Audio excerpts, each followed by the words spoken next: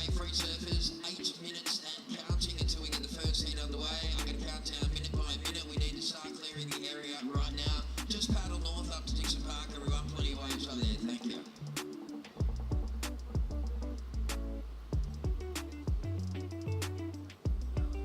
Also, we might get the jet ski to help to clear the area this morning. So, jet ski assist, please get out there and help clear the area as well, fellas. Appreciate it. Thank you.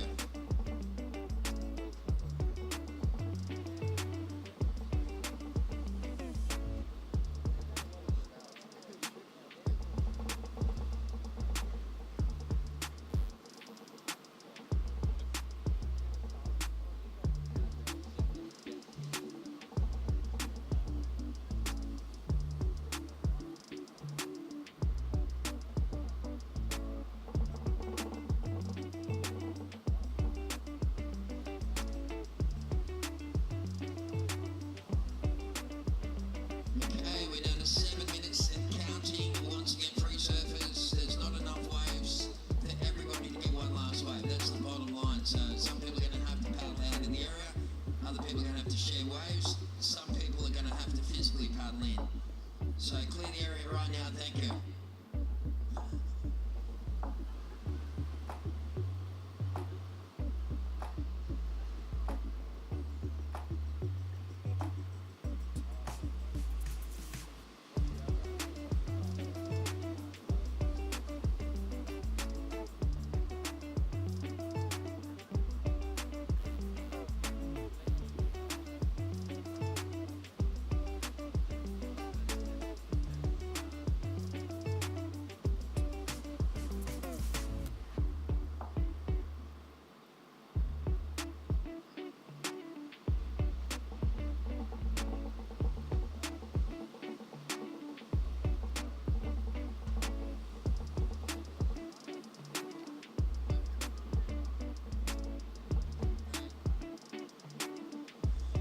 So 6 minutes and counting. Once again, free surfers, appreciate your cooperation. Lots of people returning to shore. Still a bit of an ant farm out the back. We need to move towards the north, everyone. Just start paddling towards Dixon Park. There's some nice little shore breaks. Look at that thing down there. What?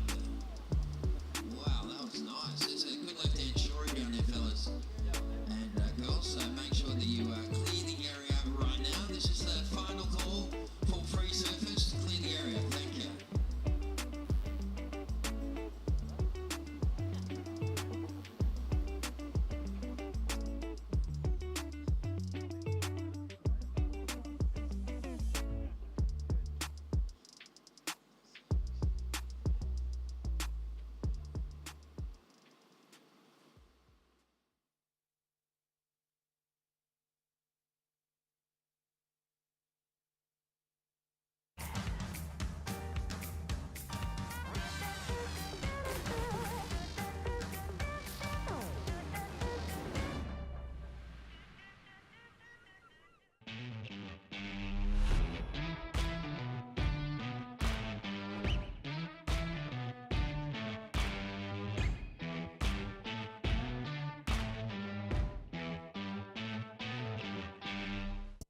At Speaking in Colour, we go from the classroom right through to the boardroom. We bring together people in programming and in training, Aboriginal and non-Aboriginal, in a spirit of reconciliation.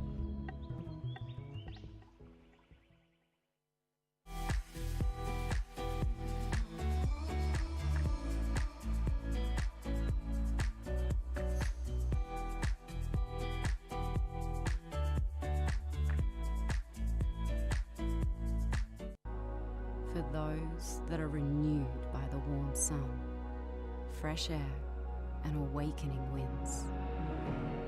We know, you know, life's better outside. Hunter and Newcastle GWM Havel. Save now on 2022 plated vehicles. Find the perfect vehicle and get a great deal From the people you can trust. Hunter and Newcastle GWM Havel. Take a test drive today.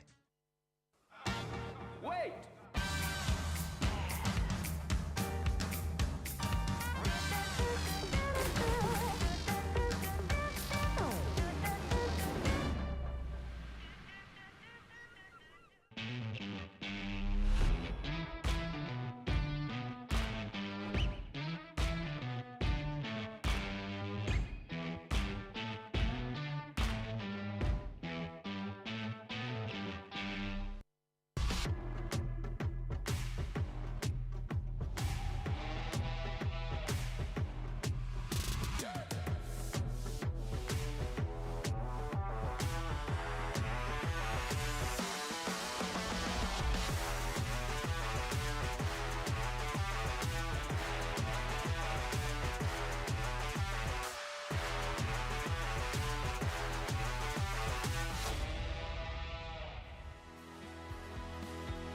So much history, so much to fight for. It's Surfest, it's Merryweather, it's Newcastle, and we are back here for the Burton Automotive Pro.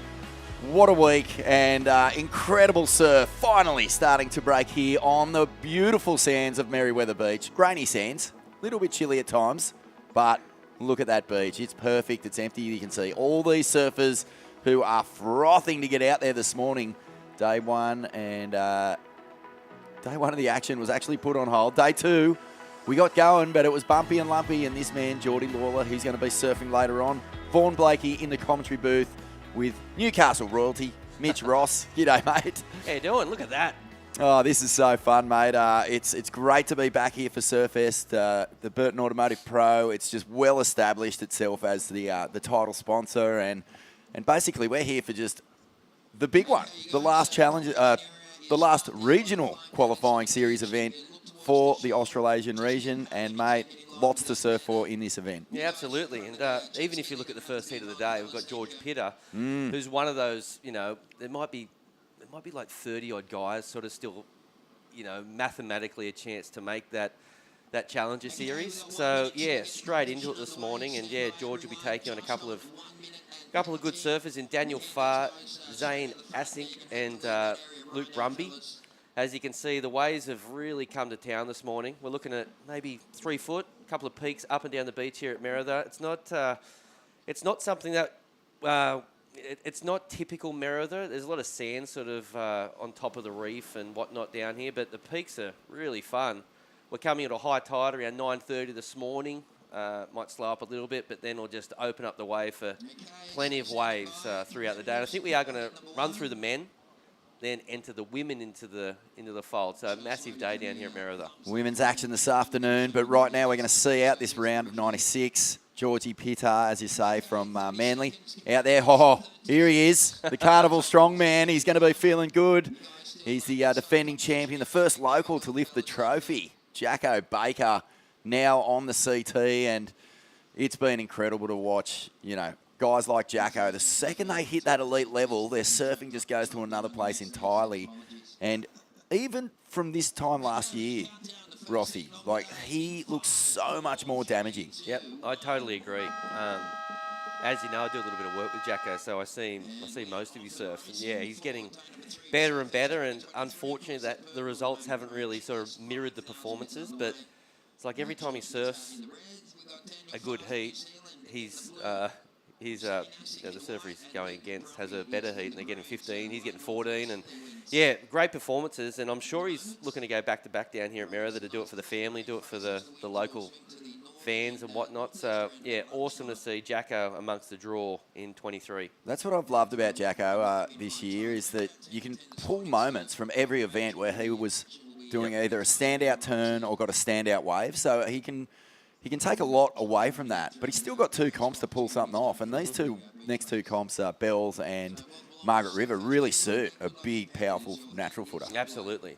It's funny, if you look at his average heat scores, he sort of ranks around the top maybe 10. Oh, that's frustrating. It is frustrating. I remember Phil McDonald had one of the best performance years of his life. This is a classic little Aussie powermonger from the south coast of New South Wales. Got onto was getting, probably 16s, 17s, 18s even in his heats, and just kept on coming up against a guy who'd caught fire and ended up sort of, having one of those frustrating ones where he was really on the button of qualification. And it seems unfair, Rossi. Yeah. Surely, if we're just going to be tossing out wild cards, maybe we could just chuck one to the highest heat score guy. Absolutely. No, I think that's a whole nother story. Yeah.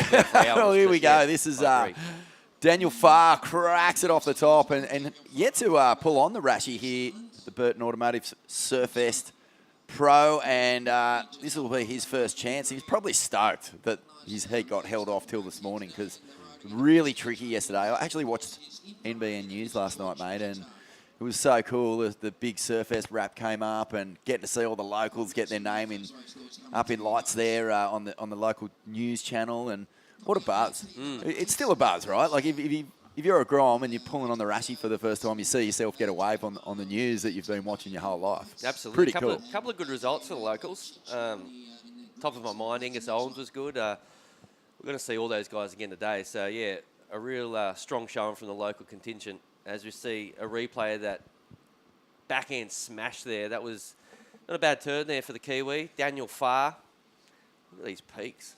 Peak breaks everywhere. It's like a bit of an east swell. As I said, high tide at 9:30, so interesting to see what will happen through that tide, but I think on the back of it, should start pumping. Now, this is the guy, unbelievable talent from North Stain down there at Manly.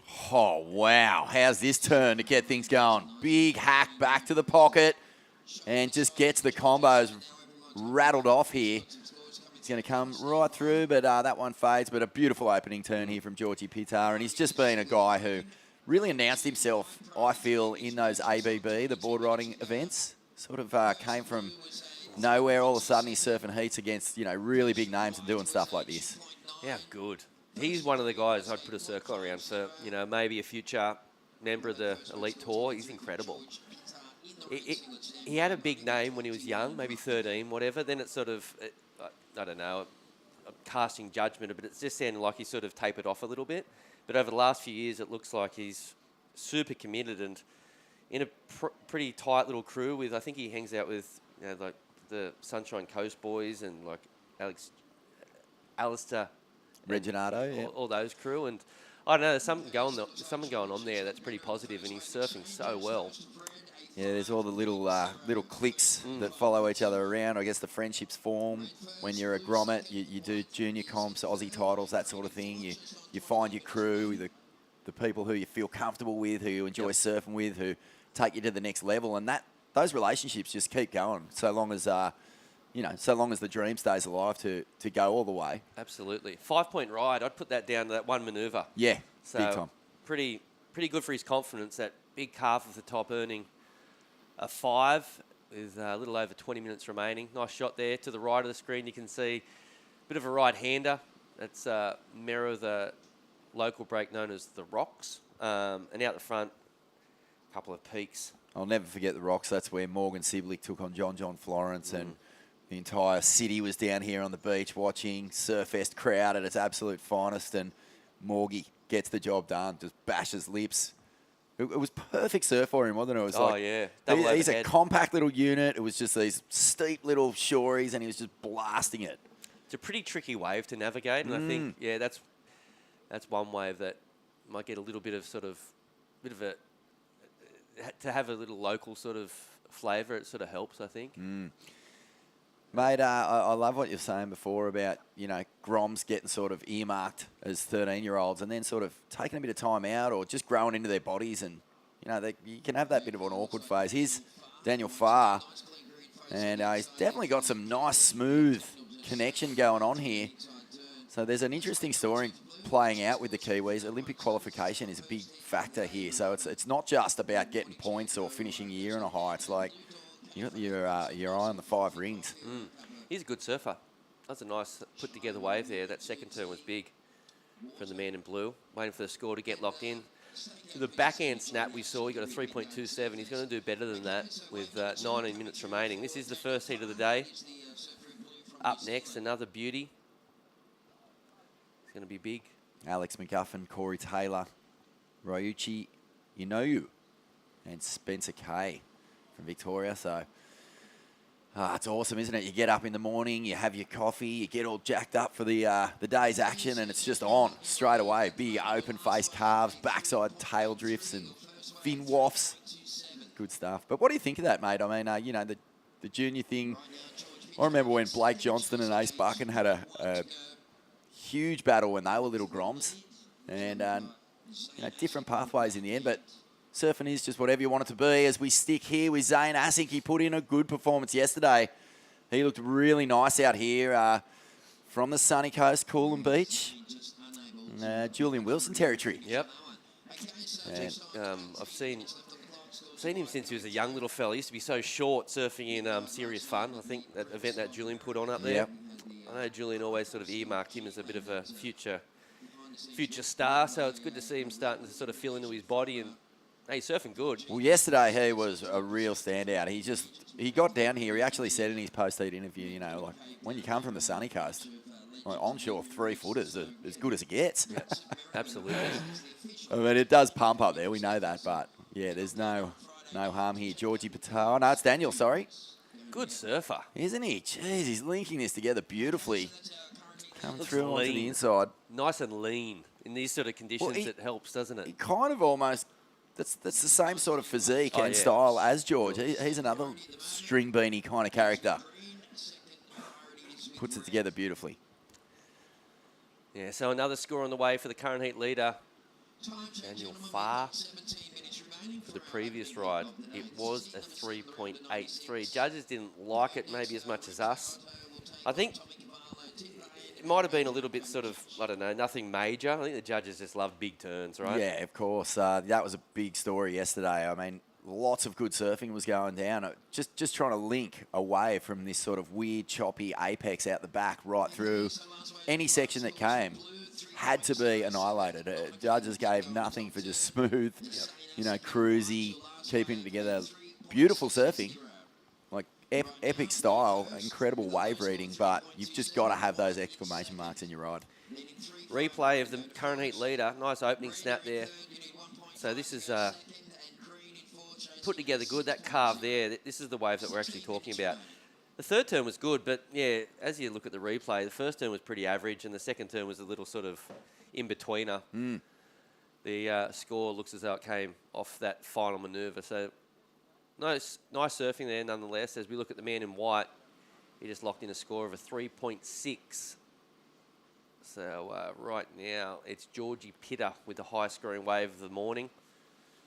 And mate, the forecast looking pretty good. Tomorrow's going to be similar to this again, I'd say.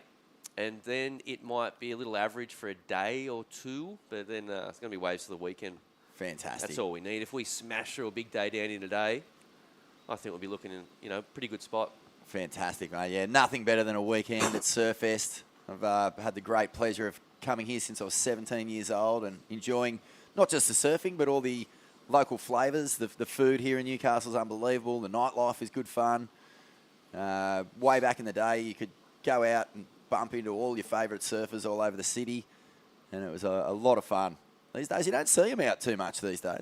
It's a changed a lot on the line, and I think, getting to bed early and getting up for the early, it takes priority over, getting out there. And What's some of your best memories of coming to this event? Wow, mate.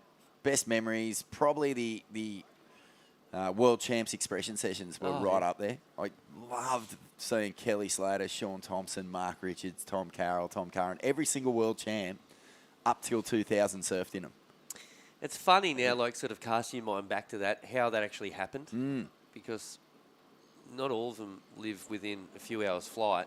It's so difficult. I actually have no idea how Warren and the crew sort of put that together. Well, it just shows you how highly regarded this event is. It started in 85. It's actually the result of Newcastle trying to shed its industrial image a bit and have a few more kind of cultural festivals, a bit more cultural flavour. They looked at the beach and they went, well, we've got the 4-time world champ from here. We've got Matt Hoy and Luke Egan on the come-up.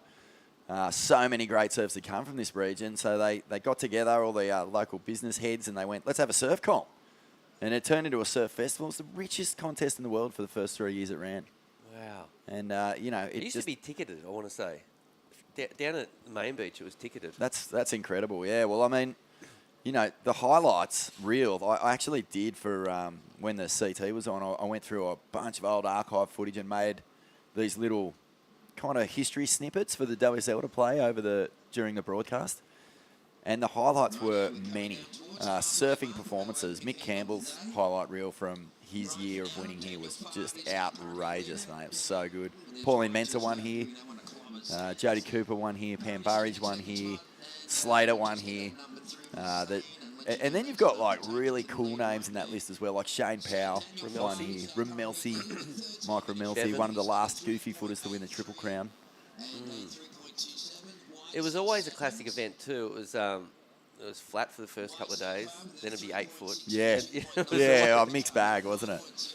Yeah, but and then Warren and the crew decided to move it from Newcastle Main Beach around to Merida, and mate, the first year they had it here, it was pumping. I think Neko Patarats might have got the chocolates. Yeah, it was incredible. Yeah, Brazilians have done very well here as well. Guilherme Hurdy has won. Yeah. William Cardozo won. Alex Ribeiro won? Don't know. The thing about having this event at Merida this time of the year, as we see the man in white up and riding, This is Zane. sort of off the back of summer, and summers usually has a little bit more sand. Winter is just sort of with those big south swells, it sort of flushes the sand out a little bit. As we see Georgie Pitter, nice floater here, looking to get a big turn in, and there it is. Oh, and bonus. Crack. Gets the wrap. Oh, what a bummer. There was definitely points in that last turn. It was, I thought that wave was done after those first two. It was like, nice, good, solid two-turn combo. And he gets a big wrap on the outside, but the wave kind of fizzles. And there's still a little bit of lump through the face here from all that onshore, Rossi. But it's weird, all the boats this morning when I woke up, see, they're all pointing north. Northeast, a summer's day, mate. And as we see the replay, Georgie would have been fantastic if he finished this carve. I think it would have been sort of gone in that good range, maybe around a 6, but I don't think the judges will appreciate the fall off. 11 and a half minutes remaining in the first heat of the morning. He's still going to jump up into first, you'd imagine. Yeah. Only needs a 1.5 to get into second. Zane Asink hasn't found that rhythm that he had yesterday, so we're watching him closely. And Luke Brumby, who's out there, also from the sunny coast, mate, and part of that really powerful North Shore club that's been on fire the last few years. Took out the Usher Cup, which was another sort of teams challenge right at the start of the year at Snapper. Which is, you know, I mean, how good does your roster have to be to win a teams event at Snapper? And it was pumping too. They had a good girl surfer, didn't they? They did. Soph, wasn't it? Sophie McCulloch is from North Shore, that's right. She was really good. How good is it that this day and age that the girls are, have been some of the, the clutch performers. They've been getting the job done. Oh, in the teams events, I think really it would be good if the teams events expanded to 2 men, 2 women, master and grommet. Yep. I'd love to see. I beat the drum a lot for this, and it's a little bit sort of a tangent from what we're watching right now, but I want to see the Olympics take the teams event concept and run with it. Yeah. It means so much. Yeah. It'd be arguably better to watch too. Team sports are pretty cool. They are cool. You're a big team sports man. Yeah, I am. As you can see, man in red sort of breaking off a little bit. 4.93 for that last ride. As we kind of mentioned, maybe it would have been a 6 if you'd made that final carve. Nice shot of the beach here at Merida, up towards the right of the screen. That's going north. You've got Dixon Park. As the move up the beach more, you've got the cliff, you've got Bar Beach, and around the corner you've got Main Beach, the Nobbies. So many options. Then it goes to Barooby, where there was an event there a few weeks ago. And we're not actually far away from sort of it was Nelson Bay and Fingal Bay and Port Stephens area. It's funny, mate. I was walking along the foreshore this morning, and just it's so cool to see all the flags along the side there. There's the local businesses who support Surfest. Such a community event, and it just is so remarkable that everyone wants this event to succeed. They are so happy to contribute. A big part of the women's event is run by the community. I mean, it's able to even be here because they all chip in. I think something like $1,650 each, a whole heap of different businesses, so that we can keep the women's event strong here at Surfest. As we look at Zane, let's see what he can do. A little snap to slide, bit new school. Back in the day, they were turns that you really came down to the beach to see when you were a grommet. Yeah, of course, Australia was a power surfing, just a behemoth back then, and snaps to slides. They weren't always appreciated by the old school, Rossi. But I tell you, on that little wave, I think Zach was just like, I was going to throw the kitchen sink at it. If the board slides, the board slides. It looked pretty cool, though. Didn't need much of a score. 3.51. It's going to be really close. Looks like he's riding a little sharp eye. Board looks really nice. One of the keys in conditions like this is just finding speed out of your equipment. And it looks like the man in white has got a lovely board under his feet. So we're waiting for that score to get locked in. We'll be tight. Still 7.5 minutes remaining in this one. So plenty of time. First heat of the morning. It really looks like a summer's morning down here at Merriweather. Beautiful conditions. Watched the sun come up this morning, and everyone pulled out their phones and took selfies with it, as they do. But a gorgeous morning here at Merriweather, mate. I'd love to get your thoughts on the Challenger Series schedules just been released yesterday from the WSL. 6 events. It's in a much tighter window now. So we kick off in the Gold Coast on May 6th. We wind up in October, so it's a really tight tour.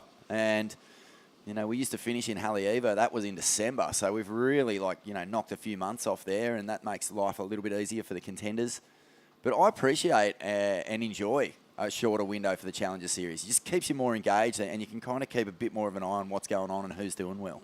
I think a lot of the pushback from as far as I know, the Australian surfers was they'd be condensing the tour and making it a little bit more, cost effective.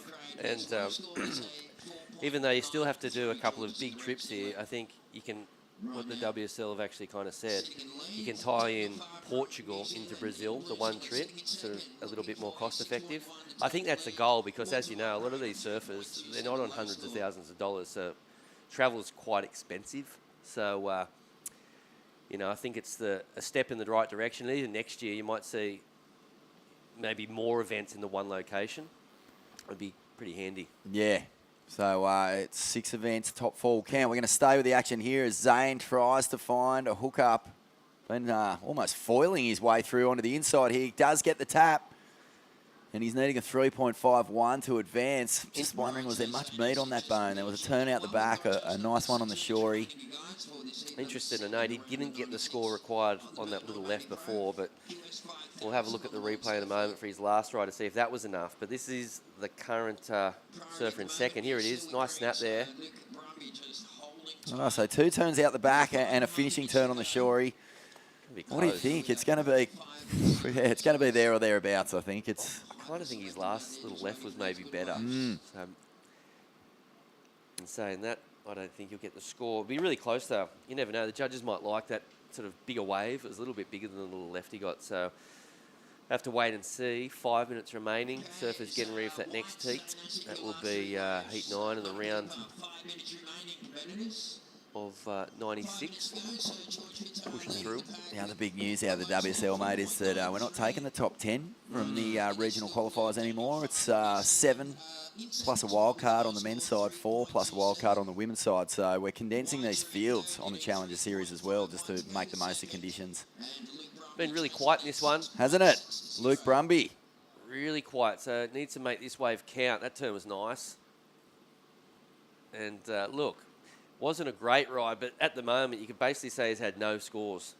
So that's going to be a 2 or a 3, and all of a sudden he's going to be looking for a 7.1 total, so he's back in it there. Now he needs another 4 or something, maybe. 4 minutes remaining. Going to see a very busy surfer in green, Luke Brumby, as we look at the replay here.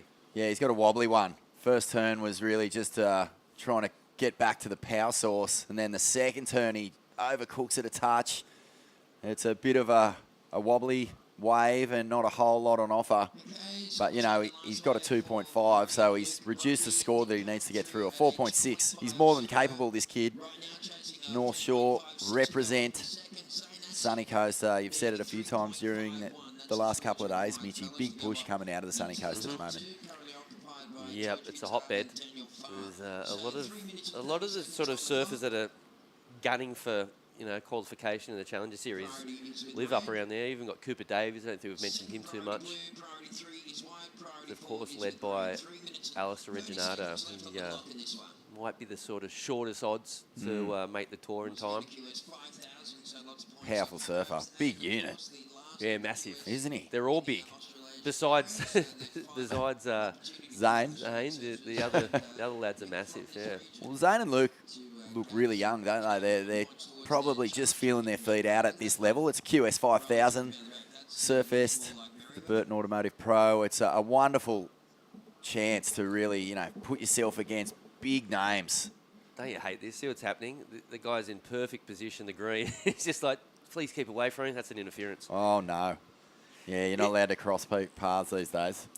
Did you see that? Like how it was unfolding? Like, Luke was just like going, please don't get over here. Please don't get over in time.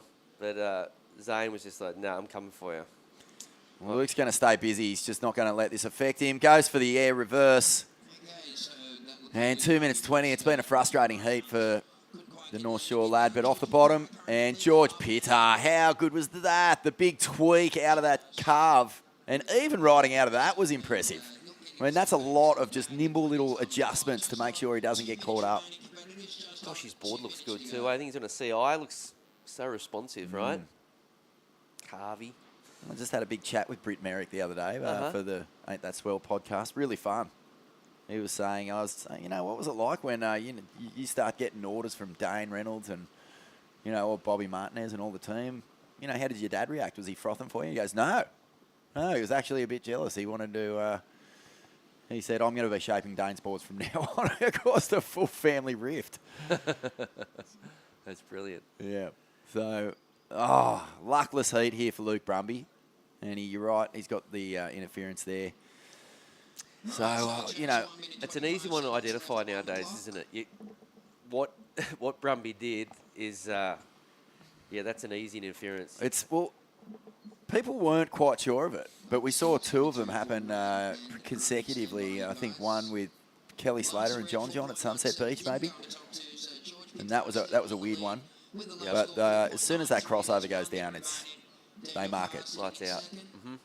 Minute to go, and Brumby now looking for a big score. He needs something special to get out of that situation he's in.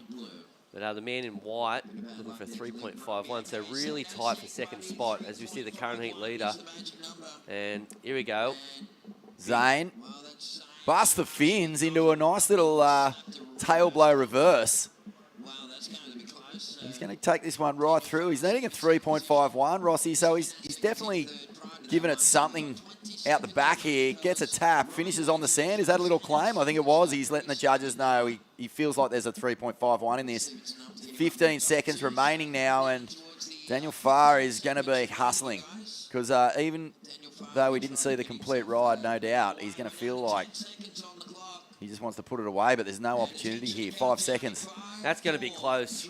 That's going to be so close. We've seen Zane sort of go for the score 3 waves in a row, and the first 2 he couldn't get the number required. Was this the number? So off the bottom, it's a chop hop. It's not an air reverse, I'm afraid. So yeah, I mean it's nice technique. He actually gets the best out of it, and he does get a little finish on the inside. It's just whether the judges buy what he's selling. And it doesn't look like they are because he's feeling it. There it is, 2.8. So not the score. Judges can't be fooled there, Rossi. So a close heat here, but really the story was all Georgie Pitter, wasn't it? We're going to take a quick break here at the Burton Automotive Pro. We'll be back with more action in just a moment.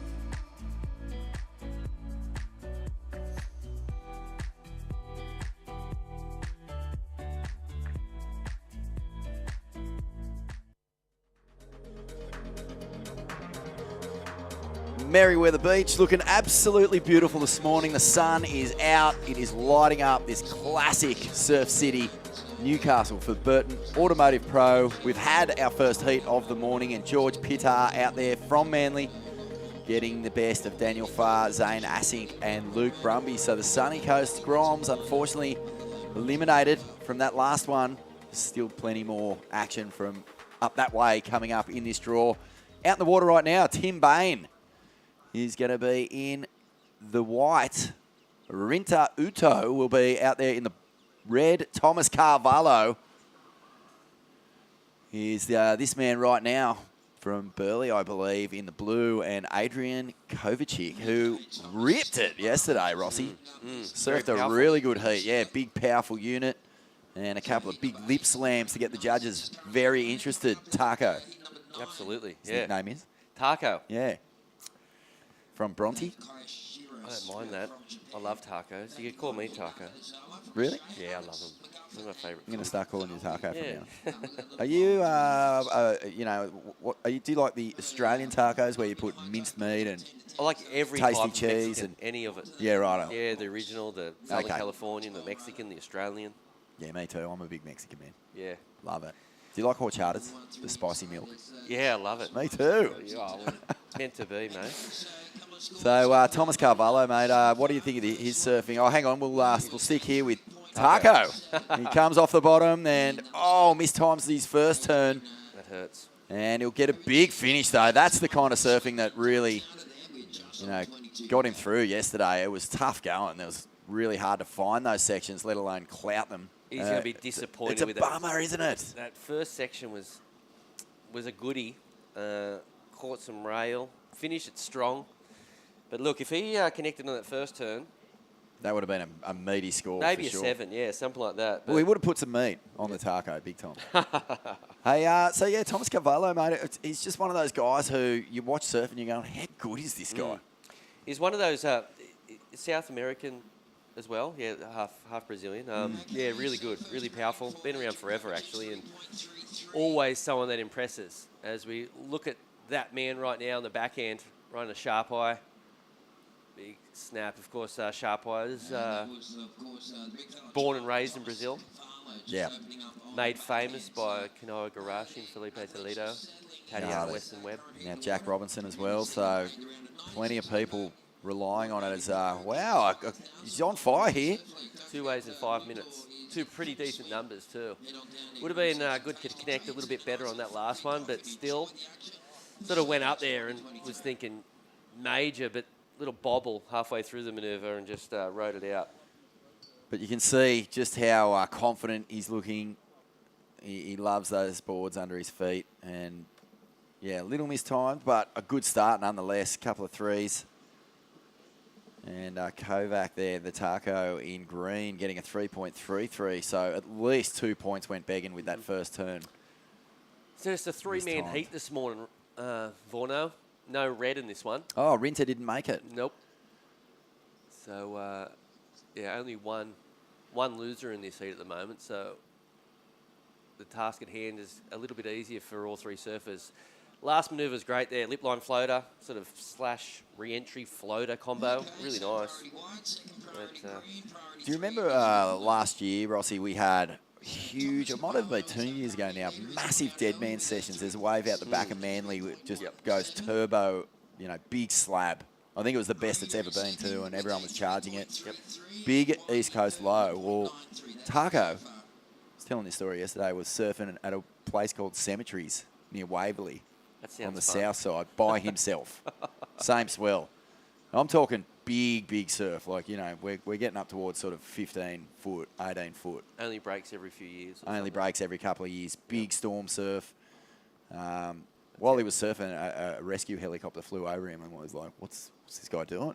And in the end, he's just surfing. Wow. So, yeah, he's he made a name for himself just getting out there and having a crack at it.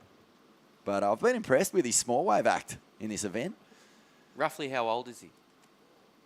Good question. That is a good question. I don't think he's a Grom. Uh-huh. I mean, if he is, he's one of those beast Groms who, when you're in 7 and one kid in the whole school has a beard and hairy legs and a hairy chest. He looks like the Hulk. He does. Anyway. They're the kids I was scared of. All right, well, let's throw it down to George Pitar from Manly. Well done, George. Nice to surf your first heat in such clean conditions, mate. You must have been stoked. Yeah, thank you. I rocked up in the morning and I was like, oh, it's chuffing. and I was like ready to get some good ones, some ones that gave me a few sections because I saw everyone ripping in the free surf.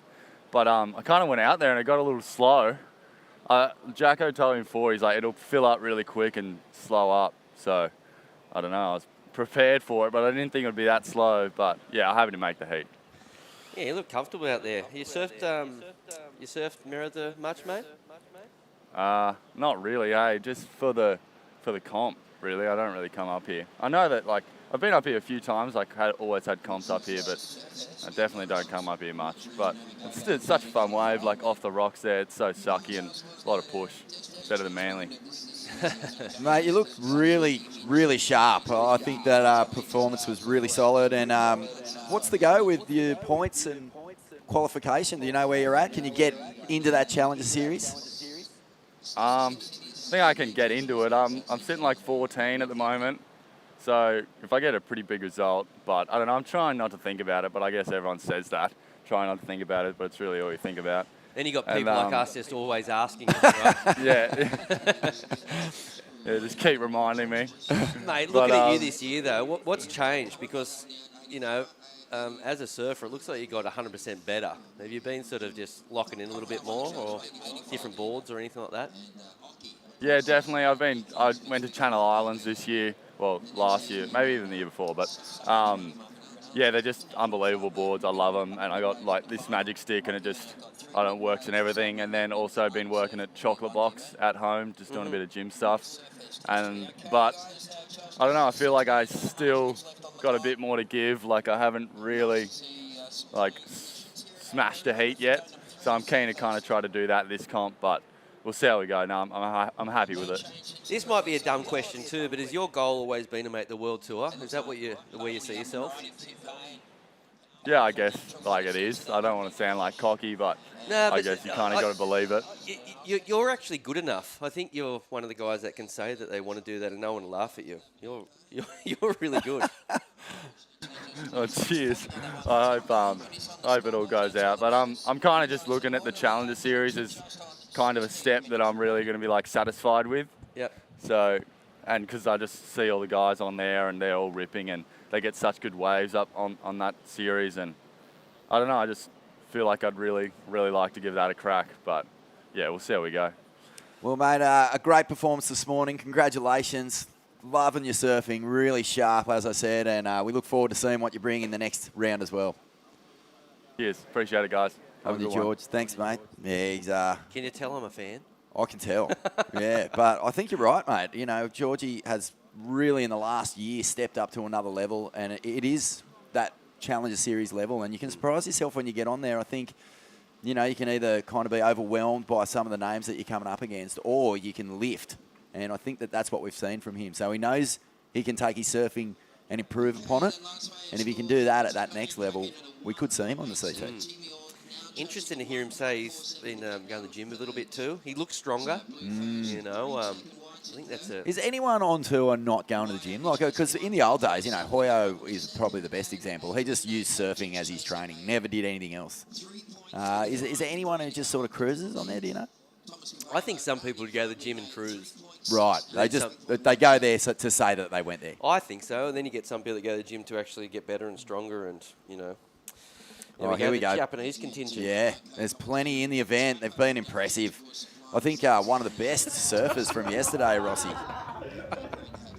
was one of our Japanese surfers. Absolutely, yeah. 8-point ride. Minashi. It was Hinjojo. Hinjojo with an 8. 3 turns, boom, 8. He was really good. Really good. And Hoyo that was his standout performer of the day because he had the speed, but he had the power. Yeah, Hoyo always just, you know, do you look through your own lens at what you appreciate about surfing? You must a little bit. You know, if you're like a power surfer, surely you're looking at for the power guys. You could nearly make an argument, though, that you'd look at the other things because you can't do those things. Oh, yeah. Well, you're never going to give props to something that makes your surfing feel irrelevant. Absolutely. But, yeah, on screen a moment ago, it was Hiroto Ahara and a couple of his buddies who'll be surfing a little later today. Unreal. 13 and a half minutes remaining. Pretty slow heat out the front. as Georgie said there, you got the local tip-off from Jacko Baker. Just it's going to fill in. Tide's going to come in. Big tides at the moment.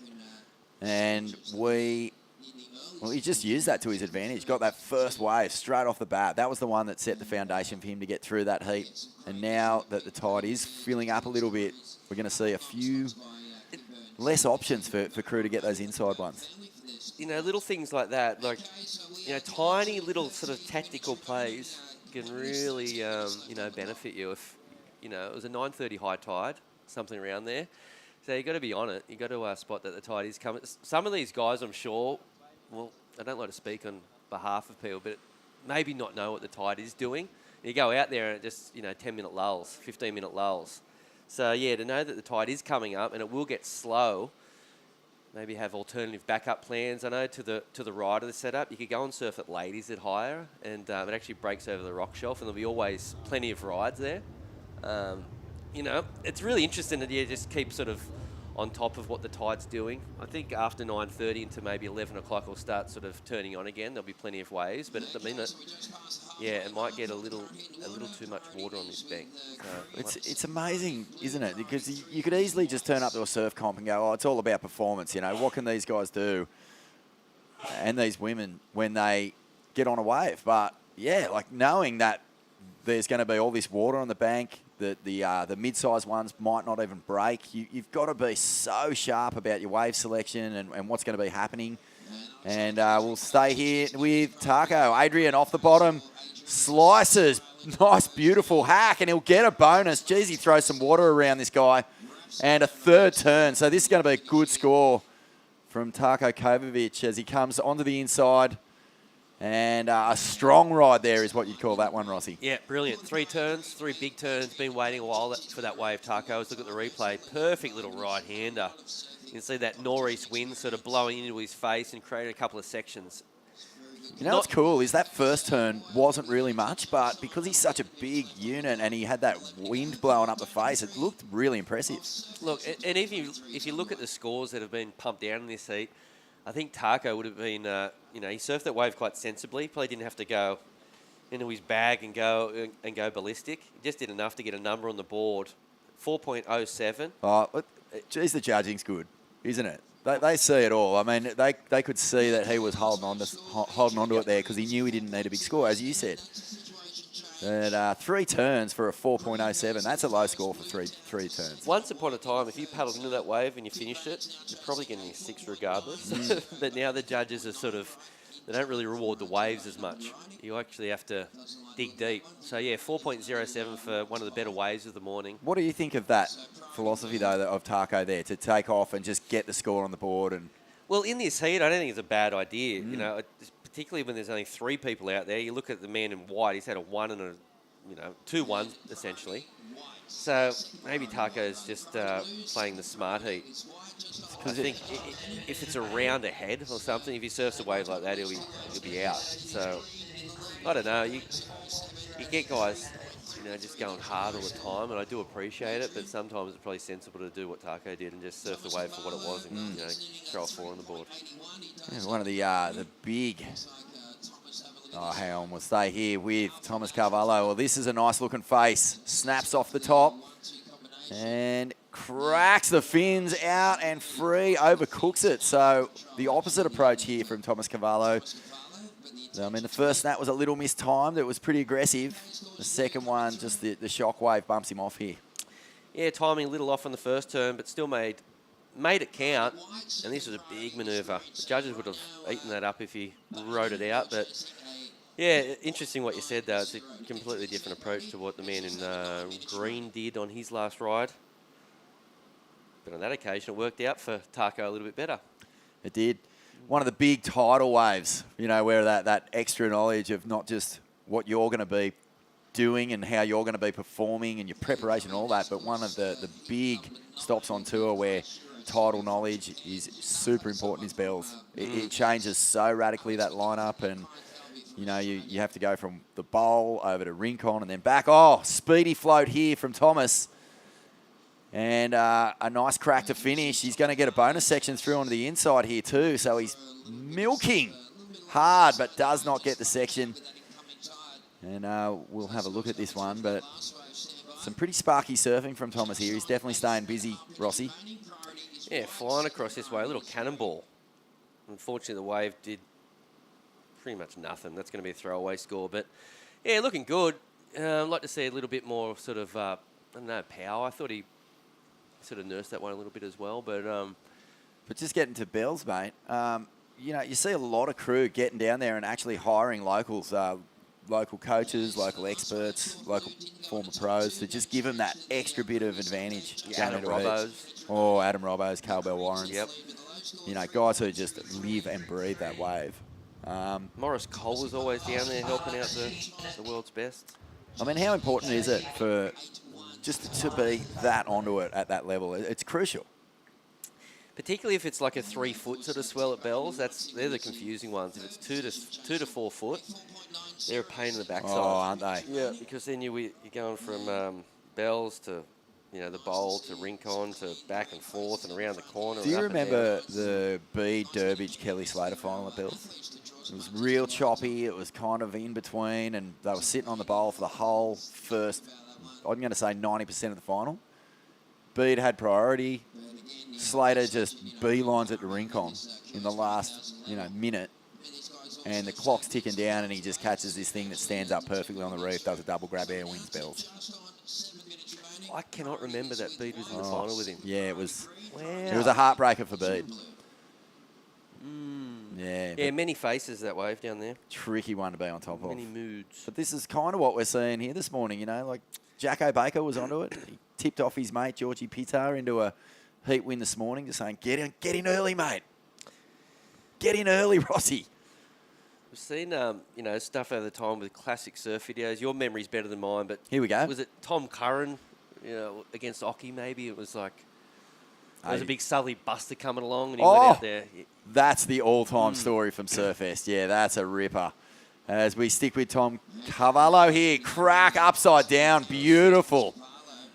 That's a beautiful turn. That really was perfectly timed. The steepest part of that entire ride, and he was right on the money. That was perfect. Big backside vertical snap there for the man in blue. I think he might go on an lead here.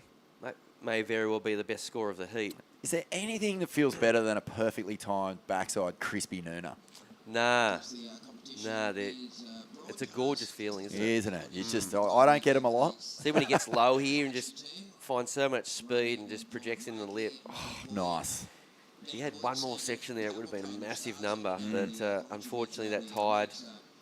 So the famous story is Occy and Curran are in the final at Surfest. Occy gets a phone call from a mate in Cronulla saying, hey, mate, the biggest southerly bust that just hit here. It was really small. It's like 2 foot. And Occy his head will be out there in about an hour. So this is before the final. Mm-hmm. And it hadn't quite hit yet. And Occy was like, oh, my goodness. It's going to hit any second. So he paddled out and he just caught 2 quick ones. And Curran sat out the back being patient. All of a sudden, the southerly hit. Nothing broke for the rest of the final. Classic. That's brilliant. Taco. A touch of the Williams about him. Big hack back to the pocket. Snapping off the top here. Yeah, touch of the Pandas, mate. A former event champion here. So maybe tapping a bit of that energy. And that's a pretty nice ride again. Probably, what do you think? He's sort of sitting around those 3s and 4s. Is this going to go any better? Second turn was good. This is a bit of a sort of connector here. Just puts him in the better position and finds a bit of steep wall. Nice big snap there. I don't know. It's going to be rivaling the 3.33 is his second best number. Thomas Cavallo got a 3.8. Needed a 3.81 to go to the lead. Oh, wow. So, yeah, some small numbers, but I guess we're still waiting for Tim Bain to get moving. He's only had a couple of low numbers with 4.5 to go. He may be a little bit too patient so far on this one, as we see a nice-looking left-hander here. Will the man in white have a look? No, it looks like blue might tuck into this left-hander. Here we go. Cavallo, hard off the bottom. Nice snap there. Hoping to get a closeout section so he can just release the fins down the line. Looks like he's going to get lucky here. Big snap there. Oh, gets the completion. There it is.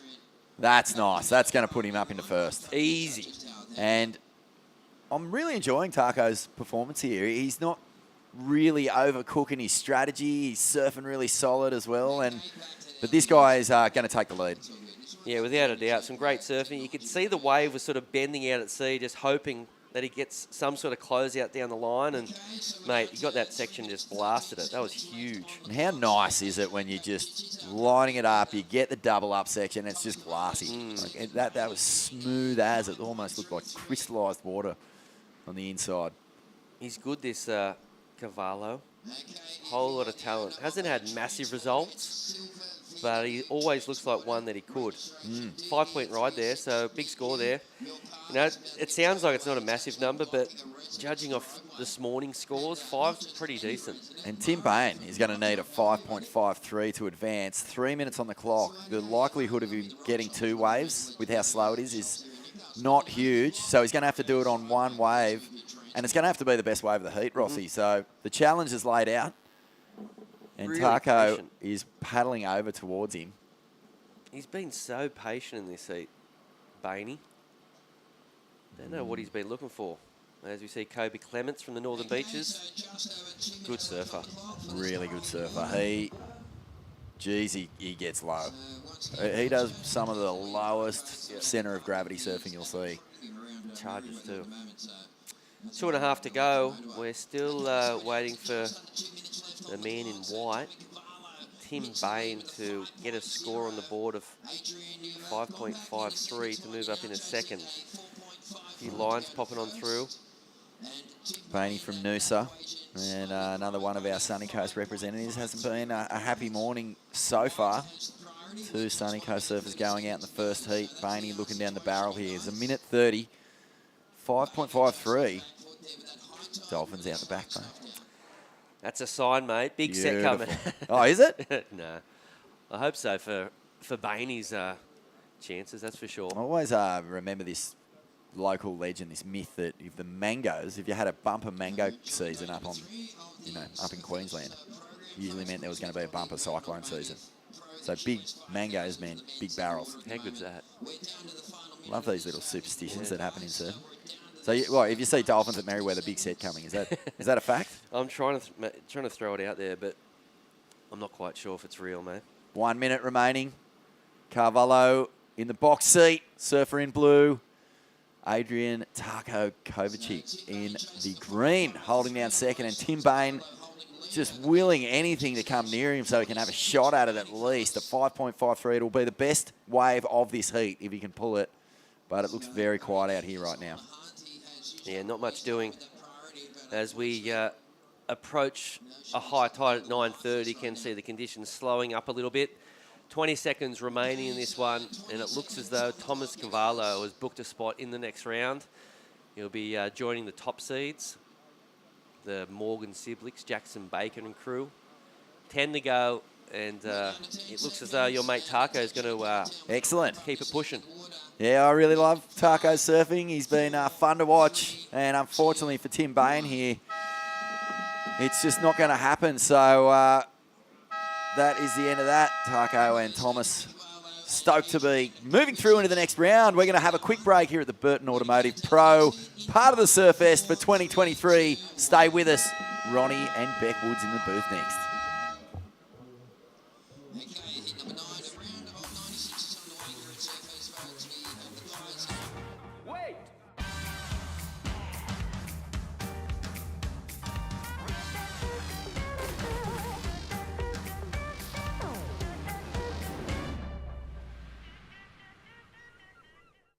Hunter in Newcastle, GWM Havel. Save now on 2022 plated vehicles. Find the perfect vehicle and get a great deal. From the people you can trust. Hunter and Newcastle, GWM Havel. Take a test drive today.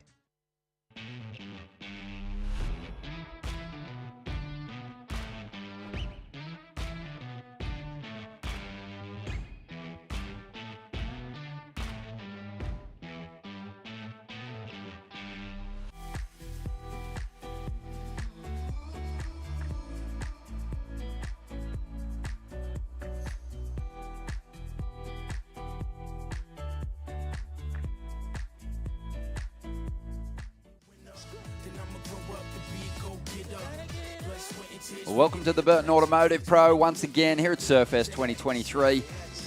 And as you can see, each has been groomed. The lineup has also cleaned up quite a bit. And we're seeing some good scores drop for our competitors this morning. Ronnie Blakey joined by a 3-time winner here at Surfest, Beck Woods. Good to see you, Beck. Thanks, Ronnie. It's good to be here. And yeah, a big improvement in the conditions, just the cleanliness of the lineup. And that'll make things a little more interesting. Maybe a little less frequency in the set waves with that wind dying down, but it should be a good heat, this one. We've got out there in the red Kyoshiro Suda of Japan, Hinata Zawa, who's been campaigning on the QS for a number of years. He's out there in the blue. Alex McGuffin, who already won through the round of 128 to earn his place here, is in the white. And Cabarita's Kyan Falvey is out there in the green at the moment. But yeah, we've been feeling that buzz from the competitors. This being the last major qualifying series event in this region, and so many points up for grabs, 5,000 points for a win. Could see a massive shuffle in the order at the top end, and someone really could make that charge from well outside the top 7 at the moment to get themselves into the Challenger Series events, as we see red up here at the moment. But yeah, feeling that pressure down here on day 3 of the event. Yeah, definitely coming into the very pointy end of the qualifying series. I think, yeah, like having a 5,000 to finish with, we see Surfer up in white. Nice vertical attack there on the second turn, straight into another wrapping carve. So working these ones through. But yeah, it's crazy if you do, get a win or make semis in an event like this. It can push you so far up the ratings. Is this a replay here? Or no, it's live. Huge whack off the top, second follow-up turn. That's a very good combo there for it's a Japanese surfer in red? Yeah. Yeah, Kyoshiro. Unbelievable first turn. I mean, this is good. We've got a couple of strong, goofy-footed surfers in the mix here. Alex McGuffin in the earlier rounds, he was one of the standouts, had some really well-timed hits. But Suda, the Japanese surfer, just unleashing on that opening section as we see Thomas Cavallo making his way up after a low-scoring round of 96 win there, but he'll take it and look to build as we now see Kyan up at the moment. Strong young talent. Nice combo of turns all the way through to the inside. It's looking so much cleaner today out there, Ronnie. Yeah, just a lot easier for these surfers to set that rail. When they find that clean wall, they can really find their flow, not having to deal with all that corrugated wave face as they hammer away at these walls. But let's have a look at what's gone down in the opening exchanges here, Beck, and already a couple of reasonable numbers dropped. Yeah, this was an opening wave for Hinata. A couple of turns in a row there. These rights are looking really fun. Kind of midway up the peak, we see Surfer in red coming off that one, but he did get another wave after that. Nice opening slash there for Surfer in white. Super vertical hit on the second turn and manages to just get a carving turn on the inside. Milking that one through, but yeah, there's a few goofy footers in this heat. Blast off the top there for Kyoshiro. Where is Kyoshiro sitting in the Japanese ratings, do you know? Well, I know he's 19 years of age from Tanegashima. But yeah, I think a lot of the competitors that have travelled out from that region are, basically, obviously they're taking points home from this contest, but this is going to be a major one for them. So big results are going to give them the best chance at getting themselves into that Challenger Series. They have a few less spots than we do here in the Australian region. So it's going to be hotly contested as they fight to get themselves into that upper echelon. But yeah, Asia has 5 places and 1 wild card. Okay. I'll pull up those ratings and let you know in just a moment. But let's have a look at what's happening out here at the moment as Kyan gets another ride here. Finds himself in 3rd spot at the moment.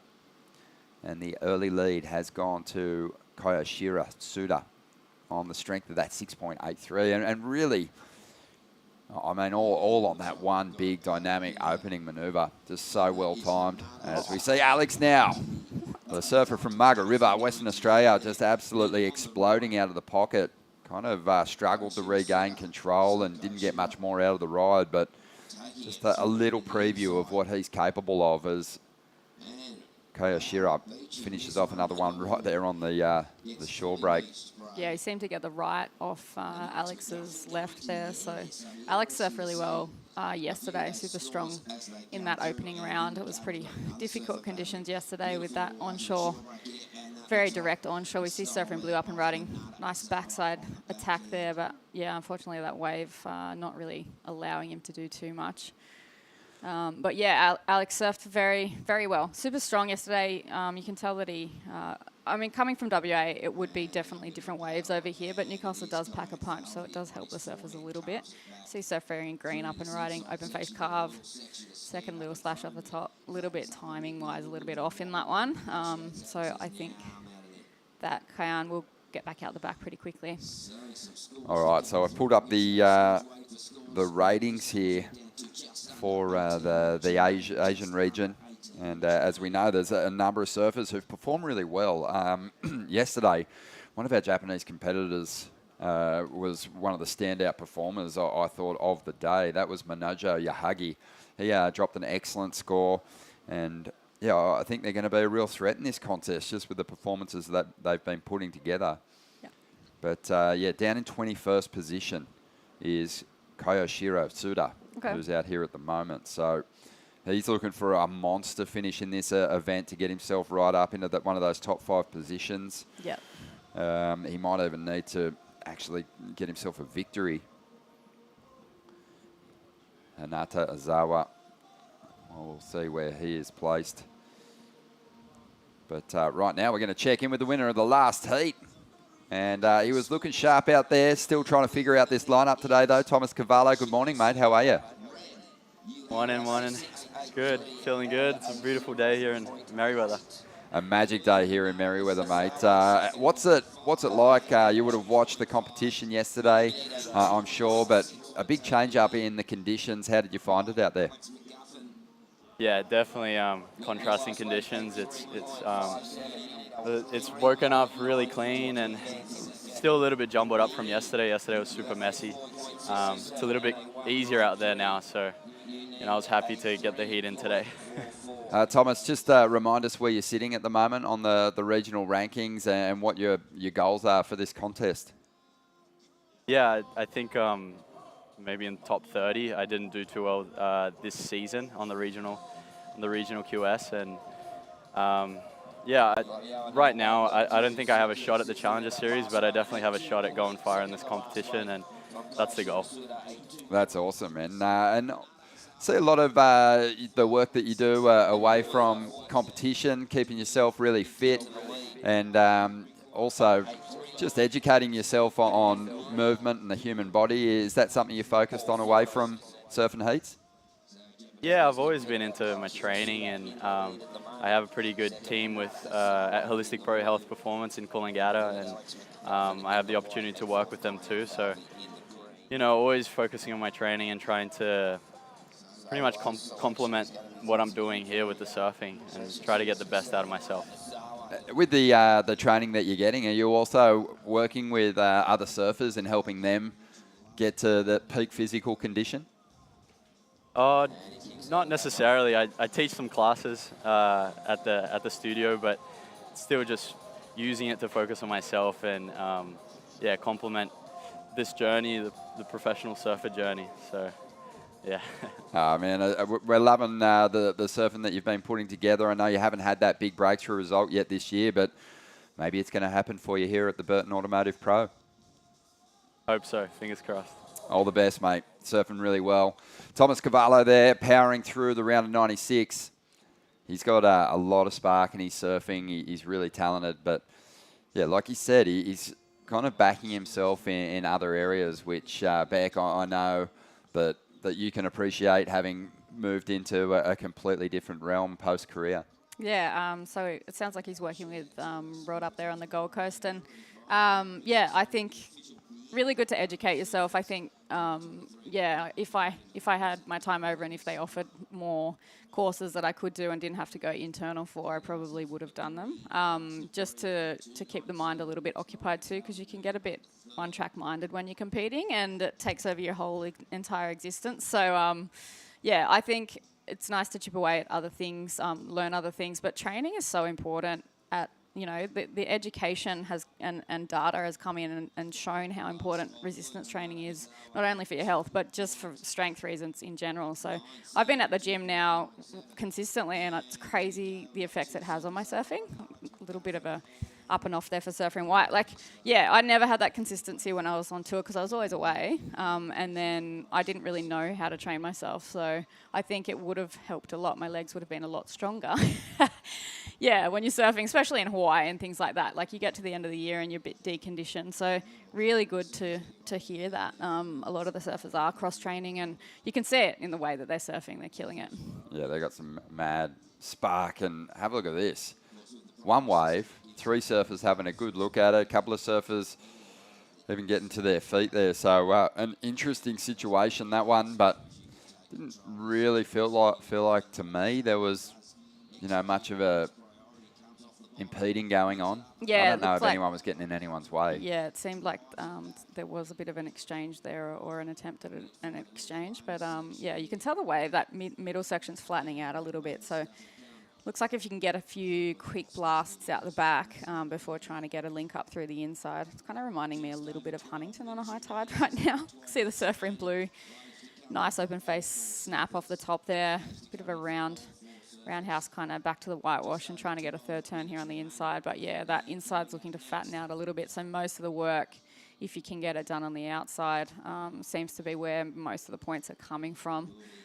Kayashiro with that 6.83. It's a strong wave to have in your possession right now with 11 minutes 50 to go on the clock. So all surfers been really busy. Definitely coming down to that wave selection out the back, but everyone seems to be surfing a little bit further north, not sitting up right on the point at the moment, which is, I think Koyo will probably give you more of an insight with that higher tide at the moment. It can be a bit tricky up towards the rocks a little bit more because it can just, it goes super, super fat. So surfers opting to come a little bit further north on the peak. Just trying to capitalise on a bit of a abating swell, but it's nice to see that it has smoothed off a little bit, a bit more manageable today. It'd be interesting to see what it does on the lower tide, Ronnie. Yeah, it's going to be, I think, a really fun day of competition. Yesterday, I think the biggest numbers started to come once that tide bottomed out. Steeper walls and just some chunkier oncoming sections for these competitors to lay into. But it's the Japanese surfer. They're on a roll out here at the moment. Koyoshiro Suda of Japan taking the early lead. 6.83, a really strong opener for him. Dynamic backhand approach. Hasn't found that big backup yet, 2.83. Hinata Izawa, he's got the Japanese heritage, but it actually is competing on the Australian regional circuit. That's where he's collecting his points. He's sitting 29th at the moment. Okay. Alex McGuffin, he's trying to make up quite a bit of ground, the surfer from Margaret River, and he said yesterday after he won his round of 28 heat that he's out of reach of those top 7 spots, even with a victory, but really just looking to put together some heats, get some confidence built. This is a guy that will return back to WA in perfect time for some big swells after chasing results here on the East Coast for a few months now. We'll see. Some of those waves over there. Oh, some of the clips on Alex McGuffin's Instagram too, up there in the desert, just getting so caved, are awesome to see. But I'm loving watching him too, just string together some turns, along with this guy. Suda's just sort of on a tear here at the moment. Unfortunately, couldn't ride out of that last move, but I think he dumps the 2.83 there. Yeah, it looked like a pretty nice wave that he selected there. I don't know if he had priority, but it kind of just came straight to him where he was hitting the lineup. Looked like the right positioning. So we will see a replay of that now. Perfect little A-frame. Goes nice and vertical on the first turn. Really drawn out bottom turn, which is nice. I feel like this was a little bit of a floater.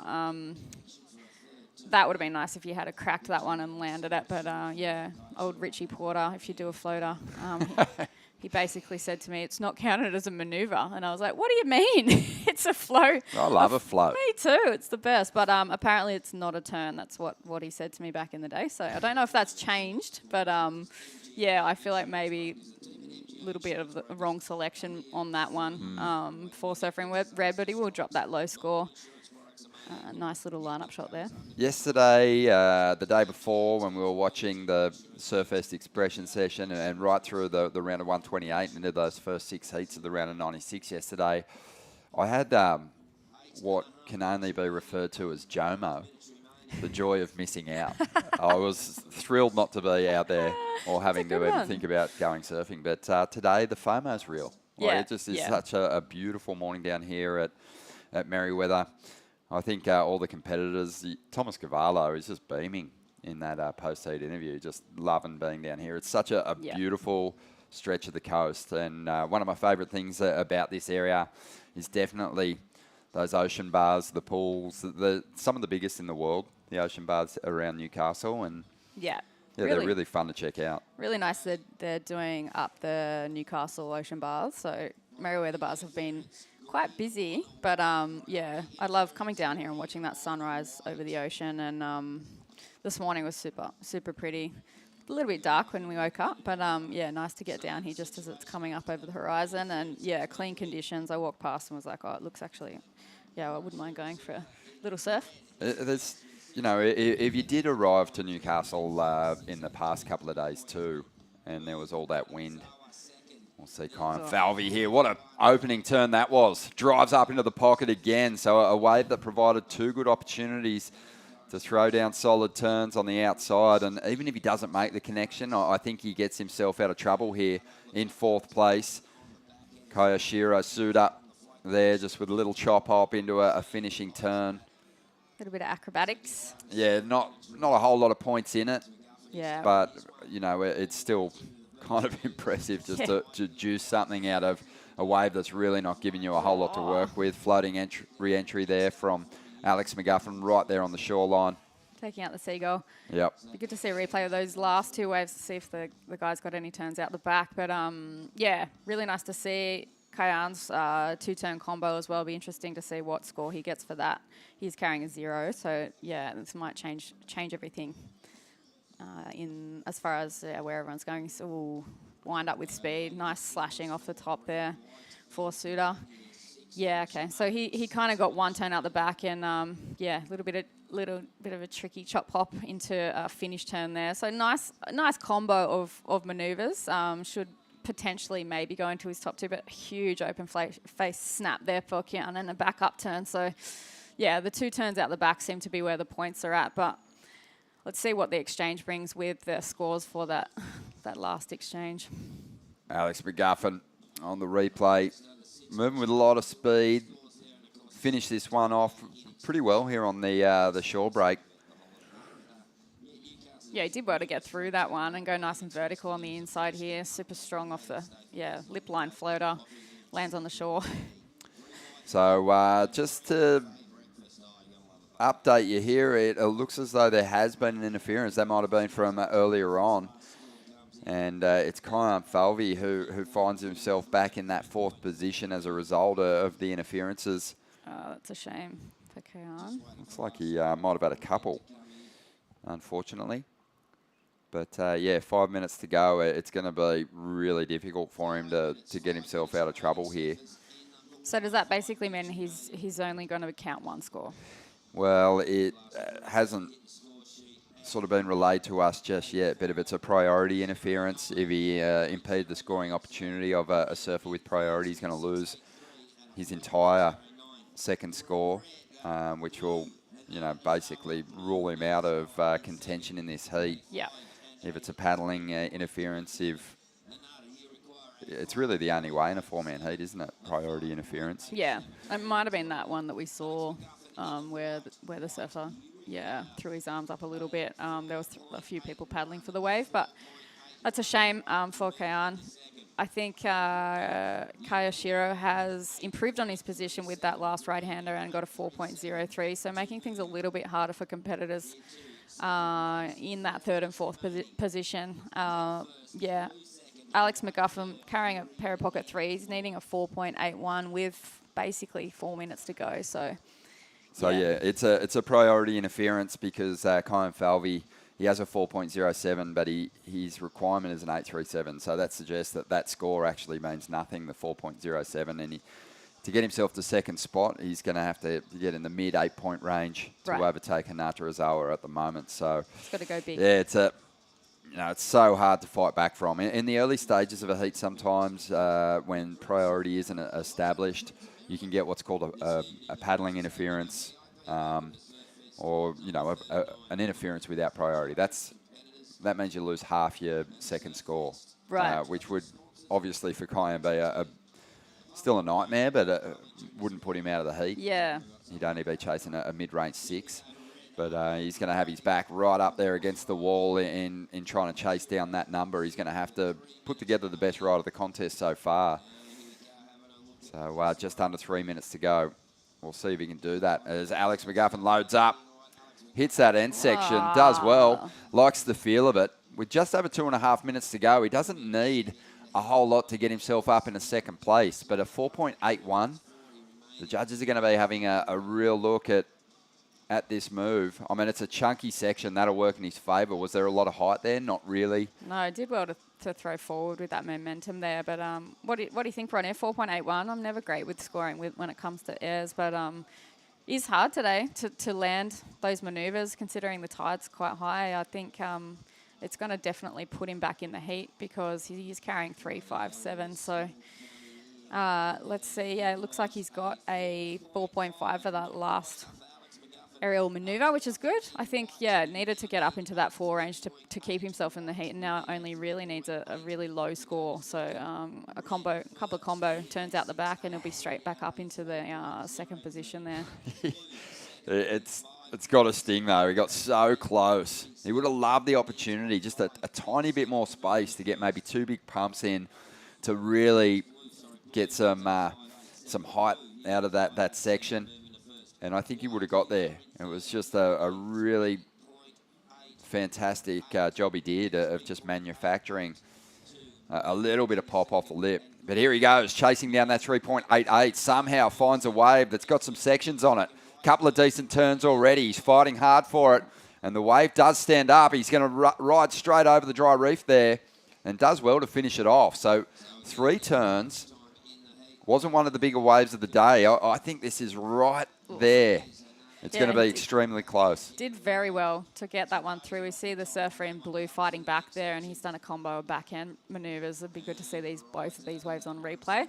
Alex seems like he's using that momentum from that air that he did to get straight into the heat. So this is going to be a little bit of a mad finish for that second spot, isn't it? Kyan Falvey still after that excellent ride, and he might need a little bit more now because we've got scores coming through. He's surfing this wave extremely well.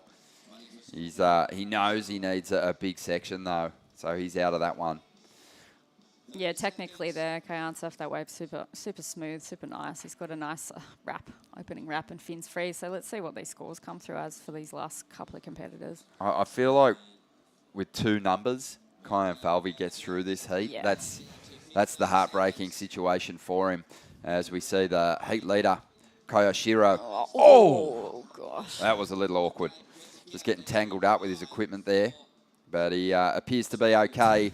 So this one coming to a close, and we still don't have the result just yet. Those scores starting to roll through now, though. Alex McGuffin, he fell short on his last ride. It was a 2.97, but it wouldn't have mattered because Hinata Ozawa, he turned in his second best score to get himself that second position. So we have our surfers that are going to progress through out of that heat. Hinata and Koyoshiro, well done to you. And we'll take a quick break here at the Burton Automotive Pro, and we'll be back with more right after this.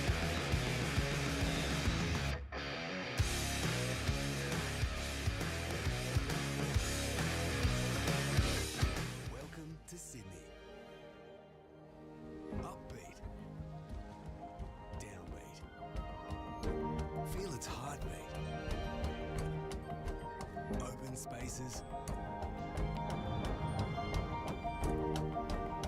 open arms, a place to feel alive, to feel free. Come feel it all and feel new.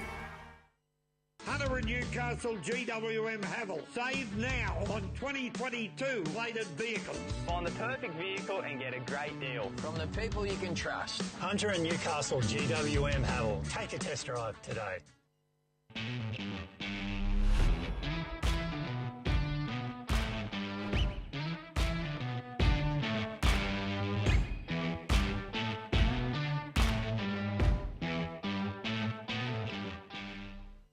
At Speaking in Colour, we go from the classroom right through to the boardroom. We bring together people in programming and in training, Aboriginal and non-Aboriginal, in a spirit of reconciliation. Welcome back to the show. It's a beautiful day down here at Merriweather for the Burton Automotive Pro. It's all part of Surfest 2023. This event has been going strong for a number of years now. First kicked off in 1985. This event has been won by the greats, world champs, breaking through 4 victories here in Newcastle. It used to be held over at the main beach, and now relocated to Merriweather, where we've had some magic runs with dreamy conditions and hoping things continue to improve. But it's a lot cleaner today than it was yesterday. We've already seen some great surfing, expecting a lot more as we move through this round of 96 for the men. Heat 10 out there in the lineup now. Tenshi Awami of Japan is in the red. Kobe Clements, phenomenal talent, is in the blue. Kazuki Okamura is in the white. And Corey Taylor will be surfing in the green. Ronnie Blakey here with Beck Woods, former world junior champ. And yeah, Beck, we've seen some good surfing laid down, but again, as we see these top seeds hit the lineup, surfers like Kobe Clements, who are capable of just monstrous individual turns and really progressive stuff, there's always the chance that the performance bar could be seriously lifted in these earlier rounds, and tends to inspire the entire field too. Yeah, it's good to watch these earlier rounds, see the up-and-comers coming through the Australian regions and the Japanese regions as well, Asia region. See replay here of Surfer in green.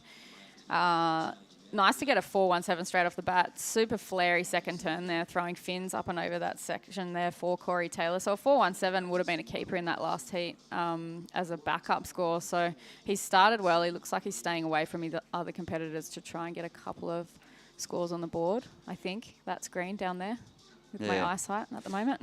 Corey's from South Oz, so he'd be loving this almost tropical water temp at the moment. Wait, do you know where Corey's from down in South Australia? Is he down Yorks or somewhere? I'm not entirely sure, to be honest, but I do know that he's, got some incredible images, captures, surfing slabby waves down there. You never know where they are either, down in South Oz. No, I wouldn't be able to tell you anyway. I had an Australian title down there when I was 16, 17. We see Surfer in white having a bit of a paddle here. Looking like a nice wave. Super strong opening carve there for the Surfer in white. Straight to fin flare. Oh. Snap. Third carve. So he's done well to get a combo in before the wave flattens out. So, yeah, I think South Oz, the hidden secret spots of Australia. But, yeah, we did have an Australian junior title down there at Yorks. And, yeah, we had a few surfs with the New South Wales team in the morning at a few spots, and just reef break perfection. A little bit scared in the very early morning.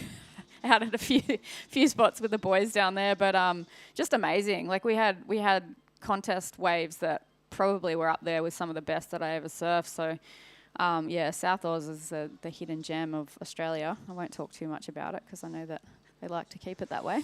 Yeah, Corey will be off you big time. But yeah, let's see if Corey can keep this runner alive. Obviously, it's going to take something special for someone to get themselves through to finals day from that round of 128. Already in the round of 96, you're coming up against seeded surfers. But, you know, it's only going to get more difficult as we charge on into the next round, the round of, 48. It's intense. Yeah, we're in the round of 96 now, so interesting. I mean, I think if I was in this event and it wasn't possible for me to get into that top 7 in the men, I'd just be trying to up the ranking so I didn't have to surf in some of these earlier rounds. It's always easier to not have to surf from the first round if you're one of these competitors, because it makes your journey a little bit longer. It's good to preserve energy for the final days of the contest. We see the surfer in right, huge open face couch. Bit of a tail slide there, but unfortunately coming unstuck. Yeah, a bit of a tail dive too. You know, swung that board around so much that he actually sort of dug that tail in, and it was incomplete. But just a really strong start, 5.67 for Kazuki. And we'll see if he can back that up in just a moment. Right now, though, Koyoshiro Suda joins us. Two-wave total of 10.86 and a big backhand blast to fetch his best number. Congratulations, mate. What a fantastic campaign that was. Oh, thank you. Yeah, I got lucky to get the good waves. It seems like there is a really amazing pack of surfers competing here from Japan. This is a big opportunity for you to take some points home. How do you feel about that last performance? Oh yeah, I feel good. So yeah, I have to win this game. So I will go CS Challenge Series. So yeah. Are you enjoying your time in Newcastle? Yeah, I like Newcastle. I stayed. I came to 4 times. Yeah, every time so big wave and good food, good people. Yeah, I like this here. Well, Koyoshiro, we are loving watching you surf. Your performance was very strong. We wish you the best of luck in the next round and keep that run alive. Okay, thank you. What a champion. One of the standout performers so far. Another one of the Japanese competitors is making their way through to that next round. And, yeah, he's, you know, excited, I think, about the opportunity to compete here in Australia. He's had a few trips to Newcastle now, which will, I think, probably really improve his chances, because it's still a beach break, but there is, as you've been pointing out, Beck, a couple of little patchy bits of reef out there that you can kind of rely on to help these waves stand up and roll through to that inside shore break section. Yeah, he tactically surfed that heat really well. These Japanese surfers do tend to have a lot of flow in these waves. It's interesting that he did say it's always quite big here. Yeah, I think that I haven't been to Japan, but yeah, you can see that they utilize the power of the waves really well. So I have heard that Japan can be a little bit soft and a little bit small sometimes, so it's quite hard to manufacture a score. So when they come here, it does sound like they enjoy the punch of the wave and yeah, the size of the wave. When I mean, yesterday did have a few punchy, yeah, like bigger sets. So it's been good to see them perform here. There has been some big years here too at Merewether. I mean, last year was some of the biggest swell I've ever seen on the East Coast, and we basically ran the event in 3.5 days of a 6-day window. We had a lot of hold days. It was just wild, and eventually had to kind of make the call to pivot the format of the event and ran 4-man heats right through to the final. Same in the women's division, 4 surfers in every heat right up to the final. Usually there's that changeover to there's one heat with 3 surfers in it, and or one round I should say, before going head to head. Yeah. Into to the finals. So I don't think we'll see that this year. I think we'll be seeing head to head competition. And it's going to be a lot of fun because we know that there's a whole lot of points up for grabs. And the opportunity to collect bigger numbers isn't lost on those Japanese competitors. You can see just how ready they are to wrestle away some big results from those surfers in this region. Yeah, definitely. Yeah, last year I was a bit concerned that the contest wasn't even going to be able to finish. It was probably one of the biggest East Coast swells that we had all year, and it just was relentless, consistent rain, and it was huge. I remember coming down one day and just thinking, oh gosh, I've never seen it this big really here in Newcastle. So yeah, the formatting from last year turned out really well. The waves were absolutely pumping on the Sunday. I was watching the finals, and yeah, it seemed like all of the competitors really made the most of that. Worked together with the officials, and it turned out to be quite a good event. So I'm glad that Newcastle delivered on when the World Tour was here too. It looked, yeah, it was awesome to see so many people in the town. We see Corey up and riding on another wave. Looks like he's trying to go to the air for his backup score at the moment. Some of the waves, yeah, looking a little bit tricky at the moment as that high tide kind of creeps in a little bit more. Two surfers opting to stay busy, Kazuki and Corey, in this heat. They've both got kind of four or five waves. And Kobe Clements and Tenchi Iwami looking to potentially just be cruising a little bit more and selecting the waves that they really want. So be interesting to see how this heat pans out with the two different types of styles or approach to the heat. The staying busy or the super selective. Yeah, Marion Bay is where Corey Taylor's from. So, yeah, I'm interested to see how he fares here. He did kick off pretty well, 4.17. It was a good response to Kazuki Okamura's 5.67, but the man in red, Tenchi Iwami, is about to drop a score that could see him get in the mix at the top end of the order. Kobe Clements has got his priority out the back. He's been a little quiet, but what a finish there on the inside. Jeez, he did well on that wave. Great read, really good timing. And, you know, a combo in a really short amount of space on that shore break. Haven't seen too much of that. Yeah, he really waited a while for that wave. I mean, that was kind of 8-minute wait. We see the surfer out in white blasting off the top there, super vertical second turn. So, yeah, Kazuki killing it as well. Staying busy. Corey, I wonder what the start of his wave was like there. But, yeah, I think surfer in red's going to drop a pretty good score for that last wave. Combo turns out the back, managing to come all the way through to the inside, and we'll see how this exchange pans out. Yeah, this has been some solid surfing. Great exchange, that last one. I was having a bit of a look at Tenchi's profile online, and he's still in the Pro Junior Series, and he has had, yeah, a first in the Asia Open Pro Junior and a third in the White Buffalo Pro Junior. So he's obviously one of the stronger performers for Japan coming out of that region. He's looking pretty sharp. That first wave he got, pretty strong. You know, I mean, just from the talent we've seen in the mix, you know that he's up against a really deep talent pool over there. So wrestling those big results away is obviously super impressive. Here goes Kobe. Really strong, coming off a really strong run over in Hawaii, just free surfing over there, just perfecting his craft, getting some huge pits. But this is where he wants to make some big results count here in Australia on these regional qualifying series events. I love his surfing though. Gets really low, always surfs with a lot of spark, has great airs. Pretty young, still in Junior Series. He's been sort of a bleep on our radar though for a long time. He was one of those super groms. Yeah. But really starting to sort of come of age and do some fantastic surfing. As we see the replay of Tenchi, a 5.33 for this wave.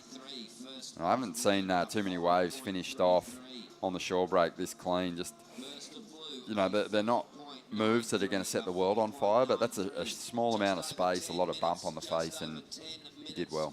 Yeah, getting two turns on the shore. I didn't even know that was possible. Good angle there of both surfers in the shot. Corey's wave a little bit flat. He did manage to ride it all the way through to the inside and get a bit of a snap there on the shore, but see what, looks like, here we go, replay of surfer in white. There's that double turn combo for Kazuki. Did get a 4.37 for that, so that's bettered his score. Scoreline there. So yeah, both approaches, it seems like, yeah, the more patient ones versus the more persistent ones. It's interesting seeing both approaches as we see Surfer and Blue on a nice looking wave. Unfortunately, Oh. just a bit late to that section. He wants that big, deep bottom turn, doesn't he, Kobe? Yeah. And, obviously he's seeing an opportunity to, or that's just his approach, but seeing an opportunity maybe just to show how refined his rail surfing is. Big, deep bottom turn, though, on that occasion kind of washed off a bit too much speed, and he wasn't able to bring that floating re-entry down off the section. But this was the wave that he had previously. Nice hit and, real quality moves on the outside section. Hops out of that one. Interesting heat when you look at the best number for each competitor. There's not too much separating the surfers with their best scores at the moment. Kazuki's just found the backup score, but this is still a really close heat. This is anyone's, really. Kobe needs a 4.88 to jump up in a second. Wouldn't need a whole lot more than that to get himself into the lead here. Corey Taylor, he's got a little more ground to make up, seeing as though he's holding on to a 4.17 as his best score, but he needs a 5.63 to get in the second spot. But it's sort of shaping up to be another tight finish like that previous heat.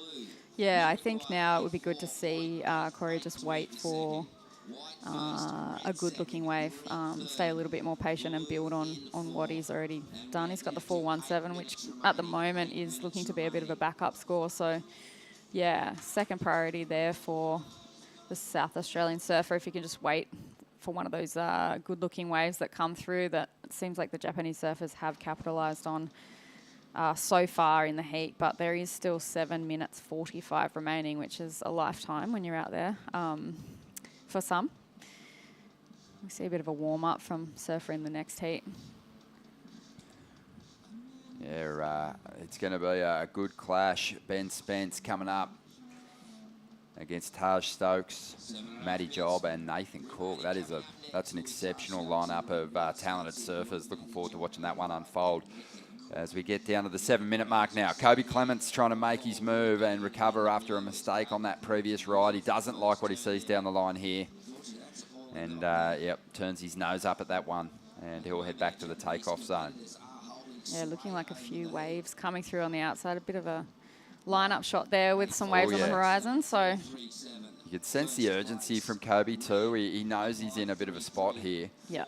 There's time on the clock, but the surfers that have jumped ahead of him on the leaderboard here have a bit of a score edge with their best number. So he's making up ground. So if they drop a better score, if they improve on their situation at all, he's not only trying to make up a backup score, but he's going to have a bit of difference to make up too with those counting numbers that are in the scoreline already. Nice looking left rolling through the lineup there. Shame the surfers were a little bit too deep for that one. And yeah, I was having a bit of a look at Kobe's positioning. He's sitting around 37th on the qualifying series at the moment. So not sure if winning an event possibly for him would put him right up there. But yeah, important to hang on to those kind of higher positions so you don't have to surf straight from round one. But it seems like he's had some consistency through this WQS series as we see him paddling for this wave right now. Let's see what he can do with this one. He finds a nice steep section. It's one big dynamic turn. And it's a 4.88. I mean, we have seen surfers turn in 5-point scores for individual turns, similar to that. So I'm not sure if it had enough in it, but it was definitely. I mean, if that was a starting turn and he had more room to move down the line, I think he gets the number he needs. But I think it's going to be right there. Could be just under the requirement, but we'll wait and see. The score's starting to roll through. Looks like it's going to fall in the 3-point range, just under a 3.77 for Clements, and doesn't help his chances. His dad, Steve Clements, was a force on the qualifying series for a number of years. He was only a heat or two shy of qualifying for the championship tour over at Sunset a couple of times. So he'll want Kobe to make the grade at some point, at least get himself onto the challenges and have a good run with it. But like you said earlier, he's still young. He's got a lot more runs at it. But this year it's going to be an uphill battle. He might need a monster result here to to even have a chance of getting the 7th spot. So let's see what unfolds now as we see Tenshi Owami taking off. Nice hit on the foam there. Yeah, I think tactically smart for Red there to to go that one. It's always the worst when you don't go a wave and you think, oh no, it's not a score, and then yeah, the surfer in lower priority turns it into manufactures a score, especially in waves like this. And I think we know that Kobe's very capable of getting the 4.88. So surfers utilising their priority quite well in this heat now, as the other Japanese surfer in white takes off, gets a lot of speed, huge blast off the top there. Really surfing these flatter waves well, the Japanese surfers, managing a small finish turn there, but I'm not sure if that will better his score at the moment, 4.37. I'm definitely not a judge, but yeah, I think the opening waves for those surfers have been really strong. It's like a trademark approach, isn't it, for the Japanese surfers? They're all so formed out. They have incredible technique. You know, there's almost similarities in their surfing. They all pick their own lines, but you know, I think technique is obviously a focus as they're evolving as youngsters. And in waves like this, it really helps you to have that impeccable form. Definitely. I think, yeah, it's when it is tricky, you really have to rely on that, fall back on that technique. And, yeah, I think whatever you're doing and in your free surfs, your consistency has got to be at a level where, you know, where you are competing basically in every surf that you go for. So, yeah, I think... yeah, Martin Dunn used to basically drum that into us. Whatever you're doing in your free surf is going to come out in your heat. So, yeah, work on that consistency and iron out the small things, the small mistakes that you keep making, especially in tricky waves like this. Here we go. Aussie surfer, quick in and out there. Not the greatest wave selection. You can see the benefit of dropping the big scores early here. Tenshi and Kazuki, you know, they've just looked a little more relaxed in the lineup, and with priority, they've sort of made smarter decisions. Their heads aren't spinning. Yeah. And you can just see that there is an urgency in everything that Kobe's been doing, even for the last 15 minutes. Yeah. You know, he's been kind of scrambling to try and find some opportunity out there. You can see he's a little scattered. A little bit of the Hunger Games beginning here as we see surfer in red just tailgating Kobe Clements there. I think the Japanese surfers are pretty aware of the situation, so I think it's going to make it harder for these Australian competitors with the waves now not holding priority, sitting right on top of each other. Maybe white not as persistent, but yeah, I think surfer in red, I would be doing exactly the same thing right now. Yeah, well, look, he's got second priority. He's choosing Kobe Clements as the major threat here, even though Corey Taylor's like at the top end of the priority order. These surfers are really familiar with one another. They would have seen a lot of each other surfing, so he goes up. Kobe's the guy, and he didn't see a 5 in this wave. And Kobe might make him pay for it here. He's just got an amazing little roll happening, and that was fantastic surfing and probably one of Kobe's better waves. He had a 3.77 for one turn just moments ago. So I'm feeling like... that's going to go close. That's going to get him there. I'm surprised that priority-wise, Japanese surfer, we see a replay here. Ronnie, huge vertical attack straight into that second carving turn. And he's done well to really make this third section and go straight up and vertical on the shorey there. So road clean out. That's going to be really tight. Yeah, Tenshi, you know, he didn't see 5 points in it. If it does get there, it'll only just get there, I think. But he backed himself and his knowledge of the lineup there, and we'll see if he's made to pay for it. He's surfing this wave like he needs a score, incomplete on the finish, so I doubt that goes into his top 2. But the judges still haven't dropped the number. If Kobe gets the score, Owami is going to be really kicking himself. Yeah, it's definitely never over in waves like this, is it? Oh, what a finish. Well, the numbers coming through now, and for Kobe Clements, he is going to fall short. Surfed that wave incredibly well, but it really was just the one solid turn in there. So Tenshi, you know, he in retrospect, made the right call and he's on his way to the next round. Yeah, I think he might learn a little bit from that one, though. I definitely, yeah, it's not the nicest way to lose a heat, but he surfed super strong through that entire exchange. It was a good heat to watch, actually. Everyone shredding. We're going to be back with more right after the break. We'll have Vaughan Blakey and Matt Hoy stepping in for the call.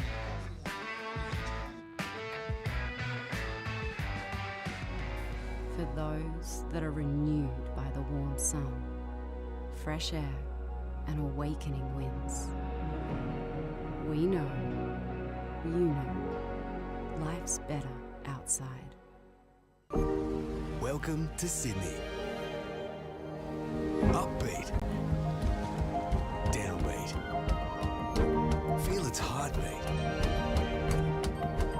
Open spaces. Open arms. A place to feel alive. To feel free. Come feel it all and feel new.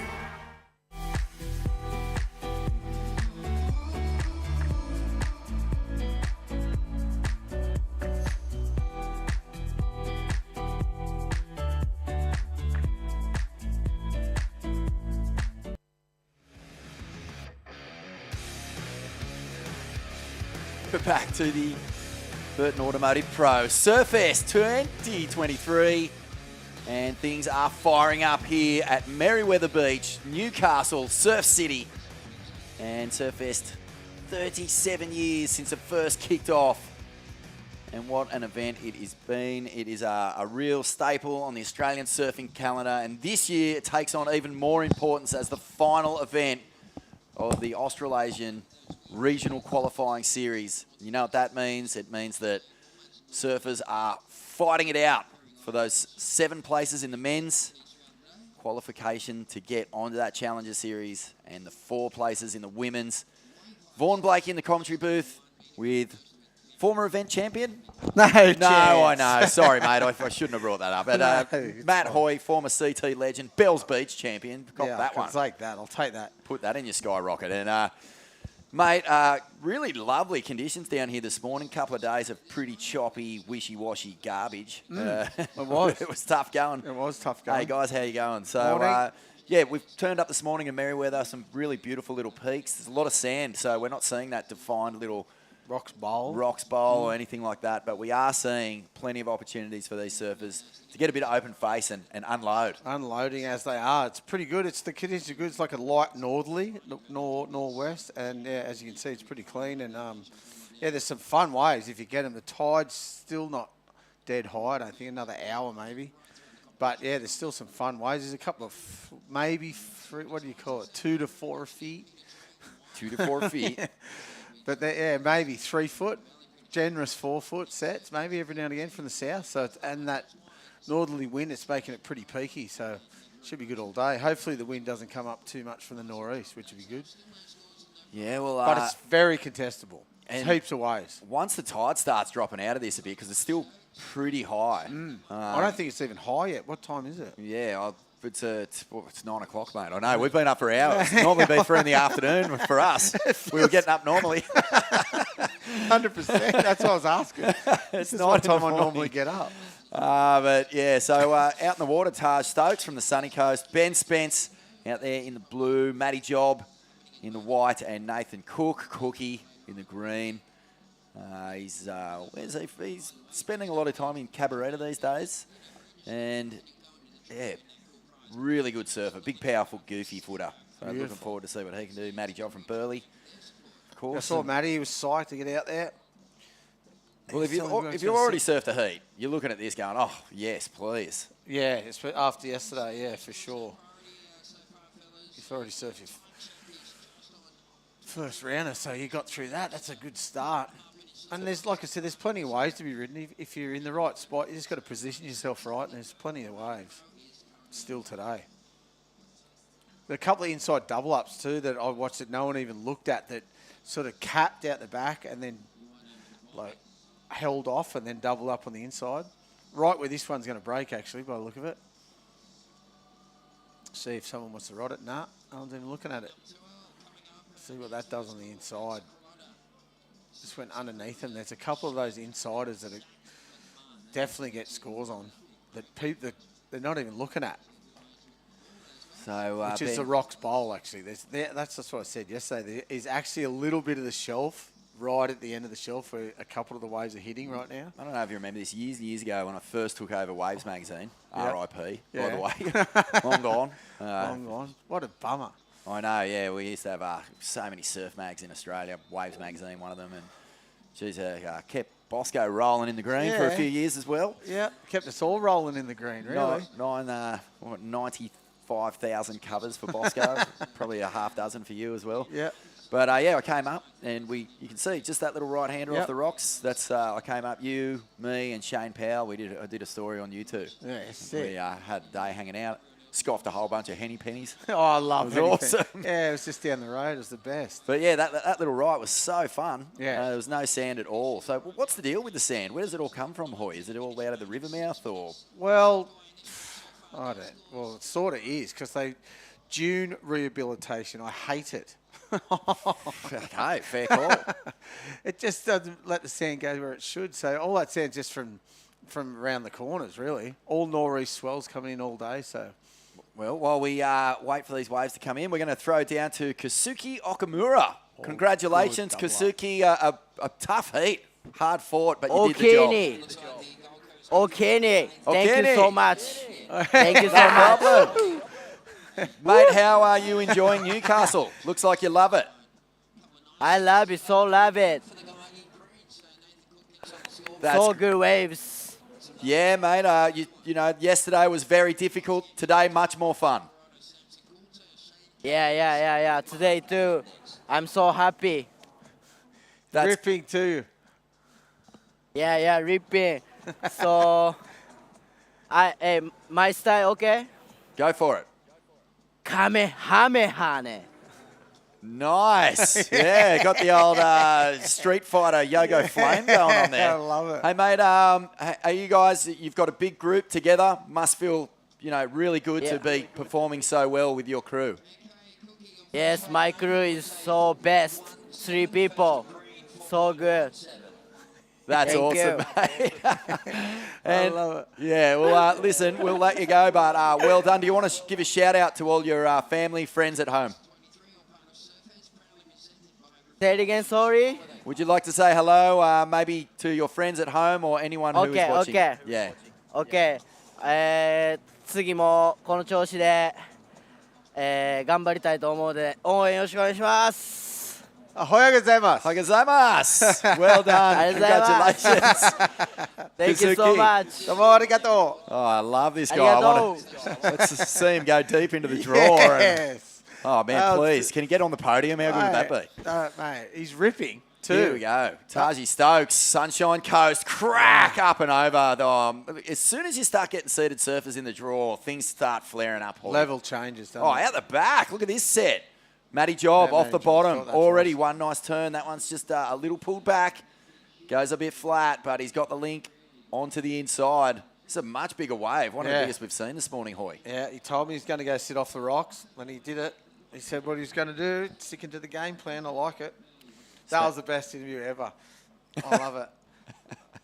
That's the Japanese, their passion and who they, the people they are. It's epic to see them here and having a go. It's the best. There's just such a Japanese force here. I call it the typhoon, the Brazilian storm, the Japanese typhoon. Yeah, good call. And, it's so cool. I mean, we're so close now, obviously, with, we'll have a look at this replay here of Taj Stokes, cracks it off the top. Second turn was sick. Big surfing family. Charlie Stokes as well, putting in some good performance on the women's side of things. And Taj will come through onto the inside, gets the float, and a big finish. And out the back, a big old Sunset Beach roll-in, taken off on the peak too, which you'll be happy about. Yeah, finally. Well, it went a bit flat though, didn't it? Didn't hit the rocks bowl properly, but a couple of nice turns. And I just saw in the background a Solid lot of set, movement from the other competitors chasing Matty. There's nothing worse than seeing someone get length of ride from way at the back and just start putting that rail to work. It's definitely the spot to sit if you're a natural footer. I reckon it's a bit harder on your backhand over there because it goes a bit flat, but there's definitely a wedge there that you can tee off on. Mate, Cookie's had a wave as well. The surfer in green.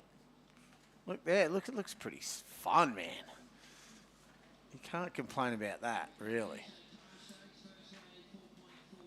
Nah, it's really, really nice down here this morning. Northwest winds, 2 to 3 foot of south swell, man. That's going to bring the air into for sure. Play later on this afternoon when the tide starts going out. For sure. The face starts getting blown open. We get a few more cupped out faces. That's going to be fun. Yeah, we'll have a look at replay here. So this is Cookie.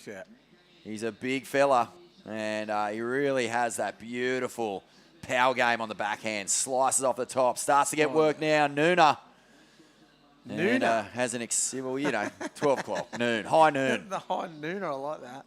And I know that, when it comes to backside vertical attacks, that's some surfing that you appreciate, Matthew. I do. I love it. There's not a lot of people just like flick it up there these days. But Well, yeah, there's the pivot nooner, and there's the bottom turn extension nooner. That's what I like. Yeah.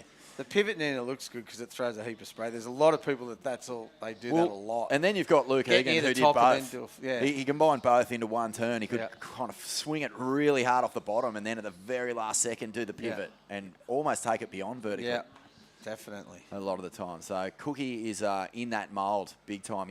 Big body, lots of power, and when he puts it vertical, you hear the lip crack. You hear the glass under his heels start to shatter. That American dude. Oh, Whookar! Whookar! The funniest footage ever. Isn't it great? Matty getting a 3.57, so the judges, it was a big wave, but just a little bit. He got a bit out of rhythm, didn't he? It wasn't really safety surfing. It was just that he couldn't quite time it off the top where, he was getting those explosive moves in. And it backed right off that wave. For the size of the wave, it didn't double up on the inside. It just sort of went out to sea. Mate, I had a great time last night watching the news. Well, the news. The local news. They always give Surfest a big rap. Cookie paddling hard. What's this but, they do a big story on all the local surfers who have made it through, and it's pretty filth. Yeah. You come down here, you're a grommet, you get your first shot in the event, and you appear on the news that night. Yeah, for sure. It's the best. Win, lose, or draw. I didn't even look yesterday over, but is there many left, the local boys? Yeah, there's a few, yeah. We got a lot culled, though, didn't we? It's fair few culled, but I'd say about 50-50. Yeah, right. Zach McMahon got a buzzer beater at the end of his heat, and so he's still charging. Even though, Owensy, I saw that. He won his heat, which is good. Yep, and off the bottom, Matty Jobble, he's brushed the rocks, and he's moved back down to where things are a little more punchy.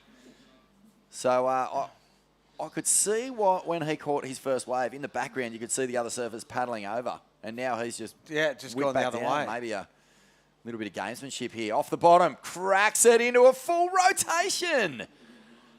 Benny Spence from WA. And he'll be looking to bring some pretty big fireworks to this heat by the looks of things. Well, he had no other choice there, did he? Really, he had to go for a big move. Sort of a closeout, but went for it, that's for sure. Yeah, well, it's been pretty slow. So, yesterday it was just a wave catching comp. Get as many as you can and hopefully something opens up, give you a shot. Today, you want to kind of be on almost anything that breaks because it's difficult in this high tide to see what's going to stand up and what's going to back off. So kind of almost a similar mindset. You don't want to get stuck out there too long. We've seen that backfire. Off the bottom. Oh, there it is. Taj Stokes again, using that backhand. Couple of vertical re-entries. Finishes with a strong closeout re-entry. Just got stuck a little bit, didn't he? Just that one little microsecond of bit late at the start. That first turn got a little bit stuck, and then it put him out for the rest of the way. It's amazing that sometimes they can work for you, and other times it can just completely trash your entire ride. It just throws you in a bad spot. But it's got a bit of wobble to it today, with the high tide. You know when the mistimed turn can work for you? When you are coming out of a turn into a really heavy barrel section. Yeah. Because sometimes it can put you way too deep, and then you get the foam ball ride or something like that. Yeah, so he just was a little bit, tiny bit late on it all, after anyway. But he's doing well. A 4.9 and a 4.43. This is Taj Stokes in red out in front. Matty Job, Well, 4.9. They gave him. That's right. That's fair enough. Yeah, that's even though it was all a touch off. Imagine if it wasn't a touch off. Well, that's what I mean. He could have got heading up way into over the that. sixes. Sixes. The sixes, mate. Oh, gee, he would have said Ross Clark Jones's birthday. Yes.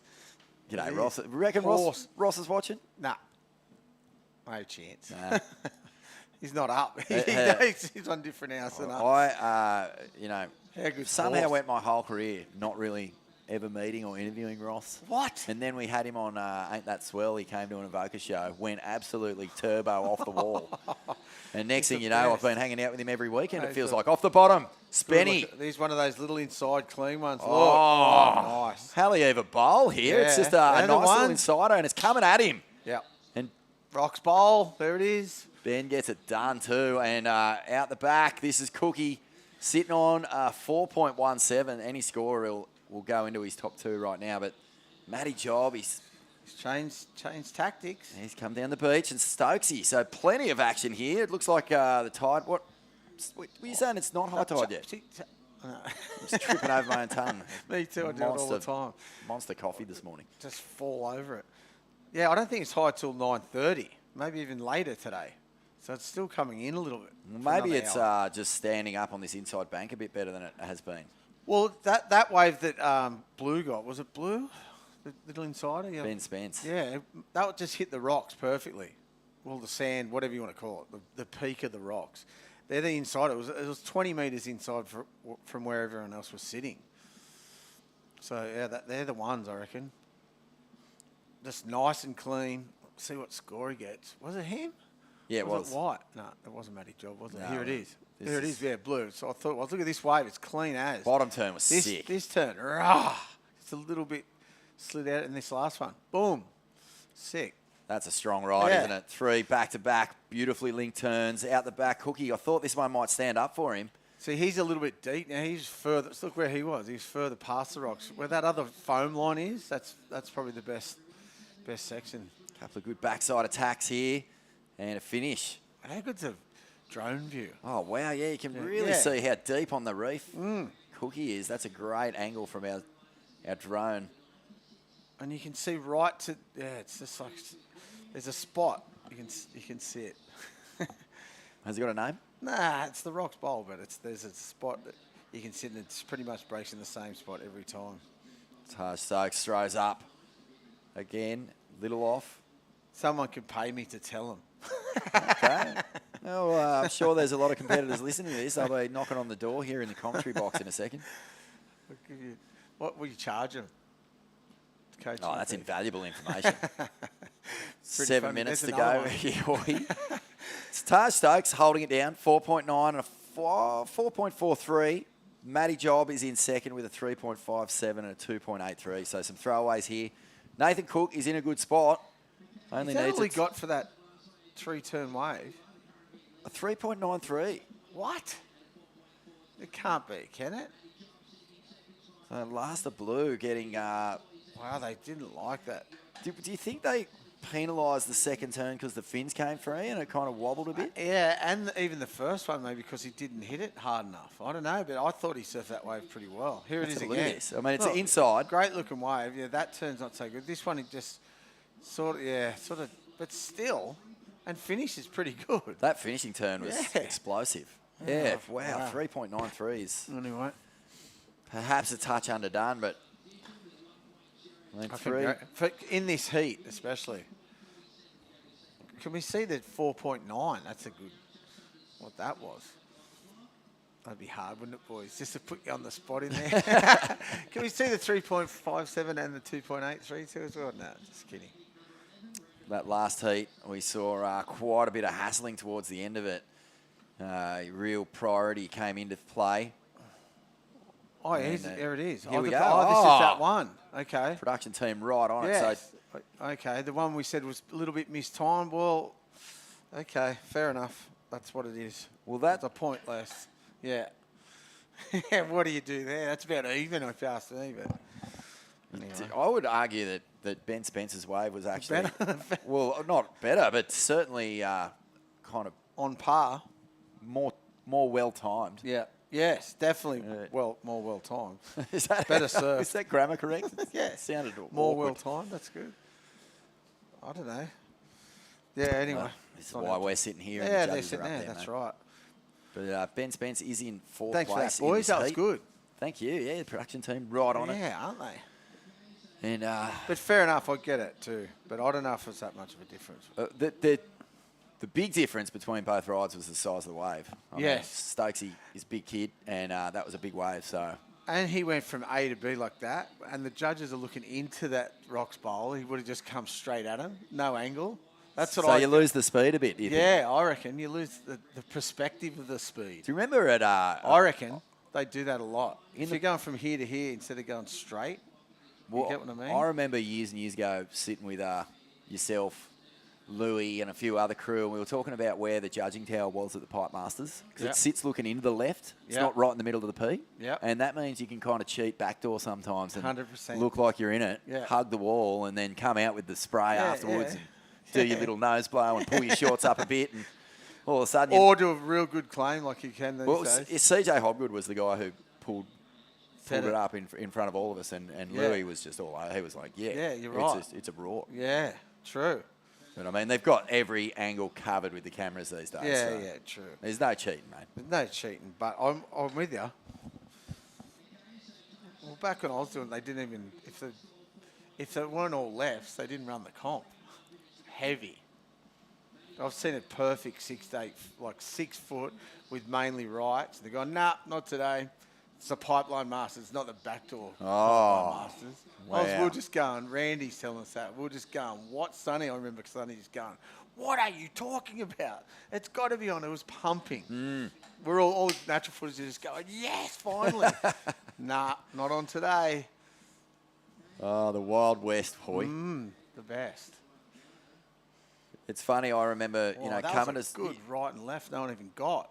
I think the first comp I ever went to was the Pro Junior down at Narrabeen, and I thought it may as well have been the Super Bowl to me. I thought it was the biggest, craziest thing I'd ever seen, and now in retrospect, I look back and it was a scaffold with a tarp on it. I was just like, I thought it was the greatest structure and the biggest event ever, and it's come a long way. Ocean and Earth one. Yeah. Yeah. And it was huge, so that was a big event. But these days, you go up for your corporate hot lunch and yeah, exactly. you Here view we out go, over Blue. What are lineup. they Yeah, this is Ben Spence. Yeah. Okay, he's going to be frustrated, isn't he? Loving the bottom turn though, and this is 2 good turns. He'll get a third little check in. Oh, bashes no. it on the Wow. shorey. Oh well, best wave of the heat. I wish No you question. I wish he went. Come on. Oh yeah, the old classic come on claim. Yeah. Taj Stokes off the bottom, looking for a finish. Gets up and over. Kind of deals with that one well. That was a tricky inside That's read. a hard shorey to read too. It's like the beach goes 45-degree angle. It's straight up. If I think back to that John Florence Morgan Siblick There you heat go. on this little right rip bowl, it was the Morgs just attacked it. Yeah. Left nothing, like a little mongrel dog Nice with a tennis ball. speed This is turn. Spence's wave though. Every turn here matters. Yeah. And this one, that was just a check to set up this inside, and he really clouts it. So good surfing here from the West Australian. Splitting the peak too. Oh, nice turn on the right. What's he got? This is that same wave. So there was a little bit of work done on the outside here for Taj Stokes as well. He surfed more down to the left of the competition area, out the middle we call it. When I rocked up to the beach this Hit morning, it. Hoy, Oh.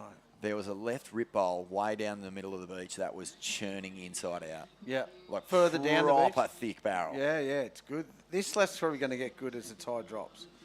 The left's coming back into the rocks. It's been really good, that bank, off the pipe. Well, Yeah, I there's think, there's some proper banks down the beach. and Spanish competitor, Yeah. Sean Gunning. Yeah. He went mad on those lefts yesterday. Did he? Yeah, he was really strong. When the tide drops for sure, and the wind's going to be from the northeast, so it's sort of going to be smooth on the face on the left. Waiting for scores to drop in. Hey, we've only got 35 seconds left in this heat. Well, that flew. Where did that go? And Nathan Cook's been sitting out there on a 4.17 the entire heat. He got that in the first minute. Well, they're deliberating about this one. Well, this is huge. Big scores are coming in. And Cookie is, he's probably sat out there going, unreal. I've got a really good score here, one of the best scores of the heat. I'll just wait it out. Yep. And now time is ticking away, and he might not even get a second bite at the cherry. No, he's got one here. So we're going to count this one down. And it looks like some scores that have dropped. Wow, that was a really exciting finish to that heat, Hoy. Yeah. 5.67 on his last one. There you go. They scored that one correctly. Yep, they gave him the nudge. And Ben Spence will take this one out. Taj Stokes gets a 4.5 on his last wave. So those two will get on through here at the Burton Automotive Pro for 2023 Surfest Newcastle. We'll be back with more in just a moment.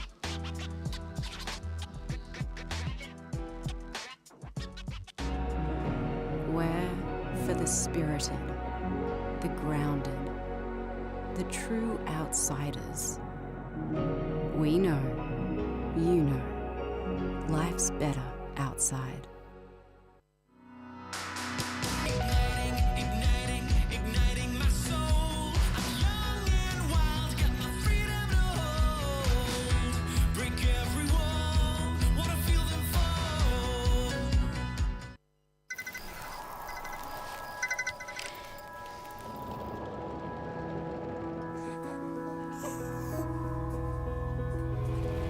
It's me. We got out. I love you, Dad.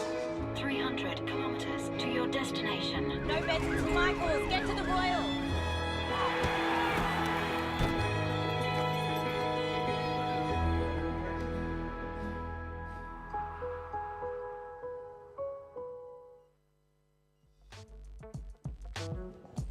Welcome back to Merriweather Beach for the Burton Automotive Pro 2023, the final event of the Australasian Regional Qualifying Series. And that kid on your screen right now, Zach McMahon, buzzer beater yesterday to get through into this round. He'll be frothing to surf his home break in much cleaner conditions than we saw yesterday. He's got a massive one on his hands. Axel Kurotta out there in the red, Samson Coulter in the blue, and Shane Cadden in the white. So this is Shane-O. Daft's young boy. Yeah. Wow. I was wondering if that's who it was because he's got the Filipino flag on his Instagram as well. So Daft spends a lot of time over there. Nice tail whip. I actually... and here goes Zachy. Nice carve on the inside. That was really good. I love how he got that extra bit of extension, bit more acceleration out of that turn. Comes through into a pretty tricky little shorey, the bunny hop. Oh, yeah, bunny hopped into it. So action aplenty to kick this one off. And, wow, that's cool. Yeah. Living up at Foster. I see him a bit up there. It's good. Great surfer. Stuart Cadden. I remember a peak wetsuit movie came out in the early 90s. We'll stick with this one. Samson Coulter from Manly. It's a bit like Manly. It's got a touch of the... yes, definitely. Looks a lot like Manly. The Manly vibes there, either side of the pipe. Yep. But, so it was a peak wetsuits movie. Yeah. Shane Powell in his peak prime. And but there was a Stuart Cadden session at the Wedge at Whale Beach. Mind-boggling. Like some of the best tubes I've ever seen out there. Yeah, right. And this Wedge. old random peak movie. Yeah, right. Yeah, Classic. insane. At the Wedge? The Wedge. Proper. Wow. Yeah, like big wedge, like huge, right. Scary, and he's just getting these thick, TPs and just backdooring them. There's Mikey McDonough. He's been on a hot streak throughout this regional series. 2 wins. 2 wins? 2 wins. Where at? One in Maroubra. Yeah. And I think maybe Port Stephens. Oh, yeah. Yeah. So local. So he's going well. He came back from last year's Challenger Series. He qualified last year. He's just a different surfer. And he even said as much. He was like, I'm twice the surfer I was when I left. You surf against CT surfers. You're surfing against, the crew who want it. And he learned a lot. It's not just about the wins on that Challenger Series. You learn a lot just from getting bashed from pillar to post as well from the old heads. It was a really wasn't a young rookie class yet last year at all. You saw Maxime Husino, who's a bit of a journeyman. Yep. Hamzy Buchheim. Yep. Bit of a journeyman. Crew who had been on the QS for a long time, getting it done on last year's Challenger. So, yeah, this is what the Groms have to face if they can get through these regional qualifiers. And here goes Zach McMahon I love that he's just gotten out of here and stayed busy. Oh, no. Hoyo, I could feel the disappointment in your blood just then, mate. It's disappointed, all right. They had to ride out of that. That would have been a sick make if he made a good speed trim, little carve there, and he just knew he's loading up for this section. What's he got? Boom, throws the tail, just got stuck in the trough there, didn't he? What a bummer. That was a really good turn, wasn't it? Really threw the fins, gave the judges plenty to think about. Got to love it when you get those fins free. Adds a little bit of flair, explosiveness. Well, that's what I was saying yesterday. The one-turn manoeuvres were getting the score. So one-turn waves were getting the score like that. They were scoring those yesterday. Oh, that was cool, though. That was one of those ones. Up and whipped it right at the end. Axel Carrotta just... Axel, I like it. I got an Axel. There's not many Axels out there. It's good. Where do you... what was the inspiration behind naming your son Axel? Axel Thorve from France, a skier, actually. Just one of the boys over there that I met through Scotty Needham. And then, I don't know. That was it, pretty much. I named him too. I had him before my ex. And then... I'd already named him. She come back when I've named. I did the same. Yeah, I named my boy Iggy while my partner was passed out. Yeah, me too. After giving birth. Okay, so let's throw it down to Ben Spence, winner of the last heat. And Ben got some really fun-looking waves. His inside cupped-out rip bowl really giving you plenty to work with. Yeah, I was stoked to find that insider at the end because you really gotta move around to find them out there. It's real tricky to be in the spot at the right time. So my best bet was just to keep moving, and I did that and found those little ones. So I'm happy. No, good on you, mate. It was funny at the start of that heat. We saw Matty Job and Cookie get waves from way out the back, but your score's coming on sort of punchier inside ones. Yeah, well, I got a couple of tips from mates that they were kind of breaking on the inside there, and I kind of was just moving around the whole time. So I was like, I got to come up with something here, so I just paddled in deep and hoped for something. Luckily, that's where they were breaking. Good on you, mate. I thought you got a little underscored on that first one where you did those 3 nice hooks, but yeah. What did you think about that? That's what Georgie Pittard said, but that's what Georgie Pittard thought. But yeah, good. Nah, I don't. It was always going to be in the 4s, so I'm not too stressed. I won't go to the judges and complain or anything. But storm the tower like the old days. Oh, yeah, start throwing muffins around.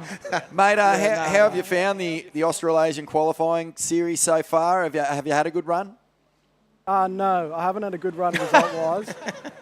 But I've grown a lot, and it takes a lot of losses before I feel like I can start get moving results-wise. But results-wise, you can't really they don't explain how you're doing, like how much you're growing. So it's just over time. That's I think they'll come with it. Yeah, good honesty, mate. Great, good philosophy too. Because in a lot of the coaching circles now, Hoy, they say that focus on the journey, not the destination. Yeah. Don't be results driven. Yeah. And I think that we're seeing a lot of growth, just even from the very start of this year, mate. Right through to the end of this series, all the surfing has gone through the roof. Like everyone's grown a lot. Yeah, the surfing is, it's quite, when you're in the free surfs, you're seeing people jumping around and doing, there's good surfing out there. So, it's not really focusing on them though, it's just my process. Unreal, mate. Well, before we let you go, what's your plans for the rest of the year after this event?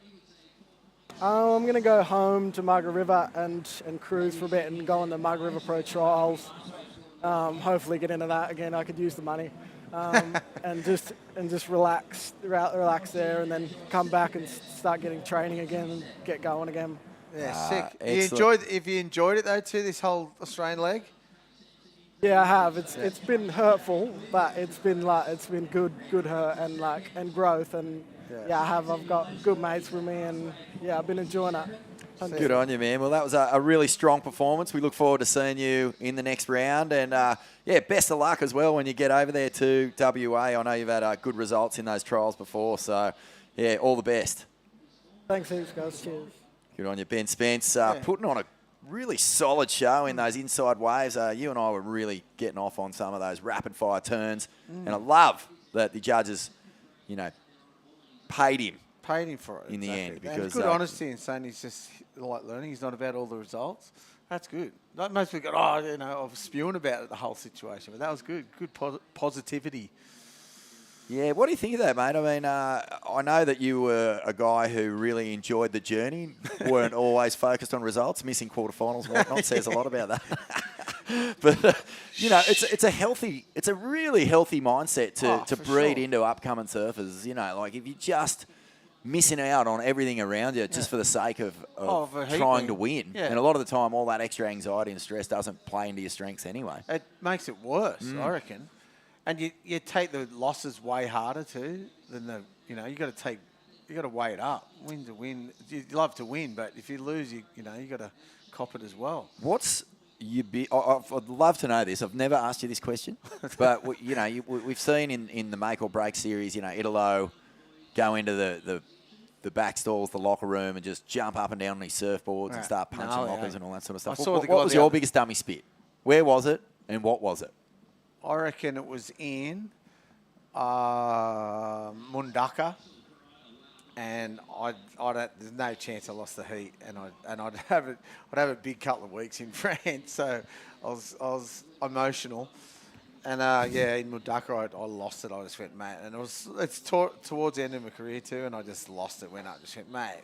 And Bell's 1 year too. I've had a good blow up the year after I won. Yeah, what does a blow up look like? Like storming the judges' tower? Yeah, I was just knocking on the door and saying, "What? Explain to me what just happened," because that was, in my eyes, it was bullshit. Sorry. Swear jar, Matthew. Sorry. Sorry about that. Early morning, but bleep that out. Here we go. Axel Carrotta, exciting young talent, throws the fins. Anyway, they were the blow-ups. Yeah, I remember stay positive, kids. I was commentating a heat at Bells once when Parko was a young fella. And he wasn't happy with the result, but instead of, I think he thought the commentary booth was the judging booth. Oh. And we were just sitting there commentating, and his wet rashy just went splat against the window inside the commentary booth. Passionate man. Yeah, well, exactly. He's such a cruiser. You wouldn't believe he was as capable of throwing rashies. He gets angry. Traditionalist. So 13 minutes to go in this one. Samson Coulter out in the lead. 4.67 and a 4.27. Zach McMahon, your boy.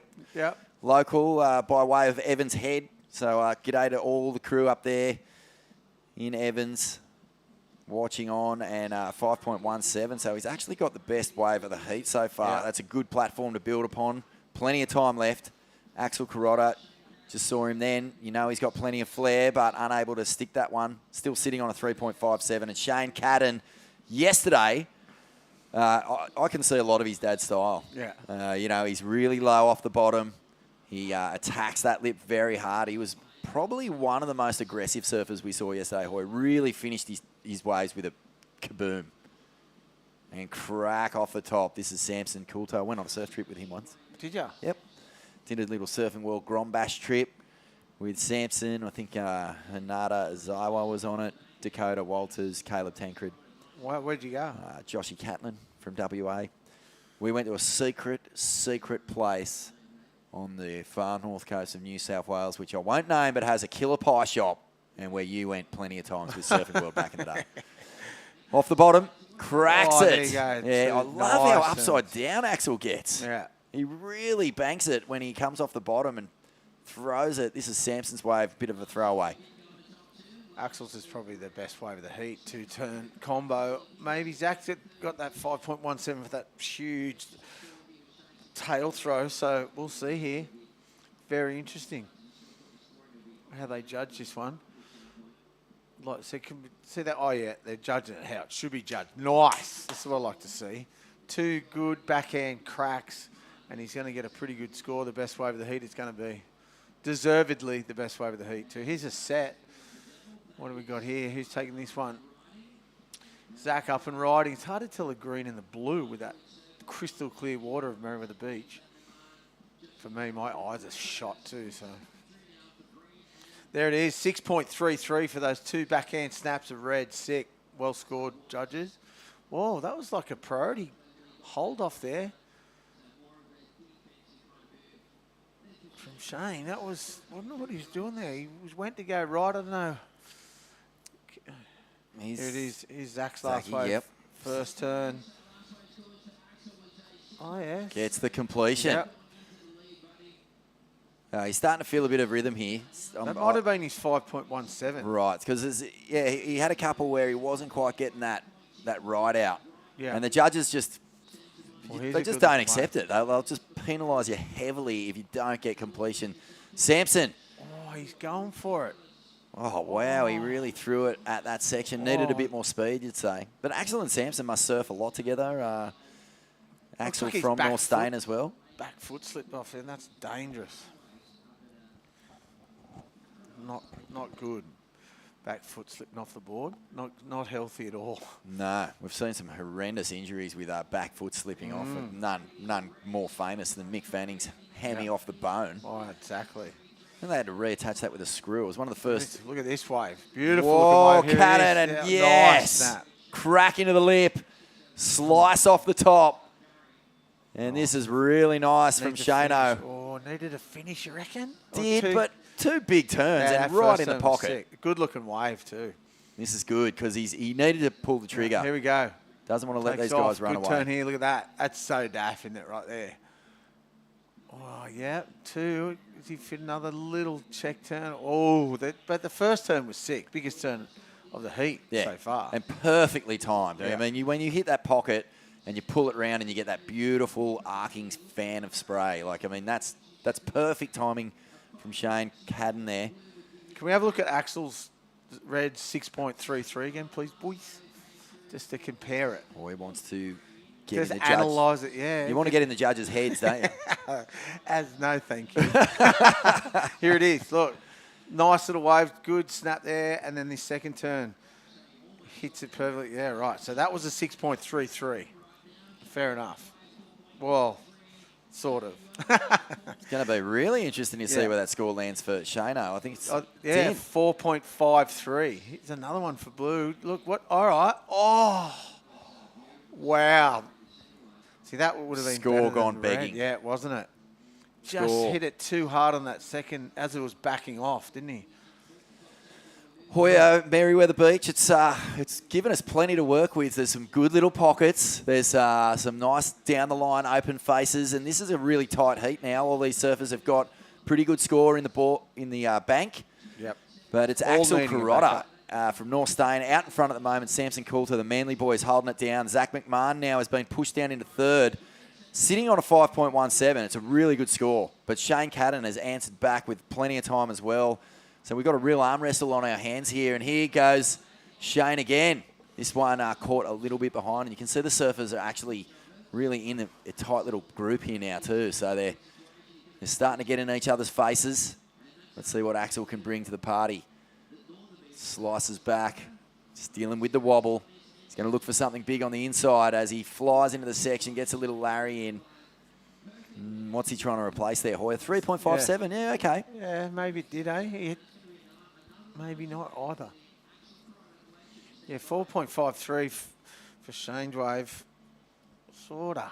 I don't know. You could have gone higher. You could have. He just needed an ending. One more turn. So a lot of work here and for not a whole lot of result. You know, a lot of weaving, just waiting, looking for sections, and did well to get that closeout hit happening, but I can't see that getting that 3.57 he needs. It just it was a bit of a mushy foam bounce more than anything. Oh, it's going to go. It could. No, you're right. 3.5. Pretty much onto it. 0.7 out there. Vaughan was good. I like it. Good judging, mate. Thanks, mate. Yeah, every now and again. One in every 900 waves. Me too. I get it right. Me too. I'm the same. 6 minutes 30, so still But plenty that's not of our time. job, so we're fine with it. Yeah, exactly, mate. We're just here to question everything the judges do. Question everything. Not just the judges, everything. That's good though. That's what our job is. So we've got a big day. We're going to get through this round of 96. This is round 2 of the men's, and then straight into the women's round 1. And we'll get to see all, some really solid competitors. A couple of wild cards from the local area getting their opportunity to pull on that Surfest Rashi for the first time. And far out. What an honour.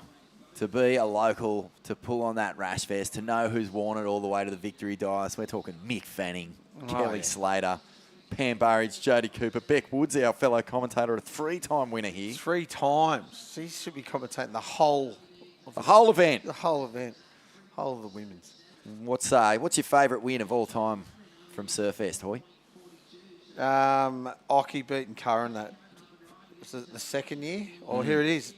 Shane, this is a good-looking wave. He's going to get a second turn in and a third, maybe. What's he got? Hit it. Crack. Oh, wow. This is and good. One. Bonus. Best wave of the heat. Wow. Oh, well, he could go from fourth to first here. Righto. This is going to be a really interesting score. Needs something solid, a 4.42, but there's definitely a couple of snaps in there that have that locked away. He did 4 snaps too. Not as critical as probably Reds, but still. Good looking wave. Love the fade off the takeoff too. Puts him right sick. up there, vertical over the top, as you said. So this one was a nice snap. Just no downtime. That one there. That was sick. Perfectly timed and gets a bonus little jam. And it's just a bummer it didn't really get that little closeout, Rio, because that could have been, just a little bit of a punchy finish. What do you see here for Shane Cadden? He needs a 4.42. He's got that. Yeah. I reckon it's the best wave of the heat. He just had no downtime, just flowed through the turns too. But it's in the criteria. In the criteria. Surf to the criteria. We'll see. It's up there with the 6.33 at least. It's got to be. And what's he need?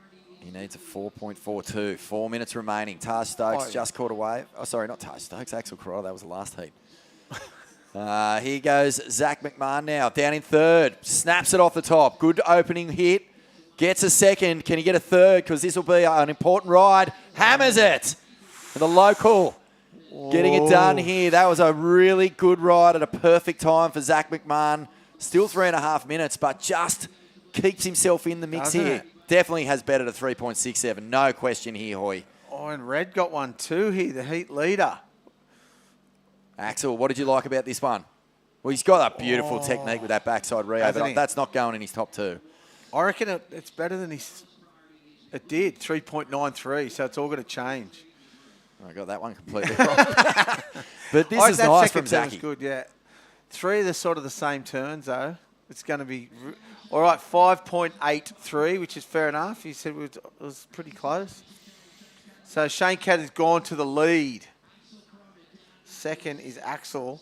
And then we're still waiting for a score from Zach. This could change it. That last wave, he needed... What's he need? 5.1, I believe. He got... What happened then?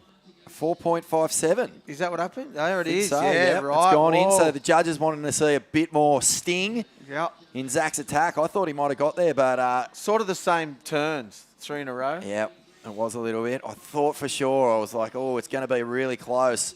But right now, it's Shane Cadden out in the lead. They didn't give him the 6.33 that you thought he was deserving of, but they love what he brought to the table. Nearly a 6, 5.83. He's in the lead. Shane Cadden and Axel Carrotta down in second. Now, Zach McMahon needs that 5.1. 2 minutes. So he'll probably be thinking, okay, I know what I've got to do, because he went really close to getting that score. 4.57. Samson Coulter, he has just been a bit out of rhythm, really, in the back half of this heat. Yeah. His 2 scores came in the middle. Yeah, needs a 5.62, so that's not not out of range. He's got a good bag of tricks, Sammy Coulter. He knows how to throw fins. So Zach's betting busy here. With priority too, you've got to sit this one out, get in the spot. No, he's going anything that's not going to be the score, obviously. They're all away from him too. Where is he? Oh, did he just lose priority? He did too. He must have gone a wave that we didn't see there. Oh, will that come back to haunt him? Oh, yeah, it will, because I don't think he even rode a wave. He just paddled for one maybe, or fell. What do you do here? I'd be a minute to go. Get on him. Just get your hustle. Yeah. Get your hustle on. Get next to that competitor. I'd be get right next to Zach McMahon. If I was Shane Cadden, I'd be all over him right now. Don't even let him get a wave. You got priority, use it. Oh, here we go. He's going to get it. Red's going to take it off him. Oh, he faded left. Here we go. Well, he's blocked. Yeah, that was good, though. That's what he had to do as well. 40 seconds left, so... He had to go there. A little bit of time here. Samson Coulter paddles hard. Can't get onto this one. Drama for the surfer from Manly. And so Axel just did a good blockage, actually. Good blocking. Yeah, good blocking. Solid tactics. Yeah, look, he's blowing up. Zach, well. Here we go, 15 seconds. Might storm the tower. Not a whole lot on here. Well, he put a pretty good heat together, Zach McMahon. There's a 5.17 and a 4.57 in his score, but it's just that Axel was really going upside down with those backside Rios, and Shane just picked off the gems, didn't he? Yep. That's the end of the heat. Hoy, Shane Cadden gets it done. Axel Carrotta in second. Zach McMahon and Samson Coulter unfortunately eliminated. And I think we're going to have a quick break here from the Burton Automotive Pro. We'll be back with plenty more from Surfest in just a moment.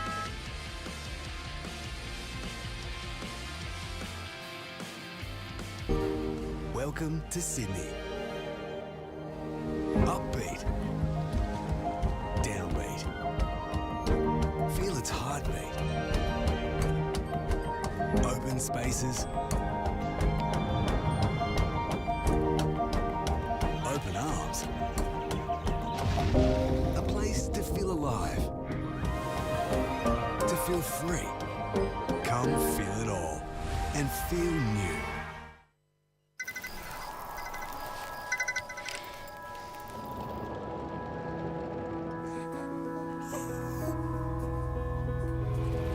It's me. We got out. I love you, Dad. 300 kilometers to your destination. No beds to Michaels. Get to the Royal.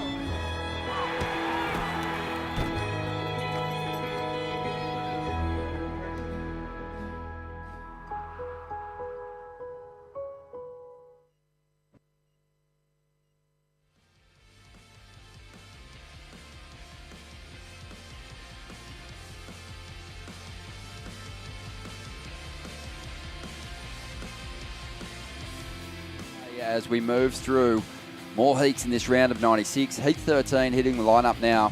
Kaiki Yamanaka is out there in the red, the Japanese surfer. Jamie Thompson is in the blue, and drama on the outside here. Angus Owens in the white. Eden Hassan, he looks baffled on the outside, but yeah, we'll see what unfolds there. So unsure whether there was priority established between those two. That was their first ride, but it did appear as though we had a situation there. We're into Heat 13, the round of 96 here at the Burton Automotive Pro. Great lineup in this heat, but high drama in the opening stages here as Jamie Thompson from Narrabeen in the blue shows us what he can do on the backhand. Just gets a little caught up there. Kaiki Yamanaka is out there in the red for Japan. Angus Owens and Eden Hassan. We're still waiting to see what's going to come of the situation, but I don't think priority had been established between those two surfers because it was the early stages of the heat. Ronnie Blakey sitting alongside Mitchell Ross, who's seen plenty of instances like that in his long time competing and also following professional surfing. Mitch, it just looked like complete confusion on the face of Eden Hassan there, the 16-year-old. Yeah, absolutely. It's a real bummer too because, you know, both those guys are, you know, from the same kind of area. Oh, no. Angus Owens is a dead set locally out here at Merida, surfs here every day, and Eden Hassan, Oh, he lives no. about 50 minutes away up at Nelson Bay area. So, yeah, real bummer if there is a interference. I have to wait and see. What you did say might work in his favour. Might work in his favour because there's no priority. Did he interfere? I'm not quite sure. Already had a priority interference earlier today, and what happens in that instance is the surfer loses their entire second score. However, with this situation, no priority established between these two surfers, Eden Hassan's going to lose half his second score, but he won't be scored on what unfolded there. But it was a close one, wasn't it? Really interesting. Yeah, baffling. That was a weird one. He obviously saw him, so he must have thought Angus had a wave or something. I can only assume, but you know, Eden, as young as Eden is, he's been in competitions long enough to understand that you can't do stuff like that. So I'm sure there was an argument for it. He must have thought Angus had a ride or something or other. But an unfortunate start to the heat for the... Oh, you hate to see it. It sucks, yeah, because back in the day when it was half a score, your second score was halved. That was when it was doable. Now, pretty difficult to get through a heat with an interference on next to your name. We'll see fireworks from Eden. I'm sure he'll start going to the air and doing some futuristic stuff. As we see the surfer in red, 2 big turns there. Unfortunately, couldn't make the second. It was really exciting stuff there from the man in red. Talent level coming up today, Ron. Obviously, we are in the middle or towards the back end of round 96. A heap of good surfers. Really good surfers in the mix, but, you know, as far as the favourites go, we'll have to wait until that next round gets underway before we start to see those surfers who are holding those positions at the top end of the regional QS ranks here. So, you know, it's going to take something special for someone to power their way through these first couple of rounds right through to the final and overcome our top-seeded surfers who have established themselves as the form competitors on the regional QS so far. But this has been a shocker start for Eden Hassan, but we'll see if he can rally. He's not going to be out of it, but he's going to need 2 hefty numbers in order to get himself one of those top 2 spots. No big scores locked in just yet, though, so he'll still be able to stay on pace if he can drop some good scores here. 19 minutes to go. A little bit of a right pop pushing on through here. Surfer in white electing not to take off on that one. Yeah, plenty of time remaining. And more good surfers up in the next heat. A massive heat just around the corner. Another local surfer, Luke Hamilton, will be taking on a couple of big names in Jagger Bartholomew and Jay Okalupo, as well as another semi-local, Dom Thomas. So action aplenty down here at Merriweather. That's right, and plenty of action that last heat too. A pretty healthy heat score total for Shane Cadden, who joins us now. Congratulations on the win, mate. How did you find the conditions out there? Thanks so much. Yeah, you know, a lot cleaner than yesterday, but still pretty tricky when you're out there to get your bit of a lineup going. So pretty stoked to get through. Yeah, on a bit of a roll here, mate. Tell us, when you win heats, sometimes it's hard to pick your performance apart because you're running on the high of putting together a couple of scores. But did you identify any areas that you can build on there, or did you feel like you made any mistakes that you want to clean up as you move through to that next round?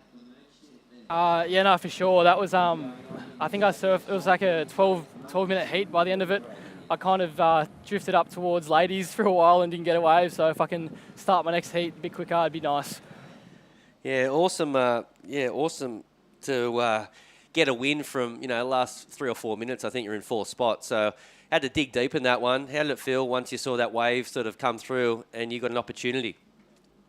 Yeah, I didn't have priority, so I was kind of just floating around, and I saw a few earlier, and I was like, I might see if I can grab one, and it just popped up, and I was like, all right, I got the wave, everything feels good, just got to go for it, eh? Mate, obviously we're in the early rounds, but you're coming through from the round of 128. You won on day one, you had another victory here. You know, when you get the jump on those seeded surfers, is it a little fist pump moment? Is it something that sort of fuels some confidence as you're moving through the draw? Yeah, for sure. Definitely a confidence thing, and you know, it does feel really good. Yeah. Awesome, mate. Well, we're enjoying the performance. Keep this run alive, and yeah, that equipment's still looking really good under your feet. Feels so good. Thanks, boys. Unreal. 2 heat wins. Yeah, it's good. There's a long way to go, and we've said that it's going to be really difficult for these surfers maybe having their first real run at some of these qualifying series events to get themselves beyond those experienced heads, those surfers who have been showing, you know, tremendous form as they roll through this QS schedule. But he's on a bit of a heater, old Shane Cadden, looking very strong. Yeah, one of those short, sort of stocky, powerful, goofy footers. Really good to watch. Interested to see him plough through the draw. So 16 minutes remaining here, and you know, there was just so much drama in the opening stages here that we kind of forgotten the guy that's got the best score, Jamie Thompson. You you know, it's a low-scoring heat so far. He's got 2 waves. That's got him out in front. And it's kind of actually sort of the way things have taken shape is sort of almost working in Eden's favour at the moment, even though he hasn't got a score to speak of. No one's really dropped a big number. So as long as that scoring stays relatively low, he's going to have a chance, even with an interference, of getting himself out of trouble here. Absolutely. He's definitely got the manoeuvres to get big scores, as we see Dom Thomas get ready for that next heat. But yeah, Eden's got the manoeuvres to get massive numbers, and it looks like he's having a look at this wave, utilising his priority, and I'm sure if he gets a section with a little bit of force, he'll throw everything at it. Here we go, racing down the line. Big section here for Eden. One of the superstars of the Quicksilver stable, one of those rising Groms, and Jamie Thompson there, just a bit tangled up trying to ride out of that turn. But Eden had a big trip to the North Shore just this last winter. Mitch dropped some amazing clips, some monstrous turns. Absolutely, yeah, a couple of big air reverses. That back-end air reverse at Rocky Point was massive. And I think he followed up with a bigger one the day after. Was it something like that? Yeah. He just, hit the ground running over there in Hawaii. Here he goes. A recent member of the Mayor of the Surfboard Club is Eden Hassan. So I'm sure the club's behind him down there at the moment. As I said before, he is from up around the Port Stephens area, but has joined the board club, the local board club. Something that we're seeing over time with a couple of other guys from not exactly in the area, like Simon Law. Simon grew up at Stockton, but he was a member of the ball club here. Because it's one of the most competitive. I think it's good for your surfing. Yeah, we've seen that a lot up around those, really well-established board riders clubs. Snapper Rocks always had surfers travelling from different regions to go and compete there. It's like sort of grooming you for a big professional career when you're sort of taking on world champs and really established pros at your local board riders event. But just on 13 and a half minutes to go here, and again, no big numbers locked in, and it's a pretty stacked heat. So this will be fun to watch what unfolds here in the next few minutes, the next half of this heat. But looking forward to seeing some of the big names hit the lineup throughout the day. It's going to be a lot of fun. Jagger Bartholomew, big, powerful unit. He'll be taking on Luke Hamilton, Jay Okalupo, and Don Thomas in that next heat. He's a big boy. 6'3", 6'2". Absolute unit. Looks like a football player. Here we go. Jamie Thompson up at the moment. Yeah, as you said, from North Narrabeen, nice snap there. The unorthodox style there from Jamie, the third turn. Pretty good surfing there from Jamie. That'll be, without a doubt, the best scoring wave of the heat. Little bit of alley right sort of look and feel in that one. Yeah, all the regular footers from Narrabeen sort of have that in common, don't they? They have that really sharp backhand, but they also have pretty tidy forehand approaches too. And you just think back to some of the greats from that region. I mean, Davey Cathles, he was an alley right specialist who also had a strong backhand. Chris Davidson, obviously. Davo's Nathan the first Webster. one. The Davo is the one that sort of stands out on the alley rights. Yeah. Noodles was always sort of focused on the rights as well. So a big score on the way there for the man in blue. Yet to get locked in, but it looks like it's going to be around the 4 to 5 sort of mark. So he's kind of pulling away, isn't he? Yep. Jamie, and he's just got the benefit of, I think in these instances, what happens when there is a bit of a tangle up with priority, that Angus Owens, even though he's not hindered, he's also in his head kind of going, I'm part of this situation. I've got to make the most of this opportunity. It's the other two surfers who aren't tangled up in that situation that generally are the benefactors. Yep. I'm sure if you looked at the statistics, quite often that's the case in a four-man heat. It sort of frazzles the competitors that are in that situation, and the other two get to roam the lineup and do their thing. Clenching their fists, like going, yes. Oh, beautiful. Yeah. As we see Annie Onwa getting ready for a bit of a free surf. You can see the surfers at the moment sort of sitting in their own little spots. Angus Owens surfing at the back of rocks there, sort of the the local little right-hand rip bowl. It's kind of where you spent most of your surfing life, sitting right there in that little zone, isn't it, Mitch? I think a lot of, like Matt Hoy, he'd tell you that his favourite wave is probably that little spot there where the wide is. Mark Richards surfs there all the time. The beauty of that, particularly for guys like MR and Hoy, there's a big fat channel to the left of it. So it's a really easy paddle out, So, what are you saying? Well, it's easy. That's what we like. And Hoy's a little bit older nowadays. So he's looking fit though. Just shuffling kegs for Steel City. He's just got him looking absolutely ripped. Reckons he's moving about 2 to 3 tonne a day in beer. And it's completely different to how he was moving beer about 10 years ago. He was moving the same amount, but he wasn't delivering the stuff. He was putting it away. Of course, they're presenting bit of a live music deal down at the Prince on Friday night. Oh, it's going to be great. Great to have the Prince behind the event. It's one of the sort of popular venues in the area when the event is in town. And Vaughan Blakey, our fellow commentator, his band, the Goons of Doom, are going to be playing on Friday night. So come on down, rub shoulders with some of the competitors from this Burton Automotive competition. You might be able to offer condolences to those that have fallen short of making finals day or the weekend. But it is going to be great fun as we get down to that 9-minute mark. And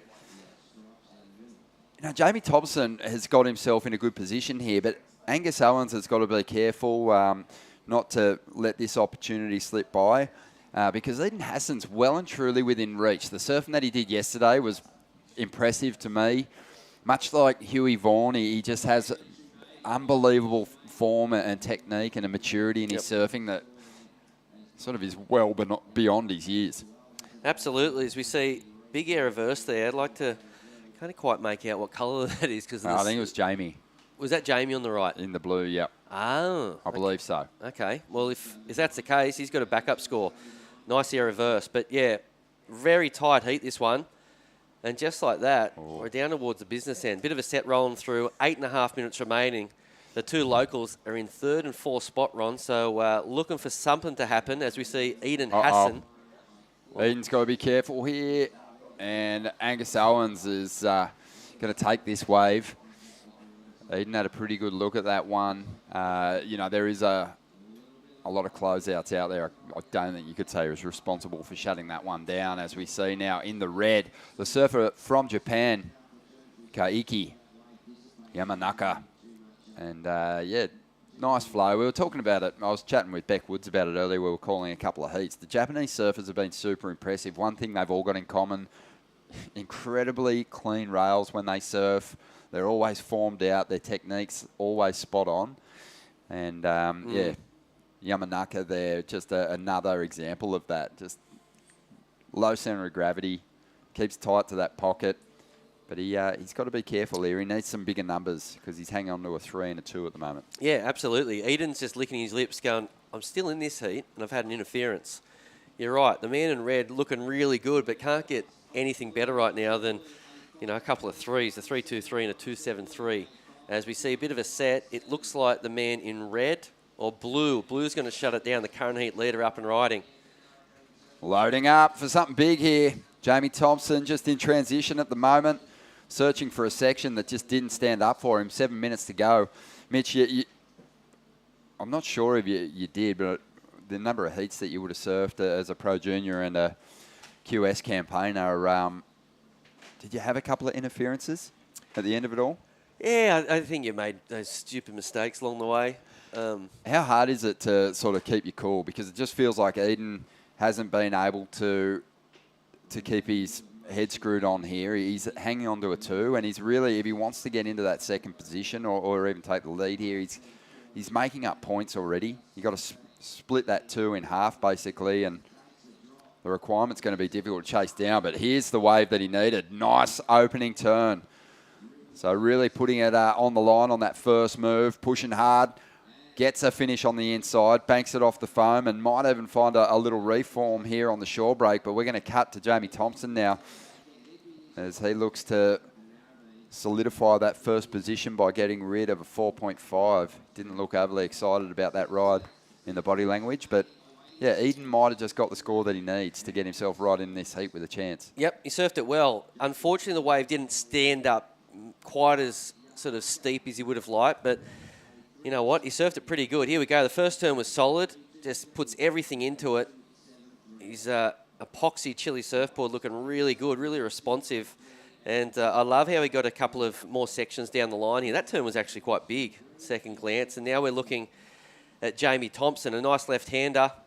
Couple of turns here for Jamie. And look, the beauty of, for Eden to turn around and see Jamie on the wave, I don't think he'd be too concerned because in his mind, he's thinking, well, Jamie's won it. He's done. Yep. Okay, right now, I'm a chance to get second. And look, he's just banking on the fact that red and white might, go to sleep out there. Yeah, they might butcher it just in not getting the scores that they need. So, look, he's just dropped his best number. It's a 4.23. What he'll be thinking in his head, Eden, is I'm going to break that in half for a 2.1. And I'm going to go after a really big score here to progress. At the moment, he only needs a 3.46, but Kaiki Yamanaka, he only needs to improve on a 2.73, and he's got a wave here. Really deep bottom turn, drives up into the foam. Didn't have a lot of energy and speed left for a big turn in the pocket, unfortunately. But he is now starting to gather a bit of momentum as he moves through to the inside, staying with the power of the ride and clinging close to the bowl. He's absolutely diced this wave up. Yep. So that's going to really help his chances. The 2.73 is going to get dropped and replaced with something better, maybe even better than his 3.23. And that's going to grow the requirement for Eden and Angus. But Angus Owens, he'd be thinking in his head too, I served Eden that interference, and now he's ahead of me on the scoreboard. I got to do some work here. Well, you can see him, he's paddling really hard because I think he's really thinking about that. As we see the replay of the man in red, this wave really stood tall on the inside. He got really lucky. At the beginning, it looked like it was going to be a bit of a nothing wave, but yeah, super lucky how it just stood up and got to do 3 or 4 turns. And this is Angus Owen. This wave looks like it's going to hit the dead section pretty soon. Got some work done though, didn't he? Couple of decent turns on the outside. I don't think Yamanaka's wave's going to go too high because even though he diced it up on the inside, they were really just sort of flicks at the lip. He never really got that big committed turn in on the outside. It was only a 2.97, so only just an incremental little jump in his scoreline. Because you know what? I still think he surfed it good through the inside, but the beginning was just average. It was really flat, and he didn't get to sort of rip into the wall at all, and the judges, they scored it exactly like that.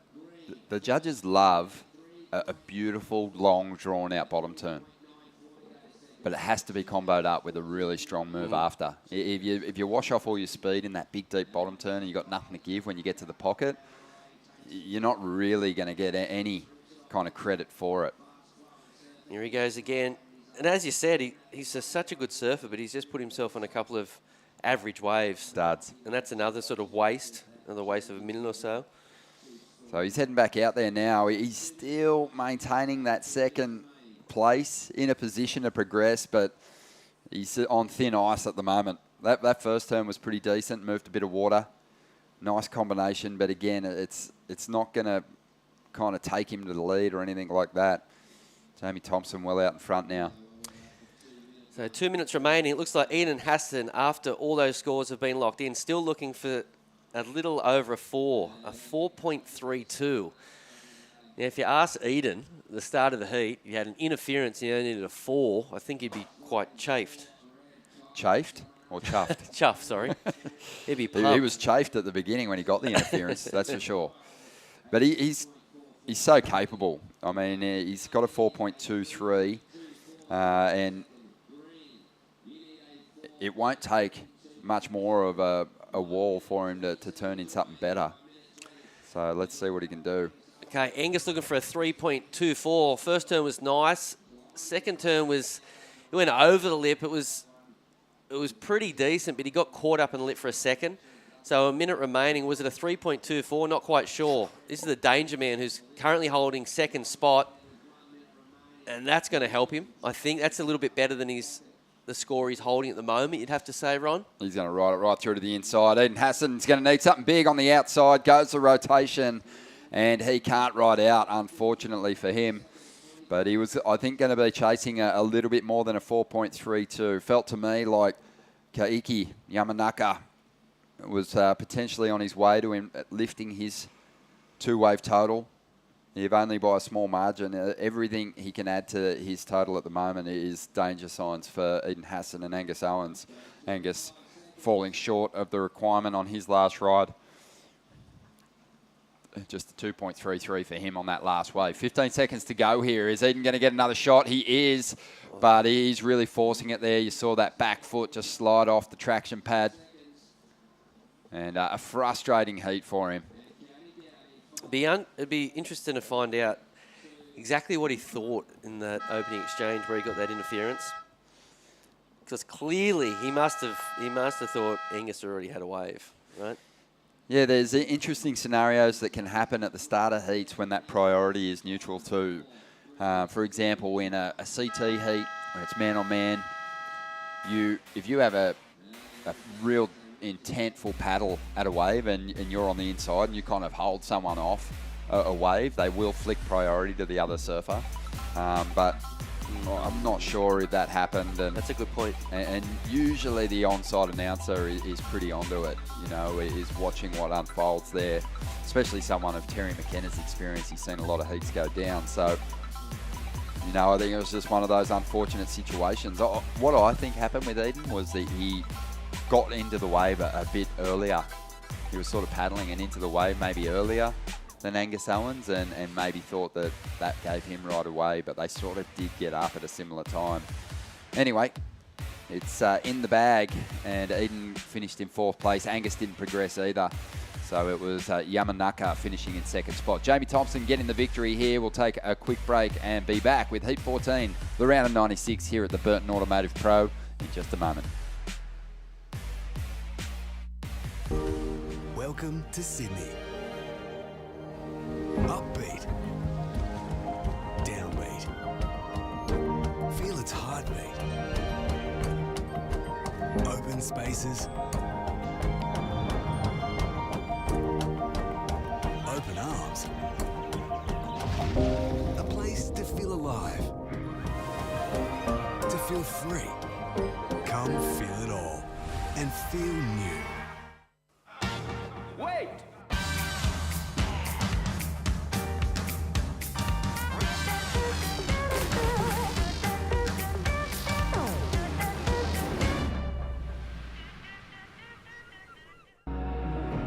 Where for the spirited, the grounded, the true outsiders. We know, you know, life's better outside.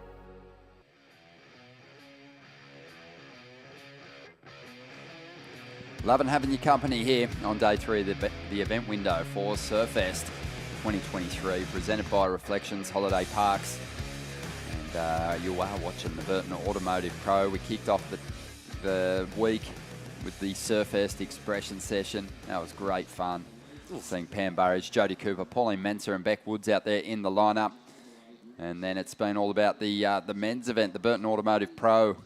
The last couple of days, we've seen some great surfing and some good turns laid down by this young man, Jay Okalupo, who's out there at the moment in a battle against a fellow Snapper Rocks local in Jagger Bartholomew, who's in the red. We've also got Luke Hamilton in the blue, and Dom Thomas is out there in the green. Should be fun to watch. Ronnie Blakey sitting alongside Mitch Ross. And Rossi, it's fun out there at the moment. Saying to Beck Woods earlier, I didn't really feel like I was missing out on too much those first 2 days of competition with that howling southerly and really wind-blowing conditions. But today, it'd be nice to get out there for a paddle. And I think it should get better as the sort of day goes on. High tide 9:30, so it's going to be a little bit more sort of consistent. Plenty more peaks as that tide rolls on out. A quick shot there of Luke Hamilton, another local surfer down here at Merewether. Everyone loves Hamo. Very good surfer. Just recently won a really special event tied to Newcastle. He won the Twin Fin Ray Richards Memorial. That looked like a fun weekend. Some good surfing. Yeah, Ryan Cullinan, Craig Anderson, Jackson Baker, Morgan Siblick. Did you go in it? Yep, Luke Egan. How'd you go? I got the semis. That's pretty good. Oh, it's good for me. No one caught waves, so I always kept on sneaking through heats. But yeah, really good surfer, Hamo. He's about 6'3", really big boy, but got a lot of power and can slide the board around. As we look at last wave for the man in white, Jay Okalupo. Nice opening turn here and got really lucky down the line where he got a section where he could just throw the kitchen sink at it. The judges love a dramatic ending, Ron, and he got that right here. Boom, there. It's free falling. Here we go. This is Dom Thomas in the green. And looking for his first decent score here. Nice little rotation on the inside there.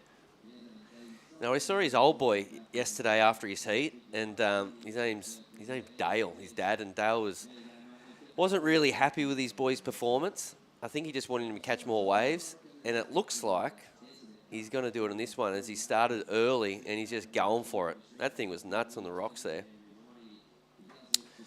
Really impressive surfing there from Dom. So he kicked things off with a 1.73. That's going to go well beyond it, and he'll set himself up nicely here. Jay Okalupo, 3.67 for his first ride as we see these peaks standing up on different sections of the contest area here. Jay's going to get a little caught behind, and Luke Hamilton, well, he didn't get much out of his ride. He was sort of on the flatter of the two peaks heading towards a big oncoming left, but just didn't have the speed to truly lay into it. So he's going to kick things off here with a couple of throwaway scores as we see Cooper Davies heading down to the beach to get himself set for that next heat. Out there in the lineup at the moment, Jagger Bartholomew just has let the other guys get that quick start, and he's holding that priority. Another one of those towering talents that's got that real power edge. Does big turns, Jagger, and as a result often gets well rewarded, good scores. But we'll see if he can make that priority count. You can really kind of put yourself behind the pack if you sit there and play that patience game and you don't convert with that priority. But Jagger is a pretty reliable, consistent performer. Yeah, one to favour his forehand. So this event's built for Jagger. You know, when he looks at the schedule and spots, you know, a right-hand sort of point break, he's like, okay, yeah, that's one that I sort of put in the bag. He's just sitting out there patiently waiting for a right-hander just to wrap around the point here. Yeah, he's one of those guys, you know, I think if the schedule had seen some more swell, I think Jagger's a guy that would, in bigger waves, really match it with some of those top performers on our regional qualifying series as we see Jay Okalupo loading up here and swings the fins. Pretty high strike rate that he's got with those reverses. Great skateboarder as well, but unable to make that one stick. And it's usually a case of forcing the move into a section that doesn't really ramp up for you. Makes it a little harder to get to that usual strike rate percentage. So rare to not see Jay complete that rotation, but lately he's been dropping some big ones in competition. Yeah, he did a massive air reverse last week at Avoca. I think it was an 8.5 off the top of my head. There's another Cooley kid. Looks like he'll be out there next heat as well, Corbin Hutchins. There's a lot of Gold Coast competitors getting out there this afternoon or this morning. All happening, 17 minutes remaining. Yeah, been lucky enough to call a few heats with Jagger's dad, who would obviously be watching. Big shout out to Bugs, and yeah, he, like all parents who are watching their kids campaign, whether it be in junior events or in these major qualifying series contests, you know, it's a stressful moment. You want the best for your children, obviously, and for Bugs, I mean, he's watched so many heats, he's seen and made a lot of those sort of competitive errors himself. So, you know, he's trying to use that telepathic connection to sort of throw that knowledge into to his son's brain while he's out there competing. But, yeah, looking forward to calling heats with your bugs when we get the Australian leg of the championship tour underway in just a couple of weeks down there at Bells Beach. One of the best commentators out there. Yeah, great storyteller. Absolutely. Yeah. Always a pleasure to listen to Bugs. Does he have a bit of a lull at the moment? Not much doing yet, Ron. No big scores have been locked in. Been a couple of quiet heats, and it's, you know, it's not like there isn't some decent little walls out there. But again, I feel like the competitors, those who progressed through yesterday into this round of 96, are having to adapt to conditions that are a little bit cleaner. And those that would have no doubt been warming up yesterday are trying to figure it out as well. There would have been a stacked lineup out there this morning prior to the competition getting underway, because a fresh day brings new challenges as far as the performance goes. Feels like there's not quite as much energy in that lineup, with that sort of the swell on the decrease just a little bit, and without that push of that strong onshore wind. So, you know, reserving some of that speed and not going too deep on your bottom turns might pay dividends, as we see Dom Thomas, who's leading this heat, kick out. Here goes Jagger. So he's waited a long time for this wave. Well-placed transition turn there, trying to climb up into the pocket. A solid hit in transition, and now finds a little bit more room to commit to that turn, and he's going to swing the fins free. So we know that Jagger's capable of so much more, but stacked up against what we've seen so far, I think this one takes him to a pretty good position, probably the best wave of the heat so far. Yeah, just solid, super solid. And you can see him sort of eyes lit up when he saw this green wall approach the lineup. First turn was a bit of a check, got around the section, nice snap in the pocket, and this turn was the best. Big hack there from Jagger. Massive boy. No, he does a lot of work in the gym, really strong. A lot of cross training, but you know, even that first float, I mean, it is a section that, you know, a lot of competitors are going to kind of drive off, but Jagger's got that punch that when he connects with that lip, he still throws a bit of spray up. So he makes that transition move count, that projection float. And yeah, he did get quite a bit of work done down the line too. It looks like he's going to turn in the best score of the heat so far, 5.5. So a really good conversion of that priority there, and under pressure he held his nerve. Yeah, having a look at the replay once again, as Ron said, 5.5, so great score. I think most of the points come from this turn right here. Just put everything into it. Looks like he's riding a epoxy, I want to say. It always looks like he's riding epoxies. The majority of the time, it looks like he's riding these really light boards that sit on the wave really high. Heaps of spray. He's an interesting case study, Jagger Bartholomew, because, you know, obviously there's a lot of kids with big dreams of professional careers in this draw, in this QS 5000. Not too many of them have stated their intentions for world titles, multiple world titles, but Jagger goes there. He does. He's an interesting kid. He's a deep thinker, and I think that he, you know, obviously believes in the power of visualization and stating your intent, and that's what keeps him on track for a big goal of making the championship tour and getting some event wins. But you know, this is where he's going to have to make his mark first, is on the qualifying series. And here he is now looking for a good backup score. Nice little flow on this ride, but this wave just fades away and nothing. But yeah, I find that pretty interesting when he's had the opportunity to kind of tell you where he wants to go in his career. He's not shy about letting you know that he wants to get to the top and hold that trophy. Yeah, he definitely speaks his mind. It's really cool. It's refreshing, you could say. So a lot of these guys sort of hold the cards close to their chest, but not Jags. Saw an interview when he was up at the Usher Cup on the Today Show, and he was, I think Bugs was doing the interview too, and yeah, Jag was just like, nah, I want it all. Yeah, multiple world titles. Yeah, exactly. Yeah. I'm going to take these people down. Yep. Physically, mentally. Physically, he could easily. Yeah, that's right. But he's, didn't really get what he wanted out of that backup number, but a 2.67's enough to give him a pretty decent edge over the field here at the moment. Dom Thomas, he's after a 4.11 to get into first. Jay Okalupo and Luke Hamilton, probably at this stage, are thinking like, I just want to get the number I need to get up in the second position. 11 minutes to go, but just he's been the most patient in the lineup, and that patience has paid off at the moment.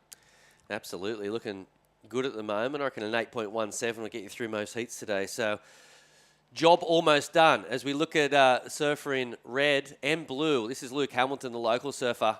Big layback. That's his trademark right there. Only the one manoeuvre, but it's definitely going to go into his top two. I mentioned before that he has won plenty of events down here at Merida. It was actually the King of the Rocks that he won, the memorial for Gary Callanan and his wife. So, yeah, massive win a few months ago for Lukey, the people's champ down here at Merida. Everyone loves him. That's cool. He'll have a lot of support. I could hear the cheers go up when he rode out of that end section hit. But Jagger Bartholomew had a ride as well. Don't think he got too much out of it. Just watching that score roll through now, it looks like it's not going to improve his situation. But Luke Hamilton, I wonder how high the judges will go with that turn. I think it'll be pretty good. I reckon a mid-range 3 or something. Got a lot of speed here. Would have been great to get a check turn, but the wave didn't really offer as much, and Luke just goes big on the one turn. As we see Dom Thomas, he's treating this surf like a free surf. It's really, really entertaining. Yeah, just on 9.5 minutes to go. So Luke Hamilton does get well rewarded for that single turn, 4.07. So he's got himself right in the heat now. He had a string of throwaway scores prior to that. Jagger Bartholomew's still in the lead at the moment. But, yeah, it's really tight between Jay Okalupo in fourth and Dom Thomas in that second position. Jagger will, I think, dump the 2.67 at some point here. Tide rolling out, so we're going to see conditions sort of pick up a little bit as we see the man in red. This is the current heat leader, Jagger, on his backhand. Nice snap there. Really good combo there from Jagger Bartholomew. That's the best wave of the heat, no doubt. Yeah, he doesn't even bother grovelling away on the inside either. He just knows that's a solid combo. We mentioned earlier that, he does have some of the biggest turns in the field. And if he finds the right waves on a day like today, it's going to be hard for the other surfers to match him. We just saw Luke Hamilton get a 4.07 for a single turn. So I'm expecting this is going to be a hefty number. Yeah, I think it's going to be knocking on the door of an excellent. There you go, 6.5. Thought maybe around a 7. So, yeah, good score there for a massive natural footer. Jagger Bartholomew looking really good for a spot in the next round. What a treat, too. I mean, on the way back out, his rival was not in a position to take that wave. He's just looked, honestly, Jagger looks like he's in second gear at the moment. He's just cruised. Not looking overly phased, just very comfortable in these early rounds at this stage. I mean, you want to... It's all based, too, off what you do on that first ride. Like I said, if he had that priority for so long and he didn't convert, there's a chance that his head starts spinning and he gets a little desperate trying to get himself in the heat. But he's ridden 4 waves now, and the best of them are 5.5 and a 6.5. Has him well out in front, and it really is turning into the battle for second spot already. Yep. 7 minutes to go. Yeah, great performance from Jagger. Got a really cool little bunch of mates that he hangs out with at these events. Caius King. The Hog Heggers around too, Nathan Hedge. He's sort of in that gang. Yeah, it's been massively beneficial to all the Groms to... Super positive. To be in the presence of Nathan Hedge, and he's still alive in the mix, winning through the round of 96 yesterday. Similar position to what he was in last year on the rating, so he might need to take this contest out as, again, Luke Hamilton does a better version of the same turn that got him a 4.07 on that last ride. That was huge. Expecting a slightly better but probably similar score to that last ride that he logged. I think it's much better. Maybe it's because I'm from the same beach and I like him a little bit. I don't think so, mate. That's a big no, score, I'm with you. That was a high quality turn. So let's see where it falls in the judges' scale. 4.0 7 is what he got on his last ride. He only needs a 2.01 to get into second, so he's definitely going to do that. And the pressure's going to be on Dom Thomas and Jay Okalupo going into the final stages. But here it is. Massive turn there. And rode out. I think he was quite surprised with himself. As we see a couple of surfers that are up on this one. It looks like Dom Thomas. Oh, okay. wow. That's scary. That's what a spotlight thief. Because Luke Hamilton... One wave. I really hope Luke's power, that's a different kind of progression, isn't it? Putting it on the back foot and just kicking that tail free. Dom Thomas, though, the rotation, that was pretty explosive out of a nothing section. He actually fetches himself an 8.5. Big number. We haven't seen an 8.5, I don't think it's an event. We had an 8. But I have a feeling that's the biggest number from the man in green. And look at his confidence go. Nice little left here. All of a sudden, Jagger Bartholomew's kind of probably got a hustle here and really think about bettering that 5.5 because that was impressive stuff. 5.7 for Luke Hamilton. Pretty big separation in the two moves from Luke and Dom on the exchange. But here it is again.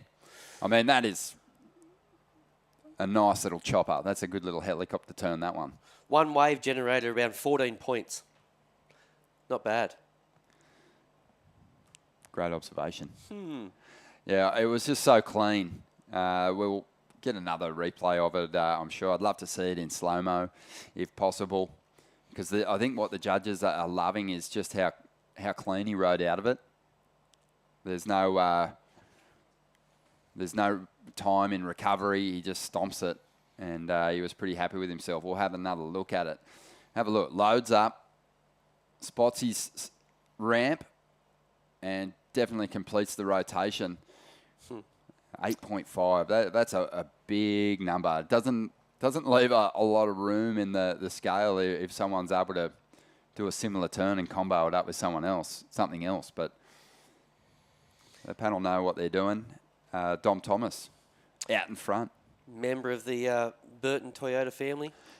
What the judges are doing, though, and it's a really good little pointer to those other surfers in the field, is they're rewarding risk. Dom Thomas, 8.5, one turn. Luke Hamilton, 5.7, one turn. Think back to Jagger Bartholomew, 2 big hits. Still got the edge on Luke Hamilton for a 6.5, but pretty close in the point spread there. Not a lot in that differential. So, I think they want to see you put it on the line, and a big individual turn can get you there. It's been a lot of that kind of small wave surfing with multiple manoeuvres through these opening days of competition. I think the judges have seen enough of that. They're definitely encouraging these competitors to go a little harder. Interesting to notice on the screen right now, you can see Jagger. He's got priority number 1. Not even a thought of sitting on Luke Hamilton, just staying where he wants to sit. I think there's a bit of a set rolling on through, so it actually might work out for Jagger. But, yeah, pretty interesting. A lot of these surfers will generally sort of go and sit on the surfers that are trailing them, but not Jags in this one. And it looks like Luke Hamilton, he might find something down here.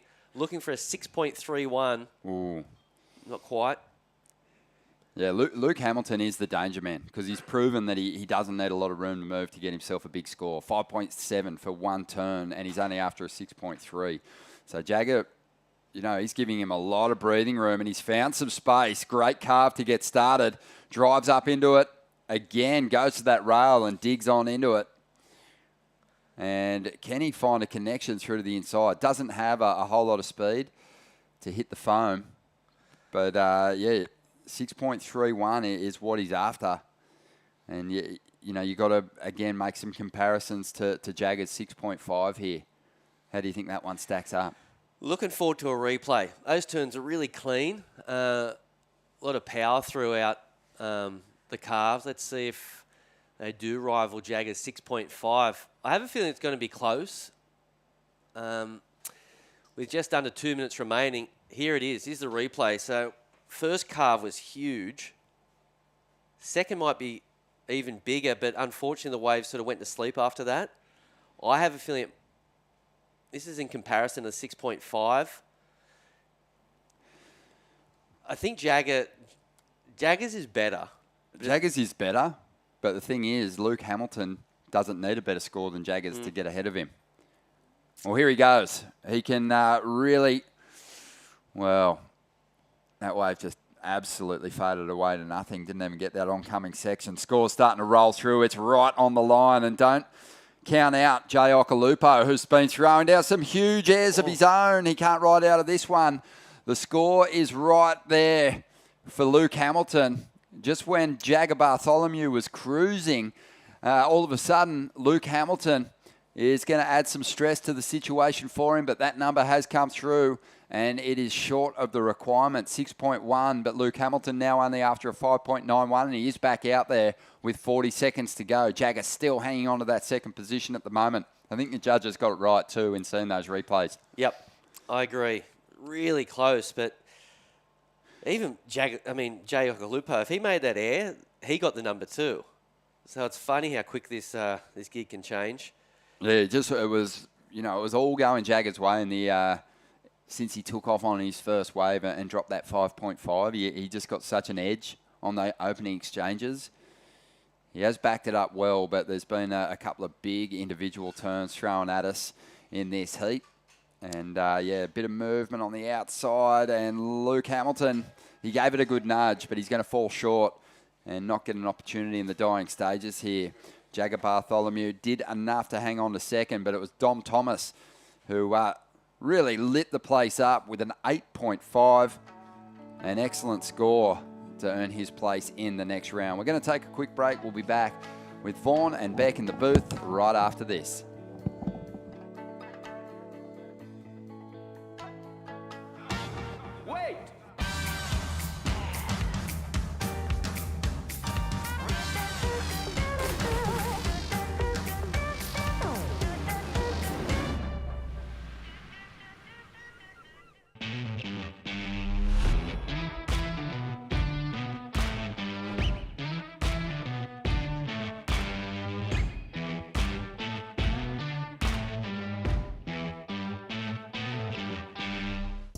At Speaking in Colour, we go from the classroom right through to the boardroom. We bring together people in programming and in training, Aboriginal and non-Aboriginal, in a spirit of reconciliation.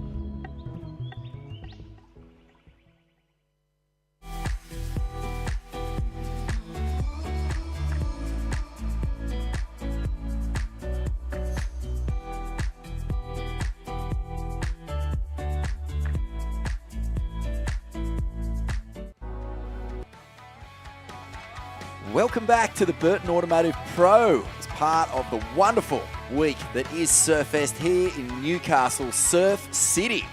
And we've seen plenty of great action as we weave our way, I should say, sorry about that, Beck, through the last few heats of the men's round 2. Women coming up this afternoon. There's been plenty on offer. You can see some competitors coming in from that last heat. I think that was Dom Thomas and Jagger Bartholomew.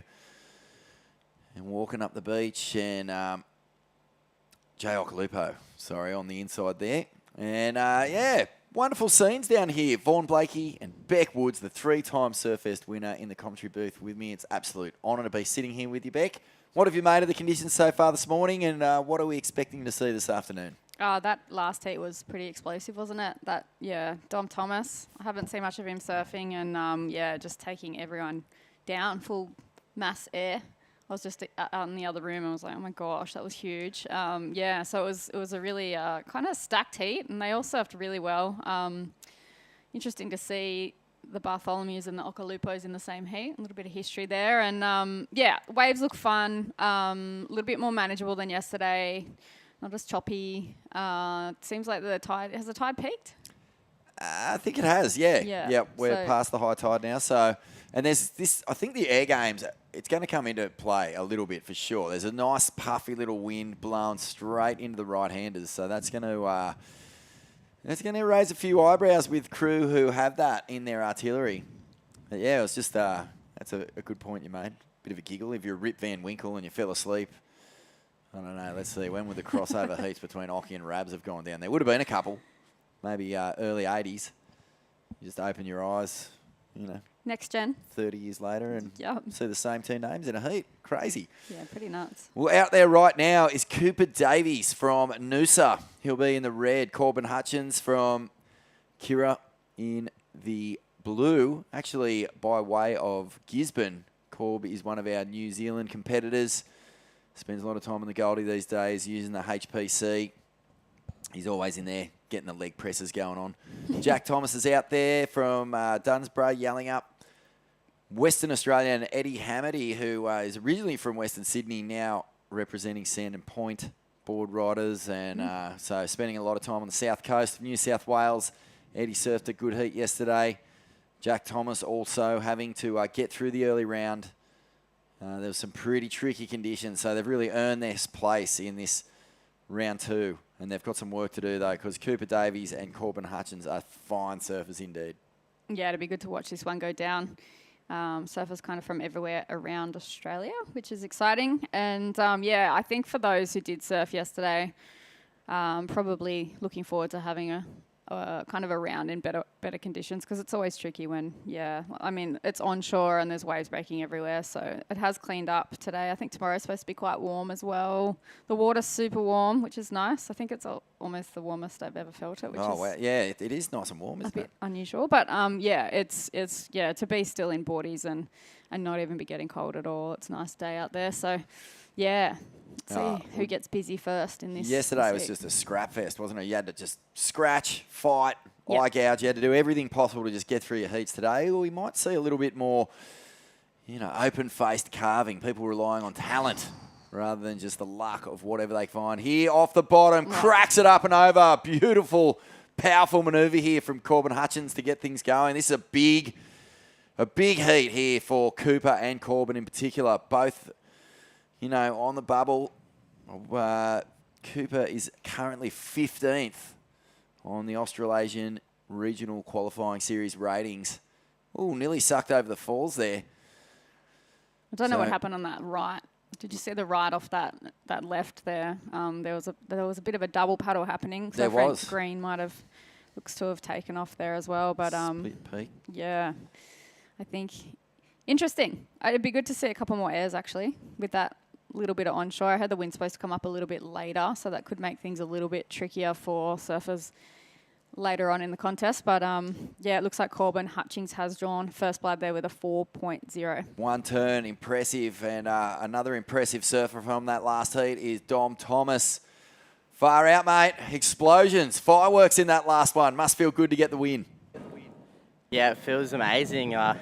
I was coming here just to, test the waters. A big comp like this, to make it through a couple heats is pretty sick, eh?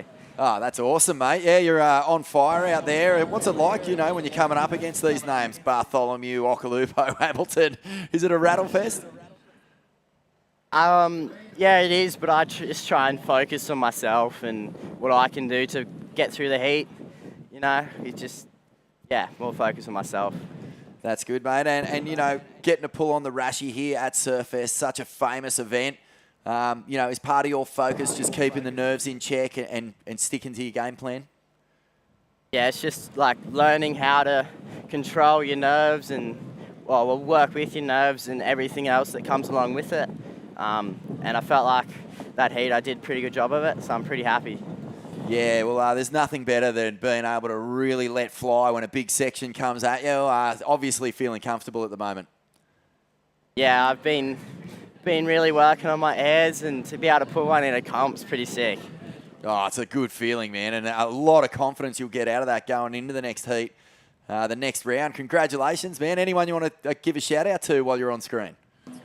Oh, yeah, for sure. I'd just like to give a shout-out to Kim and the whole Burton family for helping me do all these QS comps this year and for putting on such a great event. Good on you, mate. Fantastic to see you moving through, and wonderful stuff to see your confidence grow and your performance just go through the roof. Looking forward to your next heat. Thank you.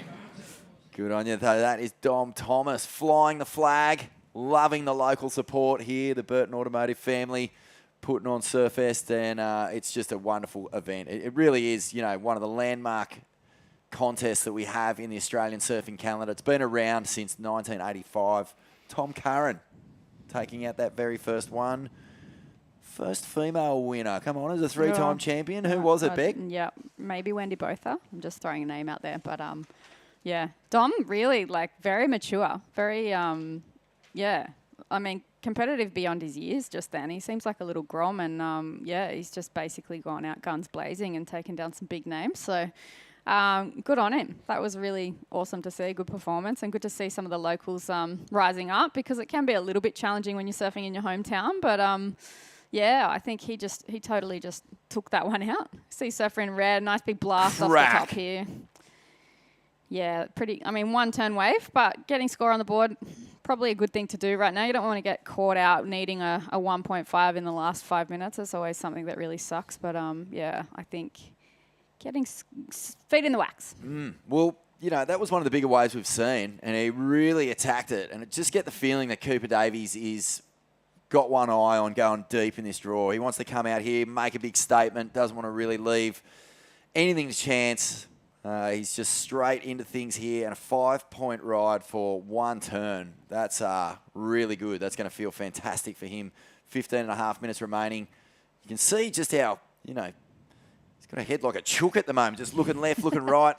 Staying busy. Yeah, really wants to just find every opportunity to put away a couple of big scores early and get through this one because things are going to get a lot more difficult as he goes through the draw. Striking distance of that top 7. It's a big carrot. So Cooper's sitting in what position is he sitting on at the moment? 15th so on the right ratings. on the bubble there. Yeah. Yeah, and I mean, it'd be quite, like, coming back in, I've had a few heats off, so coming back in and seeing them throw a 5.0 for the one big turn, it would be nice if you're out there, you've done one turn and you get a 5. I mean, do that twice and you'd be sitting in very good standing. So I think that would be, you know, a good feeling for Cooper. Surfing strong and they're rewarding him for that, a 267 on his second wave, and he's already well into the lead. So, yeah, I think tactically out there today, you can see that some of the more experienced surfers are getting busy pretty early.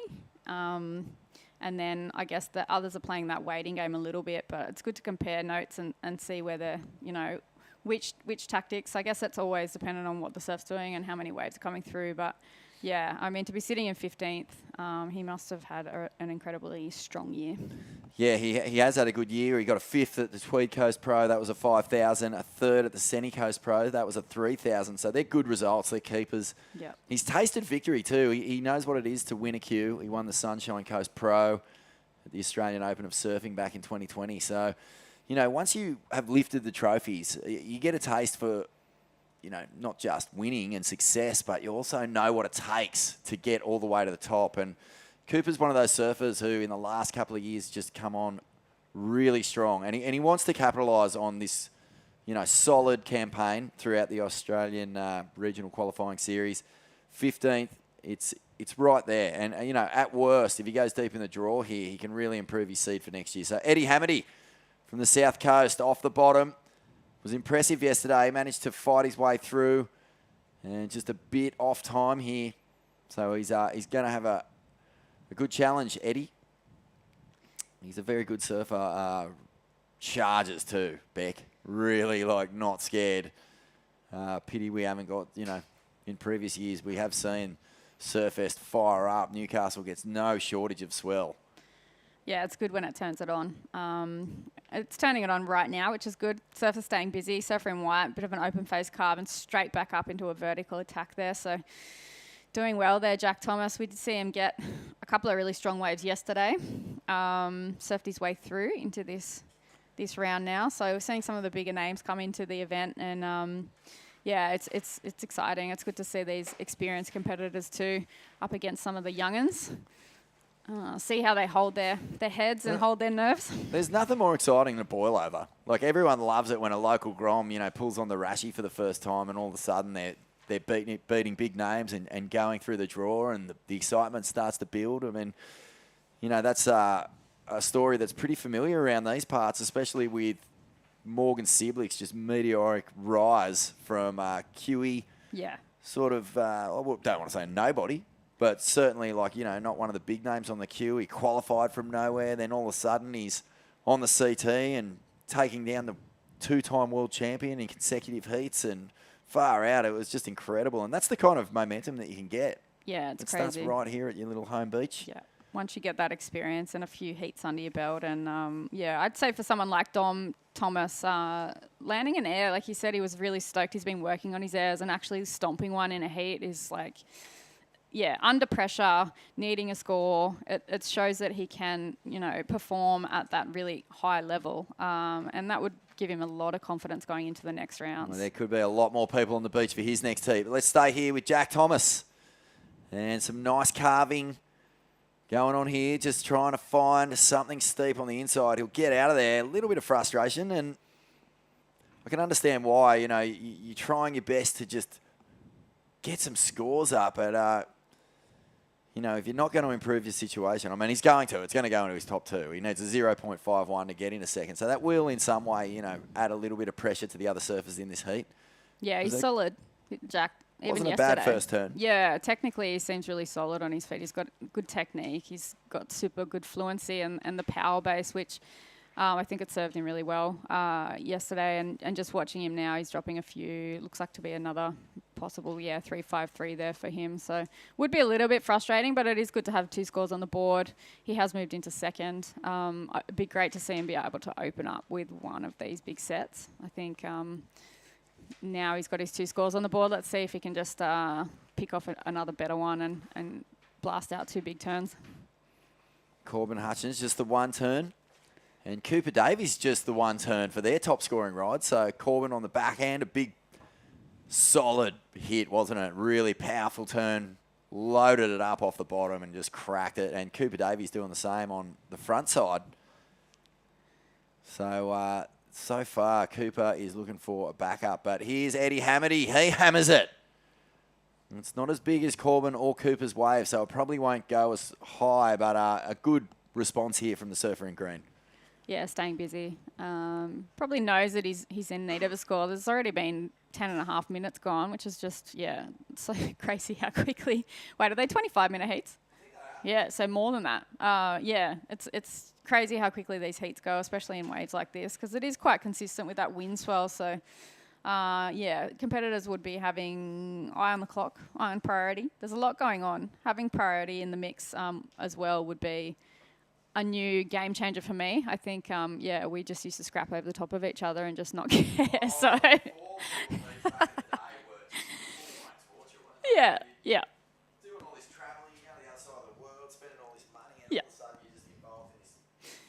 Donnybrook just trying to get a wave. Yeah, I had a heat once where I actually didn't catch a wave. I had 2 Brazilians sit on me from start to finish, and I got a 0.00 in France. So that was quite demoralising. I came in and had a bit of an altercation with their coach, who said, well, I planned that. So I was like, thanks, mate. That was great. It's good that is eliminated from the sport now, because it's not really fair if you can't actually take off on a wave. We've seen the rise of the performance level, I think, which is great.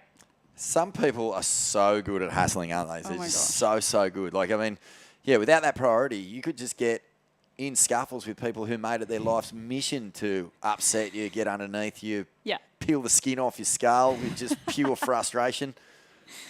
Yeah, paddle up your back paddle you. Yeah, even on the World Tour, we had the first round, there was no priority as well. So people would just get a quick start and then paddle you way deep up the point, and that was the end of the heat. So, tactics have changed now. Performance levels have shifted, and it's more about surfing. So it's much more enjoyable to watch. It would change, like even for me as a coach, when I used to coach, and I'm still doing a little bit now, your approach to heats. It would completely change how you approach it. It brings strategy much more into the focus, doesn't it? Because, in the old days, it might have just been just get in their faces, upset them, rattle their cages. But now you've really just got to let whoever has priority have their way with whatever comes in. You don't want to get in those messy situations where you're cooking your own heat by being, I don't know, too greedy or even just, I don't know, too tactical in terms of trying to upset the apple cart. So we did see an interference earlier. We did, today, and that was a bit of a shame because losing a complete wave will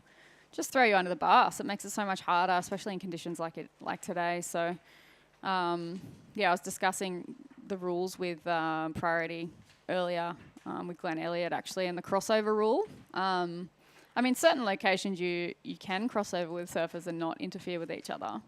But I don't think with WSL that you're allowed to even have any form of crossover. So, yeah, because you see it a bit at WA and Trestles. Like, they're the type of waves that you can actually look at each other and, Sunset Beach, a pretty famous one at the start of last year. Using priority here, Cooper Davies gets a nice foam climb to kick things off. And that wave fizzles out. Staying busy, showing his experience. And, yeah, I think... so this is the last event, the do or die event for all of these guys looking for points. Looking to go into the Challenger Series, which is 6 events. Is it? Six events? Yep. 6 events and top 4 will count. So you drop 2. That's good. Performance levels, wise, you can go hard. It's a much more condensed window too. I'm a big fan of it. I think that don't draw it out. Like we don't need that much space between events. So it's going to keep us all engaged. We'll be able to really follow the surfers who we're cheering on through those legs. It's a really strong beach break tour. There's a lot of sand bottom waves. So Snapper. Long reeling right-handers to kick things off at Snapper. Excellent. Long reeling high performance left at Narrabeen as the second event. And then, there's sort of the bells-like waves over at Ericeira in Portugal. Yep. Punchy beaches at Saquarema in Brazil to finish it off. And Bolito, well, that can be anything, can't it? It can be sort of 6 to 8 foot, just huge, meaty kegs, or it can be a really fun little high-performance shorey. So we'll be interested to see how that plays out as well. But it's a strong tour. And that's what everyone here at the Burton Automotive Pro is surfing for, a chance to qualify for the Challenger Series. And it's the 3 tiers, CT at the top, Challenger Series in the middle, and the regional qualifiers. So that's the pathway to glory. And that's what everyone has to do if you want to be a world champion. Yeah. Starts right here. Great little, the way that it's flowing now, the way that all of the, the tours are working together.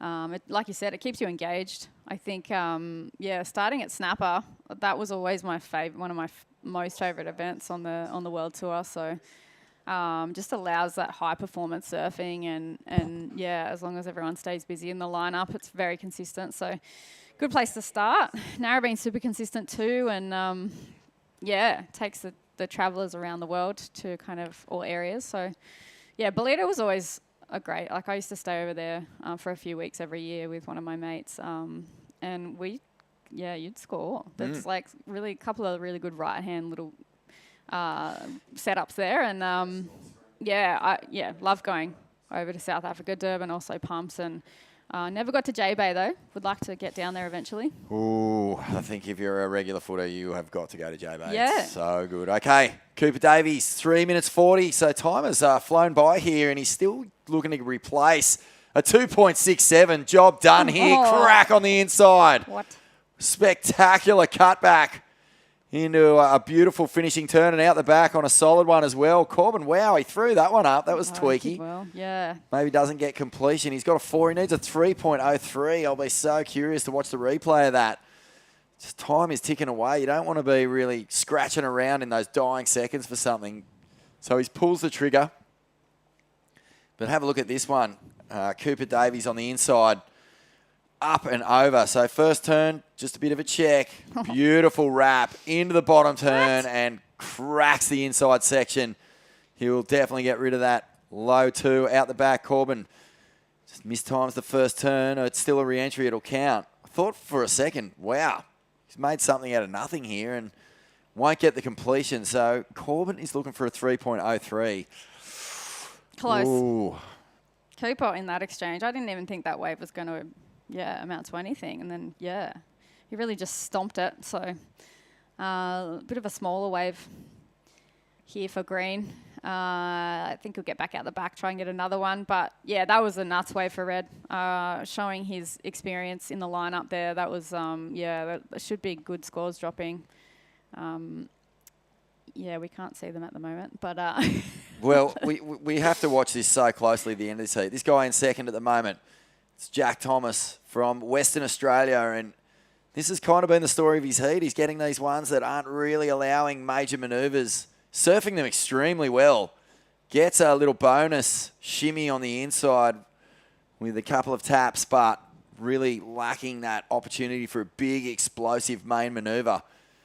So he's got a 3.53 and a 3.5. It's all eyes really on Corbin Hutchins here. A 2.6 for his last. Not enough to move into second. A 3.03, and it's a big deal this heat.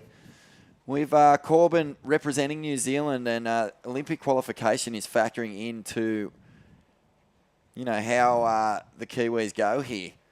Yeah, I heard there's one more spot up for grabs. One more spot. Yep, I think Kihu and Billy Stamond will be surfing for New Zealand at the 2024 Olympics.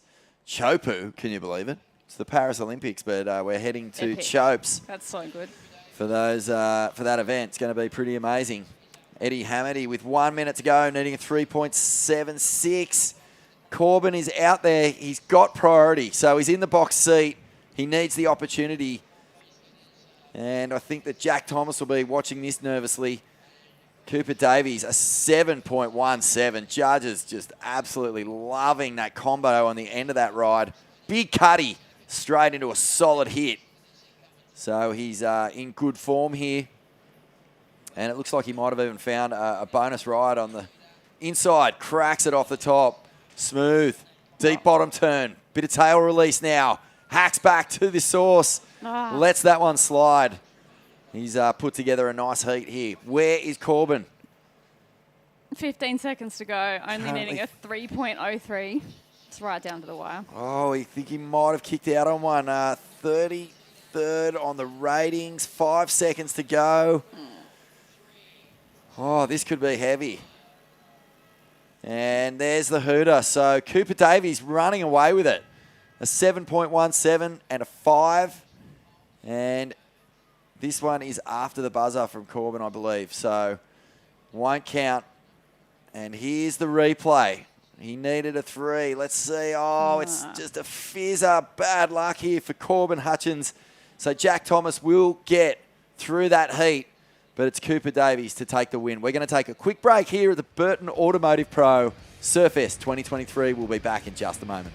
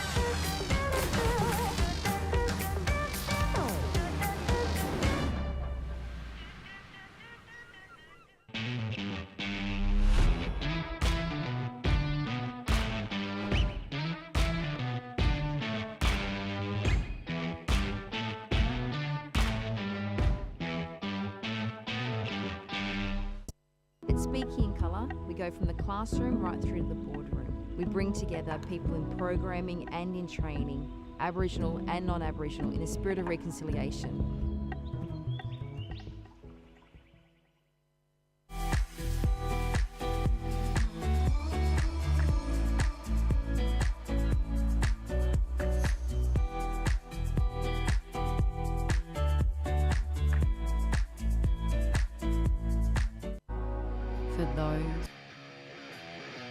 Welcome back to the Burton Automotive Pro. It is the final regional qualifier on the Australasian leg, and 5,000 points up for grabs, important points.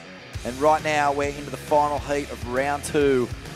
This is Oscar Berry, Harry Martin, Cooper Puttigill and Ty Richardson. A huge heat.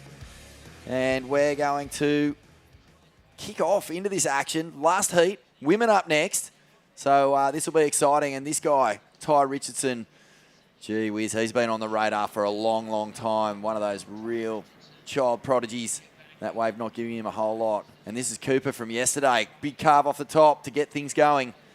Off the bottom, crack, good finish.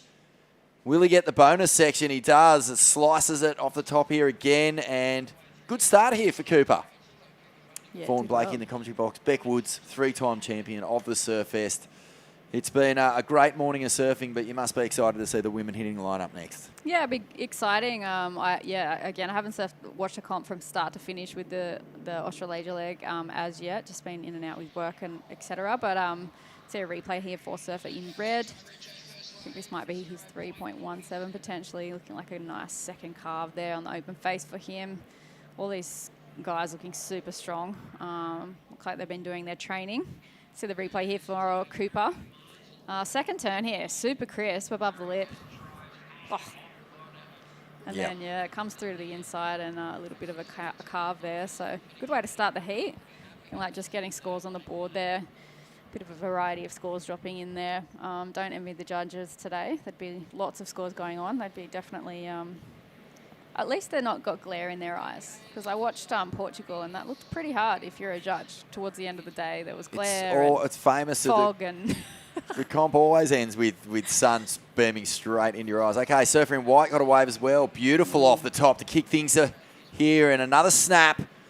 And this is Harry Martin. What a finish. Far out. He felt good. You could see his face was feeling that one. He liked that. That was a great wave. I wonder where he's sitting in the lineup out there. It looks like he's away from the other competitors a little bit. But, yeah, scores looking to have already dropped for Harry. Coming through at a 5.67. Not a bad way to start the heat. Yeah, adding pressure straight away. So he's 131st on the ratings here in the Australasian Regional QS rankings. And he's been impressive. He won his heat yesterday against Eddie Hamady and Coda Killorn, Palm Beach local, I believe. And he's automatically, just with that one wave, added pressure to the campaigns of Oscar Berry, Ty Richardson, and Cooper Puttergill. Cooper does have a 3.17. And what we're going to do is head down while we're have a little break here and speak with Cooper Davies. Coops, great way to start your campaign in this QS 5000 here at Surfest. Yeah, thanks, Borny. It's pretty good to be back here. Knew he was pretty tricky last year, so it's not 1,000 foot, which is nice. There's actually some fun waves, so it's good to be here. Nah, good on you, mate. Look, it looks like you're a man on a mission, 15th on the ratings right now. It's been a good campaign for you, but work to be done. Yeah, absolutely, mate.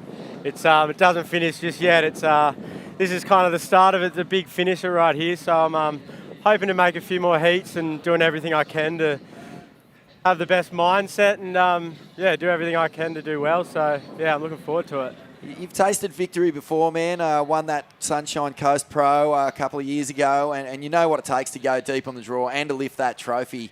I mean, you know, how does it change you getting a big win like that? Do you sort of head into these events knowing that you can do it?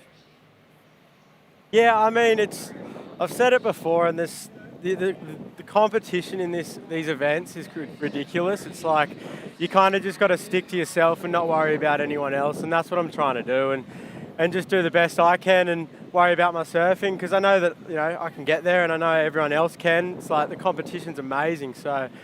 Yeah, I'm pretty excited to just keep ripping in, mate. Good on you, man. Yeah, look, a 5th at Tweed, a 3rd at the Sunny Coast. The results have been there. How do you sort of reflect upon this regional series so far? Yeah, I'm good. Yeah, I'm stoked. I've been travelling with my mate Alistair. It's a bit of a road trip, and it gets, you know, tiring at moments because a lot of the events are just so back to back, and sometimes it's nice having a little break, but it's it gets you going. There's lots of emotions, and you know, everything happens at the various times. So look, I'm just kind of taking it slow and trying to just go for it, and yeah, not hold back, I guess. Nah, good on you, mate. Don't hold back. A great heat put together there. I thought you looked really strong, and clearly you've got plenty left in the tank for this campaign here at Surfest. So best of luck, mate. Cheers, Vorney. Thanks, mate. Good on you, Cooper. Strong performance there from Cooper Davies from Noosa.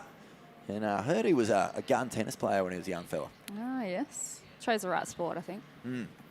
Got into the surfing. But, yeah, that was, I mean, yeah, you could tell that his experience shone through there, really picking the eyes out of the waves. It's tricky out there today, and he did manage to get, you know, a 7, and I think, was it 2 7s or a 7 and a 6? And, yeah, just really solid performance for Cooper.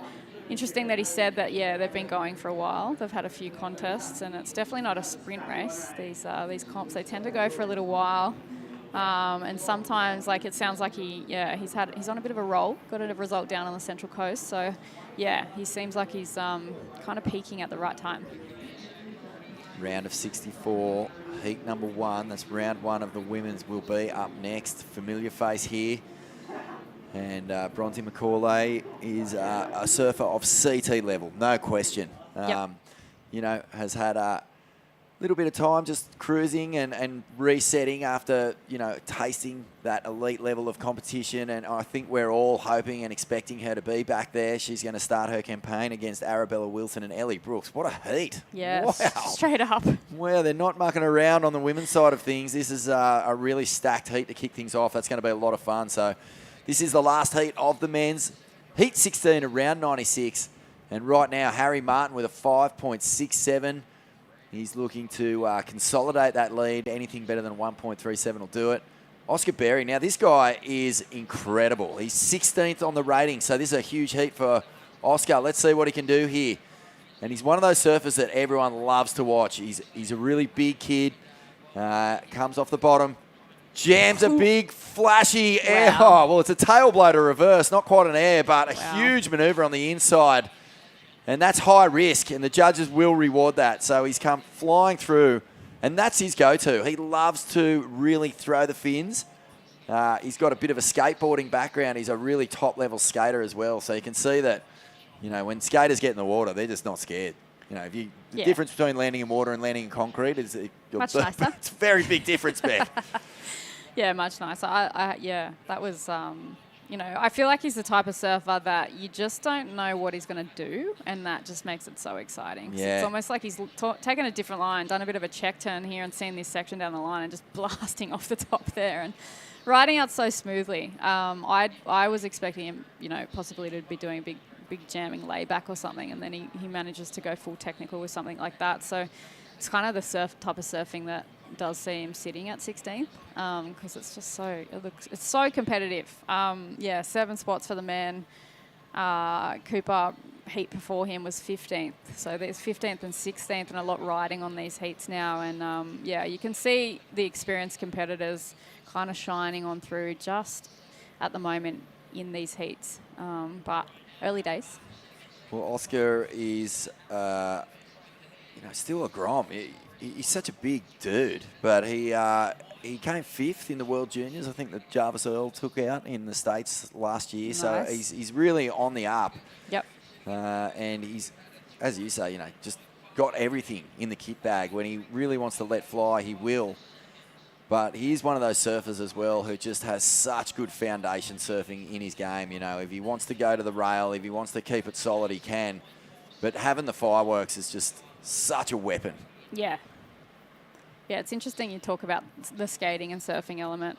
You can totally tell the surfers who do have that skating background. And even watching someone like John and Katie Simmers, I think, from what I've seen, you can tell that they're approaching a wave differently. The things they're eyeing off and the things that are lining up are a lot different to just the fundamental kind of base level surfers. You won't catch me dead on a skateboard. They terrify me. Landing on concrete is not fun. One of my mates actually, fractured her elbow, and it took her a while to repair that. It adds a whole next level of technical element to it. And I know a few snowboarders try their luck at surfing as well. They always say it's a bit harder to get into the surfing, obviously with a moving environment. But I've just been watching a few of the Aussie snowboarders around and the clips that they drop. So they're nuts too.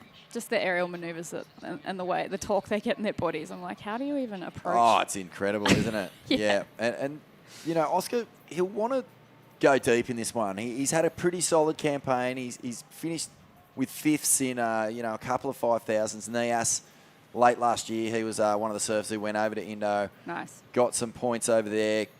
Got another 5th at the Tweed Coast Pro, and he's looking for that breakthrough. And right now, if he can get some points, he's sitting at about 5,800. So if he can go into the finals here, he really put himself in with a shot of qualifying for that Challenger Series, and he's good enough. You know, he'll expect himself to do it. But he's got to start getting into those quarters, or beyond those quarters, I should say, into the semis and into the finals, because that's really going to be the big difference that'll take him to the next level. But, you know, there is time as well. Just a Grom, as we said.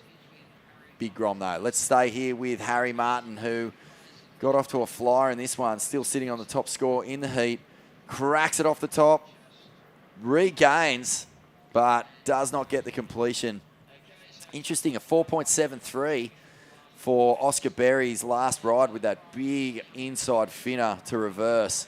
So Harry Martin, the judges actually appreciating Haz's, you know, combination of turns a little bit more than that one big flary bust out from Oscar.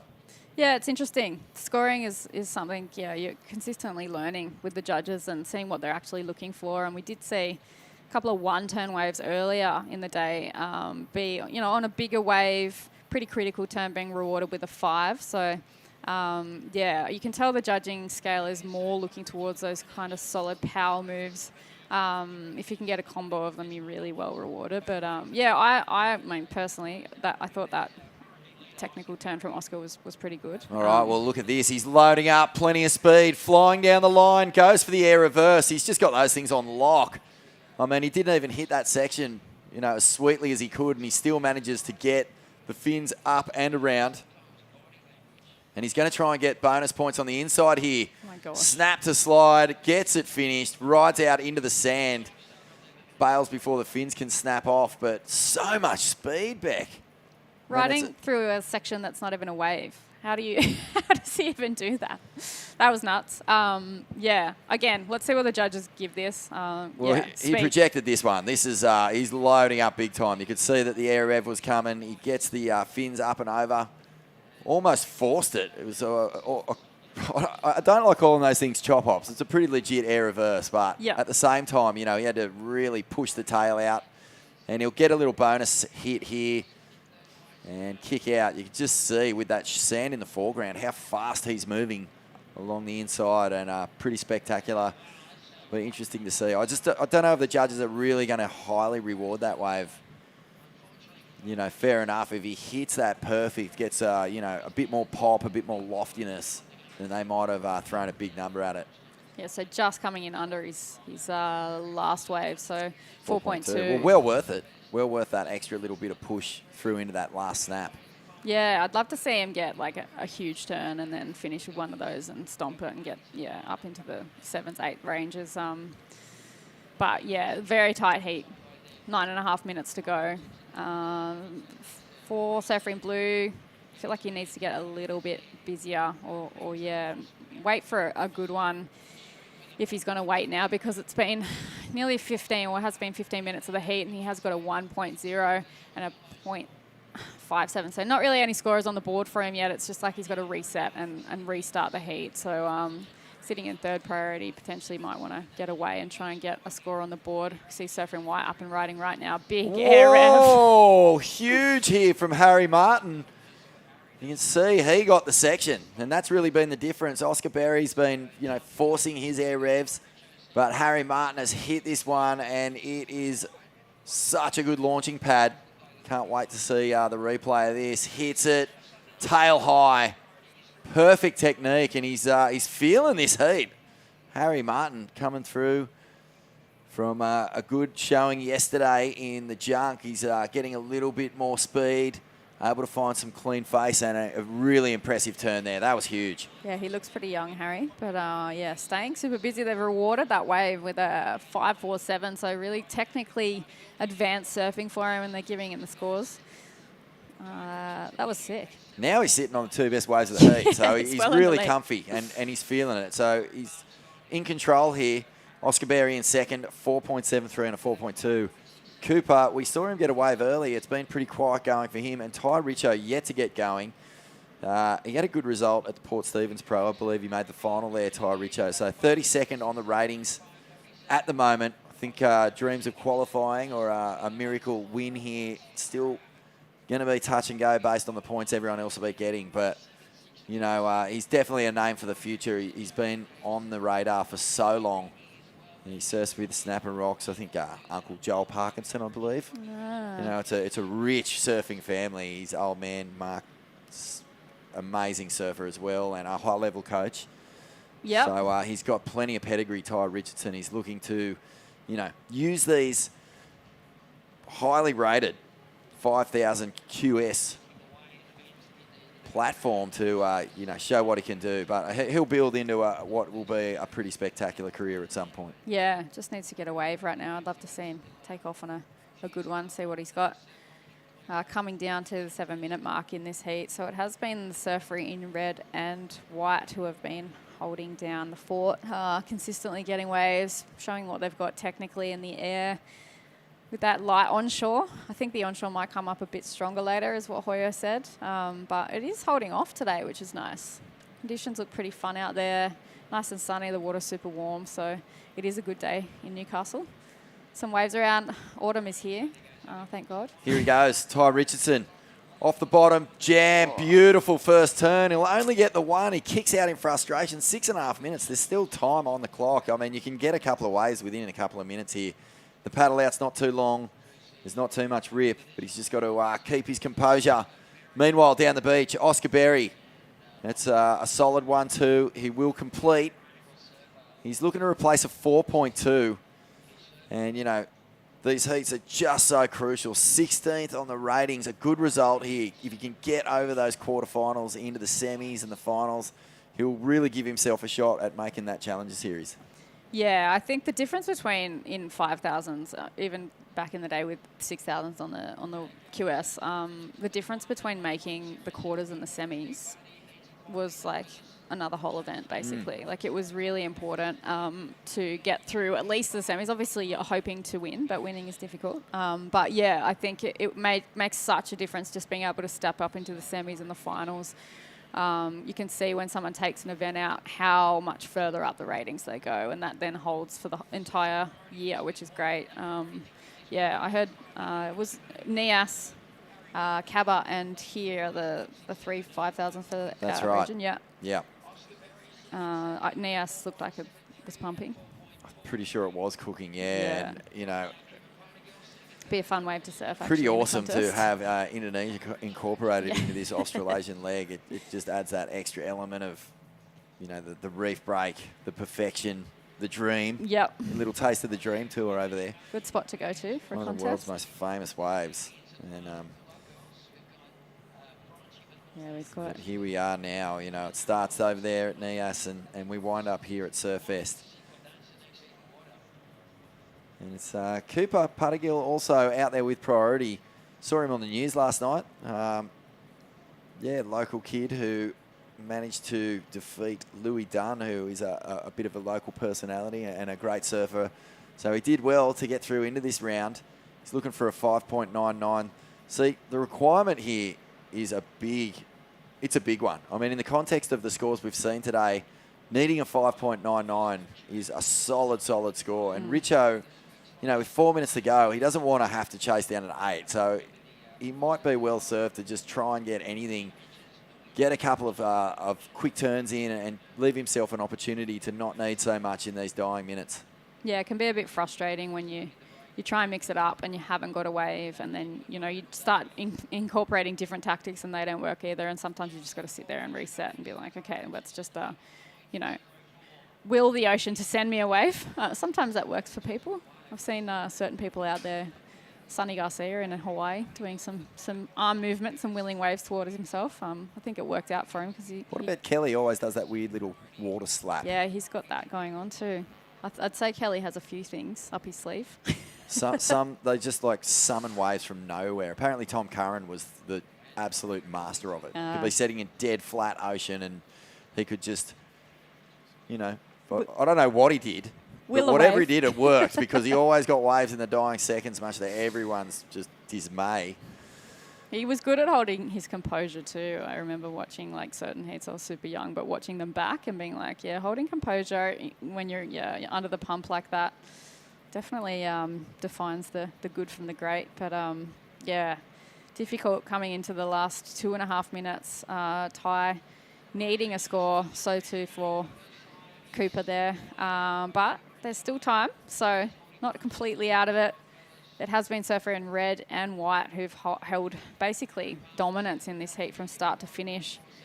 A little bit of light onshore there, a couple of frontside air reverses, and yeah, technical surfing, next gen surfing, I call it. Yep, it's it's crazy just how much the progression has come into surfing now. I mean, if you look at the Brazilian Storm, their best surfing is done in the heat, Rashi. You know, you see what Felipe Toledo's done at places like J-Bay where no one even thought about doing an air pretty much ever. And he's doing 2 giant alley-oops on one wave for a 10-pointer. And Gabe Medina, obviously, you know, backflips, twirly-whirlies, helicopters, you name it. He's done it all in the Rashi. And what that's done is just create an entire culture for the grommets who are coming through to not be scared and not just do the 3 to the beach. They want to win. They want to win with fireworks, and that's what we're seeing. And Harry Martin's done a great job here. Huge air reverse. Beautiful section. It was a tail high whip to the flats, and he rode out of it beautifully. And Oscar Berry, you know, his high-scoring ride, it had an air reverse in it as well. Actually, both his scoring rides had big hammers. Yeah, I like to be not honest. Not as clean, though. Not as clean as Harry's, but still he was pushing the fins through the lip, and the judges have been rewarding it. So it's Cooper and Ty who are under pressure here. Ty not getting a wave since we last mentioned him, so he's going to have to get an 8.09 to get through in this final minute. And he's having a look at this one, but he brushes it, and that leaves the door open. Oscar Berry down the point. Aww. Huge air rev. He doesn't ride out of it. Lofty. That was the one he was looking for, wasn't it? He got plenty of height on that one. And that's the first time we've seen him fall, so he has those things locked away.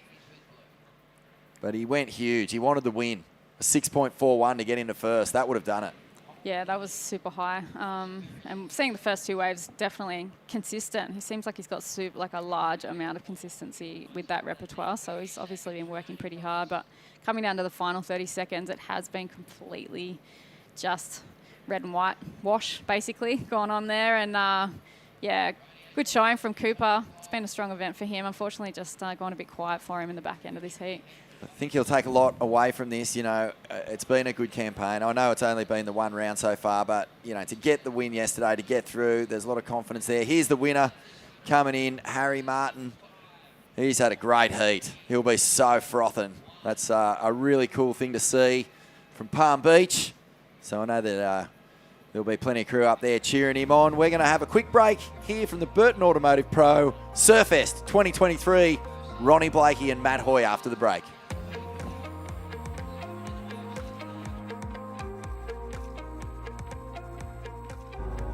For those that are renewed by the warm sun, fresh air, and awakening winds.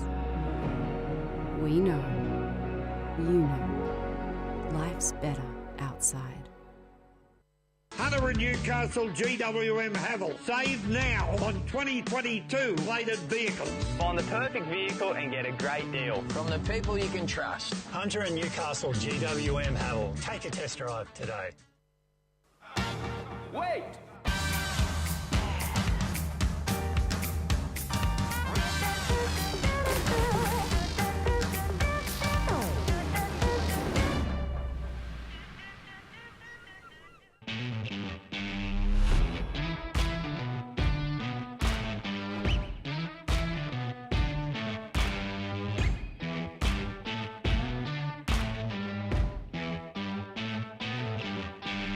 I've surfed in Surfest for a long time. I can't remember how many exactly I've done, but yeah, the last time I won here was in 2014, and I haven't missed an event here since, so.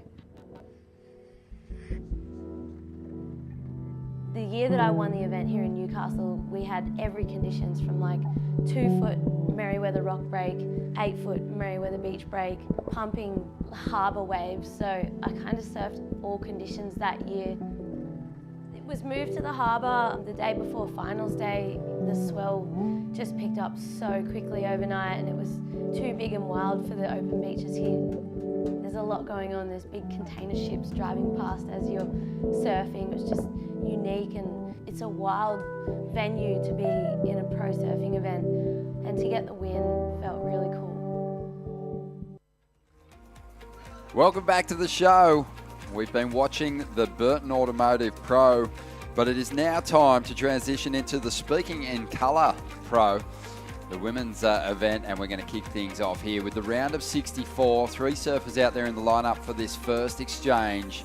One of them, a former CT competitor, Bronte McCauley, and she is just such a talent, just an incredible backhand approach. Also out there, we've got Arabella Wilson, the Victorian, who loves big conditions. She's going to have to sharpen her small wave tools out there today, though, in what has been a lot cleaner, the surf, but still presents some challenges for the competitors. And Ellie Brooks, Gold Coast surfer, who's been in great form, had a 3rd place finish at the Tweed Coast Pro at the very first event of this last run of events for the Australia Oceania region. Ronnie Blakey sitting alongside Matt Hoy, and Hoy, this is a fun heat. Bronte McCauley, obviously, you spent a lot of years on the tour with her dad, who finished 3rd in the world twice through the 80s and 90s. Yep. Just a machine. Machine, Dave. He's a legend. Best wax jobs ever. Best wax jobs ever. Yep. By far. I've seen him take wax a brand new board up, take it off because the wax wasn't good enough, and do it again. Wow. What's the secret? Is it small circles, or was he the crisscross to begin with? Crisscross and then lengthways. Lengthways. Yeah, crisscross lengthways. That's the secret, mate. Freak, what a legend. And did you inherit that strategy? Good wax jobs. Awesome. And the law. Me and the law, I used to travel with them a lot. It was good. Dave hitting balls against the wall all night. Yeah. So Loves classic. his tennis. But this will be fun because Bronte likes hitting lips. Yeah. And, she's kind of been a little quiet over the last couple of years. Bronte just taking some time away from competition. I think she might have been battling some injuries as well. But, man, she drops amazing clips on us regularly. But she's had monster finishes in CT events before and dropped big numbers against the world's best. So, Bronte, just on paper, we've got to give her the edge. But it's not kind of those world-class conditions we're used to seeing her in. So that'll bring, I think, Arabella and Ellie into the heat as well. She's done pretty well here too in the past. I know that. Yeah, and the Laws will be out there watching at Nelson Bay. Hello, Simon. Hello, Janine.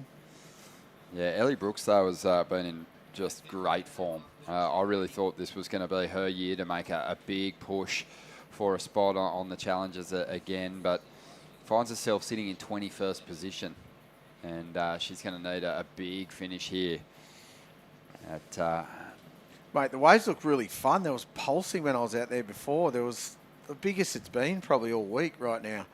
A couple of 4-foot sets probably. The nor'easter's sort of playing havoc with it, but yeah, there's some really good waves if you're in the right spot. A lot of closeouts, but yeah, it's looking good. Here we go, some movement on the outside here. Bronte McCauley straight up into the lip a couple of times now. There you go. And that'll be her best wave for sure. And we'll see what kind of response Ellie Brooks can throw at her. Already had a 4.67, really strong. And Ellie's just been really on a tear. She represents the M&M Mermaid Nobbies Miami Board Riders Club. And M&M?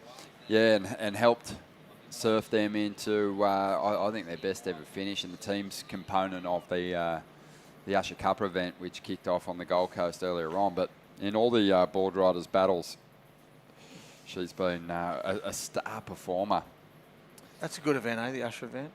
Yeah, it's any board riders event. I just love that team component. I really love the format for the Australian board riders battle, though, and the fact that you've got to get back to the box and there's that running element. Just brings so much drama to the party. But 14 minutes to go here. And what about the high-flying antics of Harry Martin in that last heat? He joins us now, mate. How good is it to stick a move like that with the jersey on? Yeah, it feels good. I haven't really done it before, but that was the first one I've ever made in a heat, so I was pretty lucky. Sick. Mate, that was unreal. And you were up against some really tough opponents too. I mean, Oscar Berry has been on a tear this year.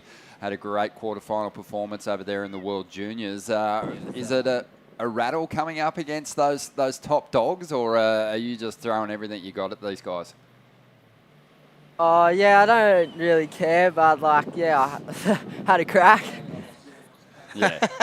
Mate, Love it. that's Good a attitude, man. Fantastic attitude. You said yesterday that you're out of reach of that top 7, but this is just a big opportunity to put some good heats together in this last major qualifying series event before you go off and obviously work on your surfing again for another run at it next year. But still, it must feel kind of good just progressing through these heats with victories.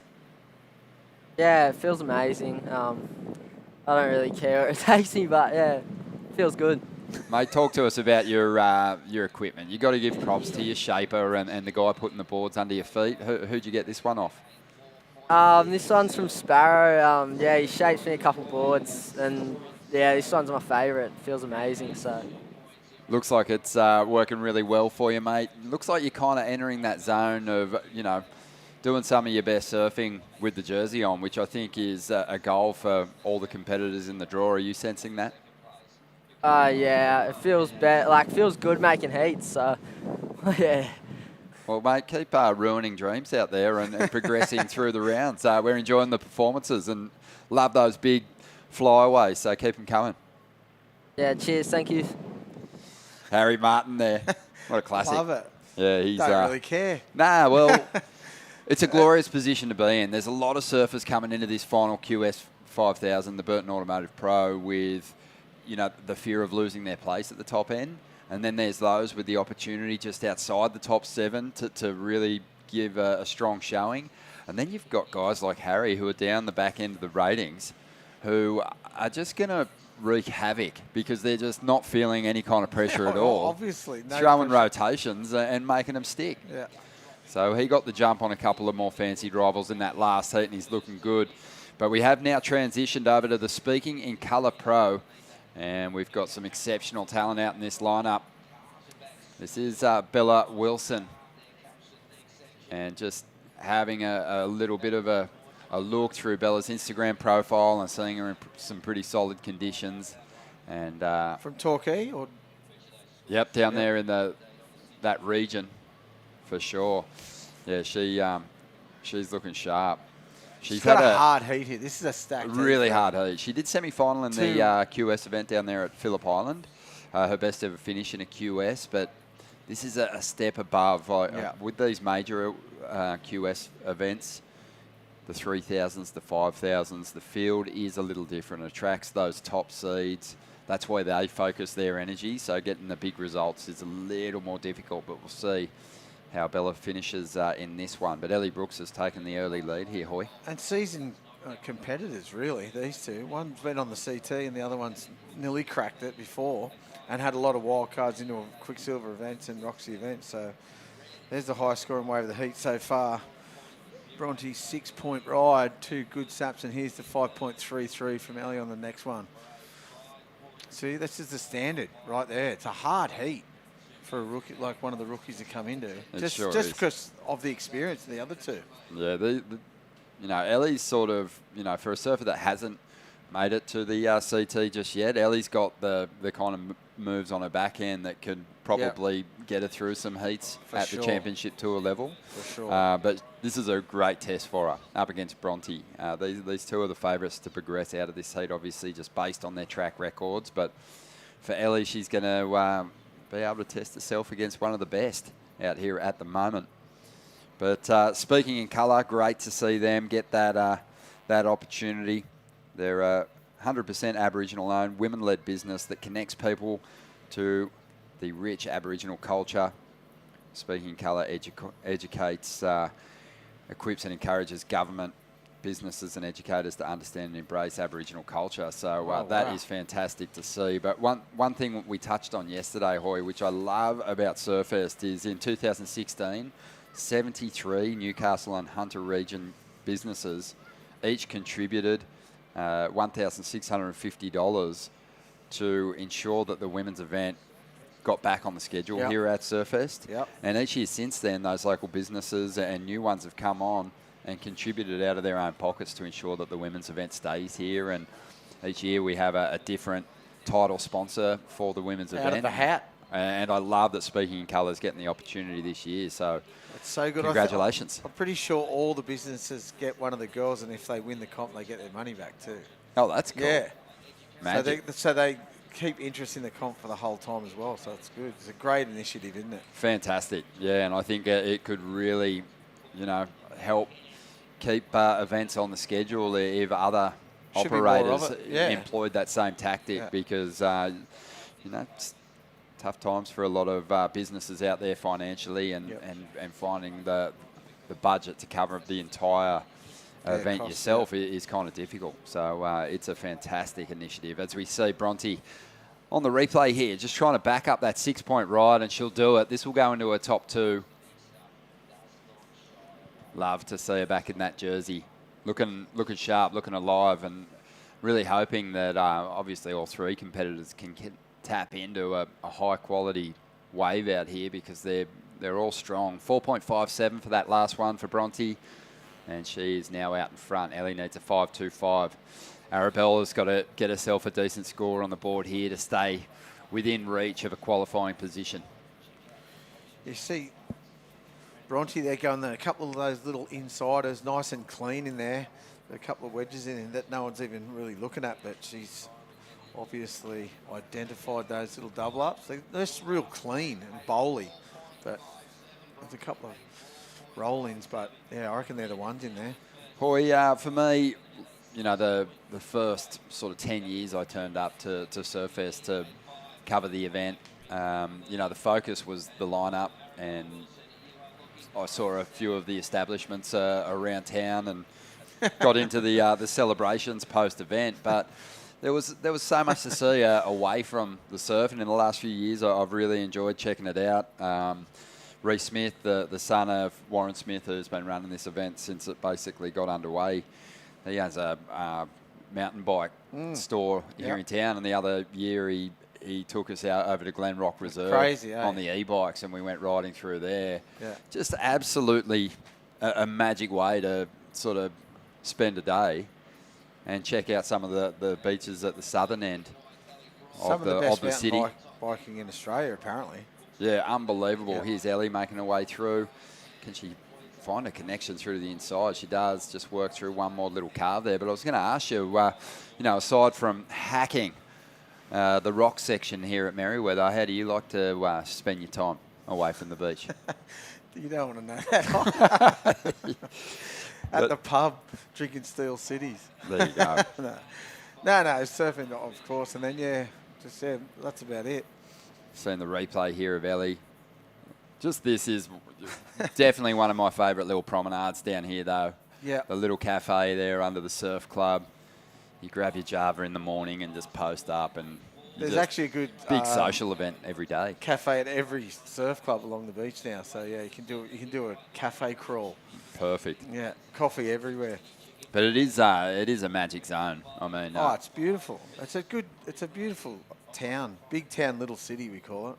So it's just easy going and easy to get around, and it's got the best beaches in Australia and most consistent waves. Second most populated city in New South Wales. Yeah. But it just like feels like it does. It feels like a really kind of just has a villagey vibe when you're down in the different suburbs of the city. Yeah. Merewether in particular, just a fantastic vibe, and you can find plenty of space here too. The long beaches, so you can find a little peak to yourself. Don't worry about that. Yeah, and then just so close to going up and down the coast too. Sydney's 2 hours away, Magic last year. Here it is. Look at this. This is a perfect view of our beautiful city. There you go. A little grey today. Yeah. I mean, it was beautiful just an hour or so ago. I think we're expecting some weather this afternoon, but yeah, there's lots to see. Plenty of music on through the week. Lots of events happening. It definitely lures the big acts here to perform, but the sporting grounds are worthy, and plenty of beaches too. Yeah, plenty of beaches, plenty of surf, really consistent surf, clean water.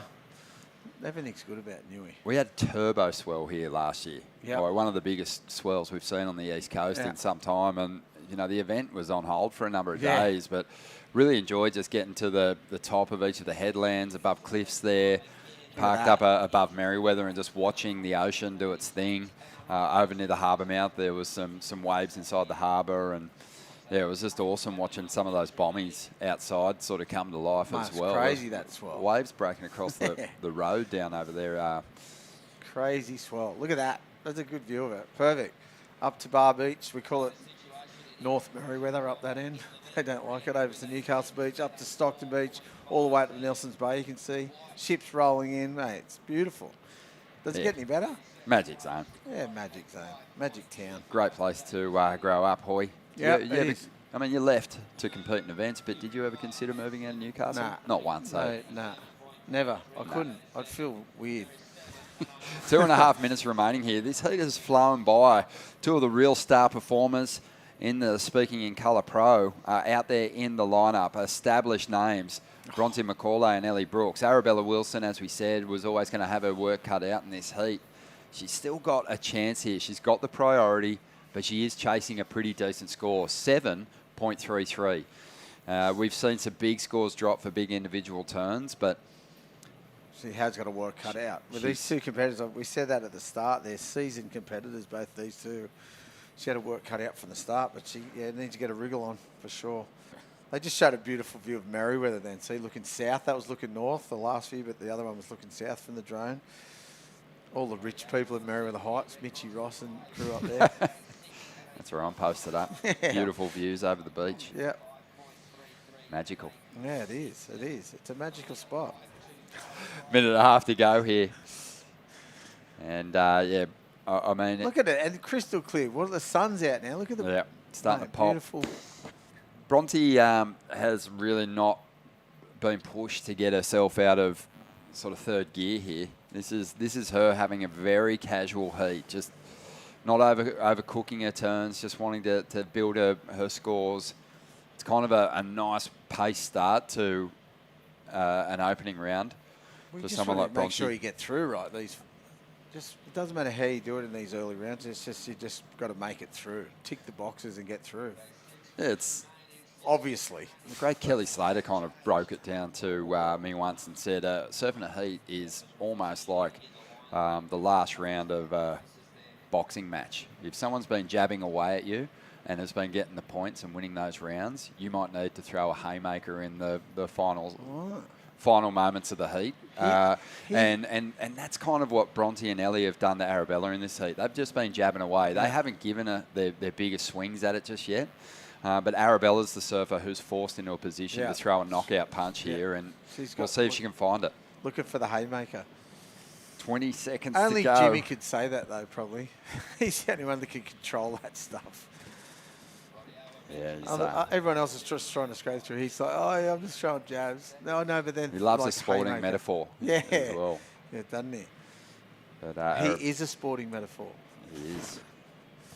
As we see now, time has come to a close. To throw a knockout punch here, and we'll see if she can find it. It's not on now, that hasn't it? No, I think 5 minutes to go. I think our on-screen clock was a little off. So Arabella's still got 5 minutes to chase down that score. Everyone else is just trying to scrape through. He's like, oh, yeah, What just happened throwing then? jabs. Just a but then glitch in the loves matrix sporting there. metaphor. But that's good news for Arabella because it definitely felt like time was winding down pretty quickly there. Now time has come to a close. I'm not Ron Burgundy. I just read what's on the screen. No, I think that'd be funny. Yeah, but on-screen clock was a little off. You said it was time for Arabella to get a wriggle on, and even though she's still got 5 minutes to go here, it is time to make a move. She hasn't been able to do better than a 2.67. It's just put her well behind her rivals, but there is some waves rolling our way. She's got a mean forehand approach. Has priority. It's all working in her favour. There's something on the outside too. Yeah, I think and Bronte knows it. Oh, wow. That's, at this level, that's a mistake that experienced rivals will punish you for. Right here. She used her priority and didn't get into the wave. So Bronte will now look to capitalise. Drives up into it. A solid hit, and that should kiss the 4.57 goodbye, replace it with something greater, and extend the lead here. I reckon that's her best wave. Best wave of the heat. That turn was sick. Yeah. And Arabella, man, just missed that one with priority. Oh, is there anything worse? No. Did you get some opportunities towards the end of your career to surf some heats with priority Hoy? And I never got a 4-man heat with priority. no. No, it was torture. I hated coming back to the QS because after surfing the CT, you got priority. You go back to the QS and everyone's frothing around. It's like, mate, I'm going to go here. It was torture. I hated it. Their priority in That's the best. 3 or 4 woman heats is kind of like, you got to say it's a recent addition. It's been around for about a decade now, but considering how we are, it's a little. it's recent. Has it not been a decade? Has it? I think so. 4-man priority, 4-woman priority. Yeah, but it used to just be an absolute battle royale. Torture. And people not getting waves and like hustling, like paddling down the beach, paddling around the points. And the blocking tactics of mates in lineups. Yeah. And go out and freeze you out of a heat. Yeah, 100%. I love it. They have priority 4-man heats now. 4-woman heats. It's the best. So I'd like to. I actually did surf one heat in Bali, just at Crummers once. It was the last one I surfed it, like proper heat. He's either on a nice little insider again, taking a leaf out of Bronte's book here. Such good flow. And just straight from one turn into the next. Trying to really put it out of reach here for Arabella Wilson, who was after a 7.83. She might be chasing more now with just under 2 minutes to go. She might even be, she might be comboed. Yeah, I think so. That was a 7.5 from Bronte. They loved it. He said she was just taking it easy. She didn't take it easy on that last snap. It was huge. No, that's the thing about, these world-class talents. When the big section stands up, that they generally don't waste it. They attack. So, yeah, that is a big number and a great start to the campaign here in the round of 64 for Bronte Macaulay.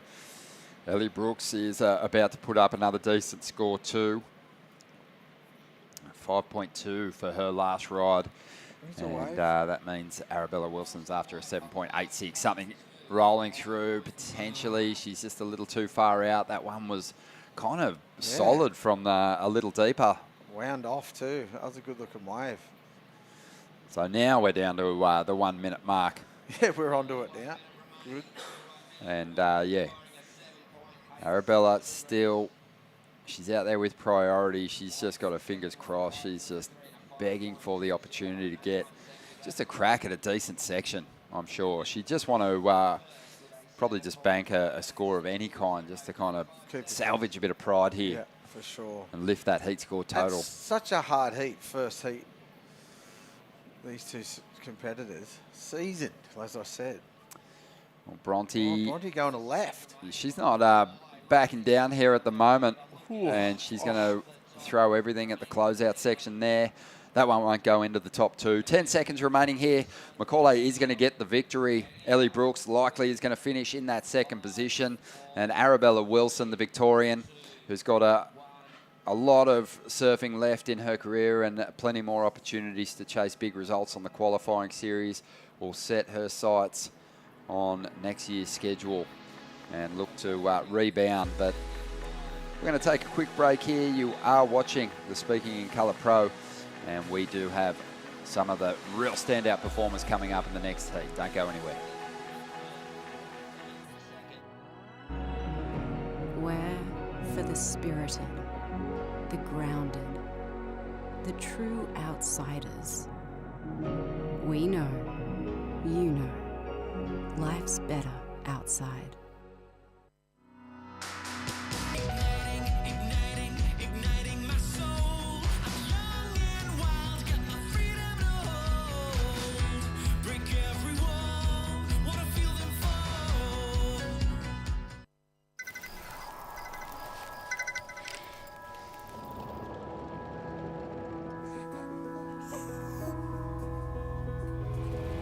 It's me.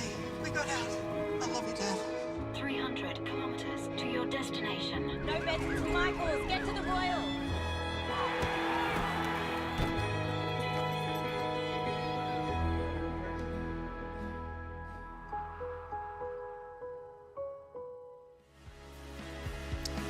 It's a beautiful afternoon here, And we have the Speaking in Colour Pro unfolding. Heat 2 now out in the water.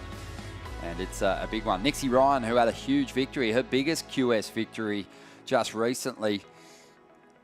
And that was at the Great Lakes Pro. And yeah, she's in a fantastic position. The best position we've seen her in coming into the final stages of the qualifying series to potentially get herself into the Challengers, sitting in 4th spot. Wow. We know that that is that last place to qualify. Only 4 from the women's. Yeah, Wow, that's right. It's cutthroat. Yeah, it's brutal. It is brutal. But yeah, she had a victory in a 3,000. She's one of the most winning surfers on the qualifying series, but she's always broken through in those 1,000s for her victories. And, you know, it's been rough because at different stages, you know, with those 1,000s even, they were stacked fields. So she was overcoming the same calibre of surfer at the 1,000s, but at the end, she wasn't getting the big finish in those 5,000s and 3,000s. But she's done that. She's got herself in the best possible position to have a crack at getting into the Challenger Series. That's really cutthroat for women. Yeah. Even 7 men's cutthroat. It is. There should be more. But it's I can see the conversation happening behind closed doors with the administrators at WSL HQ just saying, you know, we're not far away from lifting the numbers on the women's tour because there's so much talent on the Challenger Series that doesn't make the grade, and surfers that are capable of winning CT events that are still competing on the Challengers. Yeah. So it will good happen. Example. Exactly. Yeah, you just look at the top 10 on the Women's Championship Tour and you just wonder, you know, how people fall out. You just how people are going to overcome that top 10. It's so strong. Yeah, exactly. Here's some replays, yeah. 3 in a row there. She's got 2 quick waves. That's a scoring wave right there in these conditions for sure. Yeah, Nixie Ryan from Lennox Head. Unbelievable point break flow that she has, but she's got a seriously strong backhand as well. As we see there, gearing up for the next clash. Looks like Ann DeSantos, who's been extremely busy. Loves big waves, loves competing.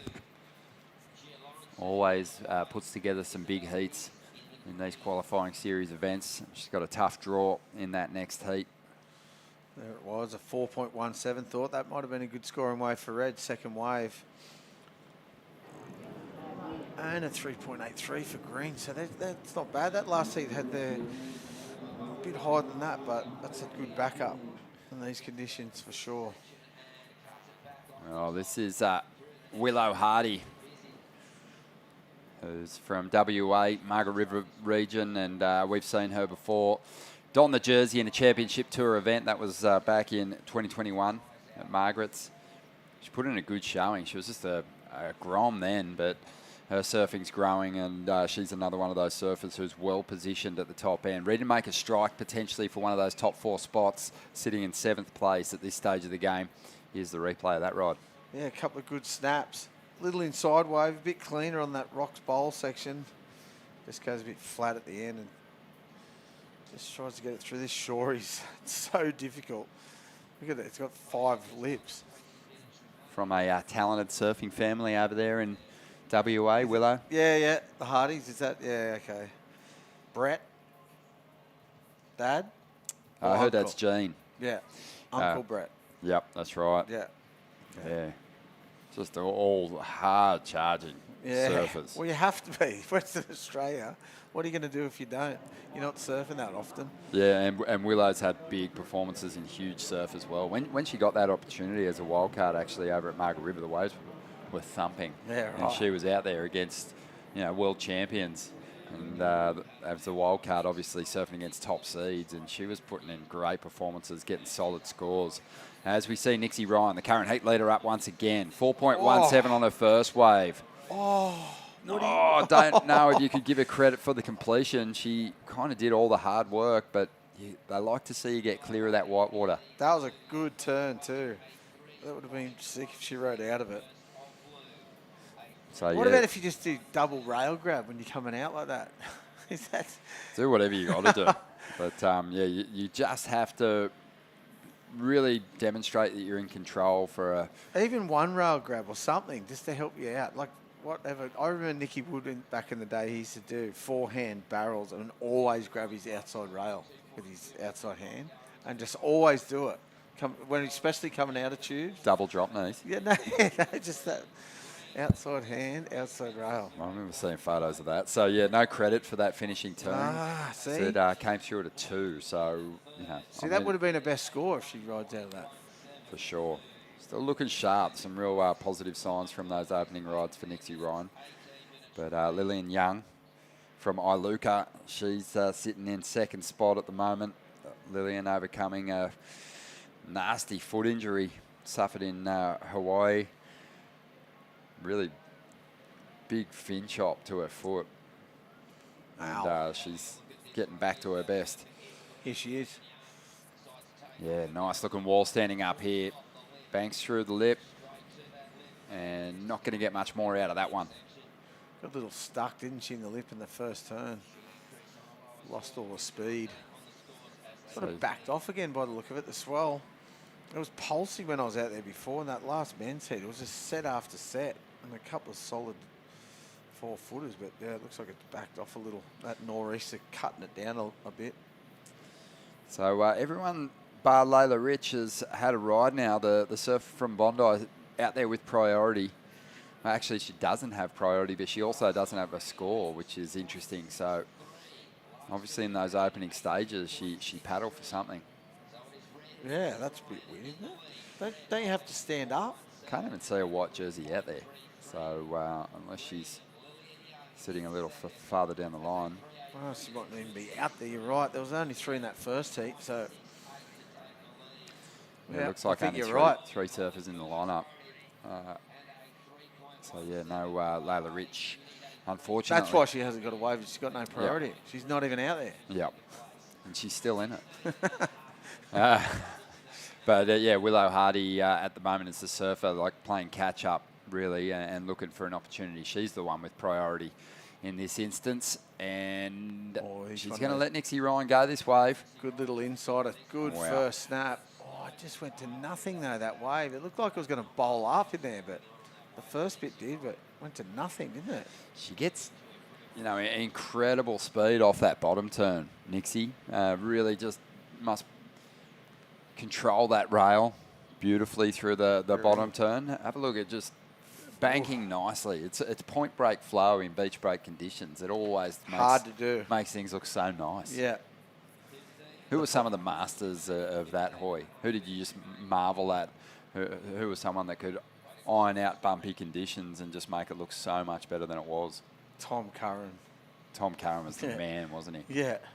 He'd make every conditions look good. Just make it look smooth and make it look like there was just speed on tap. Duma too was good too. Duma was amazing. Yeah. He's made everything like with good style and flow and heaps of speed and no like 3-turn bottom turns. You know what I mean? Just flowing, smooth. Yeah, there was a number of surfers. A lot of people kind of mastered the art where others would sort of do that hop and kind of jump to generate a bit of speed. There were some that could actually turn rail to rail and weave their way through flat water. Steph Gilmore, another perfect example. Well, you know, not in so much in beach break sort of ways, but just, with the style and flow. Yeah, I think that was also Lisa Anderson too, back in the day. Yeah, she made everything look big good. Key to Joel and Mick's success in rubbish conditions was their ability to turn beach breaks into point breaks just with their reed. Yeah, climbing up over Joel wide water. Especially too. Yeah, smooth as. Yeah, he had a victory here at Surfest. Mick too. He was all right. Joel, he did all right. 3 world titles. Not too bad. Yeah. But yeah, Joel always too, right? That's why they used to sort of underscore him a bit because he looked like everything was too easy. Yeah. Here we go. 14 minutes to go. Set waves rolling our way. The surfer in green. Lily Young. hit it. Finds a section, digs in, hanging on for the finish. You can see the desperation and just wanting to ride out of that one. Oh. And now we've got Willow having a look at a little one there, using priority, maybe sold on that wave by Nixie Ryan. I reckon, because goofy footers don't go right very often. There's a little left. And she actually went left on that one. I went right on that one, actually.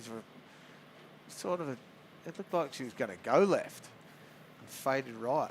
Lily Young, great surfer. I've had a few waves with her out at Angowrie when the waves are on down there on the point. And man, when she gets a quality ride, she throws down some big turns. So looking forward to or hoping she can connect with a decent wall here. Willow Hardy's found something on this wave.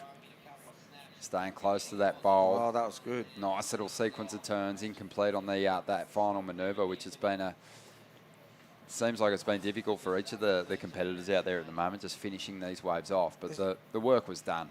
That was a nice first turn. And the second one through some spray and just, coming unstuck. There's just no power at the end of those waves, is there? They're going into that channel, especially down in the middle there. They're just going straight into the channel. It's like really like deep water right there straight after the bank. So just loses all its power.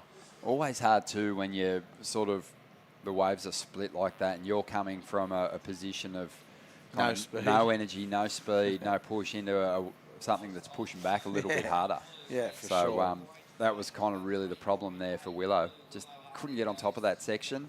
But she did improve her situation, added to her scoreline, 3.8 for that last ride. So Lily Young, she's after a 3.14. It's a close heat. Pretty close one, but especially between second and third here. Nixie Ryan's out there with priority, and just how sharp she's looked on her equipment. You get the feeling she's going to really drop a solid score here in a moment. Lily gets going again, just starting to get to that kind of frazzled point. She's not far off, though. There's only a point between all three of them. So just been really busy, though, and taking waves. Like that one just never really looked like much.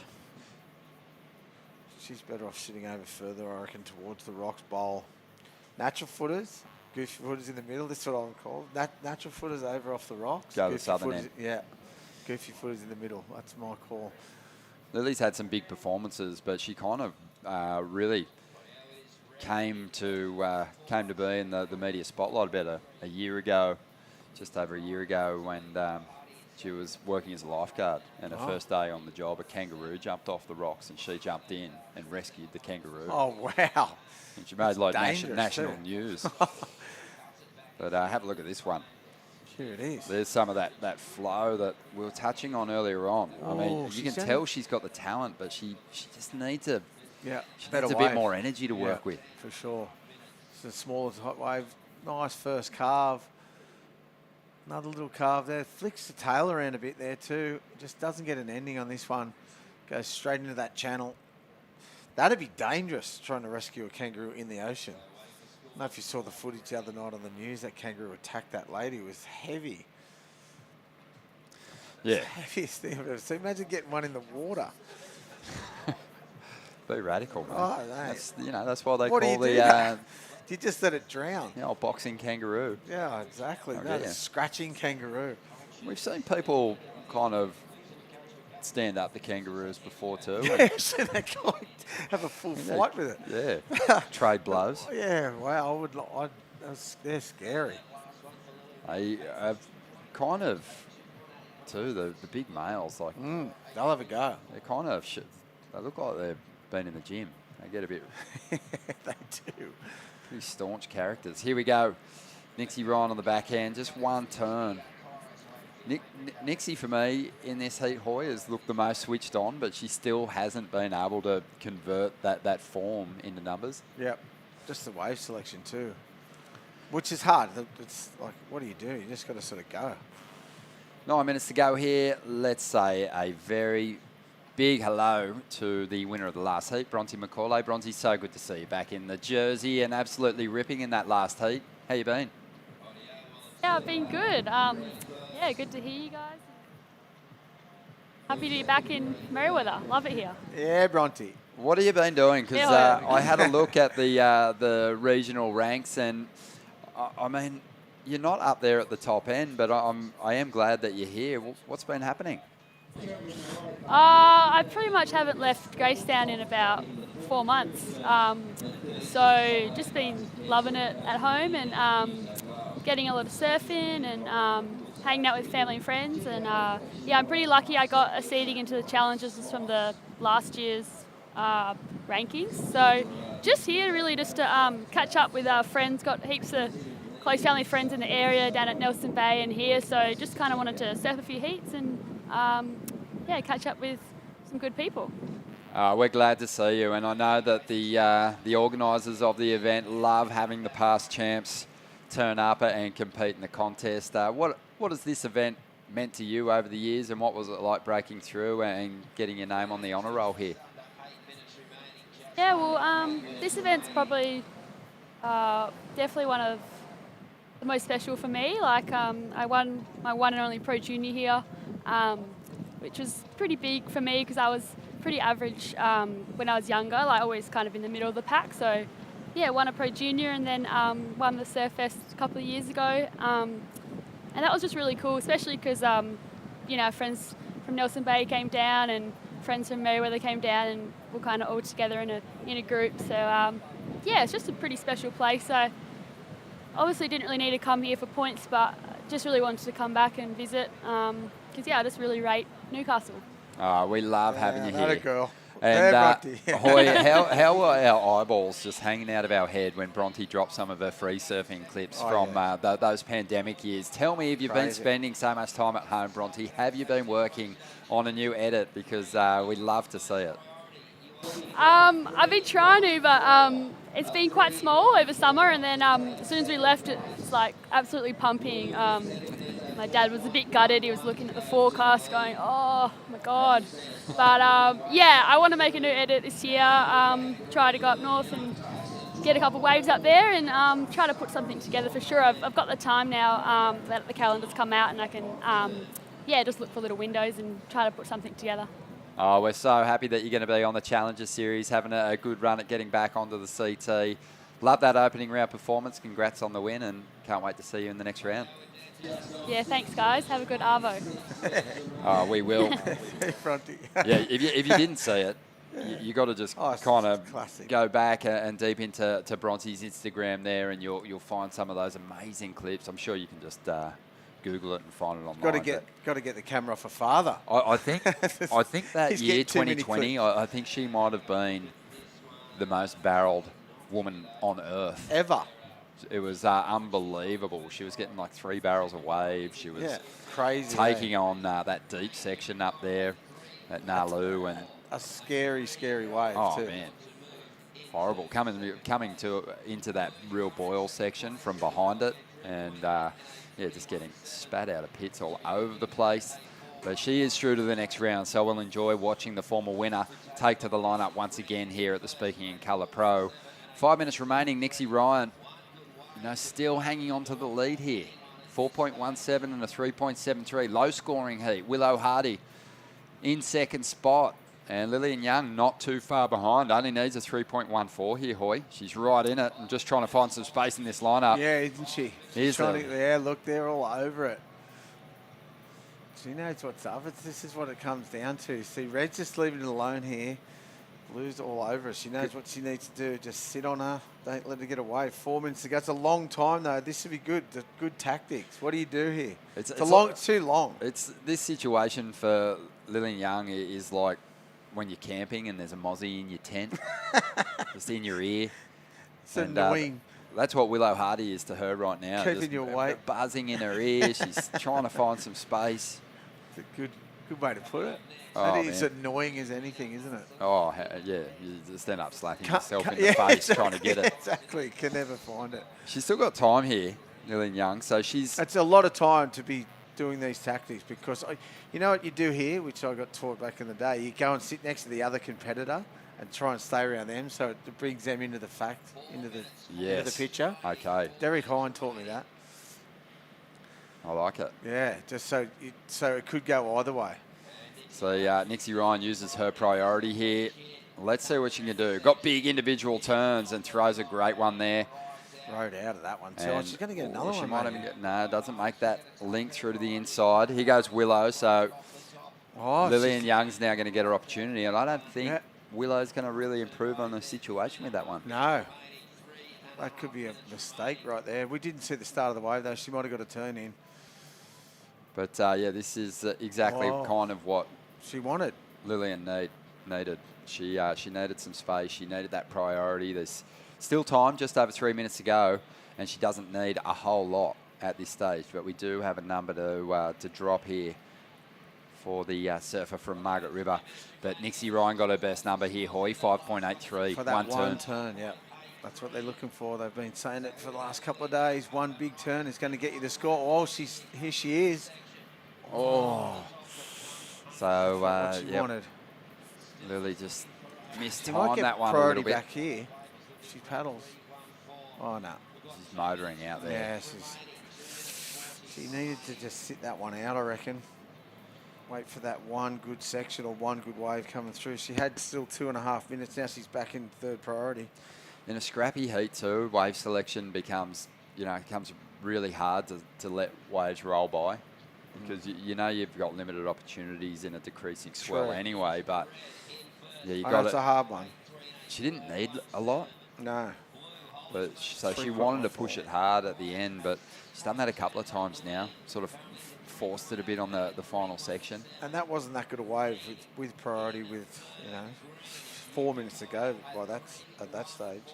Now she's back to where she was. Yeah, Willow's really getting mozzied. Yeah, She thought she slapped the mozzie, but it's back. It's missed it a few times. Missed it. Yeah. What do you do though? Like you said, you just wait it out, or do you have a go? It's a hard one. You're begging for like a set with 2 rides, or even better, just a medium-sized wave to sell Willow on. Well, she sold her already on the last one, so she should have just sat and waited, I thought, because she didn't better a score, Willow, on that last wave. No, just a 2.23, so... Yeah, she'd done the hard work. It's so easy just sitting here, just watching it all unfold. But have a look at these two. Like, they're not scrapping, I like it. Old school. Yeah, Lillian's, like... just in this, isn't she? She's in the battle. Yeah. No, I like it though. This is good. Oh, what? It's yeah. I love it. She's got to save enough energy in for case the wave. She gets the opportunity. Because she's not going to find the space. Willow's in the box seat though, because she's got priority, so she's just got to stick to her. It's so hard to sell in that. Oh, and there's a wave. 30 seconds. Yeah, it looks like Nixie's going to be primed to swoop on the right if she wants it. Yeah, it's over. She doesn't even need it. No. 24 seconds to go. Still some sets rolling our way. And Willow's she's doing what she has to do here. She's probably not enjoying it, but she needs to protect this. It's not an enjoyable thing qualifying to do. Position. Oh, she's going. Yeah, she's pulled the trigger here, and a nice turn, just the one move. Might even add some points, but it's not even going to matter. No, she's going to hang on to that second spot here. It's not an enjoyable thing to do, but you got to do it. Yeah. Yep, so she's played it pretty wisely. Considering performance-wise she didn't have her best heat, Willow, she still did enough to hang on a second spot. Nixie Ryan took the victory. Arabella Wilson, Lillian Young is out of the mix here. We're going to take a quick break here at the Speaking in Colour Pro, and we'll be back with Heat 3 in just a moment.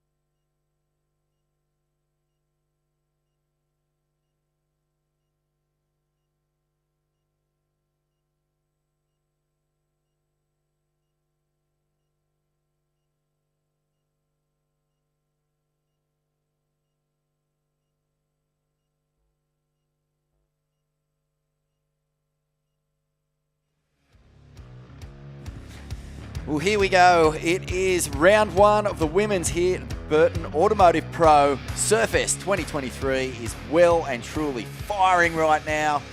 And we're up to actually heat number 3 in women's round 1. Vaughn Blakey in the commentary box, the 3-time Surfest champion. Do you ever get sick of hearing that? I know you don't. Beck Woods. You couldn't, surely. You got to claim your wins, right? Oh, mate, 3 times. I mean, far out. They're often, pretty rare. You They're often hard. hear the commentators. Yeah, oh, they're so hard. I mean, any win is hard, but a win of, a contest of this stature is incredible. This city has always drawn top-level surfers to Newcastle, and 3 times, Beck. Please explain. I don't really, to be honest, it's a long time ago. So, yeah, I think I was just 18 and was like, wee. But you weren't 18 every time. No, just the eternal 18-year-old.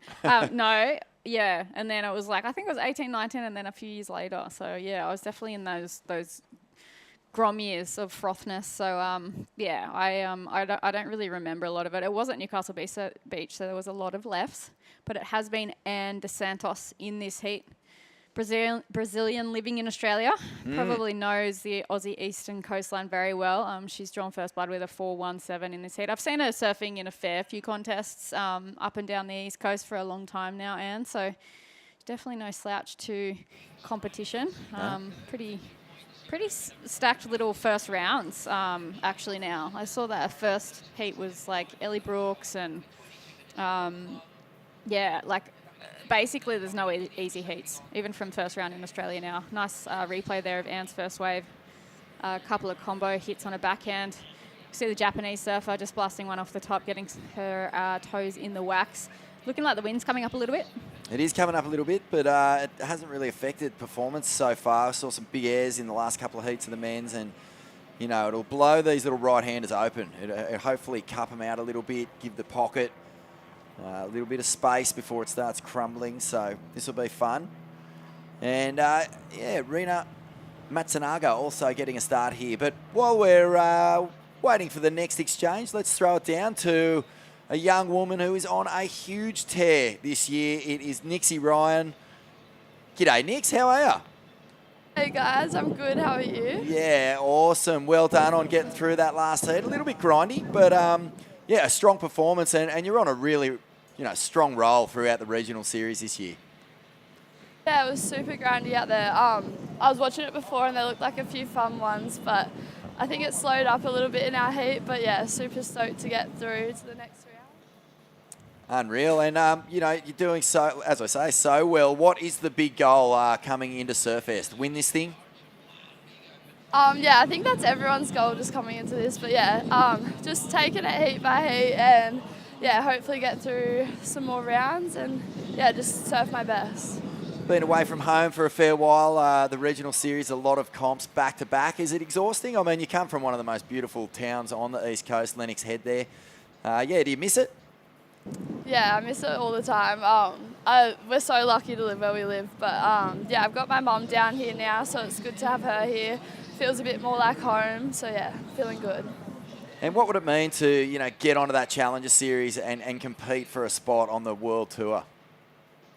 Oh, it would be amazing. Like, just to surf against all those girls from all the different countries and just, for experience and stuff. But, just see how I go and, hopefully I make it there. Can you just tell us a little bit about how stacked the field is at the moment? I just realised I was looking at round 1 and going through some of the names in your heat going, what on earth is going on here? It is just all on right from the word go. Yeah, I was actually looking at the heat draw and it's so stacked. Like every heat has a few big names in it. But all the girls are surfing so good this year and it's just stepped up a level and it's just cool to surf against all the girls and it pushes your surfing definitely. So I felt like everyone's improved from just surfing against each other and good on you, mate. And look, as a fellow Lennox Head resident, I am absolutely frothing to see you get through that heat. I'm hoping that you go deep into the draw here and qualify for that Challenger Series. It's looking good. Congratulations on a great year. We look forward to seeing you in the next round. Thanks, guys. See ya. Well done there to Nixie Ryan. And looks like Isabel Higgs has got her campaign up and riding And out the back, this is Gia Lauritsen. Wow, upside down carve, backs it up big. Juicy turns here and 3 to the beach. How do you like that? Very impressive. Gia Lauritsen from the Sunshine Coast has also had a good campaign. I think she got a 5th at the Gold Coast Open. And Noosa, I believe. Is that her brother, Benny Lauritsen, who absolutely flares as well? Yeah, we see a replay here again of Gia. Super solid backhand start there. She's found a wave in a pretty tricky lineup, gone pretty vert on the second one, and managed to. She throws a fair bit of spray too, Gia. Powerful wave. Yeah. Good surfing. That's good. 4.67. So that was her Gia, first wave. So she's going to back this up. Look at this, Beck. 5.83 last of Gia. Good start. Straight to the lead. Very good start. Is she still in the juniors? I was doing a bit of reading. She's pretty young. Come out firing this first year on the qualifying series. I think she's sitting back around the 30th position at the moment. So anything can happen in this type of surf particularly. But yeah, the 5000s is where you want to perform. Yeah, that's a pretty solid start. 5.83 and a 4.67 within the first 10 minutes of the heat. Epic stuff there from Gia. Isabel, interestingly, is from North Curl, but surfs for Thailand. I saw the flag next to her name and went, wow, that's incredible. So she's been putting in good performances, and Curly is a pretty wobbly wave. It's famous for having a lot of wash bouncing off the southern end, particularly South Curly. Up and crack. This is Isabel now. So she's already got a 3.17. And, yeah, I think she'll be at home. This lineup actually is reminding me a lot of South Curly at the moment. Gets a big rip running through it. Gets lots of wobble going through it. So many waves in and around there. You know who's from Freshie. Curly? I think the Bemrose brothers are from Curly. Oh, yeah. And Matty Bemrose, super coach to Jack Robertson. Yeah, Lane lived there for a bit, I feel Lane like. did? I feel like she had a house there for a while. Wow. Yeah, Northern Beaches, producing a fair few good surfers. But, yeah, cool to see she's surfing for Thailand. Yeah, good waves over there. That's cool. Emerging surf. Yeah, Imagine, Surf Lake Nation. So, yeah, good looking. Rena. Rossi was just telling me there's good waves in Thailand. Yeah, I mean, I've been hearing about it. I've never been there. I'd love to go and visit. It sounds pretty beautiful over there. But, yeah, we see Rena having a bit of a paddle here. She's got a 2.5 on the board. She's needing a result at the moment. She is sitting 5th in the Asia region, and they only take 3 from the women. So a lot of these Japanese competitors coming out and taking it to the lineup. And Rena competing on the Challenger Series last year? I feel like she did, yes. Yeah. And she's still a junior. Wow. So, yeah, she got 3rd in the Korea Pro and 1st in the Asia Open. So she's a junior burger, but she's already performing and coming out swinging at the moment. Bit of a slow start for her. It is Gia at the moment who's basically smashed everyone out of the ballpark. Second place in green needs a 7.33 to advance. Is early days, but always nice to get off to a quick start when waves are a little bit like this. It's a cool heat, isn't it? We've got Japan, Brazil, Thailand, and Australia represented here. And Ann Dos Santos, been living in Australia, well, grow up here or? I know she's been here for a long, long time. Yeah. She surfs around Narrabeen a lot. I feel like she. So that's a is from hotbed. Brazil, but yeah. That is a hotbed. Oh, I mean, yeah. if you're going to drop anchor and really, put yourself in the thick of it, Narrabeen is probably as good as it gets. Especially if you want to be a professional surfer. We've got, I think, another Narrabeen surfer coming up in the next heat, Jess Starling. It's good stuff. Although she has relocated. Where is she up now? the coast now. I think yes. Cabaretta in that little zone Yeah. with Micah. Hotbed up there too. It seems like, yeah, it's either the Gold Coast or down at Narrabeen at the moment that people seem to relocate to. But, yeah, waves up and down the entire East Coast. They have been travelling for a long time, haven't they, Fawny? Just like so many events on offer Well, it's here. just such a great tour. It's like, the regional series throughout Australasia, it kicks off, as we said, in Indonesia. Surfers who are in the Asia region can actually come down, surf in these events, get points for their own region. And then it's just, it gives everyone the opportunity to see what's going on in other areas. But there's so many events. They're back-to-back. You really, you're not just in, getting experience and sort of figuring out heat strategies and what's working and what's not, and then being able to apply that the very next week. You're also travelling in this big crew. A lot of these competitors are roundabouts the same age. There's a few older crew who get into it. Upside down there from Rena Matsunaga. But, yeah, you know, it's a full experience from start to finish. It's a real mini tour. And the way that it's been set up, we've really been able to see the development of crew who might have surfed in their first events back in Indo. And now they're here with, you know, so much more experience under their belt. And you can really see that in the performances that they're bringing. Yeah, it is a bit of a long tour, and great that they get a lot of exposure to different locations, like you said, and then a few opportunities to roll the dice, because sometimes it does just happen that you do just have a shocker. Fly to the other side of the world, have a shocker, have a bit of a cry, and then move on to the next event. So it's kind of nice to be able to occasionally, you know, even on the Challenger that they're dropping 2 and they're counting 4, so it's really going to push the level up, allowing you to kind of throw caution to the wind a little bit, because one throwaway, yeah, but having 2 is a good thing. And we see a replay here of Anders Santos. Nice open face smash off the top there. Managed to ride this one through a pretty tricky little section there and finishes cleanly. So she did start with a 4.17, and so good to get a second score on the board for Anne. So quick. Yeah. Well, so light on her feet. Just, I'd imagine she'd be keeping one eye on that Narrabeen Challenger Series event, just going, oh, please, how do I get into that thing? And a replay here of Rena again, snaps it and rides out. We'll get the completion.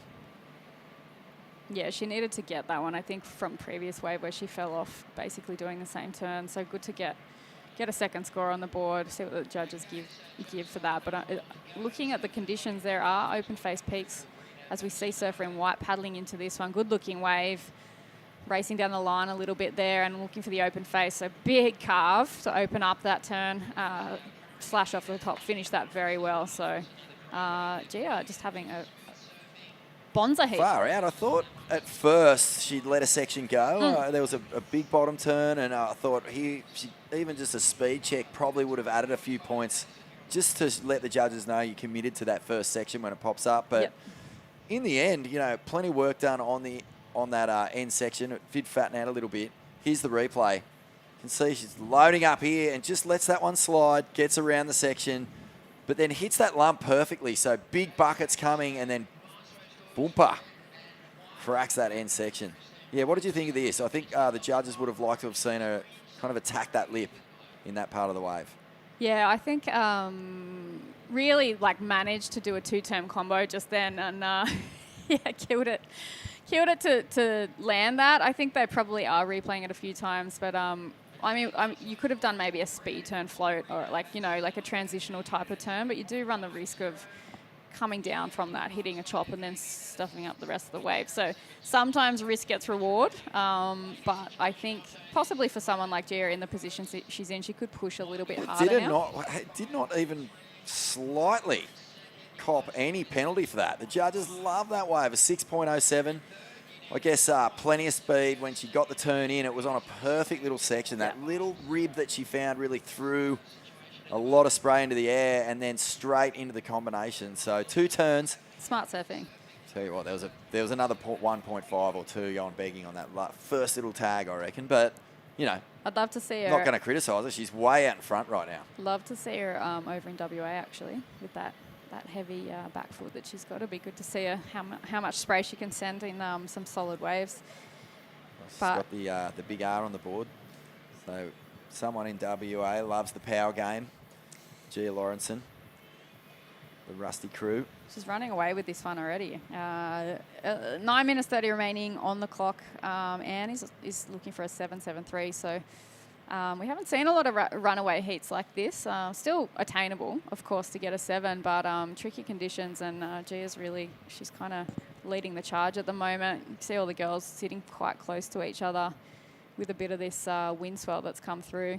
There hasn't been any runaway heats that I can think of where someone just got on a massive tear early and ran away with it. It's been very wrestly, scrappy, close heats. And Gia is just in perfect rhythm right now. So just want to be a little bit on her game. There's still a long time to go. Yeah. Just under 9 minutes. A couple of swell lines coming in. It's Nice wind, looking see, it's right. blowing the rights open a little bit. So Yeah. you're getting some good sections here. And don't tell me G is in position again. Going to let her go. Looking for this big section here. She comes hard off the bottom, but just a bit late to that one. Be interesting to see where the locals sit today, if they run. I want to see where Philippa sits in the lineup. Oh, big paddle here. And Isabel has to watch on frustratingly as that one slides underneath her. And representing Thailand, as we said, now we're going to stay with Rena. Beautiful carve to get things going on this wave. And looking for a closeout section on the inside, which she does get. So Rena Matsunaga getting a good finish. And out the back, and Dos Santos wanting to get rid of a 3.5. Looked like she was had a bit of work done before we joined her on screen. So 3 quick waves from the women in this heat. And they are really battling it out for second place at the moment. I didn't see any 7.73s in that exchange. So Gia will be sitting safe out there in the white. Yeah, so Rena, that last score she got possibly a 3.5, but it was a good combo. So seems like there's a little bit of fluttering out the back there with some fish swimming around. It happens sometimes at Newcastle. You see them out the back, but you see a replay here of Red's last wave. Smooth open face carve. She kind of got a little bit hung up here, but did well to come around this section here and just bank one off the top to finish. So got a fluent style. A lot of the Japanese surfers have a lot of fluency, so it's good to see. I like that turn. Yeah, big backside hack from Anne and a bit of a foam climb finish. I think she needs a bit of a better wave. The arms and the body language, the torque off the bottom, it's such a nice style to watch from Anne Dos Santos. Yeah, the wave wasn't fantastic, but I love the technique. Yeah. And you know that if she gets a nice clean open face, that backside lip attack is going to come into play. I want to know an interesting fact about Gia Lawrenson. She played a lot of sport growing up. Okay. Water polo, touch footy. Was involved in a lot of things. She reckons she's broken every finger on both hands. Oh, gosh. Water polo is a mean that sport. would be it, yeah. Hectic. But yeah, I played once for the school. I was in year 7, probably shouldn't have, and I got completely held under the water. And I'm quite a good swimmer. Someone used me as a buoy, and like as a boy, and I was like, right, that's never playing this again. I think that's just normal, isn't it? Yeah, I was like, I'm not. Why are they drowning me? Push people underneath and stand on their shoulders so you can get a shot at goal. Yeah, pretty hectic. Look at this set coming through the lineup here at Merriweather. Good looking right and left hander out there. There's still plenty of swell coming in. Looks like the next few days look like there's going to be waves, a little bit of rain maybe, but is waves for the rest of the forecast, which is great. And I think, yeah, having this event as a kind of crowdfunder event for the women's has turned into such an amazing community-based event. We do have the Speaking in Colour representatives who have got the naming rights for this event, and there are 90, I think there's around 90 local businesses who have stepped up and donated equal amounts of money so the women do have an event here, and it's just turned into such a great affair as we see the surfer in green up and riding. The Thai Australian surfer, looking like she's got a pretty good style there. Picked a wave a little bit flat, coming through to the inside. Just got to watch out for the rocks there, but that wave just flattening out for her, which is a bit unfortunate. Get back out the back and get a steeper one, but looks like Anne's staying busy in this one. Interesting to see what happened at the start of that wave, but she knows she needs a score. It's very close between second, third, and fourth at the moment, so anything can happen in the last 5 minutes here. Rena Matsunaga getting into second place. That last ride of red was a 4.63. So Andos Santos and Isabel Higgs now needing to produce some scores. Yeah, it's so true what you say. You know, Newcastle is a city. It's one of Australia's biggest cities, but it feels like a coastal town in a lot of ways. And you know, the local businesses are the first ones to put their hands up to keep Surfest going. And it is so fantastic that, you know, women's surfing, which is in a golden age. There has never been a better time for women's surfing than right now. You know, we have so much talent, so many young, incredible surfers coming through, and we need to have these platforms. They've got to be here so that we can have the pathway for, you know, future champions to get going, show what they can do, and I'm just watching what's happening on the Women's World Tour at the moment, right at the elite level. Huge generation shift going on. We do have the all-time greats in Steph Gilmore and Carissa Moore still on there. Someone who's going to be an all-time great, if they're not already, is Tyler Wright. Yeah. But then, there's this wave of just uppity, up for it, crazy. I don't know what to call them. I want to say demons, but they're just, they're ready to go. Yeah. They just want those wins, and they're not going to let the old crew and the absolute legends have their own way anymore. And Yeah. right now, the world number one is from the Central Coast of New South Wales. Yeah. Molly Central Coast Picklum. represent. And what, is she 20? I think she's young. I think she's 19, maybe 20. Yeah. Unbelievable. Yeah. She's I watched her surf down one day at Nora Head. I was just standing up there waiting to catch up with a mate, and I was like, oh, there's Molly out with one of her mates, and she literally was trying an air on every wave, and she caught, not even joking, about 90 waves. Like, I was standing there for maybe half an hour, and she was on every single wave, just taking off and just doing attempts at airs, and she was landing a fair few of them, which is awesome, because I think, generationally, even growing up on the Central Coast, I was always looking up to the older guys and some of the women also who were in the lineup, and there wasn't a lot of airs going down, but yeah, generational shift. It's pretty crazy. I remember Steph Gilmore saying to me about Molly when she first met her, like, oh my God, how's the confidence on this girl? Yeah. It was just like, I think the first time she ever met her was in Hawaii, and it was just like right in Steph's face, and now she's number one in the world. So amazing story there for Molly Picklum. Yeah. And good on you, Molly, if you're listening. We're so frothing to see you up there. Can't wait to see what you do in 2023. 2 minutes remaining here, and it's Gia Lawrenson having a howler. Gosh, and I mean a screamer. Yeah. A really good one. Whitewash in white. Huge scores here, 6.07, 5.83 back. It's been a great heat for Gia Lawrenson. She's been feeling it. And Rena Matsunaga has been, solid. I think she hasn't really been panicky. I think that, Ann Dos Santos at one point was holding down second. Even Isabel right at the start of the heat got off to a pretty good start there with a 3.17. So here she goes. Eyes on Isabel with 1 minute 20. This thing's starting to stand up. What can she do? Off the bottom, gets a nice snap, loses the fins though.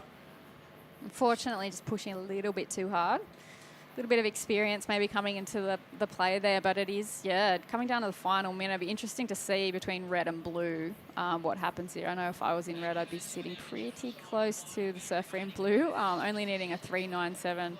And we've seen that Anne's very capable of doing that. She just hasn't really had a wave that allows her to do kind of two of those backside hacks that she can do. So, yeah, you see the surfer in red kind of very, very closely following the surfer in blue. Oh, yeah. It's the problem for Anne here is that she's third priority. So Gia, who's leading the heat, will take first pick of anything that comes in this next 30 seconds. Anne is going to force the issue here, but Rena doesn't bite. So a good tactic from Ann Dos Santos to try and give herself a chance, but the experience of Rena probably coming off that Challenger Series. You see it all on the Challenger Series. I mean, if you make one error, they are going to pounce your opposition. So, she handled that really well. 9 seconds. It looks like it might count down before this wave gets there. She's sniffing something out of the back. Really good, strong performance there from JR. She's really, one to watch. Super powerful, and great to see her down at this event. There she goes, a bit of a victory lap. She's going to bring it through to the inside and come on in, hopefully for an interview. A great performance there from Gia Lawrenson from the Sunshine Coast, taking out that last heat. We're going to have a break right here at the Burton Automotive Pro Surfest 2023. Stay with us. We'll be back soon.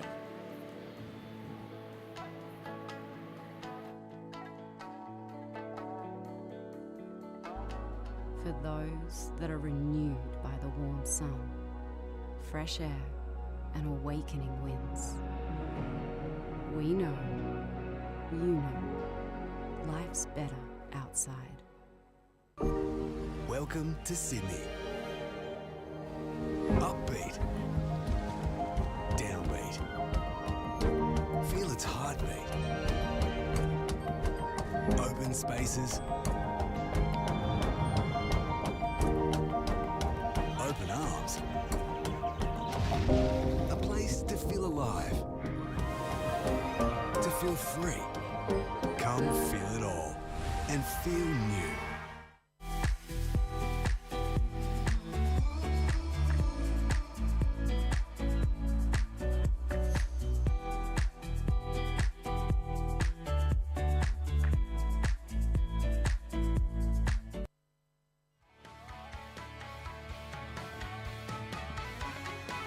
Welcome back to the Burton Automotive Pro Surfest 2023. These are the competitors from the last heat making their way up the beach. And a great heat there for the young woman in white, Gia Lauritsen, as we see Holly Williams lacerating intent here, straight into things and looking every single bit like the Challenger Series competitor that she was last year. Got a lot of experience, got to attack that top tier, the next level, and right now sitting at 10th on the Australian Regional Qualifying Series. So in touch to get into that top 5 with a big result here at Newcastle. This is Urara Saito. She's representing Japan, but I think possibly from up towards Queensland Way, Southport. Spending a bit of time. She got 6 of the Aussie titles. I had a bit of a look online. Yeah, Holly Williams has definitely been one for the last 2 years. I've been kind of watching a little bit. She shreds if she gets given that opportunity. We see Surfer in white up and riding right now. This is Jester. Oh, nice hack off the top there. Yeah, wonderful. Completed that. And a really strong surfer from North Narrabeen as well.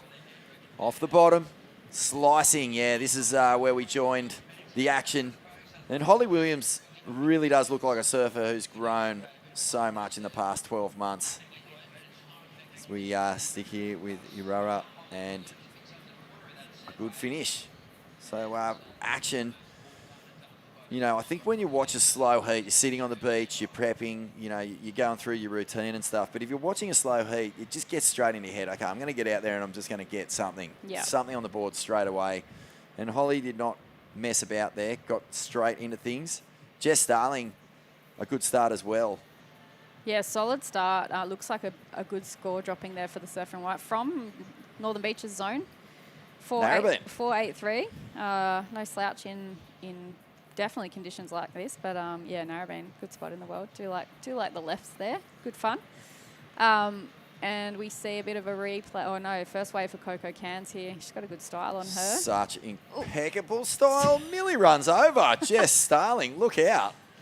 Well, Coco had a huge result at the start of the year. At second place, made the final of the QS 5000 at Tweed Coast Pro, and that really announced her on this level. You know, has always been a standout junior. But one thing that really, oh man, blew my mind with her surfing up there was her style. It was beautiful to watch. Yeah. And she's still just like Steph Gilmore, who you probably could compare her to, and that is the ultimate compliment. Yeah, definitely. Is that she's still got the sting. So it's not just flow. There's plenty of bite when she puts the rail in the water. And she's looking to, I guess, get another good result on the back of that. She's sitting at 13th place on the Australasian Regional Series. So still in there. Still in there.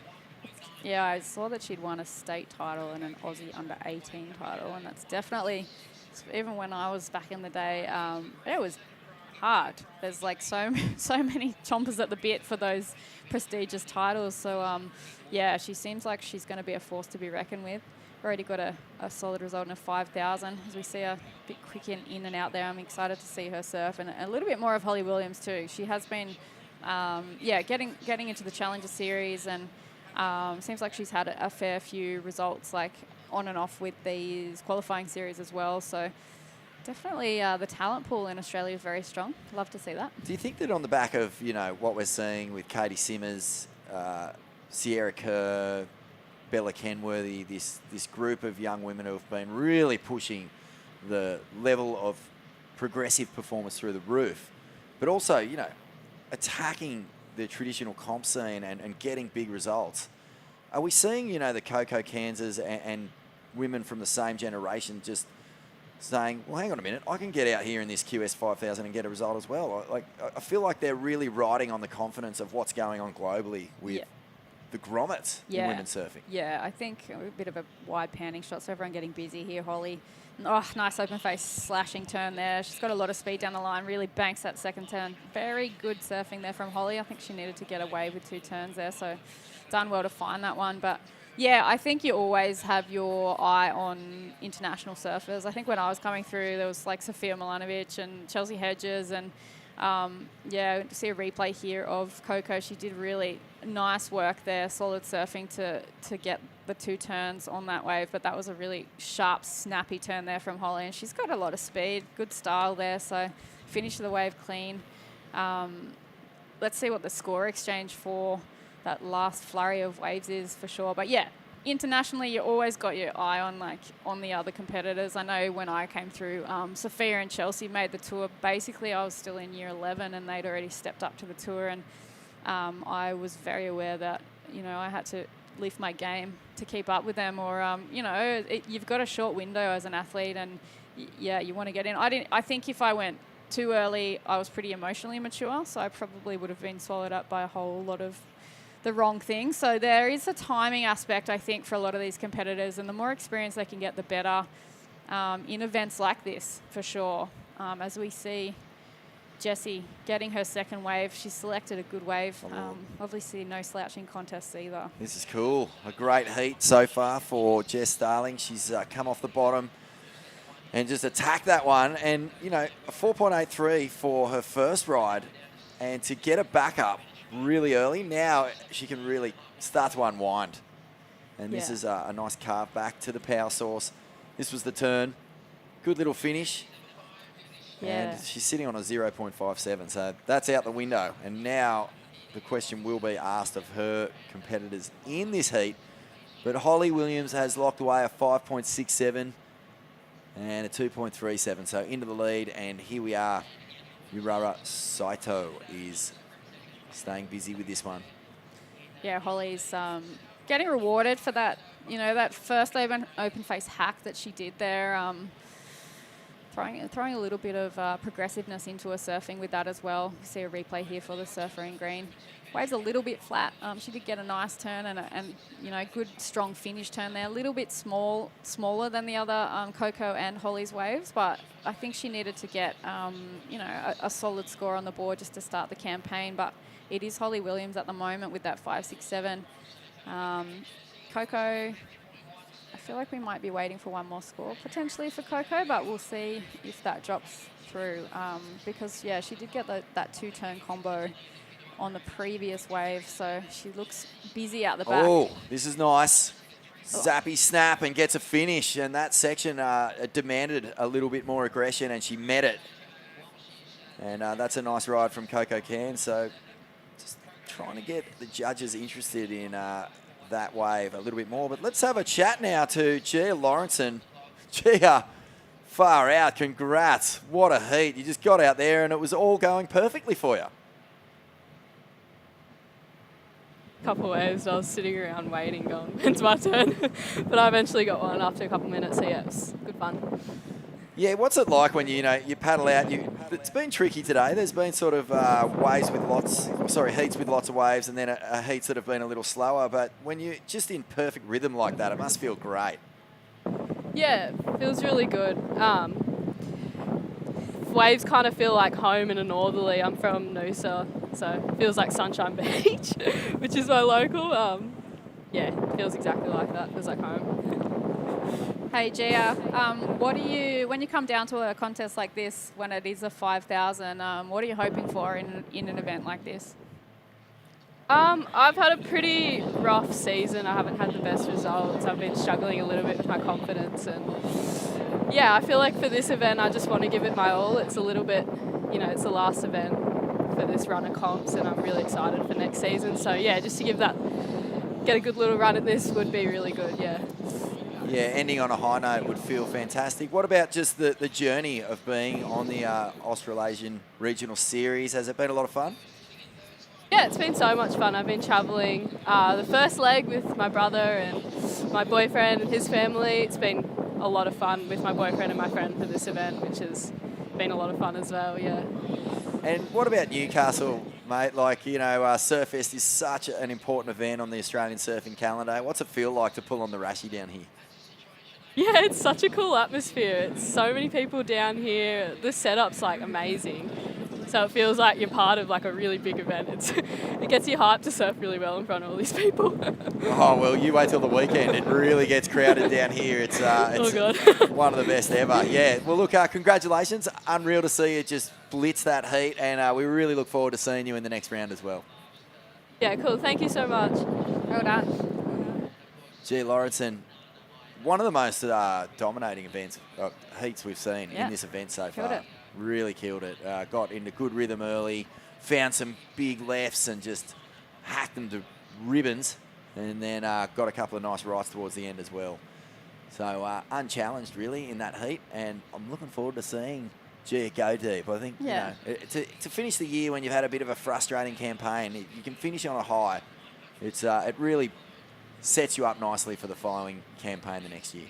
Yeah, we've got a replay here of that wave of Coco cans. Was a 4.7, so duly rewarded for the two-turn combo there, and it has put her back up into third place. I feel like she's only just starting to unleash the beast a little bit. It does look tricky out there, but yeah, Gia just really from start to finish with that hit. I think she said basically she's just having a lot of fun, taking the pressure off. Holly unfortunately paddled there, lost priority. She did seem a little bit frustrated with that paddle, but is in the lead, so yeah, I think looking to drop that to 3.7 would be lovely. But yeah, I think it sounds like, yeah, for Gia, just having fun has taken the pressure off for her, and she just went out and unleashed, so that was good.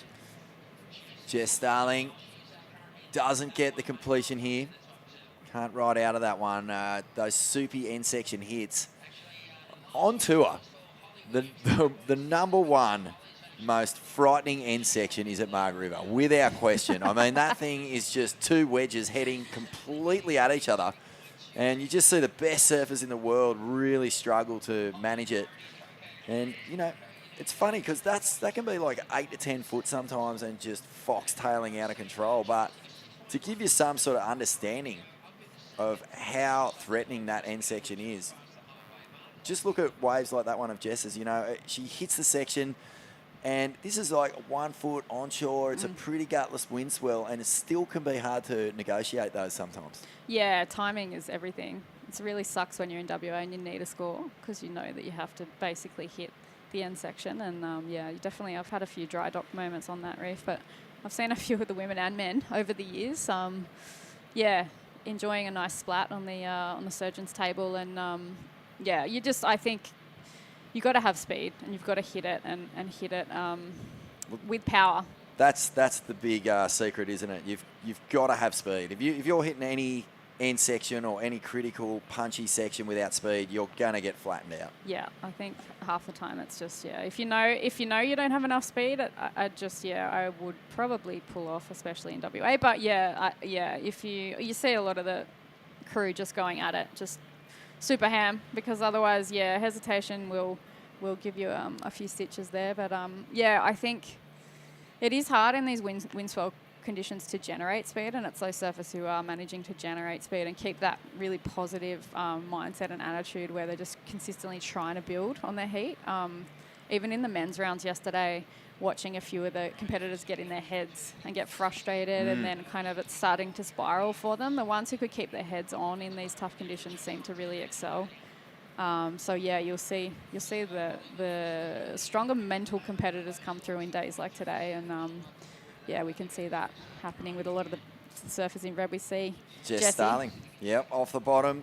I keep going to say True because that's her older sister, isn't it? That's right, yeah. Yep. A couple of sisters in this event, Jess and True Starling, and both, you know, multi-talented, not just athletes. They run their own women's surf mag. They have all sorts of other things going on, and a bit of commentary here and there, and also just... They were at uni. I think I surfed against True a few years ago at the uni games. We had Cabba. For one heat, it was like nearly the best surf I've ever had in the heat. And I really enjoyed it. And then it got not very great towards the end of the day. But I think True might have won that event. She was surfing really well. And yeah, good to see Holly getting a little bit really nice schwack there. She needs to drop that 237.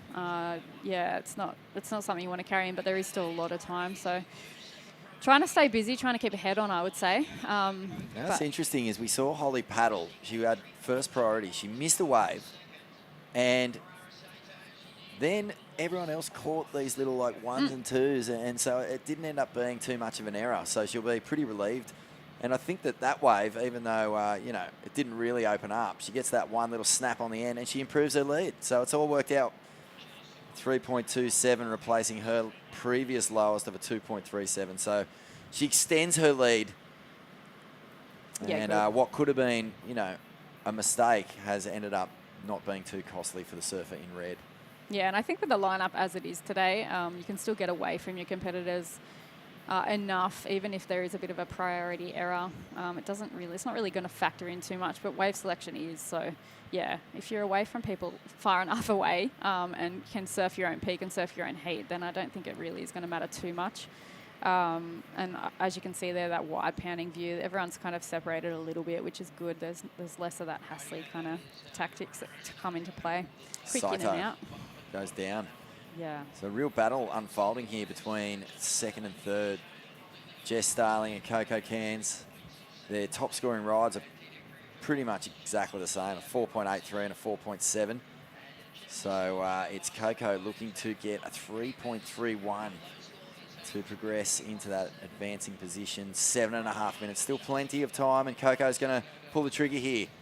Stylish first turn, not a very steep section, and that's exactly what we were talking about before. Yeah. She hits this little bit of wave coming at her, but with no speed, it literally just tips her off. Yeah, just get thrown down. And I think with the ribs in the wave at the moment, as that wind picks up, it is going to be something that we will have to, I think the surfers will have to address, because, yeah, it is hard with these noddlies. Chops the waves up, causes a little bit of A-frame peaks happening. You don't know whether to high line or low line, depending on which wave doubles up. So, yeah, I think speed is key in days like today. You'll see the faster surfers capitalising on that. But yeah, Coco says she could have almost low rode that as well. It's just really tricky conditions out there, but definitely capable of getting big scores and only needing a very small score. Still a fair bit of time on the clock for any competitor when there's 6.5 minutes to go. So yeah, I think Coco is playing a smart heat by staying away from the other competitors. There's a definite speed difference between Holly and the three other surfers in this heat. I just noticed when she takes off, you know, she's fanging down the line with a lot of intent, and, you know, she's able to, with that speed, find any little rib and just bury the rail and throw a bit of spray, and that's really been the difference here. And I think that difference is due to the fact that she surfed on the Challenger Series last year. You know, it's a huge step up. Yeah. We know how stacked these fields are in the regionals. And this is Coco Cairns. I like this wave. Yeah, not It's bad. just a little insider, but Yep. a couple of good little taps. So is it a 3.31? Probably isn't, but it was just good to see her staying busy. I think, you know, you don't want to get stuck just waiting around out the back too long. No, I think, yeah, you're right. With Holly, what I love about Holly surfing is that kind of front-footed acceleration that she can get. She maintains that her style whilst also like accelerating off the front foot, and you don't see it a lot. I quite like the way she surfs and the way she approaches waves. It's very unique, and I kind of love to see her surf somewhere like Snapper. I'm sure she probably surfed it last year, but I missed a lot of the event. But yeah, I'd love to see her really just open up and unleash on a wave like that. But yeah, I think for Coco, this will be a pivotal 5 minutes for her. Very capable surfer, but in junky waves like this, you've really got to start generating and manufacturing your own scores. So let's see how under pressure these four surfers go in this last 5 minutes. Coco Cairns currently 13th on the ratings. So she's a little way out of contention, but a big result will absolutely set the platform for a big shot at this regional series next year. But have a look at this wave. Jess gets into the pocket and stays with it, and she'll fly along this wave. Really needs, oh, that's a nice speedy turn, and gets a combination. Will she get the completion? No. Unfortunate there, but Did manage a couple of turns out the back. Found a really good wave in a very tricky lineup, so she's done well there. Yeah, you can see that kind of leaning forward, a bit of a hip turn, hip check turn there. It goes a little bit flat, but it is this turn here where she connects really well. A little bit of a speed flyaway, but yeah, I think she needed to really stomp that one to shut Coco out of the heat. Hard when you are out the back because you see your competitor get a wave and you're like, I wonder, and then you just try and focus back on yourself. But well, yeah. There was a bit of banter. There was a bit of self-banter going on at the end of that wave. I could see that Jess was talking to herself, probably a bit frustrated that she didn't hit that first section well. It did back off, you know, to be fair, but, you know, that first turn really needed to just have a little bit more on it. Yep. And she's trying to get rid of a 3.17, so didn't happen there. And Holly Williams just out the back will look to put this one away in the final 3.5 minutes. 5.67 and a 3.27. Well, Jess is only a 4.12 off the lead. So, you know, she can get right back in right there. Yeah. Well, yeah, she's in the mix. She's currently holding down second. Oh, Coco finds a nice snap and a combo. Ooh. And she's really intent on making Jess, you know, paddle around her or get the heebie-jeebies. That's under the second pressure. time they've gone near each other. Yeah, that was very close. But under pressure, let's see a bit of a paddle battle here. We'll see a replay. Really did well to bank that one straight up and off the lip there, and connected well with the second turn. Nearly took out Jess there. Watching your competitor get a wave like that, I think Jessie would be pretty aware that she's probably just got a score. So intentions would be to get pretty quick smart out the back with 2.5 minutes remaining. Under pressure, really, like, solid surfing there from Coco. Not a judge, don't know. It's a good score. It's just dropped back. It's 4.9, and Coco Cairns goes into the lead. Now Holly Williams can peel that back. Flying along, snap to slide, and it's not a great wave. Just the one turn, needs a 3.93 to take the lead. So we see our surfer in green getting a nice little wave. A couple of combo turns there for her. Unfortunately, that wave going a little bit flat through the inside, but good to see Urara get her feet in the wax. Capable little goofy foot surfer in waves and conditions like this, which are quite tricky. But yeah, she's super grom. Obviously coming here and getting some experience in quite a big start event. So yeah, she's had a solid showing. Good to see her out there, and yeah, mixing it with some of these more experienced competitors. Coco Cairns has gone from third to first, so she's in a very comfortable position. Although, that's a big change. You know, a minute 30, it's tight. This is a tight heat. Holly Williams is looking to get rid of a 3.67. She needs a 3.93, in fact, to take the lead. And Jess Starling a 4.48 with 1 minute 20 on the clock. Yeah. Saito out here, Urara needing a 6.43. And let's have a look what's happened here. Yeah, this is Saito on her last wave. First turn under the lip. Second turn, bit better, throws a bit of spray. And Holly Williams found this one. So really fought hard to just get something done on the outside.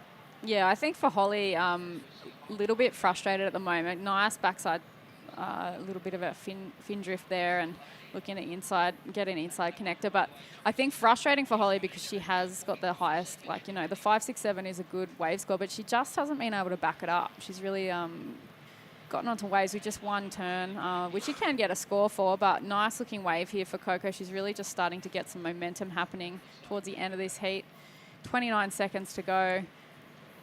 Jessie Starling doesn't need too much, a 4.48. I think, yeah, for Holly, it'd be a little bit frustrating because she was dominating the heat. Did need to get a bit of a backup score, and she's still got time. But yeah, I think for Holly, with the experience she has, it looks to be a very capable surfer. Got to be impressed with the attitude of Coco Cairns. Never really looked rattled. I mean, she was sitting down in third, needed scores, and just kept her composure beautifully. Got the job done, and Jess Starling, unfortunately, will not get an opportunity to answer back. So it's Coco Cairns coming from behind to take that heat out over a rampaging Holly Williams. A good result here from the young surfer from the sunny coast. And we're going to have a quick break here at the Burton Automotive Pro Surfest 2023. Mitch Ross and Matt Hoy in the booth next.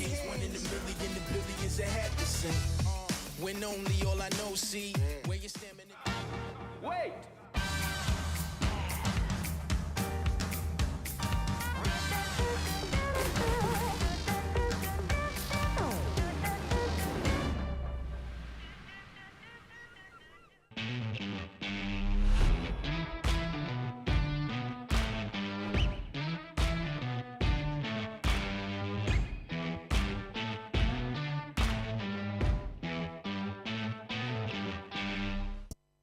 Speaking in colour, we go from the classroom right through to the boardroom. We bring together people in programming and in training, Aboriginal and non-Aboriginal, in a spirit of reconciliation.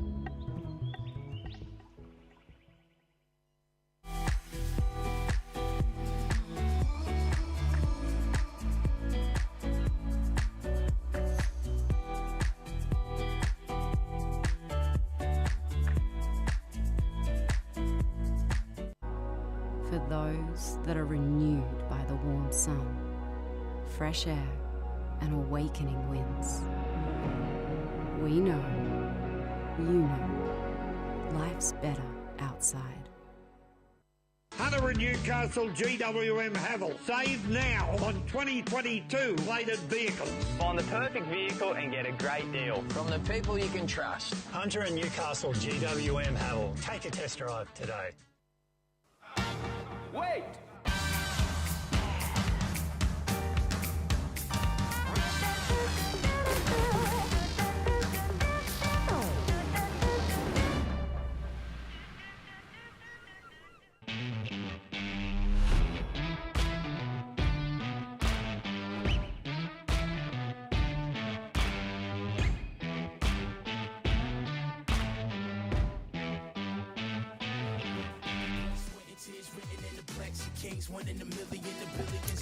And welcome back to action down here at Merriweather Beach.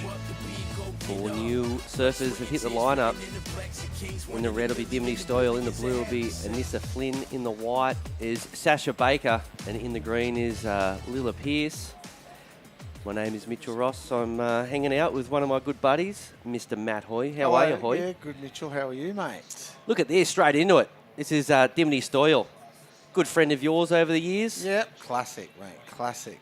Look at that, powering into it, straight into it. It's good to see you, Dan. I heard you yelling at when we had lunch. Was that her running out for a heat? Yep. What advice did you give her? Go hard. Go home? Yeah. Nah, how good's Dim? Yeah, she's a classic. Of course, was on the... she's ripping too. How good's the movie they put together, all those girls? Absolutely, the Women, it's called, right? Was it? Surfing. No, surfing. With Steph and Nikki and... That was sick. Yeah, it was put Good together soundtrack. by Dan Scott once when COVID was a thing. Yeah. Oh, Yeah. what's that? As we see a replay here for Dimity Stoyle from up around the Sunshine Coast, but does live on the Gold Coast nowadays. A couple of big turns here. Matt Hoy inspired. Matt Hoy inspired turns. Yeah, Dimity, that's the way. Good start. Has Dimity's won Yes. here? Yes, I was going to say. I looked. That's why she looks loose. Yes, and she knows where to sit off the rocks here. She knows where that little peak is. She knows the inside bowl of the rocks there. A bit of local knowledge sort of. There's a nice one big jam there from the local. They're getting scores for that. Hmm? The last few heats, the girls are getting one big turn, and even the men were getting, for one big turn, getting a good score. Absolutely. Now we're going to cross down to a quick interview with the winner of that last heat. You there, Coco? Yeah, I can hear you. How are ya? Congratulations on a good heat. Oh, thank you. It was really tricky. I would have loved to get higher than a 4, but it was fun. Well, the good news is you're getting another opportunity to do that tomorrow, okay? Yeah, exactly. So how do you enjoy the conditions out there? Yeah, it definitely, I don't know if it changed in my heat or, well, there's a good one coming through now, but it looked a lot funner before I went out than it was, but maybe I just wasn't on the best waves. And Coco, where do you come from, and what's the story? How are you looking on the rankings, etc.? I'm from Noosa, and I'm not too sure how I am on the rankings, but I'm pretty sure I have to do like really well to make Challenger. But I'm just having fun, no pressure. Beautiful. And what's the best result you've put on the ratings this year? I got second at Tweed, which is cool. Unreal. Oh, that's awesome. Well, look. Yeah, it was really fun. Well, good stuff. Keeping the dream alive, and we'll see you in the next round. Yeah, thank you. Unreal. Second, I think, who won that? I forget. Cabba? Yeah. Ellie Brooks won, didn't she? Did she, or did she get third up there, maybe? I don't know. I thought, you don't know anything. Neither do I. It's all right. That's why we're here. Dimity on that first wave, 5.67. Good, those first few turns. I think she just got one in the break too. Actually, Coco said there's a good wave there, and Dimity was on it. And like you said, she's won here before. She knows what to do. Rocks bowl. It's not that hard. Great shot there from the... Look at the old ladies. That's what they call it, the ladies, because of that pool right there. And that big block there, the surf house, it's changed over the years, hasn't it? Yeah. That used to be a beautiful old building. Now it's a ugly new one. Which caters for weddings, yep, dinners, parties. Here we go, surfer in white. Goofy footer, nice turn there from Sarah Baker. Oh, good ending too. Right out of that, yep. That's a good score. It looks as though she took off on the rocks there because that wave had a couple little ripples in it. You can see the reef played a part in it. And I think she's going to put a pretty big score on the board there. That's all I want to see. 2 big turns and a good ending of. It's all come down. Oh, here's another left into the rocks. 2 good snaps.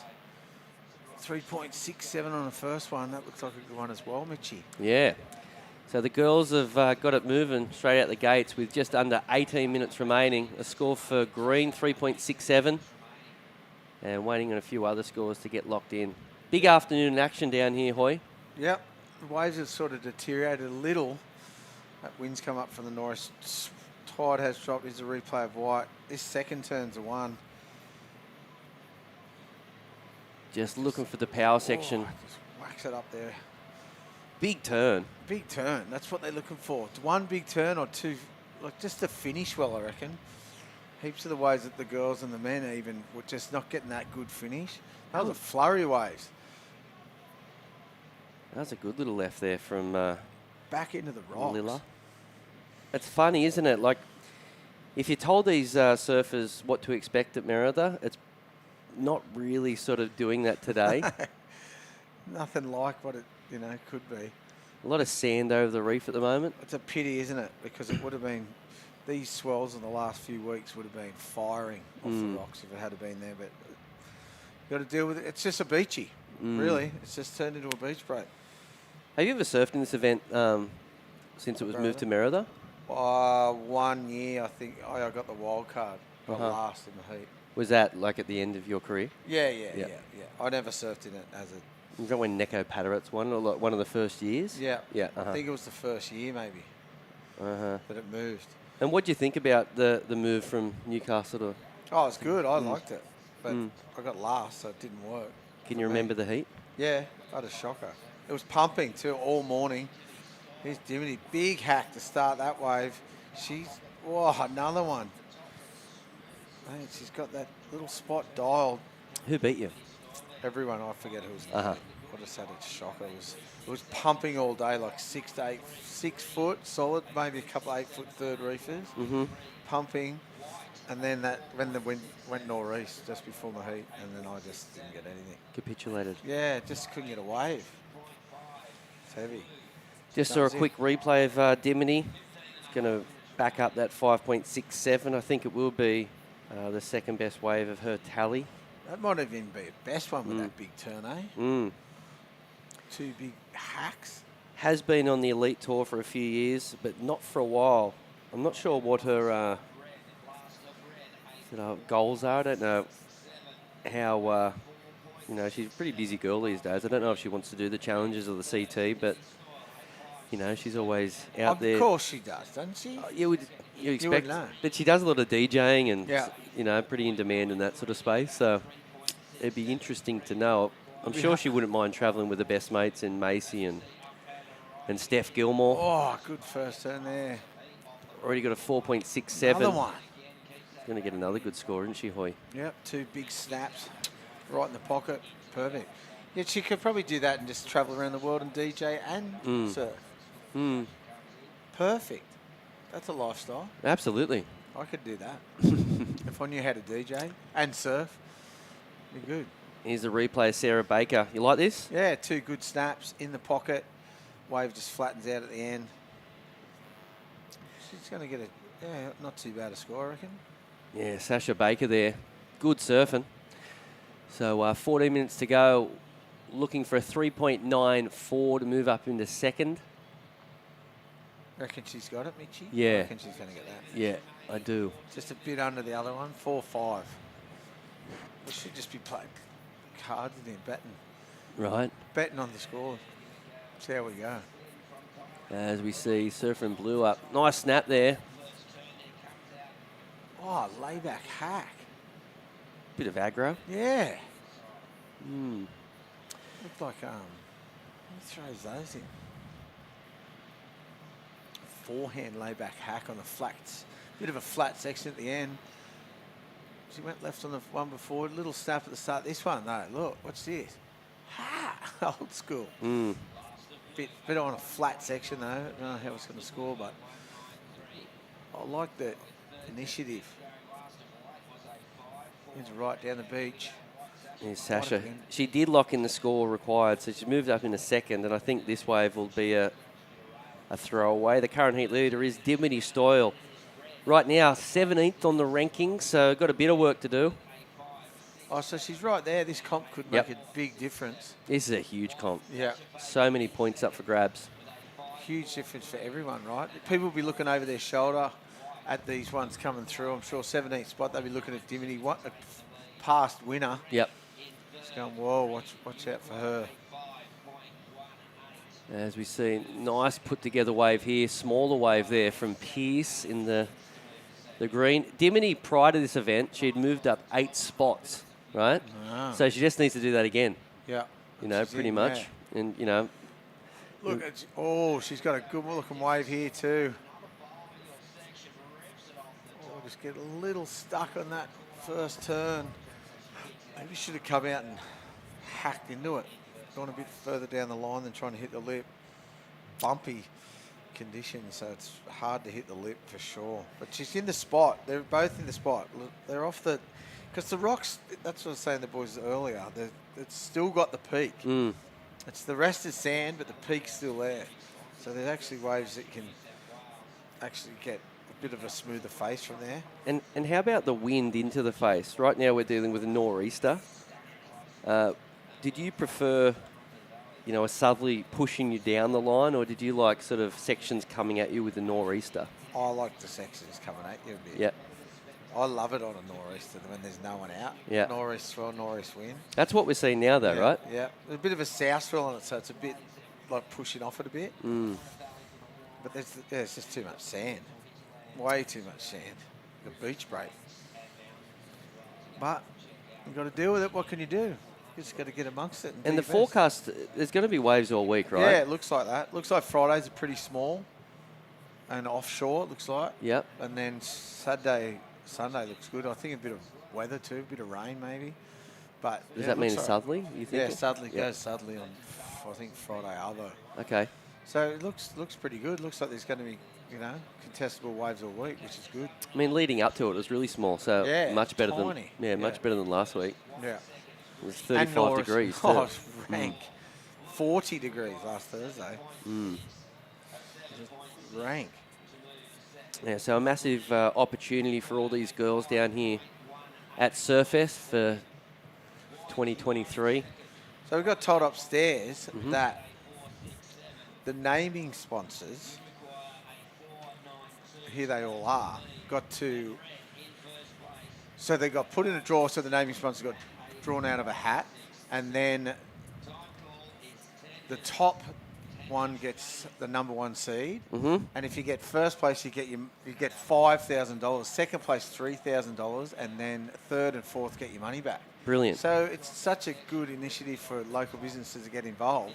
Yeah. And then you know you're psyched on the event and you pay attention all week because maybe your surfer is going to win the comp and you get your money back as well. Absolutely. Free sponsorship. And some of you make money back. You double your money. And you get to come down and sort of eat Mingle, food. yeah, mingle and watch good surfing. And yeah, it's the best initiative everywhere. I think a lot more places should be able to do it. Yeah, it really sort of galvanises the local community. Here they all are. Look, there is...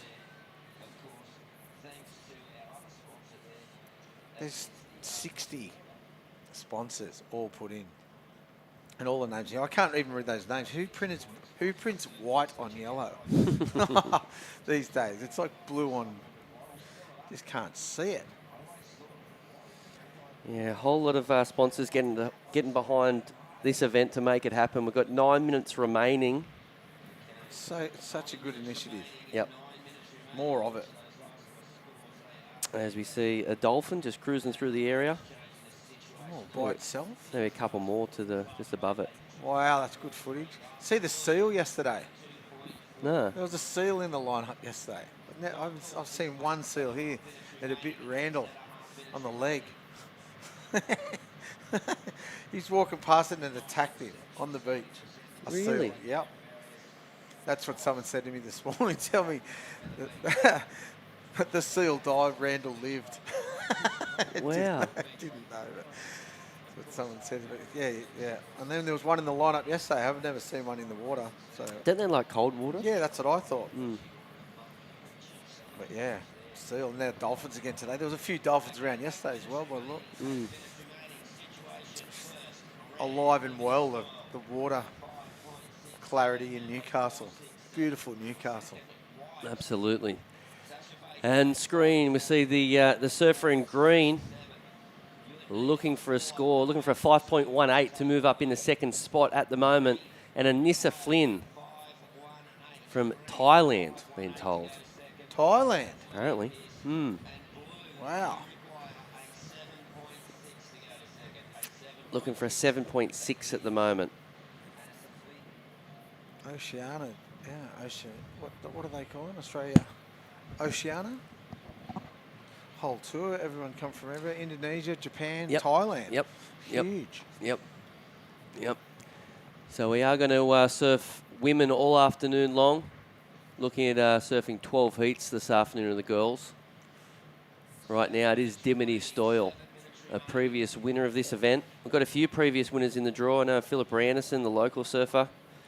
She will not surf this afternoon, but more than likely tomorrow in Heat 15 against another local surfer in Emily Burke.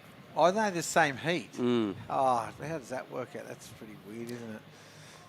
You used to do that, like when you're travelling with someone, always end up in the same heat. It's funny how they just get magnetized together. Yeah.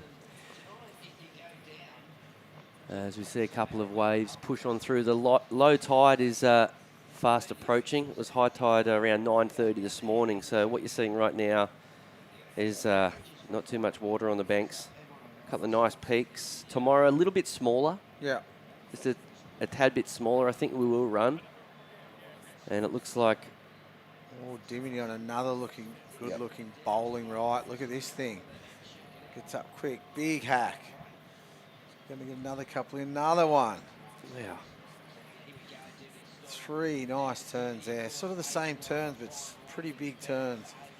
It's funny when you talk about, the same turns, but sometimes waves don't let you do. Yeah, that's right. What more could you do on that wave? Judges always want variety, but sometimes it's really difficult. And I think on that... Well, what else could you do? Nothing. There was no lip to hit. She had to do 3 big calves. Yeah, looking at a ditch of 4.67. I reckon she's done that. Oh, no. Well, did that just come in like that quick? Wow. Nah, they're still waiting on sort of blue. Here it is again. Bottom turn into a nice hack. This second one's even better. Big. Been riding Darren Hanley surfboards for the last few years. They look good, don't they? DH, is he down here? Cheering the girls on? More than likely will come down at some point. Yeah, end of the comp. See how his boys and girls are going in the event. Always a pleasure to catch up with DH. There it is, a score in. Oh, yeah? Decent number, 5.57. So with Dimity well out in front at the moment. Just a little bit under a first wave. I thought it might have been a bit better. Just the variety they needed. But like you said, what more can you do on a wave that doesn't give you the opportunity? In these sort of conditions, what sort of boards would you predict most surfers? Just a normal shortboard or a smaller sort of craft? I reckon just a normal shortboard. That's an everydayer. Wouldn't Yep. you say? Like it's not that grovelly. It's got a bit of push probably too once you're out there. Mm-hmm. I don't know if they're riding epoxies but in the bump, I don't think the epoxies are that good either. So I'd say just a normal shortboard. Mm-hmm. I think there's been a bit of a there's been a few epoxies PUs. What? Oh, look at this wedge. That's what I was saying. There's a couple that is fatted out. What? On tour is everyone riding? Has everyone gone off the epoxies or they're all still on them? I think it changes so much, right? I think PUs would win the battle, Yeah. if that makes sense. Yeah. But then you see Felipe and stuff just turn it upside down and ride, epoxy boards and 4 or 5 foot. So yeah. And John does the same type of thing. But are his epoxies? Sometimes. Or does he disguise them to make them look like Yes, epoxies? sometimes. And they're not. I Like think- a few people do. I think PUs generally work the best with him. He rode that epoxy that time when Morgan beat him. Yeah, Remember right. that? Remember Yep. rode that black epoxy? Yeah. But no, it's always interesting to know what the surfers are riding. Yeah, I'd say, like, when it's small, right, epoxies are going to go better, a bit faster, a bit lighter. What a do bit you more ride? buoyant. I can't stand epoxies. Yeah, I didn't think so. No, I had one good one that I've still got, but it's really thin. I can't hardly paddle it. Did but you shape it? Nah, still shaped it. Uh-huh. But I'm not getting another one. I'm done with them. Yeah. I don't like the feeling. So if you just want more speed, you just get a bigger, chunkier PU. Thicker and wider. Uh-huh. Interesting. 2.5 minutes remaining, and it looks like the surfer in white. Oh, here's another good-looking wave here. Dimmy on another one. Just dominating the heat. She's going to go for an air here. Whoa! She called it. Yeah, she knew she had to do something different, so she can do them. I've seen her pull a couple of good airs too. Yeah, good stuff there from the current heat leader. 2 minutes remaining, a replay here. Matt She Hoy. knew exactly what she was going to do, didn't she? Look, boom. Oh, she's coming unstuck.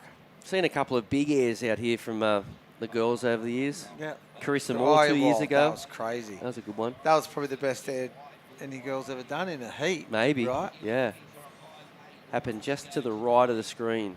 Yeah. And it was so it was sort of clean conditions that day too. It was perfect little rocks bowl. Yeah, it was. I think she needed an 8 or something or other. Did she? Yeah, You a just big pulled that score. out. Yeah.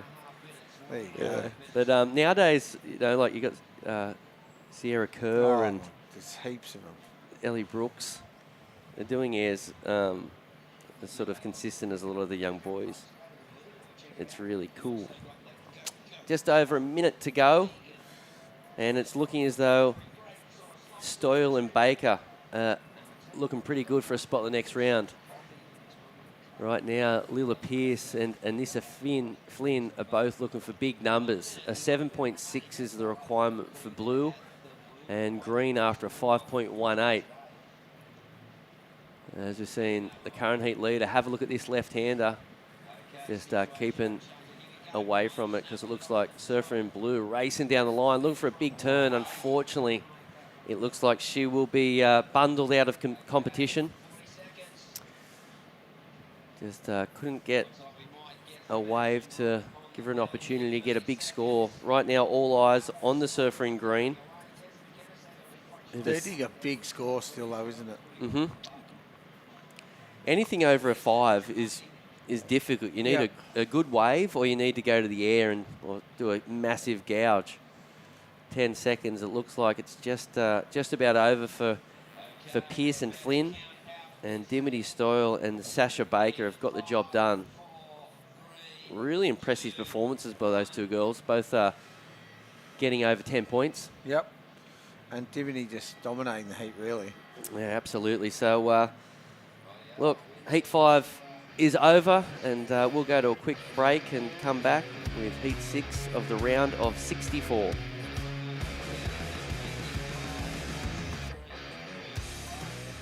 I've surfed in Surfest for a long time. I can't remember how many exactly I've done, but yeah, the last time I won here was in 2014, and I haven't missed an event here since, so. The year that I won the event here in Newcastle, we had every conditions from like 2-foot Merriweather rock break, 8-foot Merriweather beach break, pumping harbour waves. So I kind of surfed all conditions that year. It was moved to the harbour the day before finals day. The swell just picked up so quickly overnight and it was too big and wild for the open beaches here. There's a lot going on. There's big container ships driving past as you're surfing. It's just unique and it's a wild venue to be in a pro surfing event, and to get the win felt really cool. Hunter and Newcastle GWM Havel. Save now on 2022 plated vehicles with stock available for immediate delivery. Find the perfect vehicle and get a great deal. From the people you can trust. Take a test drive today.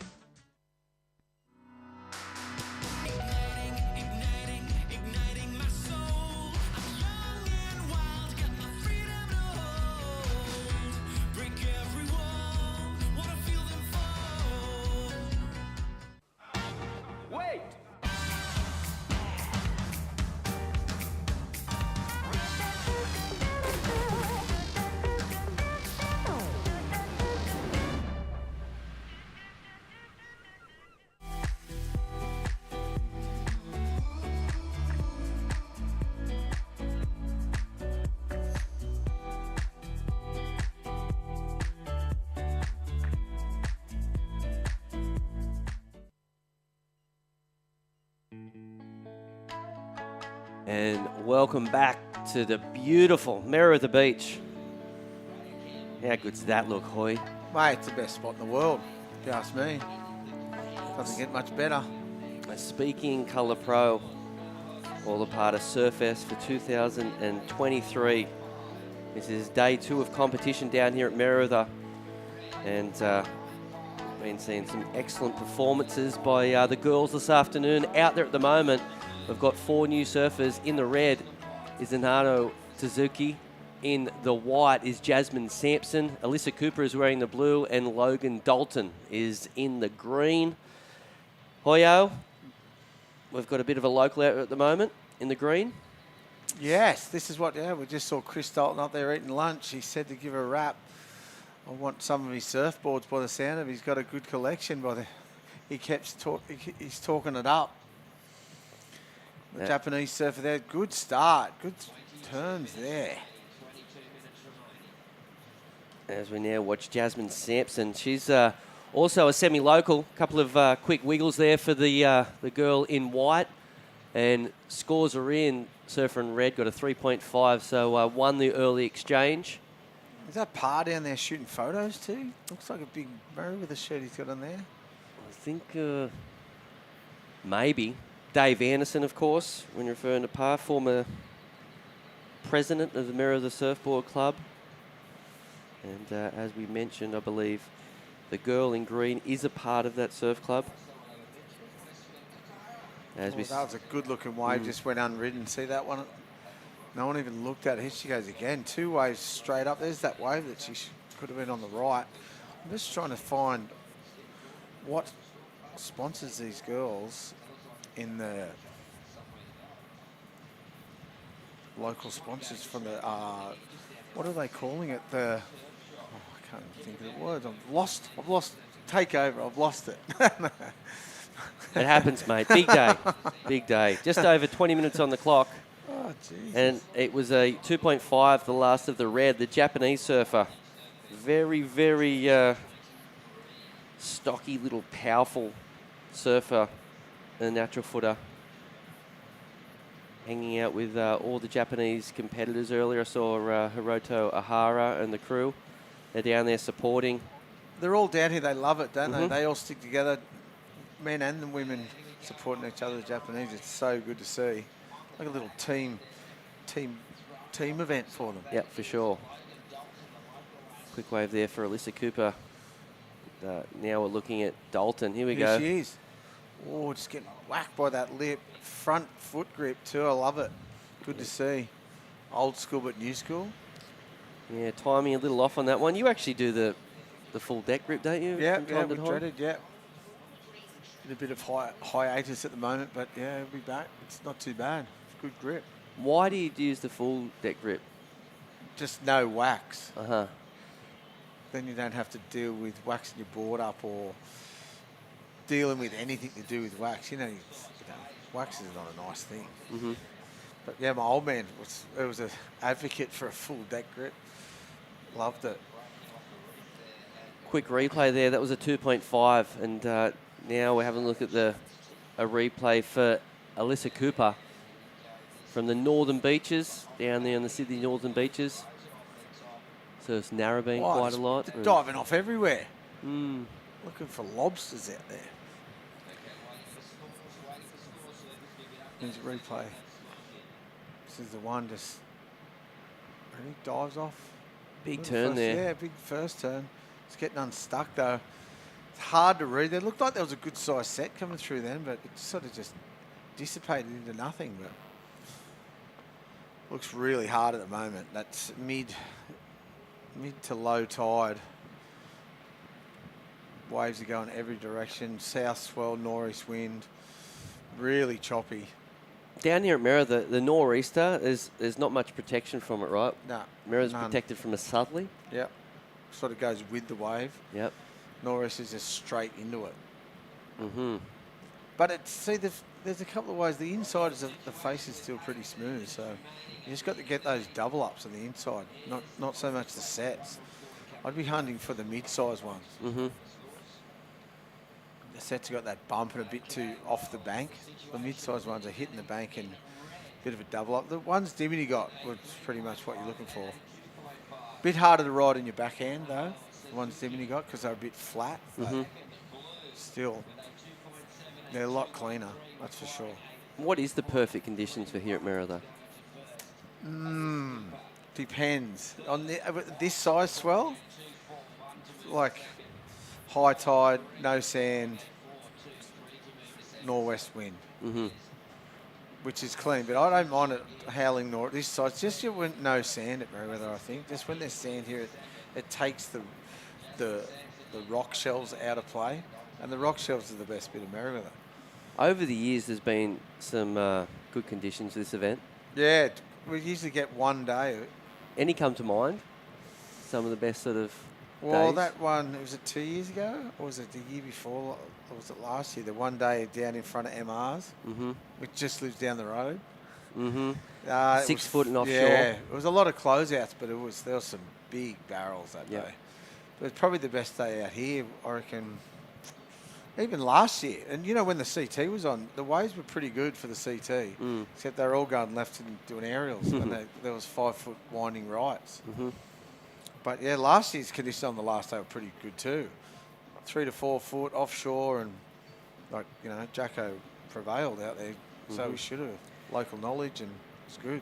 And another former champ is, just won that last heat, Dimity Stoyle. How are you, Dim? I can hear a couple of legends in the booth there.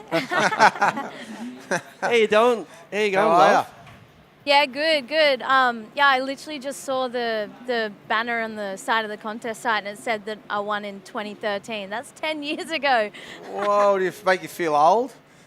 No. I'm like, oh, what have I been doing for the last 10 years? Haven't had a win since. Mate, when did you get to town? When did you roll in? Always winning, dear. Yeah, exactly. Winning at life. I got here 2 days ago. And who you rolling with? Who you cruising up here with? Oh, solo. Had to leave the surf gang back up on the Gold Coast. Steph just got back into town, and Laura's just heading up there, and Coco's coming over. So they're all up on the Gold Coast, and I'm So you here reluctantly solo. came here, you reckon? Yeah, I really want to be in Snapper. That's why I'm here, just to get into the Challenger event at Snapper Rocks. I need to redeem myself from last year. I lost first heat. Do you know what you've got to get in this contest to redeem yourself and get into Snapper?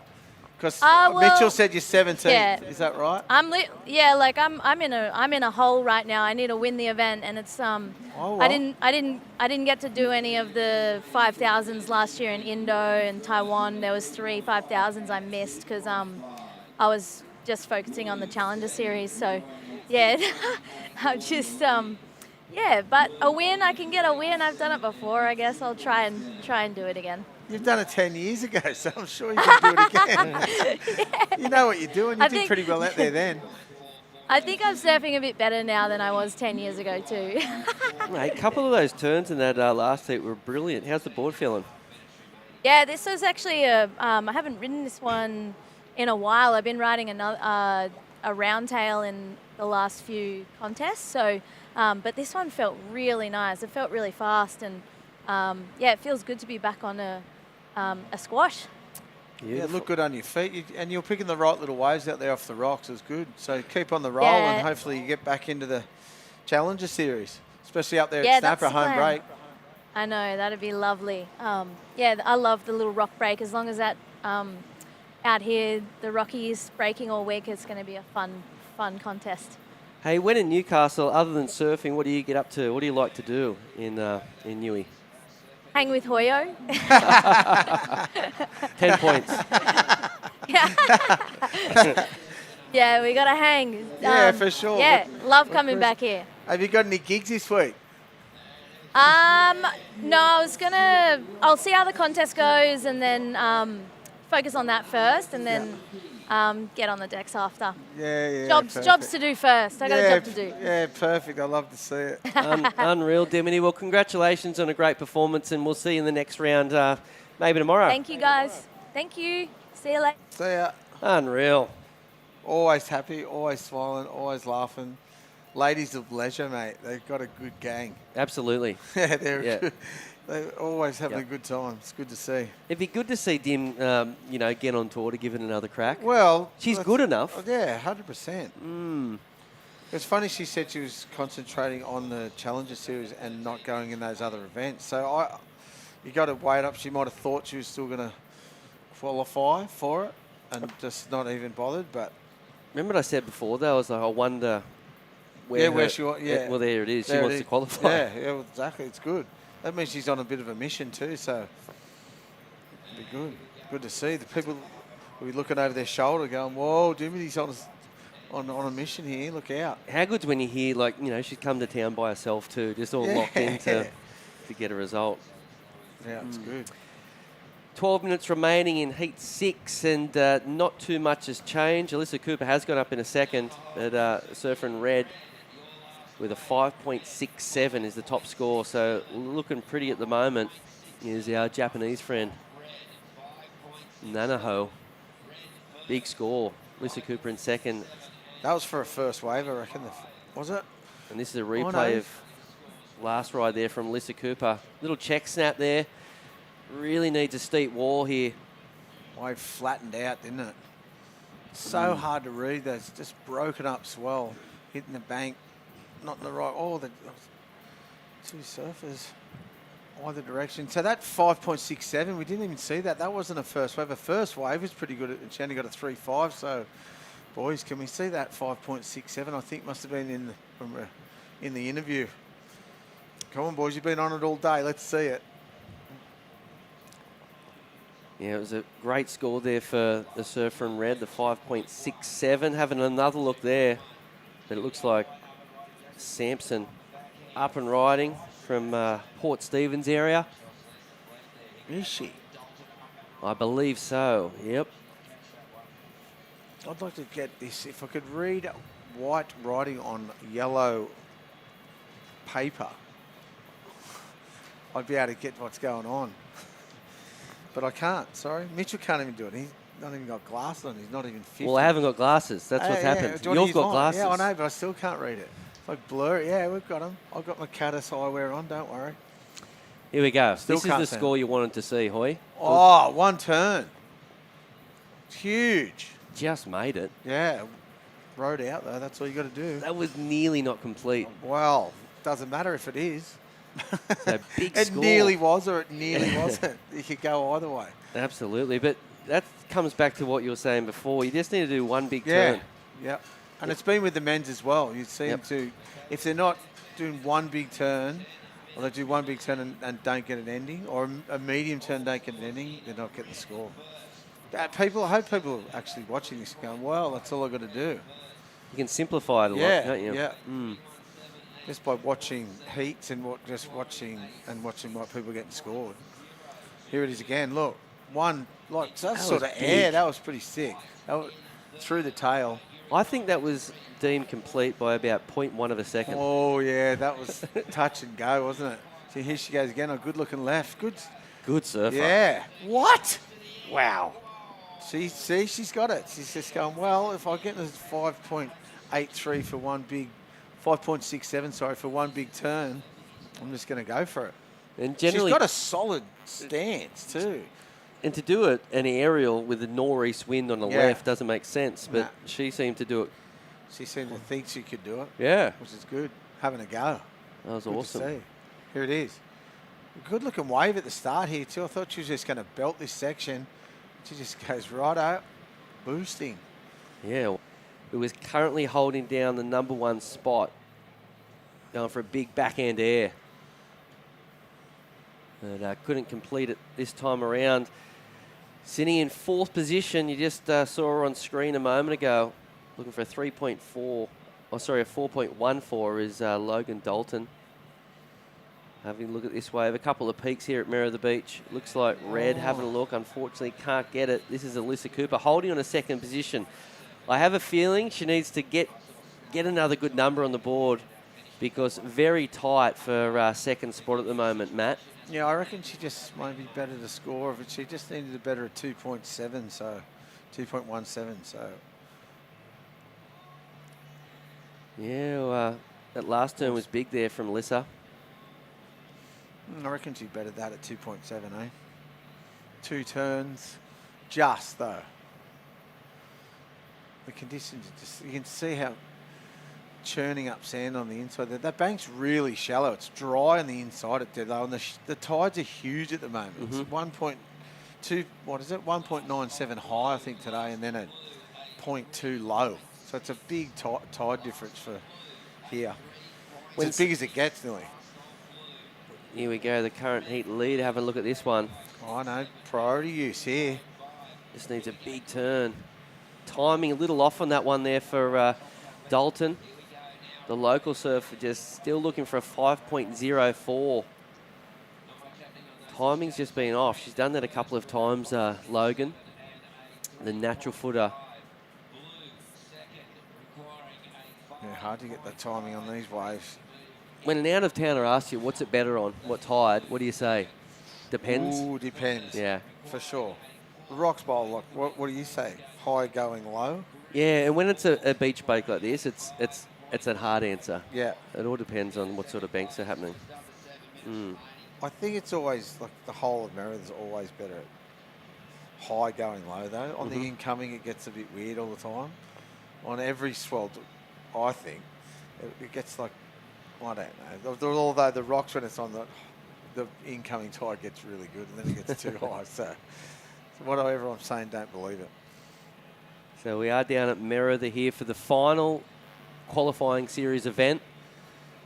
And the girls are out there trying to get a spot on the Challenger Series, the last event of the series. The Surfer in red looking the goods at the moment, a 5.67 and a 3.5.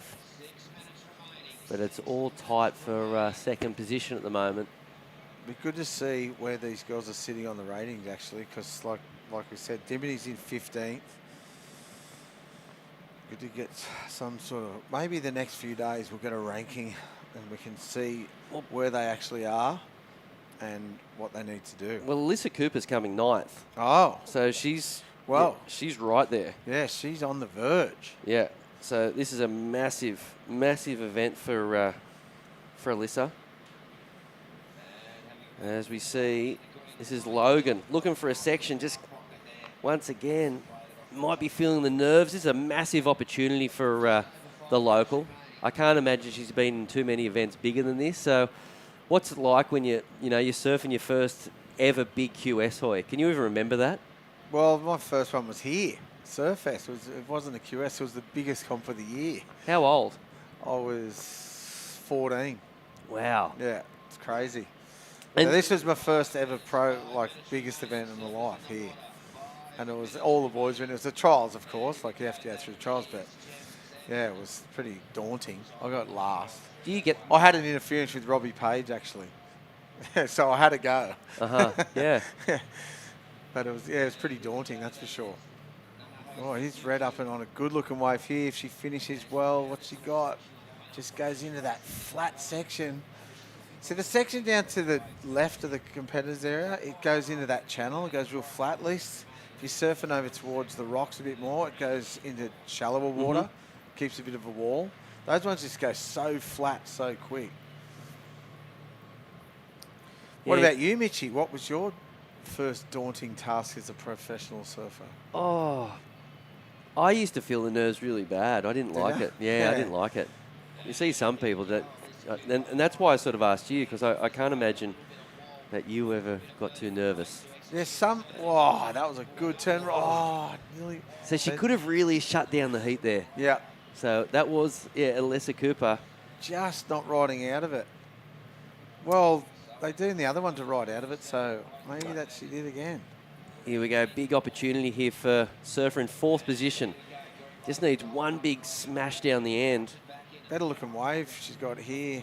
Maybe gone sort of, went too far back into the power pocket at the beginning. I didn't mind the idea of the fade, but I think she faded a little too much and lost opportunity down the line. And I dare say... On White went right too. White went right, that rhymes. Well, she only needed a 4.34, so I'd like to get a look at that one. Yeah, that's what I mean. So they split the peak then, so she, here it is. What she got for us? Oh, she make that? Oh, so close again. Wow. That was, she needed... A 4.34. Was that a 4.34? If she makes it, it could have been. Maybe. Here we go. The current heat leader. Good looking left-hander. Bit fast. Just kicks out of that wave. That could have been the score. If she rides out of that clean, that may have been the score. I'll keep her up at night. Like a layback snap. So a little over 2 minutes remaining in this one. And I guess from the get-go, it's been red and blue out in front. And the Newcastle girls are sitting in 3rd and 4th place, looking for decent numbers. Up next, the current ratings lead will be out there, Paige Harrop. She'll be taking on Safi Vetti, Raya Campbell, and Natalie Fensom, another local surfer from up at Newcastle Beach, the East End. East End board riders will be all down here frothing. Yep, good surfer, young Nat. Over the hill. So we are at the business end of this heat. This is heat 6, around a 64. A couple of little lines rolling on through. Needing scores the last minute or two, Hoy. Did you tense up or did you feel free? What was your feeling? I was just I never used to wear a watch either, so I just count, trying to count down the minutes. Not in my own head, obviously, because or just time calling. But yeah, I was all right. I just knew, if a wave comes in, what can you do, though? If you can only sit and wait for a wave, you can't do much about it. If it doesn't come, it doesn't come. I used to try and, sit and actually wait for the winning score instead of sitting and waiting and getting a score. You know what I mean? Yep. Instead of, going a terrible one and not getting the score. Yeah. Did you know what I mean? Trying to, fake the score. Did you have any clutch moments come to mind that you pulled off? Oh, yeah, nearly all of them. Yeah. Pretty much. You won a lot of heats at the end. Yeah, well, no, that's the best feeling in the world, when I'm winning the heat at the end of it. Yeah, a few heats, though. Last wave, winning heats. Epic. Yeah. Any wins of events? No. No, I was pretty much winning the whole heat. So we've got 25. Which is a good feeling, too.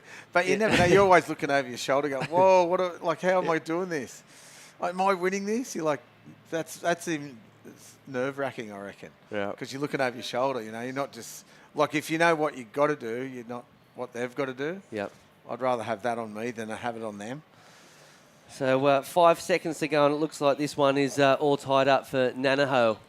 She will get the chockies. Alyssa Cooper in 2nd. So unfortunately, Jasmine Sampson and Logan Dalton bundled out of competition. As we go to a quick commercial break and come back, with Beck Woods and Vaughan Blakey. Welcome to Sydney. Upbeat. Downbeat. Feel its heartbeat. Open spaces. Open arms. A place to feel alive. To feel free. Come feel it all and feel new. Hunter and Newcastle GWM Havel. Save now on 2022 plated vehicles. Find the perfect vehicle and get a great deal. From the people you can trust. Hunter and Newcastle GWM Havel. Take a test drive today.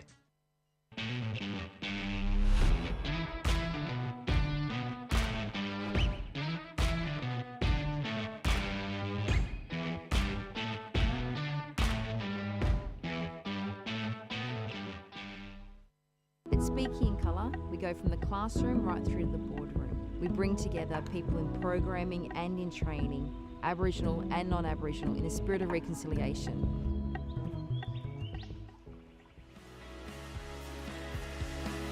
Merriweather Beach. Not much beach there at the moment. The rocks are exposed as the tide drains out here at the Burton Automotive Pro. Surfest 2023. It's been a great morning. Plenty of action, and we are frothing to be down here. Vaughan Blakey in the commentary booth. My good friend and three-time champ of the Surfest, Beck Woods. Welcome back to Newey. I mean, you live here, so I don't know why I'm saying welcome back. Maybe welcome back to Surfest. How does that sit with you? Yeah, that's good. That's good. I think it's been a good event so far. We've had a bit of wind, a little bit of rain. Surf's turned on this morning. There was a few big airs thrown down. We have got the women's round of 64, and we see local surfer Nat Fensom up and riding, getting busy early. Nat's, nice opening turn there for Nat. Opening wave, sorry. She's I've seen a few clips that she's dropped actually online, and she's a local shredder, and she packs a punch, especially with that back foot surfing. She definitely throws a large amount of spray, and she's a young whippersnapper, so this is probably one of her first major events, and it's a good one. QS 5000 for her to, have a little go, and she's leading right now with a quick score of a 3.5 there for Nat Fensom. So we are at the Speaking in Colour Surfest Women's Pro, and always good, always waves here. Newcastle's great, I love it. I moved here, so we've got a pretty stacked heat here with Paige Harrod from New Zealand. Safi Vet also from New Zealand. I feel like the Kiwis always draw each other in heats. Raya Campbell from Australia, Campbell from Australia, and Nat Fensom, also local girl from Australia. So, a bit of experience meets the new guns in this heat. Well, this is a huge heat. What an experience for Nat out here as she comes up against the #1 ranked surfer in the Australasian Regional Qualifying Series. This is Paige Harrod. She's out in front, and she's had a great campaign throughout 2023. Of course, she was the first ever Kiwi to qualify for the Women's World Tour. That was back in 2008, so she's definitely got plenty of experience. This is her on screen right now, and she is leading the rating, so looking good for a spot on the Challenger Series, and looking good, I think maybe already qualified for the New Zealand Olympic team. So lots to look forward to for Paige Harrod. And her career just is, probably at the peak of its powers right now. I mean, she did time on the CT and got a lot of valuable experience. But we were just talking about it at lunch, Beck. You know, you can get on there when you're young and it can just be so overwhelming. Yeah. You don't really know who you are or how to handle it if you get on too young. Yeah. So now Paige, she's looking like she's going to be representing her country yet again at the Olympics and possibly getting back on tour even. Yeah, I think looking at a few of the men's surfers on the World Tour this year who have come on a bit later as well. I think it was Maxime Husseneau from France, Ramsey Buchheim, Ian Gentile. All names who had been doing the rounds for a little while. Yeah, then you see some of their stories, and they have come back on more experienced, more level-headed. But Paige came blasting onto the tour. back when I was on tour, and there was a whole bunch of them. There was like 5 of them that came on that year. Coco Ho was one of them. There was 3 others who I can't actually remember. That's because my memory sucks. But yeah, they came out swinging. They all basically, made the top 10 and were getting, 8 5s and really, excited. It was an exciting tour. We had really fun waves and, I think representing New Zealand as the lone female who has qualified, she did actually miss out on a spot at the Olympics for the first one, which, I mean, ISA rules always is something that, for me, probably being a little bit critical, but I think they're a bit all over the place, and they were working themselves out. Qualification is based on that one event, and then it changed, and then there was this and that rule that came in, and I think it was a bit disappointing because Paige had been performing so well and at an international level, and she didn't get selected. So I think it will be really good if she can rectify that in this next Olympics, because she does deserve a spot there. Such a great surfer. Yeah, she's been a great ambassador for women's surfing over in New Zealand. So, and for surfing in general. Whole bunch of talented crew from over there. Be good if she catches a wave, though. Taranaki Sports Person of the Year at one stage, Paige Harrod, but she's out there right now and she's looking to really cap off a fantastic campaign throughout the Australasian qualifying series. This is her paddling now. Lets that one slide underneath. But Safi Vet also is having a pretty good campaign, sitting at 16th on the ratings, 4,360 points. So well within a shot here. Yeah. Another Kiwi, and moved to the Goldie only a year or two ago, I believe, basically to just stay with it, stay with that top level.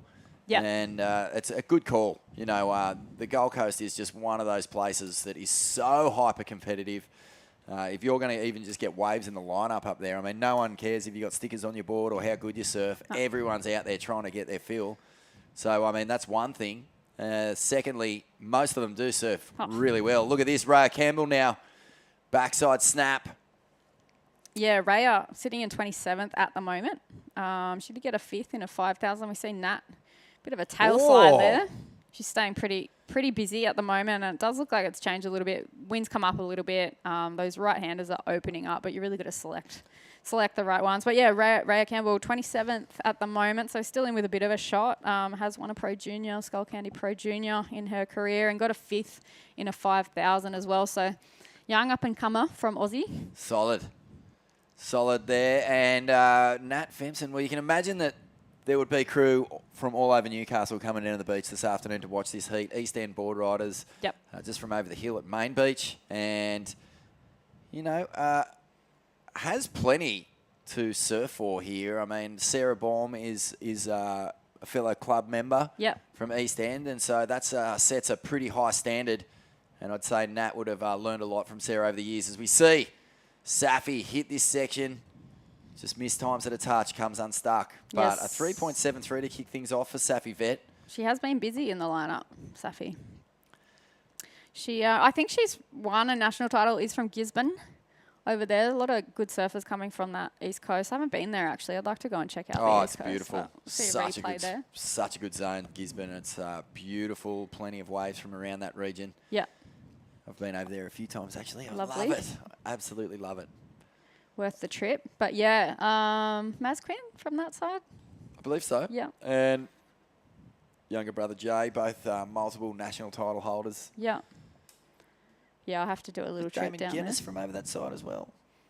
I feel like he is. Possibly. Damo, if you're watching. The Quinn brothers. So 16 minutes remaining here, and the eyes of New Zealand watching this one carefully. There's Paige on the inside, and on the outside, slashing here is Nat Fempson. Gee, she looks right at home here. I don't think she's rattled by this experience at all. Sometimes I just heard Hoyo and Michi talking about it. You get down here, and the first major comp you go in is one of the biggest contests in the world. And it can be a bit of a rattle, but really love the attitude that Natalie's bringing here. Yeah, she's come out swinging. I think, everyone just got a wave, so we're just waiting for scores to drop there, and everyone's staying super busy. So I think, Paige got a backside banger as well. So we'll see what scores drop for them. It's still early days. 10 minutes have passed. Looking a little bit wind swept out there this afternoon, but as you can see on screen there, really nice looking right-handers that are coming through, give you a little bit of chip shot into these waves. So Nat staying busy. Okay, well, let's throw down to Nanano Suzuki, who took out that last heat. Congratulations, Nanano.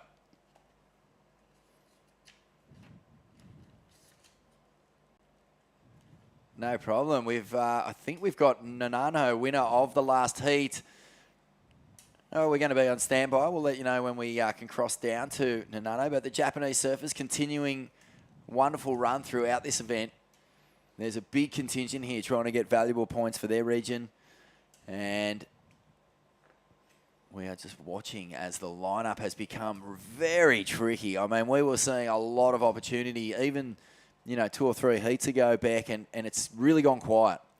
Yeah, just a bit of a flat spell in the middle of this heat. Great lineup shot there. We can see how far the surfers are away from each other. And I think tactically at the start of the heat, it is pretty good to try and do your own thing, stay away from each other, get scores on the board, and then, you can figure it out towards the back end of the heat where you're sitting and utilise that priority. But I think it looks like Paige has opted to come up closer toward the rocks now that the tide has gone out.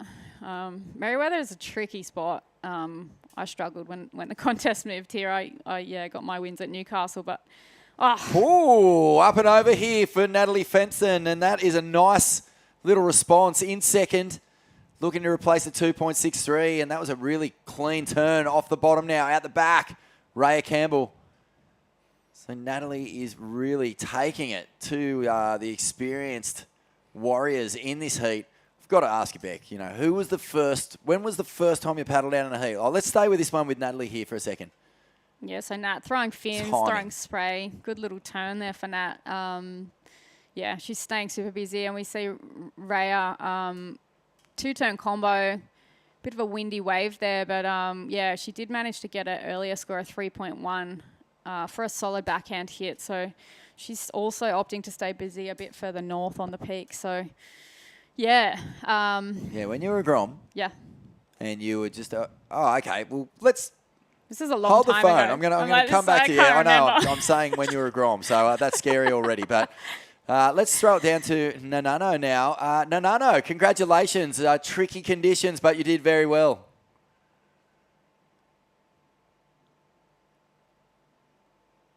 Hello, we can Hello, hear. can you hear us? Oh, okay. Hello, Nanano. Yeah. Congratulations. Tricky conditions, but you did very well out there. Thank you. Yeah, it was super difficult condition, but yeah, I was lucky to get a couple good waves. Yeah. Was your strategy to get out there and get waves quickly, or were you going to hang tight and try and just find the best 2 waves? Yeah, so I want to do my best for this competition. Yeah, cool. And do you love Newcastle? Have you spent much time here in the past? Yeah, second time. So I love this place. That's great. And have you got many crew with you? We know there's many Japanese surfers in this event. Are you feeling strong in the field? Yeah, we are good surfer. Good on you, Nanano. Congratulations on making it through. A strong performance, and we look forward to seeing you next round. Well done. So cool. Jeez, they do well, hey? My Japanese is really bad. I can't even speak a word of Japanese. So for them to come out here and be able to, surf, travel to a different country, speak a different language, they really do well. And to get results, to get results as well. Yeah. Some people really, can't function if they're not feeling comfortable, and to come over here to just embrace the culture and to get results, that's another really impressive thing. Yeah, they've all done well today. It has been a good day for the Japanese contingent here at Surfest, and right now the Speaking in Colour Pro has reached heat number 7, so we've still got a ways to go today. We've got plenty more action coming up. Looks like surfer in red, Paige Harrop, has got a score. Probably it is the highest wave of the heat. We may see a replay. But she did get a 5.17, so that's changed things up. We see a replay there of Nat's wave where she does throw the fins out. She did get a 3.57 for that one, which is keeping her in second place. I did see that someone else just got a bit of a right-hander down the beach. It might have been Safi, I think, from above. We saw a drone shot of her, so it looks like scores. Here it is, a replay of that. So big, open face hack for Safi. So they're really liking that. If you can bank a turn and potentially, like, even that was one turn for Safi, so a 4.83 for her. Oh, nice little backside hack there too for Rhea. So surfers staying busy. It's going to be a pretty solid 10-minute kind of countdown here. I think most surfers will be looking to try and back up those solid scores that they've got. This is really cool. Some fantastic rides there, electrifying off the tops. Safi Vet is holding down that lead. Scores are still waiting to drop in. But this is what I wanted to know before we went to the break. When was the first time you paddled out and were just starstruck by someone in a heat? You know, like Paige Harrop is a legend. She's been on tour. You know, she's number one on the ratings, and you're a little grom, and you've got to pull on the rashie and surf against her. Yeah. Yeah. What's your experience with that? You know, paddling out and going, oh my goodness, there's. Yeah, I think. Who was it? Lane Beachley, Lisa Anderson, someone like that. Well, for me, I grew up in that Central Coast community, surf community, which is really healthy. And I was always exposed to Amy Donahoe, who was on tour, and I was on tour against her, and it was so weird having heats against her. But she was from the other end of my beach, and she was like a couple of years older than me. So I'd see Amy out in the surf, and I could barely even speak to her. I was like, oh my God, it's Amy. And yeah, she'd won like Aussie titles, and I think had gone to World Grom titles and things like that. And it was basically where I wanted to be. So it was good to have that experience young. And then, yeah, of course, my first World Tour heat, I was against Lane at Snapper, and I'd never surfed a man-on-man heat, woman-on-woman heat. I'd never been exposed to that because in the juniors we'd had 4-man heats and 4-man formats, and so all of a sudden I'm sitting out with Lane at Snapper, and I'm like, what do I do? Do I sit? I wanted to sit deeper, which makes me sound really tough. But yeah, and Lane knew. So she was sitting wide, and then like she just like wanted to keep me wide so I didn't get the deep ones and couldn't get barreled and that sort of thing. So she was a very smart competitor. I had no idea. I just was like, I just want to sit behind the rock. So she just schooled you. Yeah, you got taken to school. I took off on one behind the rock, and she had priority, and like I had to straighten out, and she got a 9.5 on it, and I'll never forget it. I just thought, I just have no idea what I'm doing.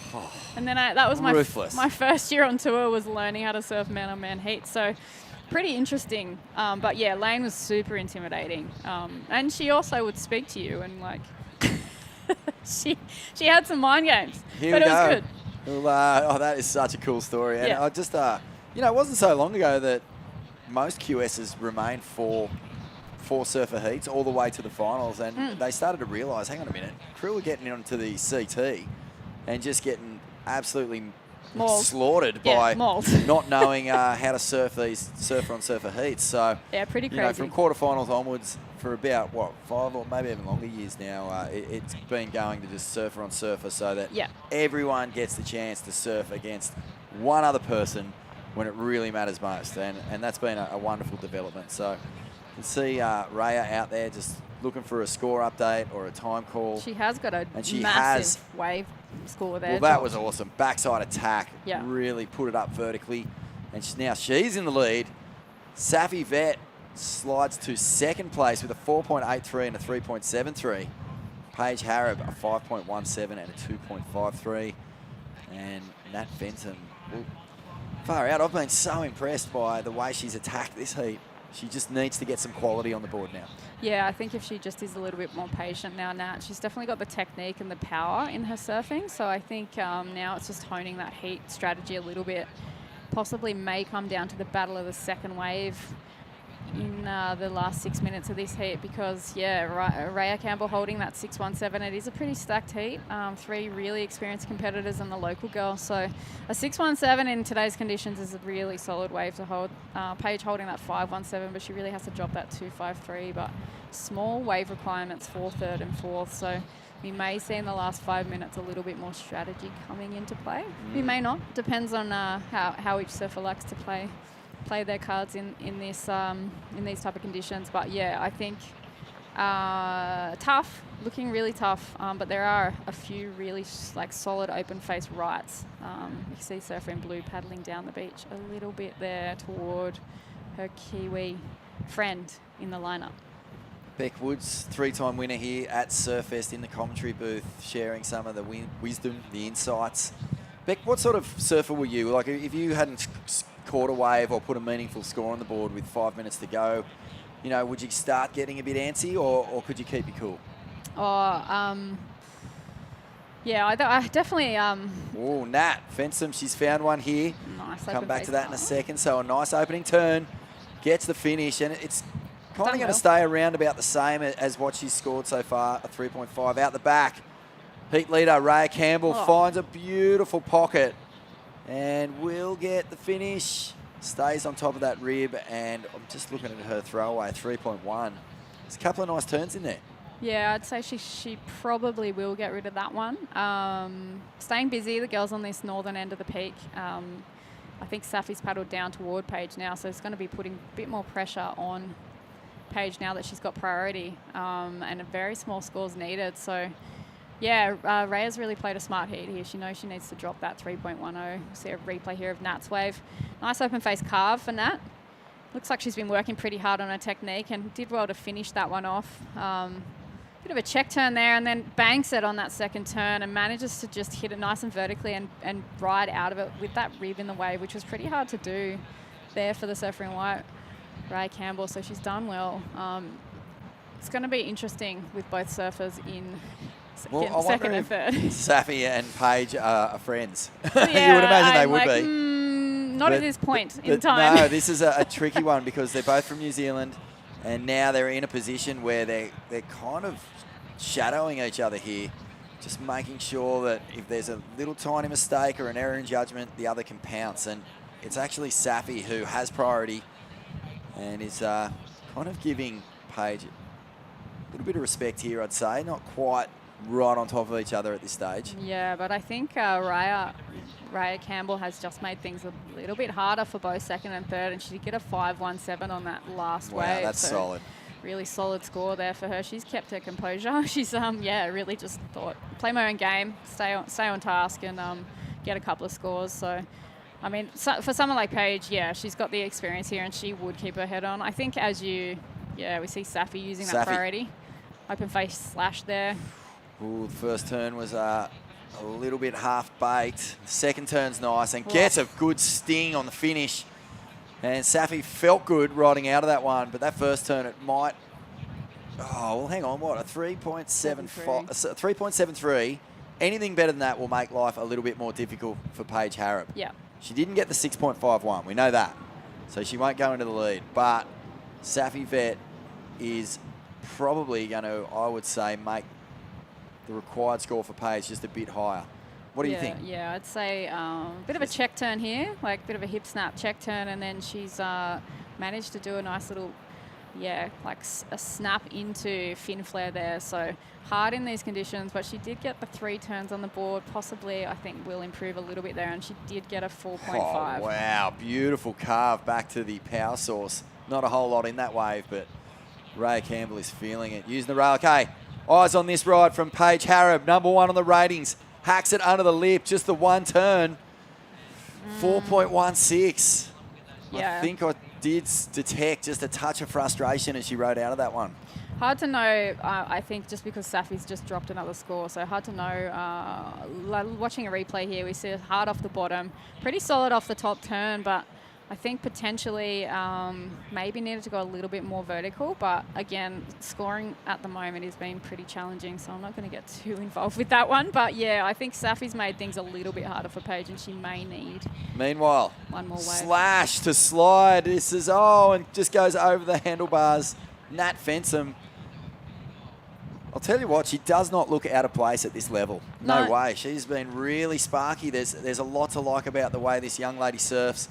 And really, I would say that wave selection has been perhaps the only thing. Here we go, Raya Campbell, heat leader, cracks a big vertical snap, and will ride out of this one. Did well to ride out of that. I think, yeah. 1 minute.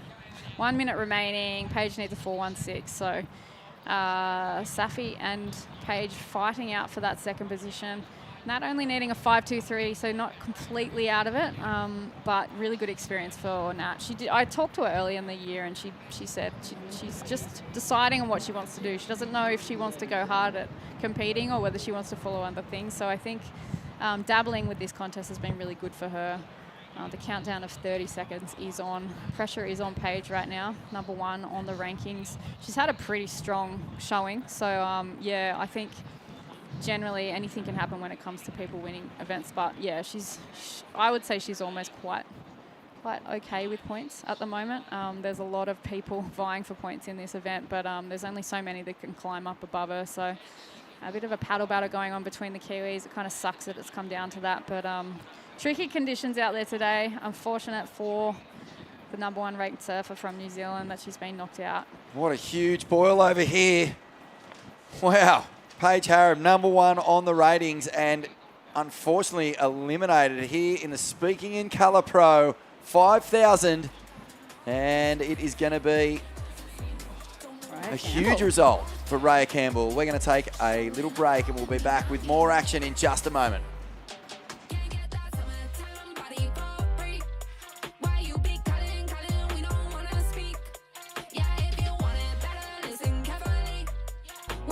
For those that are renewed by the warm sun, fresh air, and awakening winds. We know, you know, life's better outside.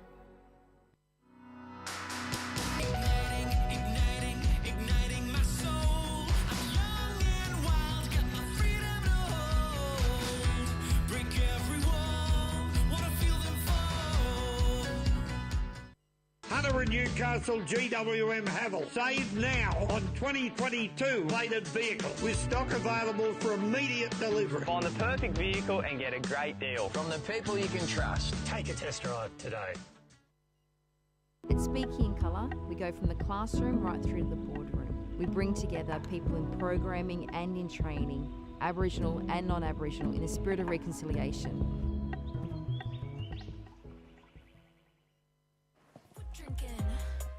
Welcome back, folks, to the Speaking in Colour Pro Newcastle Beach Surfest 2023 and a massive upset. That surfer in red walking up the beach, Paige Harab. She is #1 on the Australasian regional rankings and she's just been beaten by Raya Campbell and fellow countryman Kiwi surfer Safi Vet. So bit of a frustrating end of the year for Paige here, but she is #1 on the rankings, so she'll be watching every single heat for the rest of this thing very closely. Yeah, it's not... Only 4 spots available for the women. Yeah, it's super competitive. It's always difficult. You know, when you have got the lead, I remember like doing countbacks and all sorts of things with the WQS when I used to be trying to qualify. And sometimes it's good to have a couple of throwaways up your sleeve because, yeah, pressure is on. Tricky conditions out there. And I think Safi and Paige showed their sportsmanship, giving each other a bit of a high five at the end of the heat.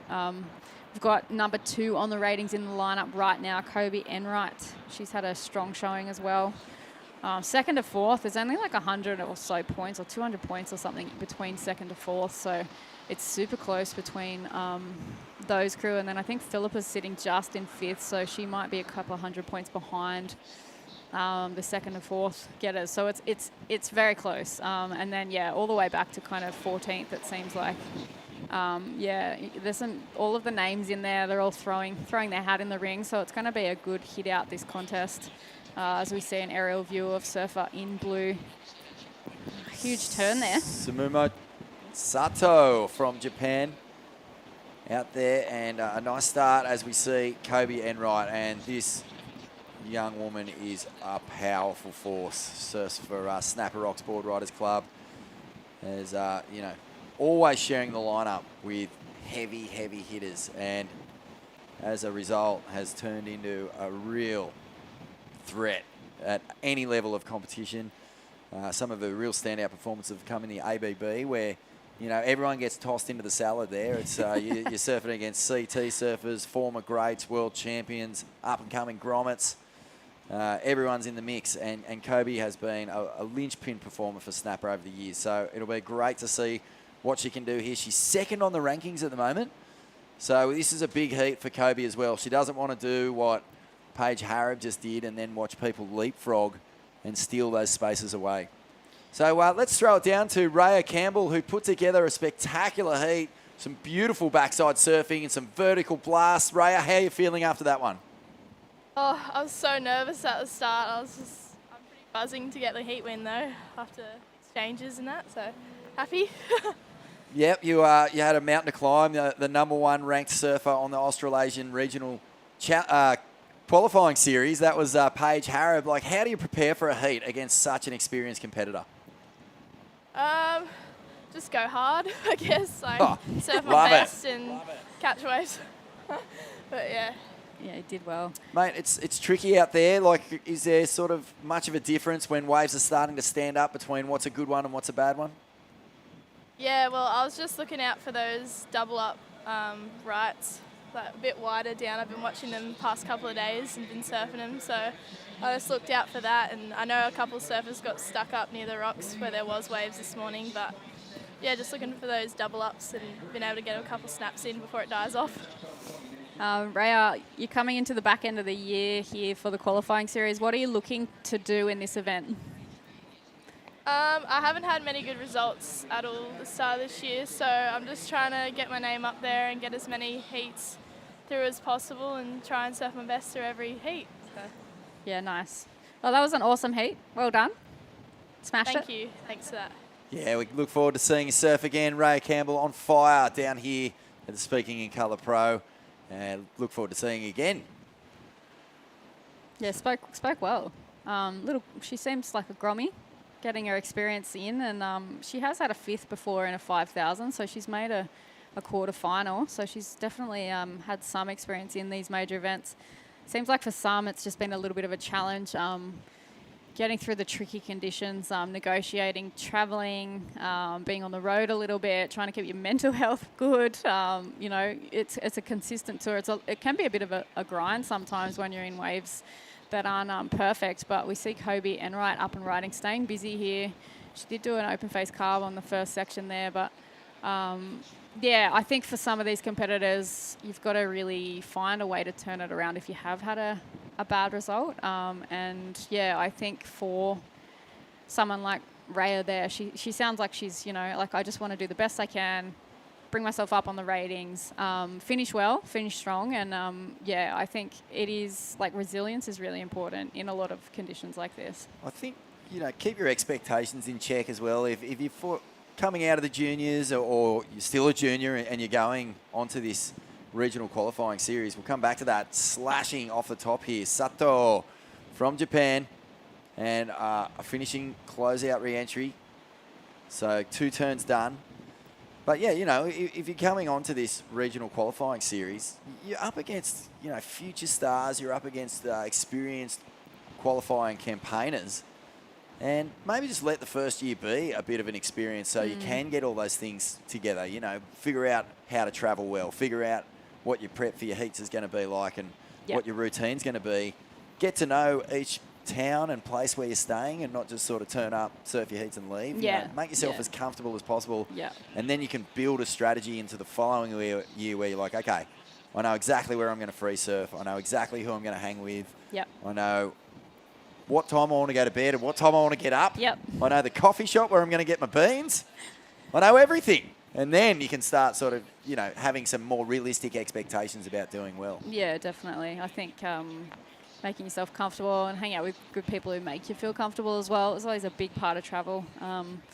Yeah, keeping your head on. But yeah, I think just having fun as well. I always did my best when I was just having a good time. And yeah, like, it's such a great experience. So kind of blessed to be able to experience as surfers what we do experience. So yeah, a lot of the girls, it would be quite daunting initially, but like you said, as soon as you find your comfort zones, you could just really start to relax into it and start enjoying the competition for what it is. And yeah, I mean, the ups and downs, but yeah, you do learn a lot. I learn a lot from touring and competing, and yeah. 2 of my favourite surfers of all time is Steph Gilmore and Taj Burton. And those 2 had a lot of fun while they were also competing at the highest level. So it can be done. Here are the former champions. Wow, there's some names in there. I just caught Dimity Stoyle down there in 2013, a former champion, put in a great performance. Bronte McCauley as well. She's surfed this morning. So we do have surfers, former champions, who are still in the draw here. And you go all the way back to 1985, Wendy Botha, Jodie Cooper, Pauline Mensah, just full-blown Hall of Famers, legends. Yeah. And wouldn't you love to be able to add your name 3 times on that list? Yeah, that's unusual. But, I mean, it's Not great. enough. Once not enough for you, Beck. No, it was good actually surfing with Jodie and Pauline and Pam. They were shredding. Did you see Pam's turn that she did? Pam did a turn. She's 60. And I was dead set thinking, far out, pull on the Rashi, the actual Rashi, get back out there. I thought so too. I was like, okay, she's down there coaching people. I'm like, she should still be competing. Same with Pauline. Pauline got like 900 waves, laughing past on the jet ski. She said, she was talking to Warren today and she said her arms are sore from riding the jet ski so much. I was like, way to rub it in, Pauline. She just kept catching waves and getting lifts back out. But we see Kobe up and riding nice little kind of check turn there. She's really good at that open face carb, Kobe. She's got nice strong legs and linking this wave all the way through to the inside there. So interesting to see what they score for that one. They have given her a 3.0 basically for her second wave, which had only one turn on it. So very early days for these competitors, but we see a replay here. Watch Kobe's feet. They barely move. She just plants them when she takes off, and they're always in the perfect spot, and that just allows her to almost skate and snowboard along the wave face. It's remarkable. Beautiful stance. And it allows her to have a lot of poise through her turns. She just draws it around. It's a wonderful talent to have. And she gets 4.83. So nice rides. And that's a nice score too. At this stage of the heat, you know, things have been trucking along for 10 minutes or so, and everyone's round about, you know, that feel-out phase. But you want to start putting some numbers on the board as well. 4.83, just short of a 5, obviously. And that'll feel good for Kobe. She's still got plenty in the tank that never really got to open up completely at all on that wave. Yeah, and I feel like I almost expect that from Kobe now. So when she doesn't do it, I'm like, okay, but can you go back out and do that really large open face carve that she does where she throws the whole ocean of water? So I think sometimes, I mean, that's why I don't judge, because I do things like that where I'm like, no, but where's this turn? But I mean, a 4.83 in waves like this, we did see in the last heat, a 4.83 would have carried most of those surfers through as their second backup score. So yeah, so the Japanese surfer, Sumumo Sato she's ninth on the Asia region circuit at the moment. So it's pretty tight for the Japanese contingent or the Asian contingent as well. It seems like they've just come over and they're dominating, even in these early round heats in the women as well. So it's good to see the charge coming out of Japan. Yeah, I used to surf against a few of the crew who would come over with Conor O'Leary's mum, actually. They'd come and stay with her. And, yeah, like, definitely they knew how to really surf a heat. Yeah, you knew you could count on them that they were going to throw it to you. And this is, like, back in the Hassel days, too. So they'd get a couple of scores on you and they'd play the game really well. So... well, as well as being, you know, razor-sharp competitors, the amount of time... a lot of Japanese surfers have been spending on the North Shore of Oahu. Yep. And the performances that they've been putting in at places like Pipeline and Haleiwa and Sunset Beach is just ridiculous. Like, I mean, some of the biggest, heaviest waves of the past 10 years have been ridden by Japanese surfers. And, you know, there's a guy there in particular, the Wakita Bowl. He has a piece of the Pipeline reef named after him. Wow, that's pretty cool. I think the piece of the reef that's named after me would be named after my elbow. That's where I jumped off. Oh, Beckwood's elbow. Managed to elbow the reef and take a big chunk out of it. And I was like, oh, I had no idea it was that shallow there. That place is, yeah, terrifying. I'm glad that the women are out there surfing and giving it a go now. It's really revolutionising the sport. We did used to surf at Chopu, and that was awesome. I enjoyed that experience a lot. But yeah, the Olympics being held in Tahiti, which is going to be an amazing contest, I think, seeing the men and women. Hopefully they do get Chopu on. See a little bit of a wave there for Kobe Enright.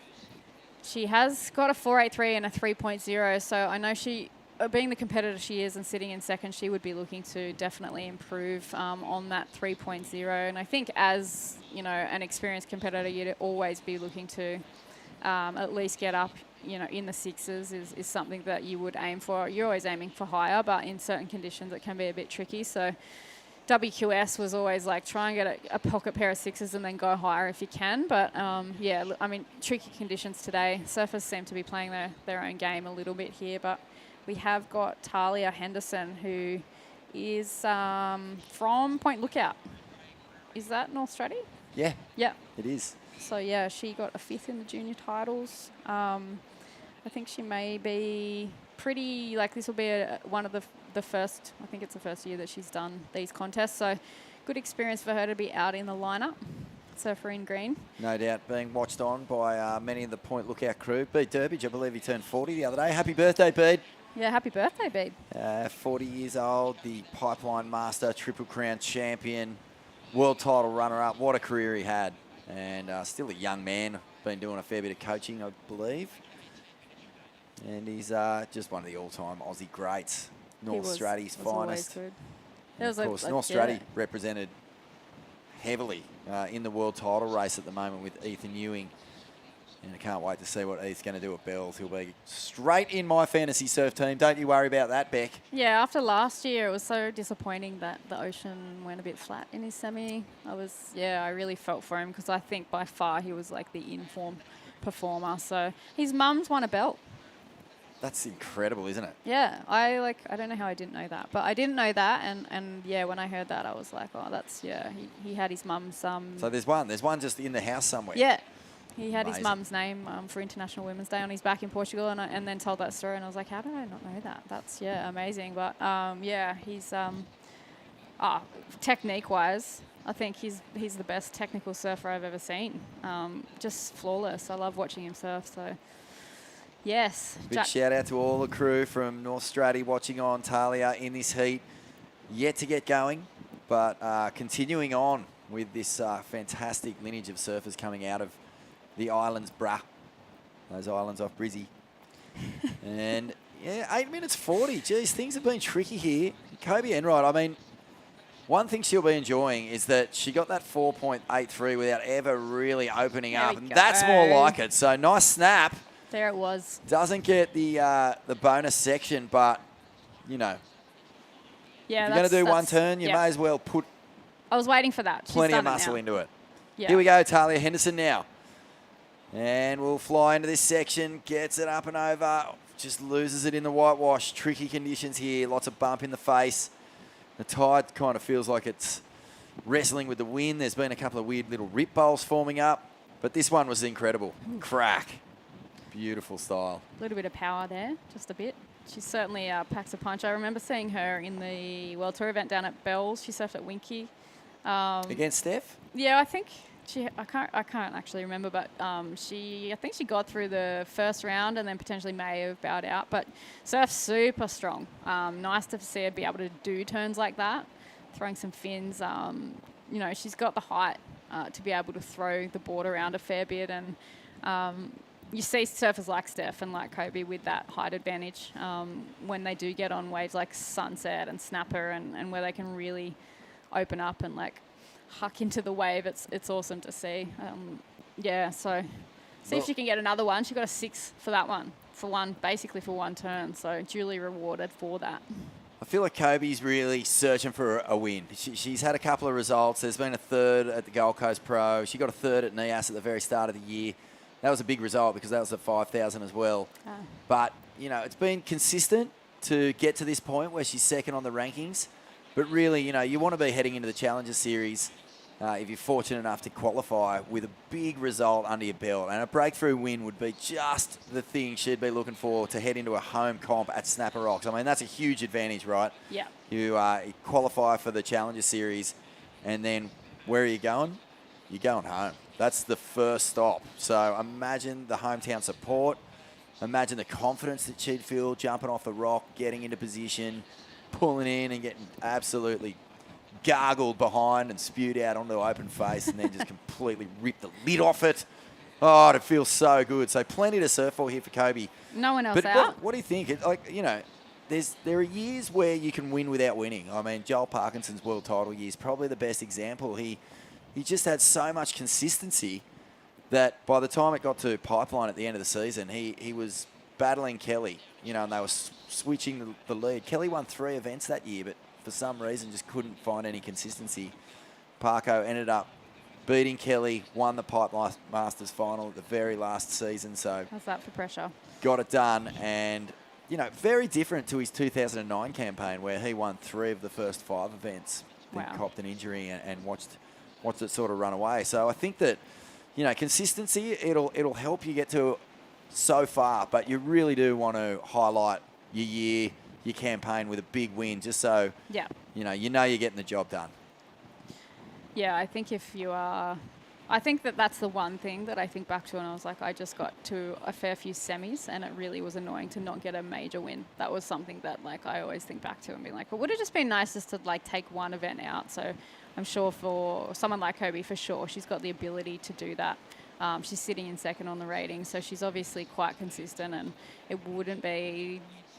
And you know when you're on, and you know when the conditions suit you, and you just have to run with that. So, yeah, I mean, all of the stars might align for her, and she may get a win in this event. But I know that would be on any competitor's radar, really, but especially for Kobe. I was talking to Matt Wilkinson just recently. It was actually just before the Portugal event on the CT, and we were chatting about how contagious winning is, and what changes in your psyche when you get a big victory. And he was saying that it's just belief. You kind of, if you're only making quarters and semis, then you chalk that up as a good result. Yeah. And then once you've won a comp, nothing short of winning will do after that. So, you don't settle for anything less. And that's the difference. You can get out there with, I guess just that 100% back yourself attitude where you're going, nah, actually a semi isn't good enough, and the job isn't done. Yeah. Just but when you make that heat, you're not paddling out going, I don't know, it doesn't really matter if I win or lose from here. So this is a big one. I think this will be a huge statement from Kobe Enright if she can go really deep into this one and challenge for the win. And here she goes. She's just got such a beautiful style. It really is solid and hammers that end section. And that's nice because, we've already seen a big hammer from Kobe on a one-turn wave, but just that little check turn at the start will actually help increase that lead. You would imagine she's going to ditch the 4.83, I do believe. I think that was the one-turn wave. Yeah, and I think that's, I think what I was talking about earlier, it's something from Kobe that you come to expect. So, it's good that they kind of did stay low with the 4.83 at the start of the heat because she can do turns like that, which she just did, where she throws caution to the wind and is completely powerful. We see a replay there. Where's she sitting? I mean, these ones are definitely standing up a little better at the moment. Bit of a cleaner face. Oh, my goodness. That was just a full-blown power hack. I mean, it was a re-entry, but so much spray came off the tail and rail of the board. She'd get an 8 for that. That's one of the highest wave scores of the day. Oh, that's an 8-point ride. Wow, that is huge. I think you can't argue with the power. That's just full. Yeah. I mean, I remember Sunny Garcia, taking off on waves and just doing exactly that turn. Big layback drop wallet power snaps. So she gets the first carve in for a point of difference against her lower score, but that was a huge maneuver. Look how much water just exploded. She comes out smiling. She's a smiling feels assassin. Good. Okay, Sumumo. Just a little bit late there for Sumumo. She's got a pocket pair of 3s. She's built a pretty good heat considering that the wave selection hasn't been great. Yeah. And Talia Henderson just hasn't really been able to find much to work with. Yeah, just needs a little bit more of an open face wave. Potentially just, I think Talia looks like she's moved down towards where Kobe is sitting. Kobe seems to be sitting further down towards the rocks now, so she has found a couple of those little right-handers that kind of are ricocheting off with this northerly, forming little A-framers and little chip shots into that kind of corner pocket right that you get. But what do you think of this move from Talia? I think it's a good one. Yeah. Down the beach has been really tricky. It's not standing up that well, but as we saw with Kobe, there's a little bit of punch down here. Yeah, and she only needs a 4-5, so I think she's probably heard that Kobe's getting some big scores down here, and she's moved down to sit near the more experienced competitor, which would be nice to see her just get another right just to be able to open up a bit there. But yeah, Kobe's left a really smart heat in this round, and it is why she's probably sitting in second on the ratings at the moment. Yeah, it'll be great to see her surf if all goes to plan, of course, in this event at Snapper, like you said, local knowledge out there, it always comes in handy. It certainly helps Steph out. Oh, man, I remember sitting, I think it was with Kalani Robb of all people, years and years ago, and he was blowing up about Snapper being the first stop on the tour. It was right when Mick and Joel and Dingo had won 3 in a row or something like that. And he was going, man, why can't the first stop of the year be at Rocky Lefts? Then we'll see who wins the first comp of the year. I mean, it's a huge advantage, there's no doubt. But, you know, we've seen other crew turn up and blow it up too. Don't forget, Gabrielle Medina beat Joel Parkinson in a backside hotly controversial final, that one. Okay, Kobe Enright in the lead. There's only 15 seconds to go. It looks like Sumomo has done enough as well. There's a set moving in. Is Talia going to get a last hit here? No, it's going to count down before she'll get a chance to paddle for this lump of swell. That's frustrating, isn't it? Yeah, and Sumomo will come in here. And that is that. So Kobe Enright, how about that? An 8 and a 6. Really big, powerful statement surfing here from Kobe Enright. And we're going to take a quick break and be back with more from the Speaking in Colour Pro Surfest 2023.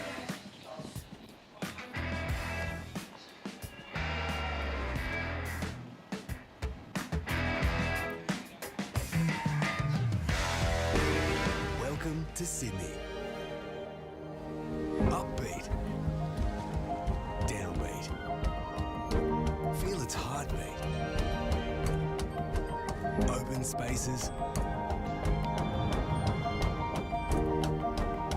Open arms. A place to feel alive. To feel free. Come feel it all and feel new. Wait!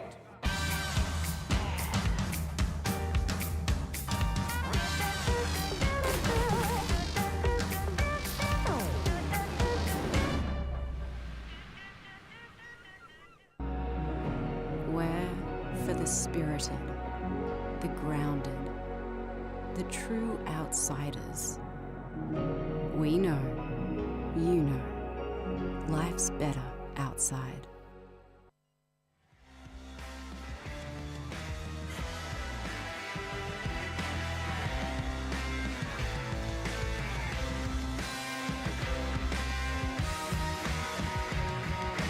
And welcome back to action down here at Merriweather Beach for the Speaking in Colour Pro. Got 3 new surfers out there in the lineup at the moment. True Starling in the blue. In the red is Kyla Rains, and Rosie Smart is in the white as we welcome Matt Hoy back into the booth. How are you, Hoy? Sounds like you had a big cup of coffee. Really? This is just you. Yeah, I'm just excited. It's very excitable. Big day. Big day, yeah. I just saw some good surfing. That's what excited me. Mhm. Kobe Enright, was that? Last heat? Yes, it was. She's on good. Big McCullers. score. Yeah, mate. She ripped that one wave. 8-point ride, I heard. And I saw it. I watched it live. That's why I'm coming so excited. 14-point total is... That's the highest of the whole event. Men is. or women. Uh-huh. There you go. Wish we sponsored her. She's always hanging around the... Yes. Has she made it before? Oh, she's made it before. Yeah, Yeah. but I mean, she's nearly sort of knocked on the door of making the tour. Yeah, the seat, but she hasn't made the CT. No. No, because this could be it. Yeah. How old is she? Is she young? Still young? Oh, she'd be early 20s, I'd say. That's young. As we see, Surfer in white, that was good. I like the blue bottom board. That's good. I like that's smart. Looks really good then. You used to ride blue bottom boards. Yeah. You won bells on a blue bottom board. Yeah, I actually won an event on a That's blue why you bottom. started getting excited and you Yeah. wanted me to prompt you on it. Yeah, that was. I thought about that and went, whoa, that reminds you of something. So You I sh- reminded you to remind me. You should bring in some photos tomorrow of you and everything that you did. Okay, in the just sport. all about me. Yeah. Don't even have anything else. The on. Matt Hoy Classic. Yeah. No, there's a sick little wave there for Surfer in white. Rosie Smart. See, she is smart. Mm-hmm. I just, this is the thing we're talking about. The coloured, here it is, blue bottom board. Flash of blue. She's coming off the bottom. You can see she's actually, flash of blue, putting a board on rail. This is what I did it for, so you could see the flashes, so you could actually tell that your board was on rail. That was my weird thinking. Just have the bottom of your board sprayed, so every time you put it on rail, especially at bells and places like that where you're looking into the wave, you could actually tell that was a rail turn instead of just the white.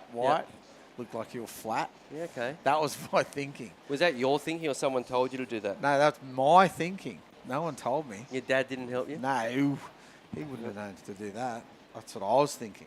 Wow. Yeah, can you believe that? No, I can't. I had them for ages, all sprayed on the bottom of my boards. I had just solid colours for a while, and it looks good. Well, the judges like the 4.33. That could well be a keeper this afternoon. That is a keeper. That's a second wave shot for sure, unless you're Kobe. Yeah.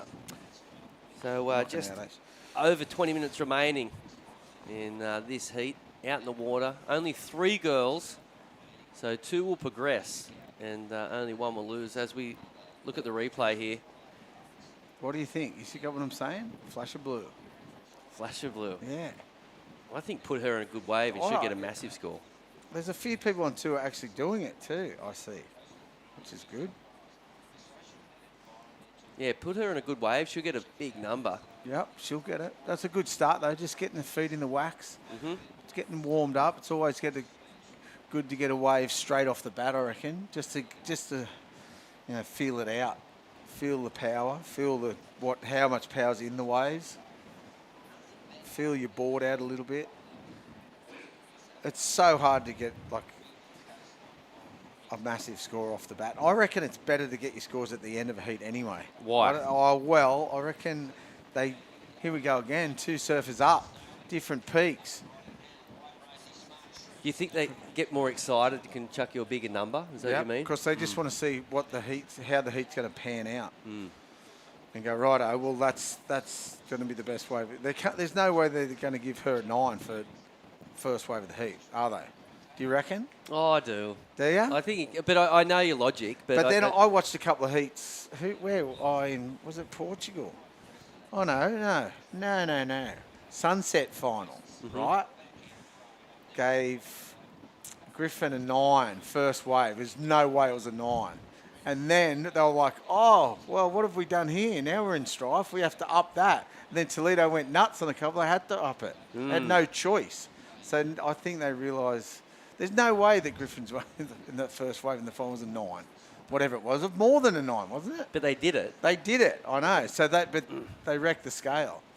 But they do it. Yeah, they do. Well, they did it. Yeah. Like you said, I see what you're saying. Yeah. Yeah, it puts him in a hole. Yes. Here we go. The surfer in blue. This is True Starling. Oh. She went for it then. Didn't she? She's been watching, going, all right, all I've got to do is one big turn. Been putting in They do it. Yeah. True been putting up a couple of good performances lately. Just locked in a 5.67. Oh, so, yeah, that was that first wave. Flashes of blue. Yep. Yeah, no. Decent number.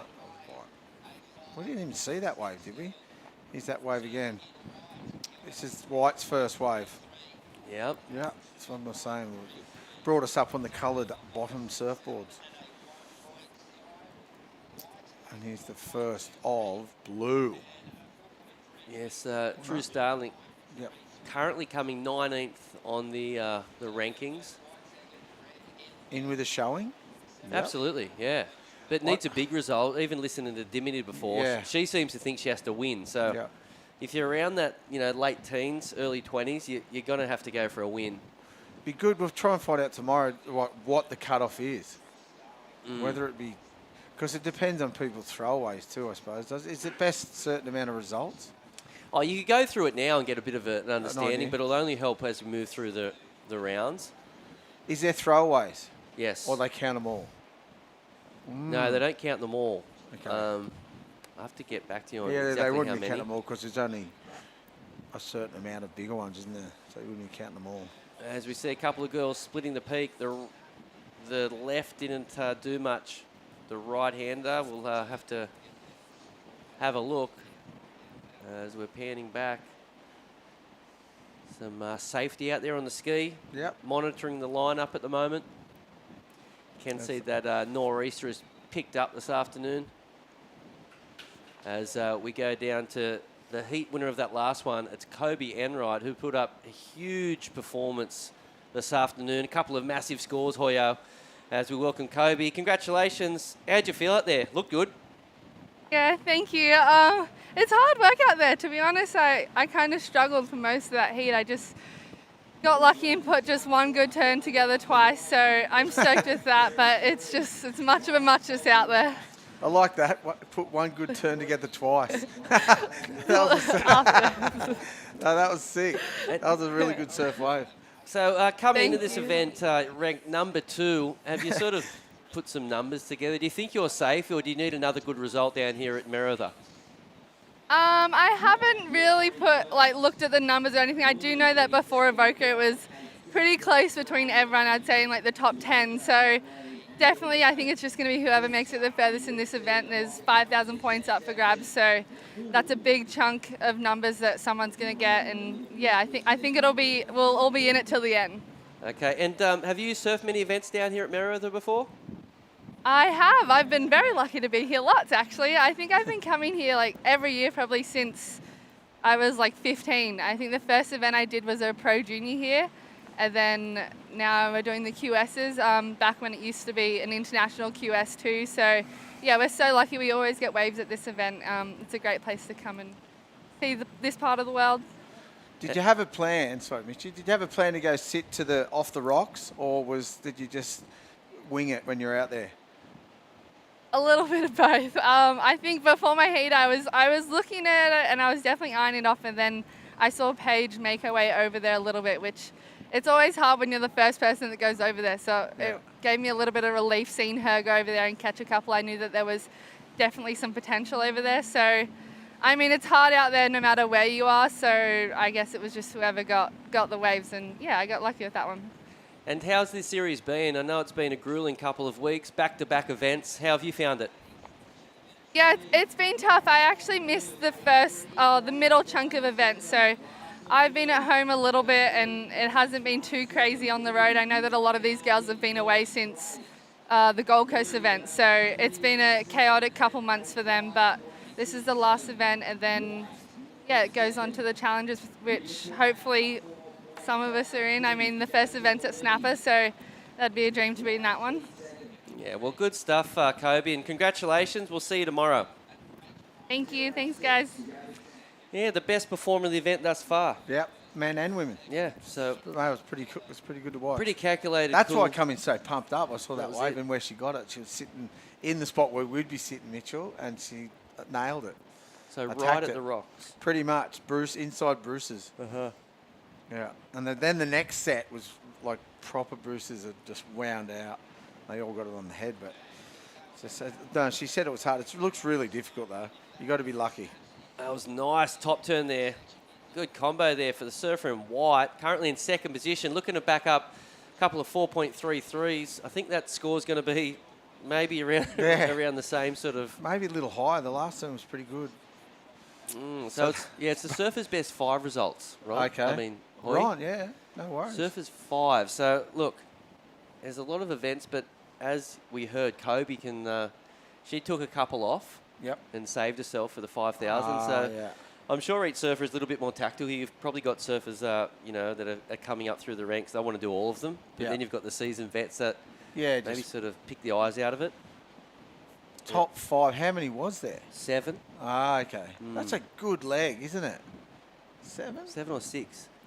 As we see, big snap there this is true. Oh, yeah, okay. That was the one. That big, one huge turn. 5.67. Yeah.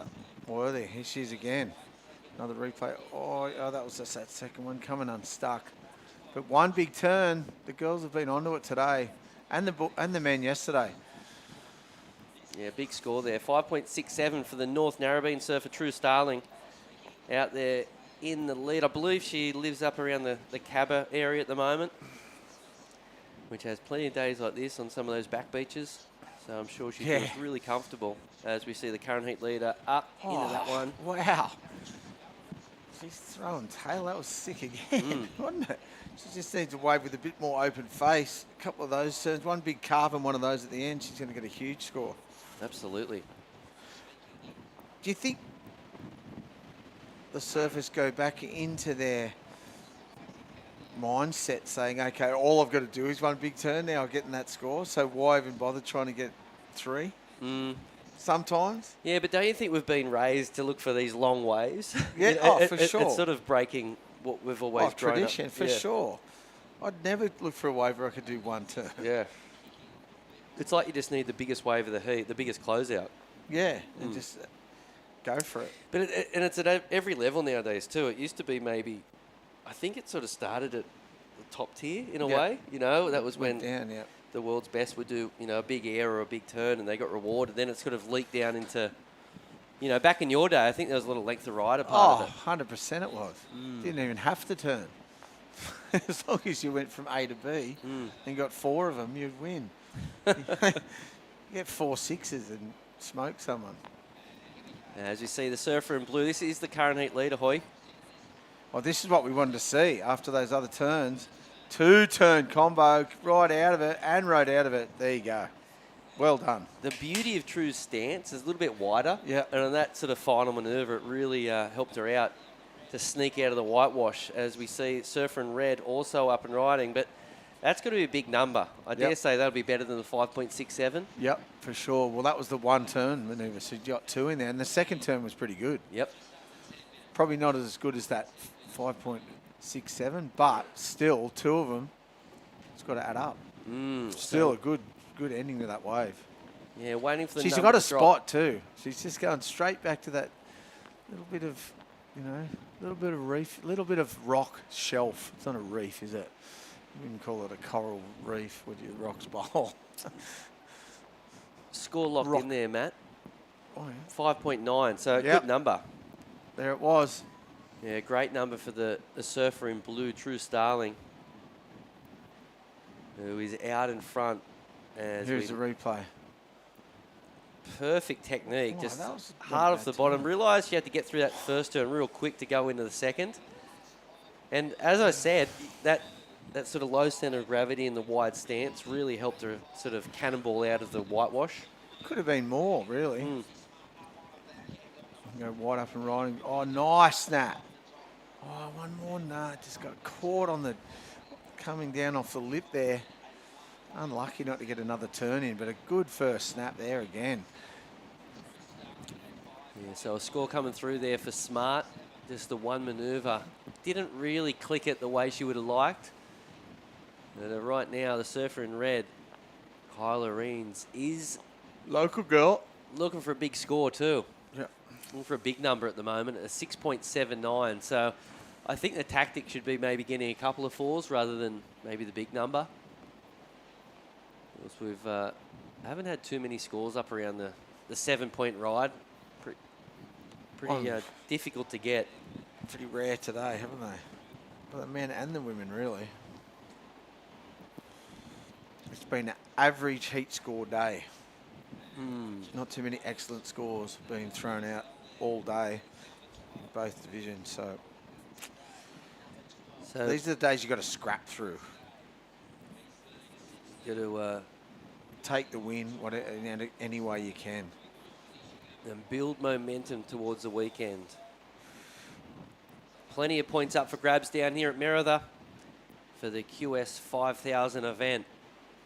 We'll be finishing things up on Sunday afternoon at the Speaking Colour Pro. Super Surfest Sunday. And the conditions are looking pretty good, pretty favourable over the weekend. Might have a couple of slow days, maybe Friday a little bit slow, but the weekend I think the waves are going to come back to town. Lovely shot there from the drone, getting competitors make their way down for heats in the later stages of the afternoon. As you can see there, Hoy, can you explain to the viewers what points we're looking at? I don't think we're allowed to tell anyone, are you? No, that's Merriweather at the start there. The first one. Oh, layback. Let's look at layback snapping now. Merriweather at the start, then leggy point the next one. Don't go there. The locals don't like you. Most of them anyway. Some are good. Then Dudley Point. Yep. They don't like you there either. And then Redhead Point right at the end of you can't really see around. So that's probably firing this over actually, Redhead, if you want to head down there. Yeah, it's classic. There's some good waves though around all those three areas. It's pretty wave-rich region. Yeah, plenty of waves in the area. There's so many little nooks and crannies around Newcastle. Of course, we had the event at Newcastle Main Beach for years, but we've been at Merida here for just under a couple of decades. And the waves always come to town. True Starling out in front at the moment with a couple of decent scores, a 5.9 and a 5.67. It is Rosie Smart in second spot and Kyla Reens in third position at the moment. We are coming up to a dead low tide in an hour or so's time. And we are hoping to do 12 heats. 12? 12 for the round, yep. That's what we've been told at the moment. Could change if it keeps on pumping. I think that's a good... Don't make it too big a day. See how international is this event, mate? Look at that for the women's. 10 Japanese, 2 Thai surfers, an Indonesian, a Brazilian, a South African, and 2 New Zealanders. It's the 10 Japanese. I was looking before, and one of the girls, she absolutely ripped. Right in the last heat, she was like standout surfer. And the boys are telling me in the other office that there's a few standouts that are going to maybe on the verge of making the championship tour. Yeah, a lot of not just local talent, right? No, not just local talent. All sorts, licorice, all sorts from everywhere. It's good. It's the best. Love to see the Japanese contingent, to see them back in our region. I think it's good for their surfing too to be involved in our regional tour. Well, it helps everyone. I think it pushes the local surfers. Well, and how good they're surfing for sure. Yeah, we've got 4 minutes remaining in this one, and the surfer in blue on your screen from North Narrabeen has a younger sister that pushes her, no doubt. And I did mention that I believe she has moved up around the Cabarita zone. A couple of beautiful waves up there. Everyone moves up there, don't they? A lot of people make the move to the Goldie or that same region because of the training facilities or just because of the waves? What is it? A bit of both? I think it'd be a bit of both, yeah. Maybe more variety of waves too, and I think there's, compared to the northern beaches, a lot more people there too. Again, up around the sort of Cabba zone and that, there's a lot of sort of hidden gems. Yep. Maybe. And the facilities, right? Yeah, got the HPC up there. Yeah. A lot of the Australia's best surfers obviously train up there. They do a lot of programs, let you train there for free. Yes, I was just about to ask that. Can you just walk in and say, I want to train, or do you have to be affiliated? Do you have to pay? What's the go with it? I'm sure there's sort of programs in place that, like, without a doubt, the top tier athletes get to train there for free. But I'm not sure exactly how it works for all the QS surfers. It's probably a little bit more detailed than just walking in there and say, give me a dumbbell. Is it like it's like a gym. You just sign up and you can use it whenever you want. I just don't know. I do know they've got a couple of incredible coaches up there and do awesome programs. A lot of these surfers, I'm sure, have done a heap of courses up there. As we see, Surf and Red just can't find the wave that's giving it an opportunity. Look at this one. The one after it. Beautiful looking wave. Should lay that. Nice snap. Finishes it off here. From North Narrabeen too, you said. Good surfer. Yeah.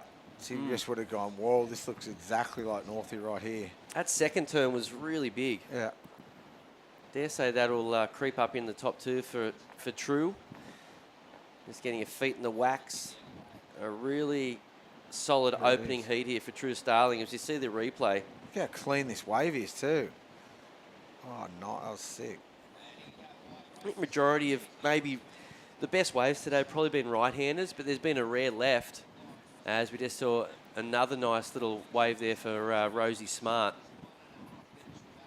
So back-to-back lefts there for the competitors. Let's look at the replay of this one, Hoy.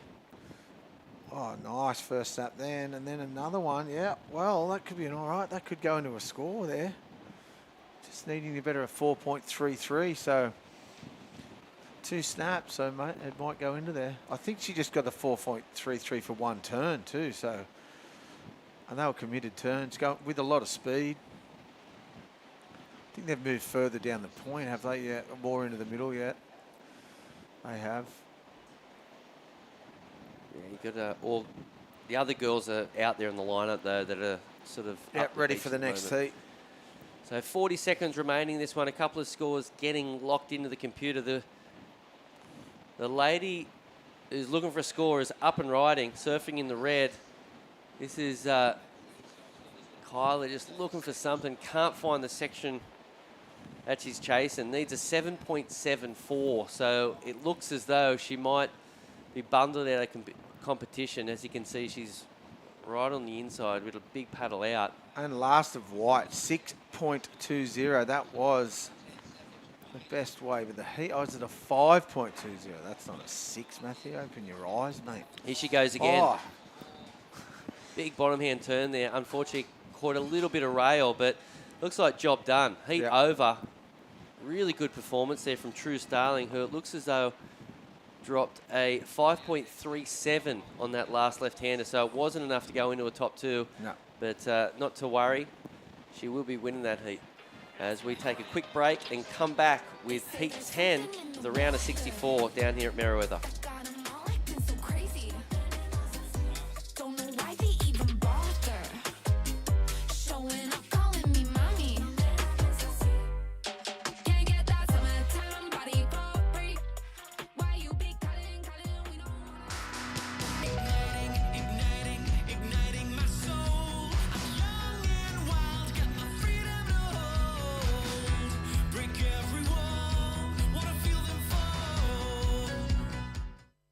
Speaking in Colour, we go from the classroom right through to the boardroom. We bring together people in programming and in training, Aboriginal and non-Aboriginal, in a spirit of reconciliation.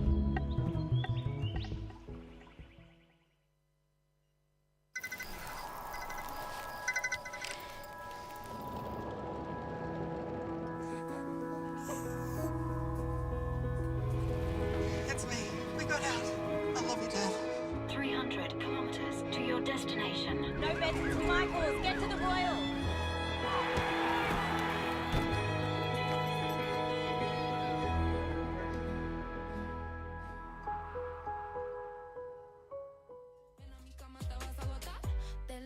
Welcome back to Mirror the Beach for the Speaking Colour Pro. This is heat number 10, the round of 64. A couple of fantastic waves this afternoon for some of the world's best women. They are trying to earn a spot on the Challenger Series. This is the final qualifying event down here at Merewether, Matt, and careers on the line. Careers on the line. Absolutely. Yeah, I like it. That's, yeah. We're only futures on the line. We're only early in the piece, but give it a day or two. Yep. When we, get into the top rounds, the finals, even the round before the quarters. Yep. I think that's when it's all going to really become. Well, it's 5th place quarters, so you're going to know who's actually in and who's actually out, and people looking over their shoulder, going, "Whoa, losing before," or winning, going, "All right, I'm on here." And the people going, "Whoa, this person's coming for me." So the quarters you're going to know, though, eh? Fully. Early stages right now. Just kind of get a bit of an understanding who's, done their work. Yep. I know Kobe Enright's done a lot. Yep. I think Dimity Stoll has been a standout. I think True Starling was good. Yeah, we're just sort of eyeing out. Yeah, for sure. Standouts, yeah. I missed her performance, but I know she got a couple of good scores. As we can see the setup down here at Merewether Beach, a couple of girls are either getting ready. I believe that's a couple of locals. Ellie Brooks too surfed good in that same heat. That was a stacked heat for the poor other girls. They were 2 seasoned competitors. Look at that, mate. Where would you rather be from, Mitchie? Very lucky, mate. Well, here we go. Good little inside. Oh, just misses out. You born and bred in the area? Yeah, I was born at the Mater Hospital. Me too. Yeah. 12 minutes away from the beach. 12 minutes? Maybe. Wow. Maybe. Yeah. That is the nor'easter blowing. Plenty of sponsors down here at Merewether. Plenty of sponsors of this women's event. Absolutely. Crowdfunding, how good is it? Yep. Wouldn't be happening without the local businesses. Yeah, they all put $1,650 in, I think, and yeah, drew out of a hat for the naming rights for the competition, which is amazing. Every one of those sponsors gets one of the girls too. It's awesome. No, doesn't get one of the girls as a competitor. So yeah, if they win, I think they get 3,000 or 5,000. Mm-hmm. The event wouldn't be happening without the local community. So yeah, big shout out to all those businesses, local businesses, for making the event happen. And the girls are putting on a show. It looks like the Surfer in green with priority, utilising it. Nice little snap there. Trying to find another section, and does pretty good there. Yeah, finishes well. That was a good looking little wave actually. Over on the rocks, I love it that they're sitting over there. That was Arabella Tarpey on that one. The goofy footer has already had a throwaway score. Now looking for another wave as we look at the red. Here we go, hard off the bottom, square, big snap in the pocket there. Great opening turn. Would love to finish with another big backside jam. Does it? Done. Job done for Anun Matsuka. Currently in second position prior to that ride, Hoy, but I think that one will get her into the lead. This is one of the other Japanese girls they were talking about in the other shed. So, yeah, Japanese contingent out and fire. Look at this one. Comes off the bottom hard. Nice first snap. Goes a little flat here. Bounces through, and then she knew she had to finish it. She sort of just knew she tapped that just to get her heat started. Didn't want to go too nuts on the last one with no speed, but the first turn was worthy. Yeah, this is heat 10, of course, and early stages. A decent number there for the red, 4.33.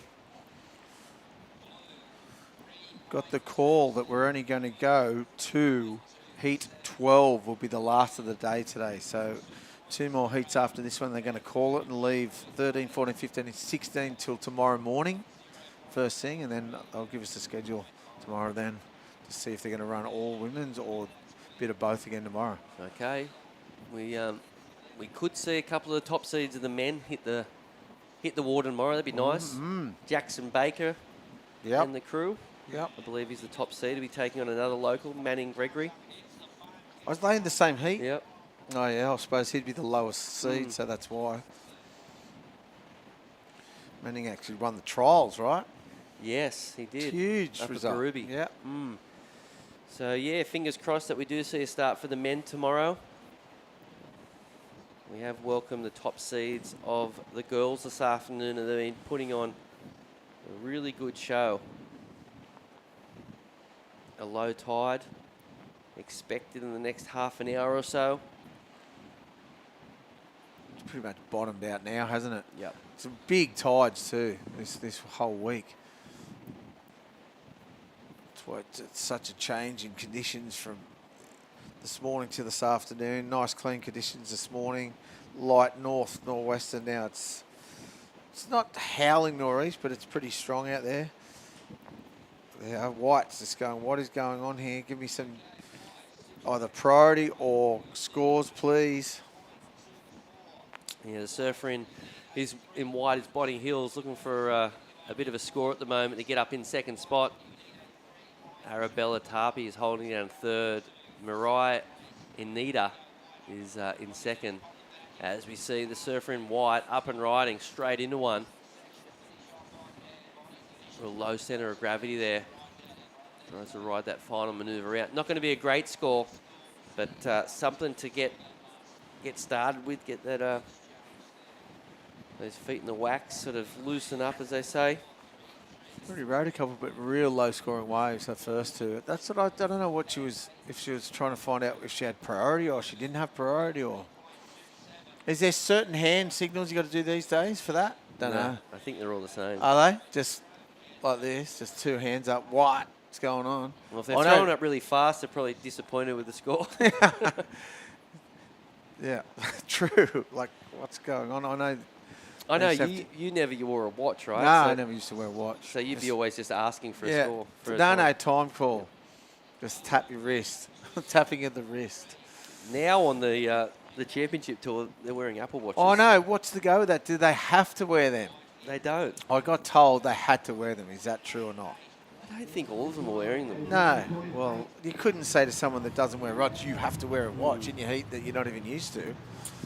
I think the majority of them do, but yeah. But it gives you everything you need to know on your watch, right? So, I suppose it's a good thing. That's the purpose of it. You can see scores, time. Everything. Mm. Wow. It's pretty amazing, really.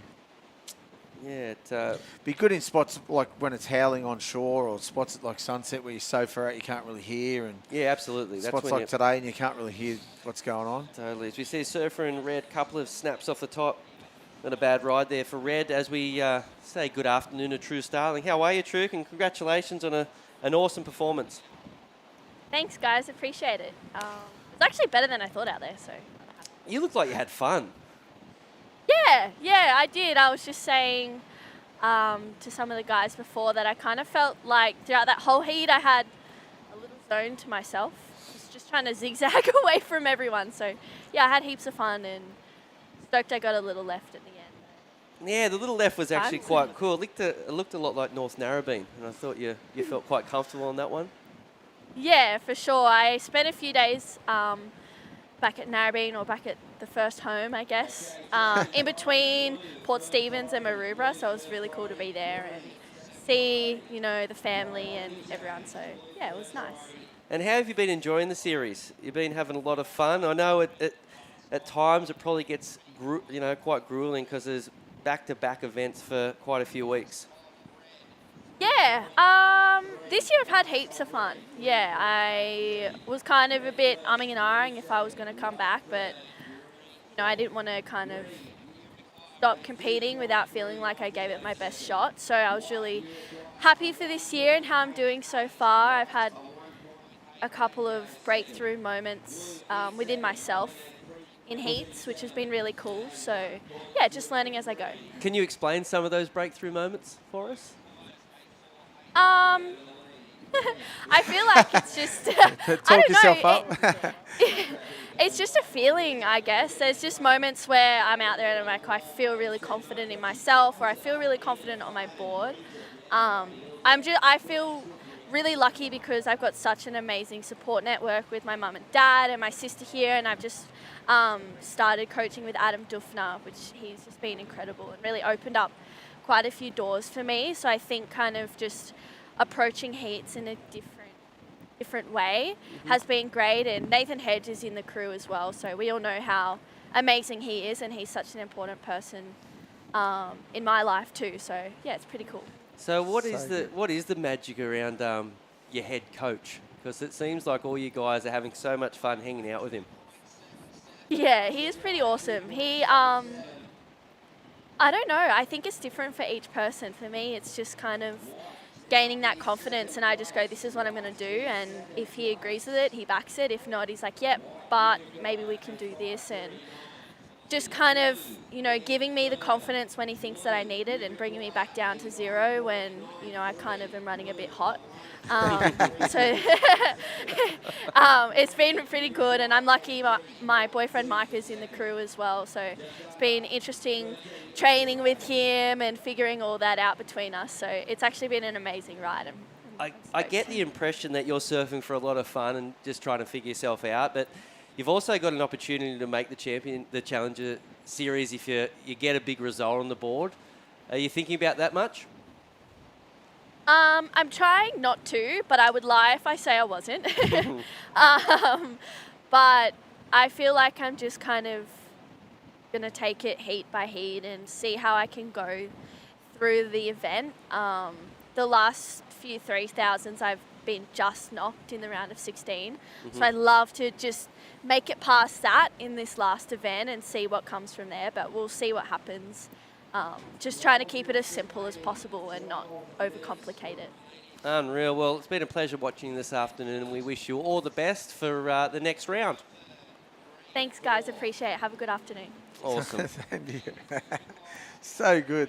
I love, it's just not the girls, all the men have had all the positivity coming out of it. They're not just saying, oh, we're about, getting better in heats again. We're getting better at ourselves as being ourselves. It's so good to hear. It's not just all about, winning a heat or getting through a heat. They're going, I'm learning a bit about myself, which is perfect. That's why Exactly when what she said she's been, ticking a few boxes. Yeah. I was just really interested. Yeah. Because I felt like it wasn't, it wasn't just about the surfing. Yeah, for sure. Life boxes, that's perfect. That's a good way to do it. And it's learning about, and a few people have said it. It's not just about winning heats, and they're learning about themselves as people, which is great. Resilience. Yeah. Never giving up. Yeah. And look, True's pretty good. She Yeah. should make the Challenger Series. Well, no how doubt. good would that be? And she's right there on the verge, he said. 19th. So there's a few people, we've got to find that one out. Yeah. Who so can and who can't make that cut. bit of work to do, no doubt. But I don't know. There's a shot down the bottom. That's generally where, if you're a local down here at Merida, you usually surf and you come in there and you sit down and you just watch all your mates rip. Yeah. That's kind good of what spot. happens. It's So a good spot to sit, isn't it? for all those people that have identified that spot to warm up before heats, I think bang It's on. good. It's a good view of the waves too. You get like a real view. Like you're looking from up the top here, and it looks completely different to when you're down there. Mm-hmm. It's a lot easier to see. You think you can get places easier when you're looking down on it than looking straight on it. Does that make any sense? Well, it gives you the real angle. Yeah, a real perspective of what's going on, because you're looking down on it from up here. It's pretty high. Sometimes it looks a lot bigger if you're looking down Oh, on it. for sure. Mm. For sure it does. Every time you drive past D-Bar. Oh, at it the looks top. huge. Yeah. Well, same as along here, I reckon. The D-Bar, you're right on Yeah. top. You go, gosh, that's 5 foot. Yeah. It's only 1 foot. Anyway, just under 10 minutes remaining in this heat, and it's pretty tight at the moment. No one's really running away with it. Surfer in red, the Japanese surfer. We've got 2 Japanese surfers and 2 Aussies out there at the moment. And right now, it's 1-2 for the Japanese girls. So a couple of decent numbers, nothing big. A 4.33 is the high scoring ride in this one. As you can see, plenty of peaks up and down the... Couple of good sets approaching Yep. here too, by the look. girls. This is a good wave. Who's got this? They're going to... Oh, no one's going to get it. It wasn't that good. Anyway, look, pushed out to sea. That's the long-range Southwell, still just showing its head. Just a couple of sets here and there. Pushing a bit wide, though, anyway. You don't want to get those ones, I don't reckon. They look like they push off the bank a bit too much. Well, southerly swell down here at Merida has always been regarded as maybe the worst swell, right? Yeah. It sort of goes out to sea a little bit. Yeah. Depends where you're surfing. Unless it's 8 foot and offshore. Yeah, true. But- and then you want it real south. But at this size, Yeah. you prefer an east, sort Yeah. of nor'east swell, if anything. Yeah. But, yeah, so you've got to be a little bit more sort of particular about which waves you pick. There's a swell right now. It is... sort It's of- every which way, Yeah. really. Totally. Full on nor'east wind swell, and then those big, like all the sets are from the south. The biggest sets are all from the south. Yep. So if you look up towards the top of the screen there, that is, of course, up at Strzelecki. If you come down Strzelecki, you're at Bar Beach. Then you're at the Cliff, Dixon Park, Pogonovsky's, and then... 20 different names for the same beach. A lot of people get really confused by that. Yeah, for sure. It is confusing, but we've got sort it of down. grown up here. And Yeah. All to the north is just called North Merriweather. Should be. Quick ride there for Tarpey in the green. I don't think that score's going to do much. Still looking for a 5.04 to get the jump up into a qualifying position. And then you can see it down to the south there. Good view from straight up from the north, straight back down to the south. As I said, Leggy Point, Dudley Point, and then Redhead is that top tip right at the far end there. See the ocean bars. Ocean bars. Newcastle's known for a lot of ocean bars. Yeah, we've got a couple. Yeah. The bogey hole, probably the, The most legendary. yeah, true. Mm. In The ladies bars just there that's half destroyed, but still Where there. did you learn to surf? Were you around here? Yeah, pretty much. Rocks. Rocks, right Oh, there. and blueies, Uh-huh. mostly. That's where I used to surf. I didn't surf very often besides school holidays, so Mhm. every school holidays were up there, and I just surfed six weeks at Christmas, and 2 weeks every other break, pretty much. That's where I learned to surf. And growing up around here, was there any, there was you, Luke Egan, and obviously, MR and stuff. Was there any really good female surfers? There wasn't any that I could. Michelle Donahue was the first one I can remember, and Yeah. like pretty much. Well, of course there was other ones from around Australia and Sydney, and but there wasn't that many female surfers when I grew up at all. It's really just catching on and on and on now over the last Michelle couple of Donahue decades. was the first one. Yeah. That I can think of from Newcastle, and she killed it. She was on tour for years, won the event here. Did you surf with her much? Yeah, she was sponsored by Pacific Dream. So Roy Lee's wife's sister is her mother. Uh-huh. Yeah. So yeah, I surfed with her a lot. But it's Really good funny surfer. if you think then, and there was just Michelle, as we see surfing red, getting ready for that next heat. That's Sarah Wickett, really good surfer. Yeah, that's the other one they were talking about too. Actually, she's gnarly, but not many. There And wasn't many in the world, really. And nowadays, there's nearly as many women as men. Yeah. It's like a new sport in some ways, Oh, like for sure. But it's been around forever. Mm. And, you see the girls like back in the day charging the Hawaiian girls and all the Aussie girls and the American girls. There was when I first went on tour, actually, there was a big contingent of women surfers and competitive women surfers. They were gnarly in the surf. You'd have to fight for waves off them. You do now, but they were proper, Frida's Ambers, and there's a lot of them from America. Heaps from Florida, California girls, and mate, they were gnarly girls.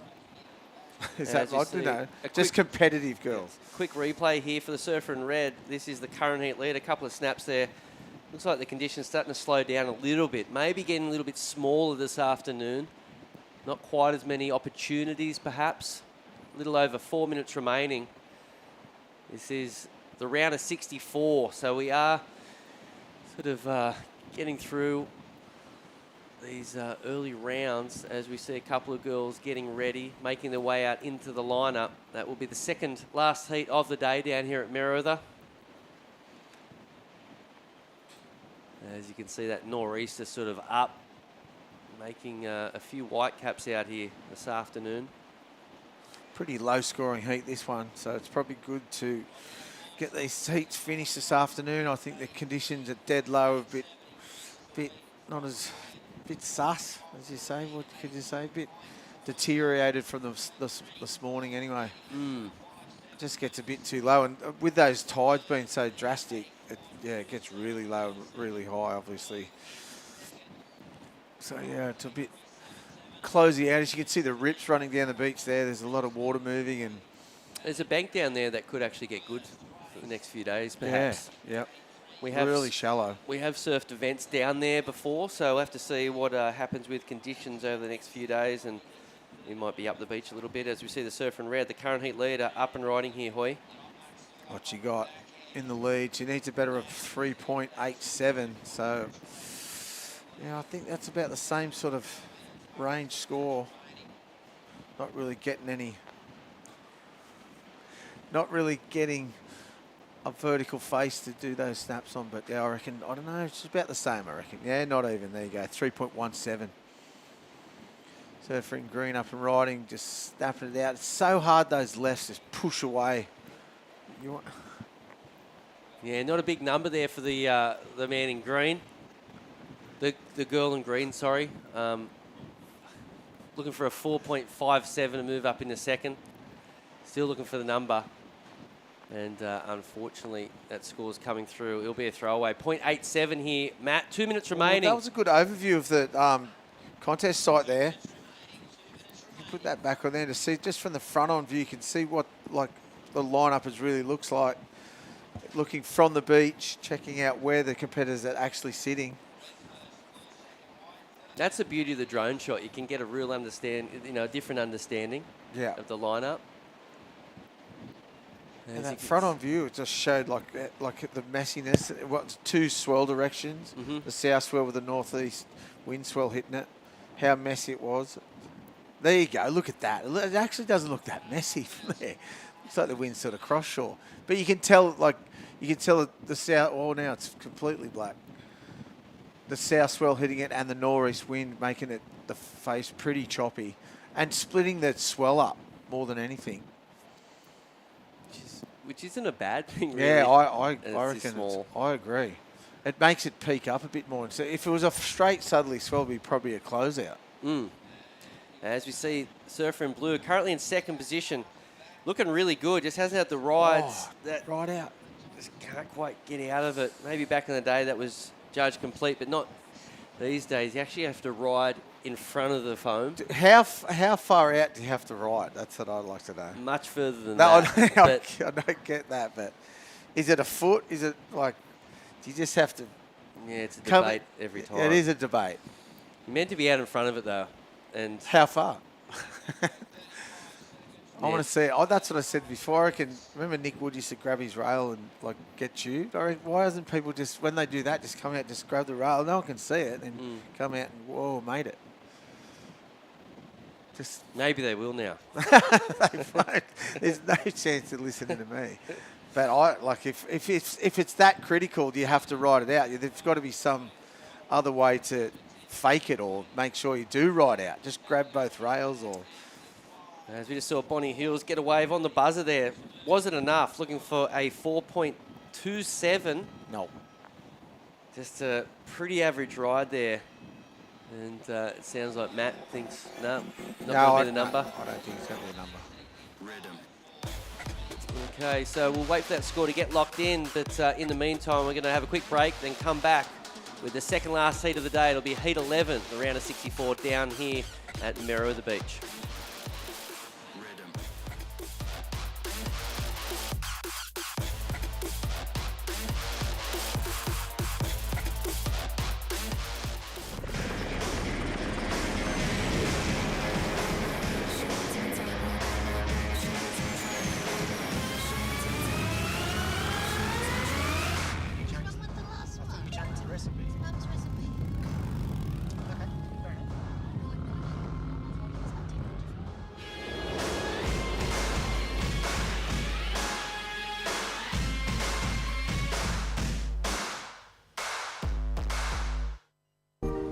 Welcome to Sydney. Upbeat. Downbeat. Feel its heartbeat. Open spaces. Open arms. A place to feel alive. To feel free. Come feel it all and feel new. Welcome back to Merriweather Beach. The Speaking in Colour Pro second last heat of the day is about to commence, and the wind is up. Have a go at those flags. They are fluttering away. It is a flutterfest up in here. Vaughan Blakey and Beck Woods, the 3 times Surfest champion, sitting next to me. And what have you made of round 1 of the women so far, Beck? Because, you've held this trophy 3 times on 3 separate occasions. And it's, I was just wondering, what have you liked here? Who has been some of the standout performers today for you? I've actually thought each heat has been super competitive, which has been great. It's a round of 64, so the depth of talent in this round is it's great. It's good to see that it's starting earlier and earlier for the women. There's many more people, many more competitors killing it from round of 64, whereas back in the day you used to kind of hope to draw a semi-easy heat in the round of 64, but there is no walkthroughs at all anymore. So got a replay here, a quick start for Surfer in Red, nice open face splash. Sarah Wakita, this is daughter of Takayumi Wakita from the Wakita Bowl at Pipeline, believe it or not. Daughter of, spends a lot of time in Hawaii Now, these next two heats, Ah. zap off the top and crack again for Sai Maniwa. She's done well here. Big bottom turn, open face slash. And I think she did a bit of a lip line floater at the end here. That was impressive. Really good snap out of the lip, and it backs it up with a little float.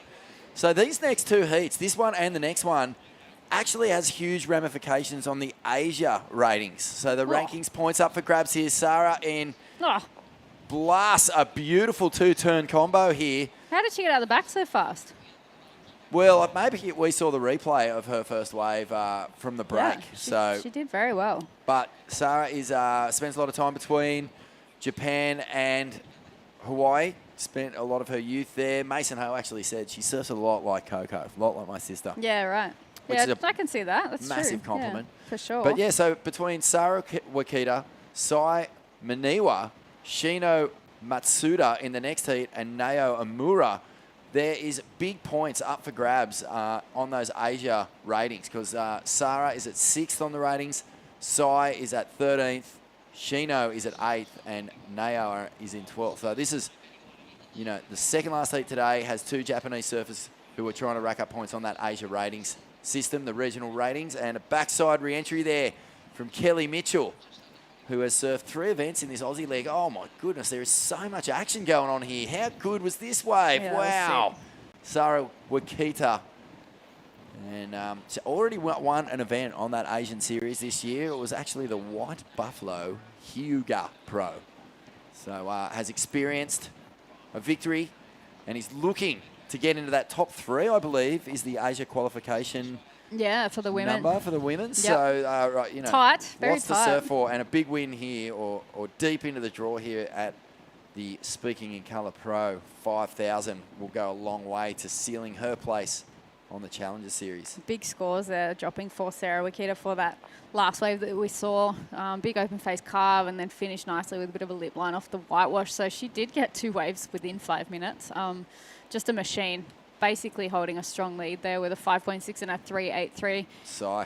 Sai also getting a strong start. Her first wave was pretty solid with a 5.67, so just slightly better than Sarah's wave. But you can tell these Japanese competitors are hungry. I have got a vague recollection that Sai Maniwa won the 2021 Tweed Coast Pro Junior. I think Lennox Smith won the boys, junior men's, and Sai Maniwa won the junior women's. So that was a good result.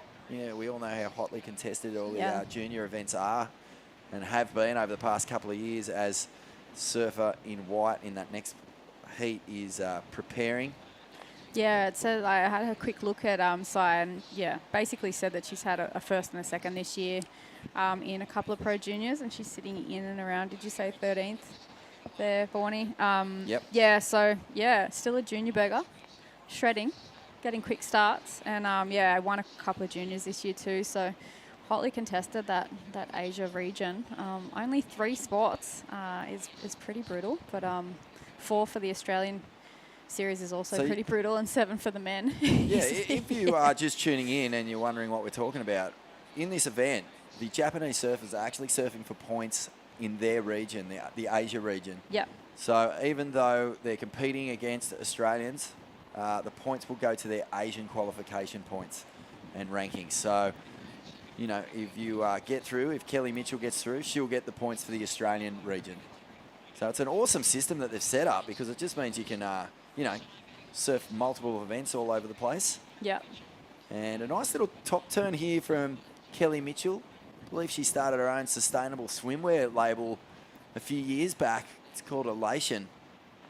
And she's, a bit entrepreneurial, not just out there ripping, but also getting stuck into business and making a contribution to, saving the planet. Sustainable swimwear, that's a really cool idea.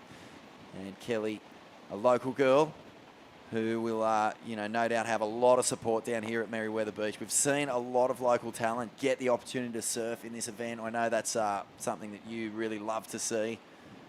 And curious to see, first thing I do when I leave the column, you won't believe it. I go home, I whack on the local news, and I wait to see the highlights from the day. Yeah, there you go. And usually it's, you know, someone like Kelly Mitchell who's on the news. That's Izzy Campbell there. Warming up. And I believe Izzy is coming up soon. Still super grommy from the southwest of Western Australia. And Irukandji coming up next. How cool is that? The Irukandjis. That's what the... if you surf for Australia, you know how like, if you played rugby for Australia, you might be a Wallaby. If you play hockey, you might be a Hockey-roo. Yep. You know, but now if you surf for Australia in any of the World Games or the Olympics, you're an Irukandji, which... Deadly. You know what that is? That's the box jellyfish. Yeah. It's so deadly. Yeah. It's a good name. Bring I like the it. sting. Yeah. That's the Very slogan. fitting. Bring the sting. Done well with that little marketing campaign. I like it. Yeah, the Irukandji, very fitting. My sister lives up in Mackay, actually, and yeah, it's no swimming in summer. No swimming. No joke up there. It's pretty brutal. But I think it's the most poisonous creature on yeah. Earth. Actually, I had a girl right? at my primary school who'd been stung by one stinger, basically one tentacle, and the scar on her leg was so bad. Like you know, as a child, you're like, what happened to your leg? It was really, the scar was never going to leave. It was really bad. She had to go to hospital. They basically a bit of anaphylaxis and things like that. So she was pretty lucky. She was swimming in a caged region, but no Irukandjis down here at Newcastle. Thank goodness. Yeah. Yeah, it's not like Australia hasn't got enough poisonous bites and whatnot, but you know. Yeah. That what you need. Irukandji, it's kind of like a seasonal thing. Blows in on the tide. It's deadly, but the Irukandjis I do love are Owen Wright, Julian Wilson, Sally Fitzgibbons, Steph Gilmore. Yep. M. Dieters, Sam Bloom, Mark Mono Stewart, all world champions. Willis Druma, of course. Wow. And so we've got one coming up in the next heat as well. Crack! My goodness, Simon Noah is on a real statement heat here. She's just bashed a couple of lips. Looks very sharp, doesn't she? High scoring wave of the heat so far. Very aggressive. I like it. 5.67 though. Let's head down to Anon Matsuoka. Anon, congratulations, a great heat and important points staying alive here. Thank you so much. I'm so stoked to go into the next round. Yeah. What's it like for you guys? There's a big Japanese field in this event. So much going on. There's the big contest, and then there's a contest between you guys playing out as well. Yeah, this contest is very important for me because the last QS 2022, and then I'm so excited, and then just doing fun and then do my best. Yeah. Nice one, Anon. And have you been to Newcastle before? No, it's first time. And you would have seen it, obviously, in the past with the CT being held here. Do you remember Carissa Moore did a big air reverse out here? Do you think that's something you'll be looking for? It was amazing. And then, here Newcastle is so much beautiful view and then good people. I love Newcastle, and then waves are so good. So excited. Excellent, Anon. Well, we loved watching you surf. Congratulations. Well As done, I said, Anon. valuable points. And we look forward to Thank you so seeing much. you in the next round. Good surfing. Thank you so much. Fantastic to see. So Anon, she's turning the screws here, and Sai Maniwa, Sara Wakita, Shino Matsuda coming up next with Nao Amura, and this is it's a battle within a battle, isn't it? Yeah. Really interesting to watch this play out too, because these are names that we're going to see on the Challenger Series in the coming years.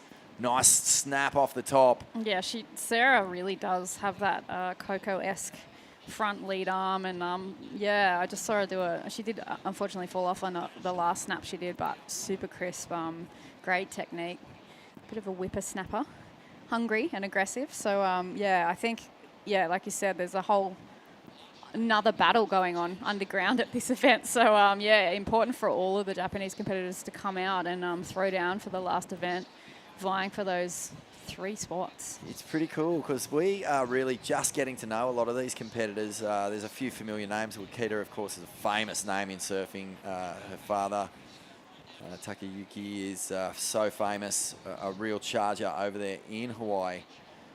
But yeah, you know, like we're just starting to know these crew. Like there would be rivalries that we haven't really tapped into amongst this bunch. And who was your great rival, do you think? You know, we know Amy Donahue was a big hero to you growing up, and surfing heats against her felt completely odd. But who was your stink eye opposite, where you'd paddle out and you'd just be going, oh, here we go. Okay, all right, game on. I think Jessie Miley-Dyer, actually. Really? Yeah, we kind of. Wow. Yeah, she was like a year and a half younger than me, or around that. And yeah, we grew up together. Like I met her when I was 12, I think, or 13, and oh, it was on basically from then on. Yeah, but we always had a great friendship as well, and we've maintained pretty strong friendship. We always give her some stuff over the internet sometimes if there's some things going on with surfing, and yeah, she's always you know, she's got her heart in the right place, and she's pushed women's surfing into great heights where it is right now. And yeah, I can't say enough about Jessie. She both of you guys junior world champs? Yeah, she was I think a year or two under me. She tried to take mine off me in the final. Oh, so that's how far back it goes. Yeah. Into surf for the world title. I think she was still in the under 16s, but she came into the under 18s final, and I think she might have got third in that event. And she was, yeah, she was a solid competitor. Yeah, she'd paddle battle me and paddle up my back, and yeah, just it was great to share that journey with her. We laughed about some of the things, but yeah, we had a good journey together. It's funny, isn't it? Because once the heated battle, you know, the rashes have come off for the last time, and you look back over your career, you really appreciate having that rivalry with someone because it brings out your best. Yeah. It's comical a lot of the time. You know, it seems so important when you're in the thick of it, but Yeah. then you look back on it and you go, oh my God, I can't believe I, you know, waxed your board up with soap that time. You're like, hey, what? You did what? Oh, the sabotage. Yeah, we yeah, it was good. I think it's nice, like to have lifelong friendships. Even with Pauline, I was saying, like, I met her when I was 19, and I'm nearly 39. Let's not discuss it, but that's 20 years of my life that I've known some of these women, and yeah, longer with Jessie. I think she's one of my oldest mates that I'm still in touch with. So yeah, it's pretty awesome to be able to share those experiences together. Well, it's going to be fun watching, you know, where these rivalries develop with this next wave. Yeah. Sai Maniwa out there at the moment, and Sarah Wakita. They've both got a real, just a real venom in the way that they attack these waves. Lots of speed, quite similar approaches, and not much separating them on the ratings, the Asian ratings at the moment. We've got 6th for Sarah Wakita, 13th for Sai Maniwa. We're both very young. And Kelly Mitchell, who's also out here, the local girl, and she is sitting on a pair of ones at the moment. So just biding her time at this stage. Time has been sort of getting away from us a little bit. She might need a little bit more of an open face right, I would say, just to be able to throw down some turns. It is pretty tricky out there, and I think that's why the Japanese competitors have got busy early. Get that... I think sometimes in waves like this, you can, you know, you need to utilise that energy and that excitement that you have at the start of the heat. Nice little finish turn there for surfer in red, Sarah Wakita. So yeah, I think, you know, you've got all that adrenal energy and you just need to get out there and expel that. So I think both Japanese surfers have done that in this heat, and then yeah, you can kind of settle down a bit and potentially try and build on that. But yeah, I remember being super nervous and just wanting to get out there and just needing to get scores on the board. And yeah, the energy in the first 10 to 15 minutes of a heat is really important.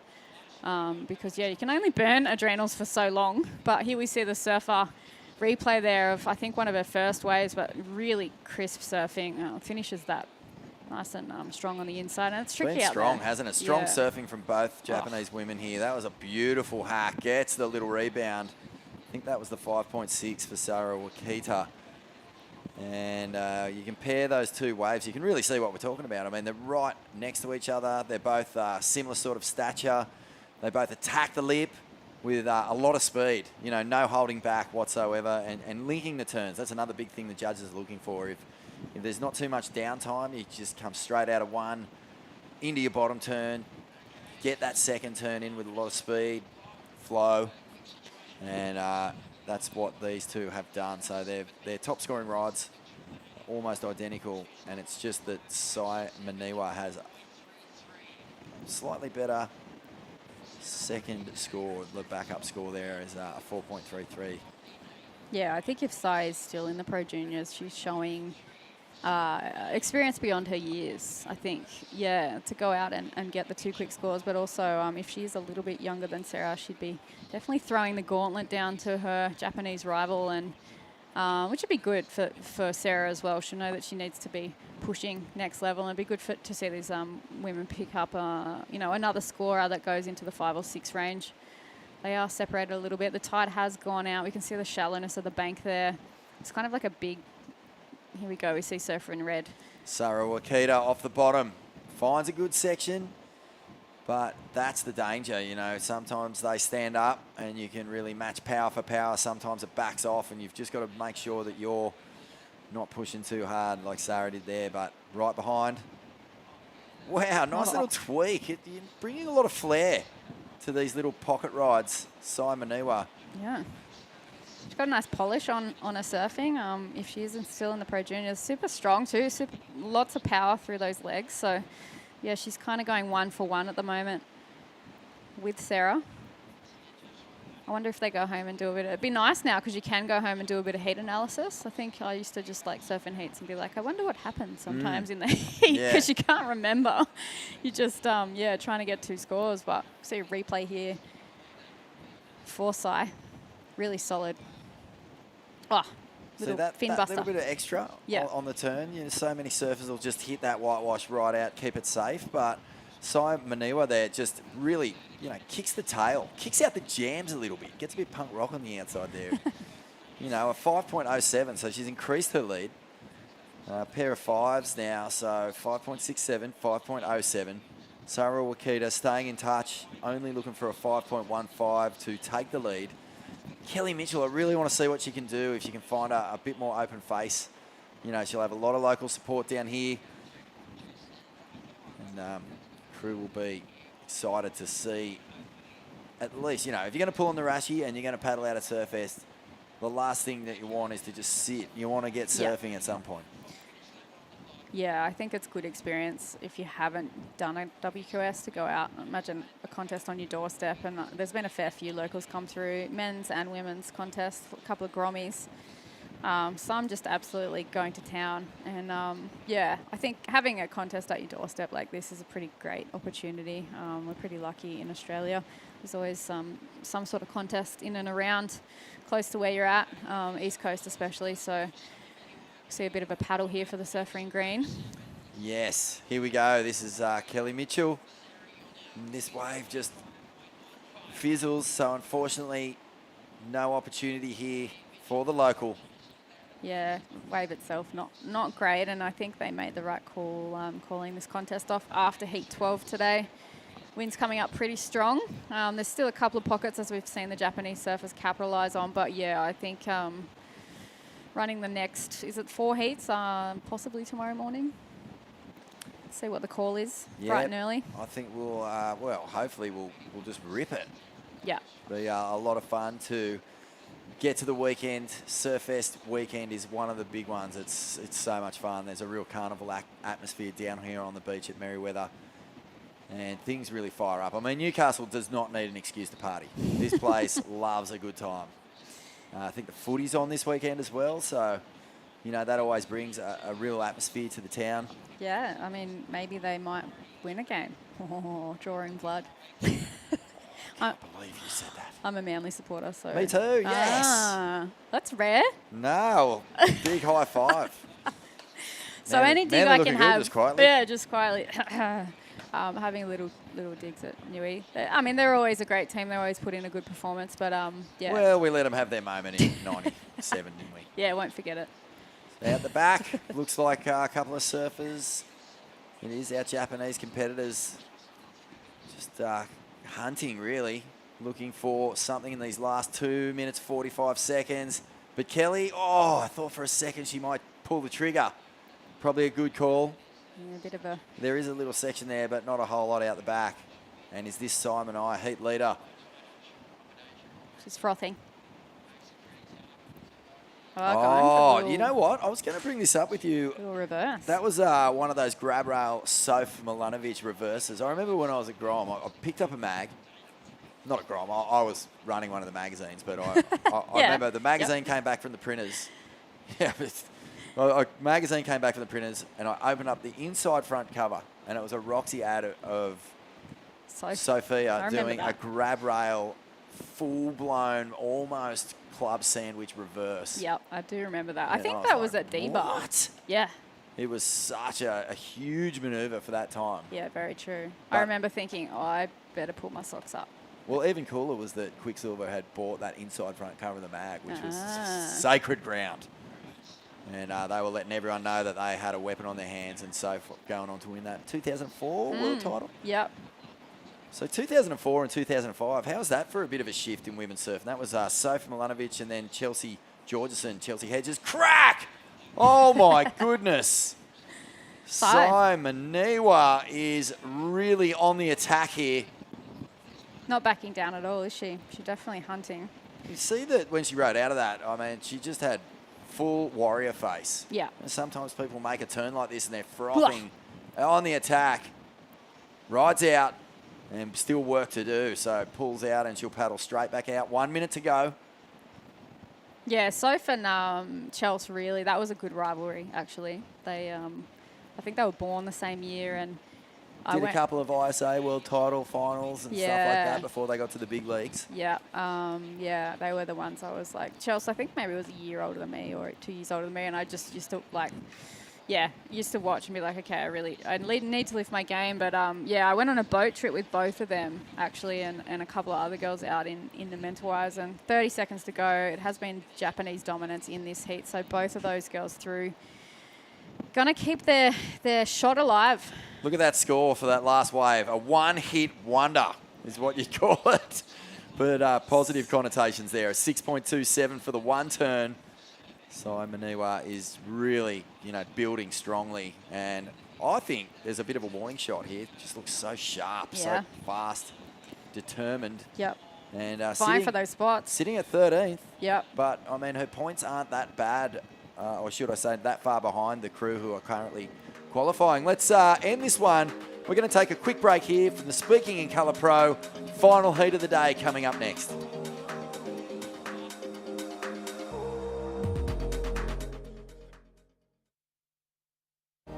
Upbeat. Downbeat. Feel its heartbeat. Open spaces. Open arms. A place to feel alive. To feel free. Come feel it all. And feel new. Wait!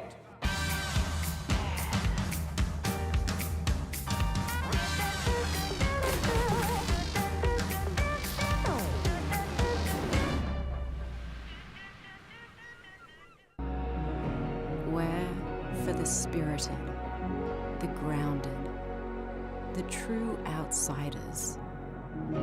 We know, you know, life's better outside. I'd say like the true great memory is, I don't know what that old lady's name was that was there every year, but when you first rocked up at the contest, she was always there to say hello to everyone. And so for me, Newcastle is all about surfing family and that feeling. It's just a really special place.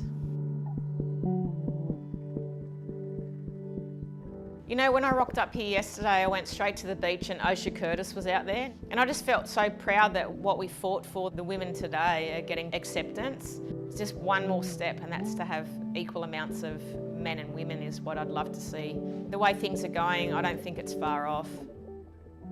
It's very true, like you said about the Girls Can't Surf movie. There's a saying in there that says, if you can't see it, you can't be it. And so now women around the world are seeing other women do amazing things. And so everyone's excited to see rising women reaching this point.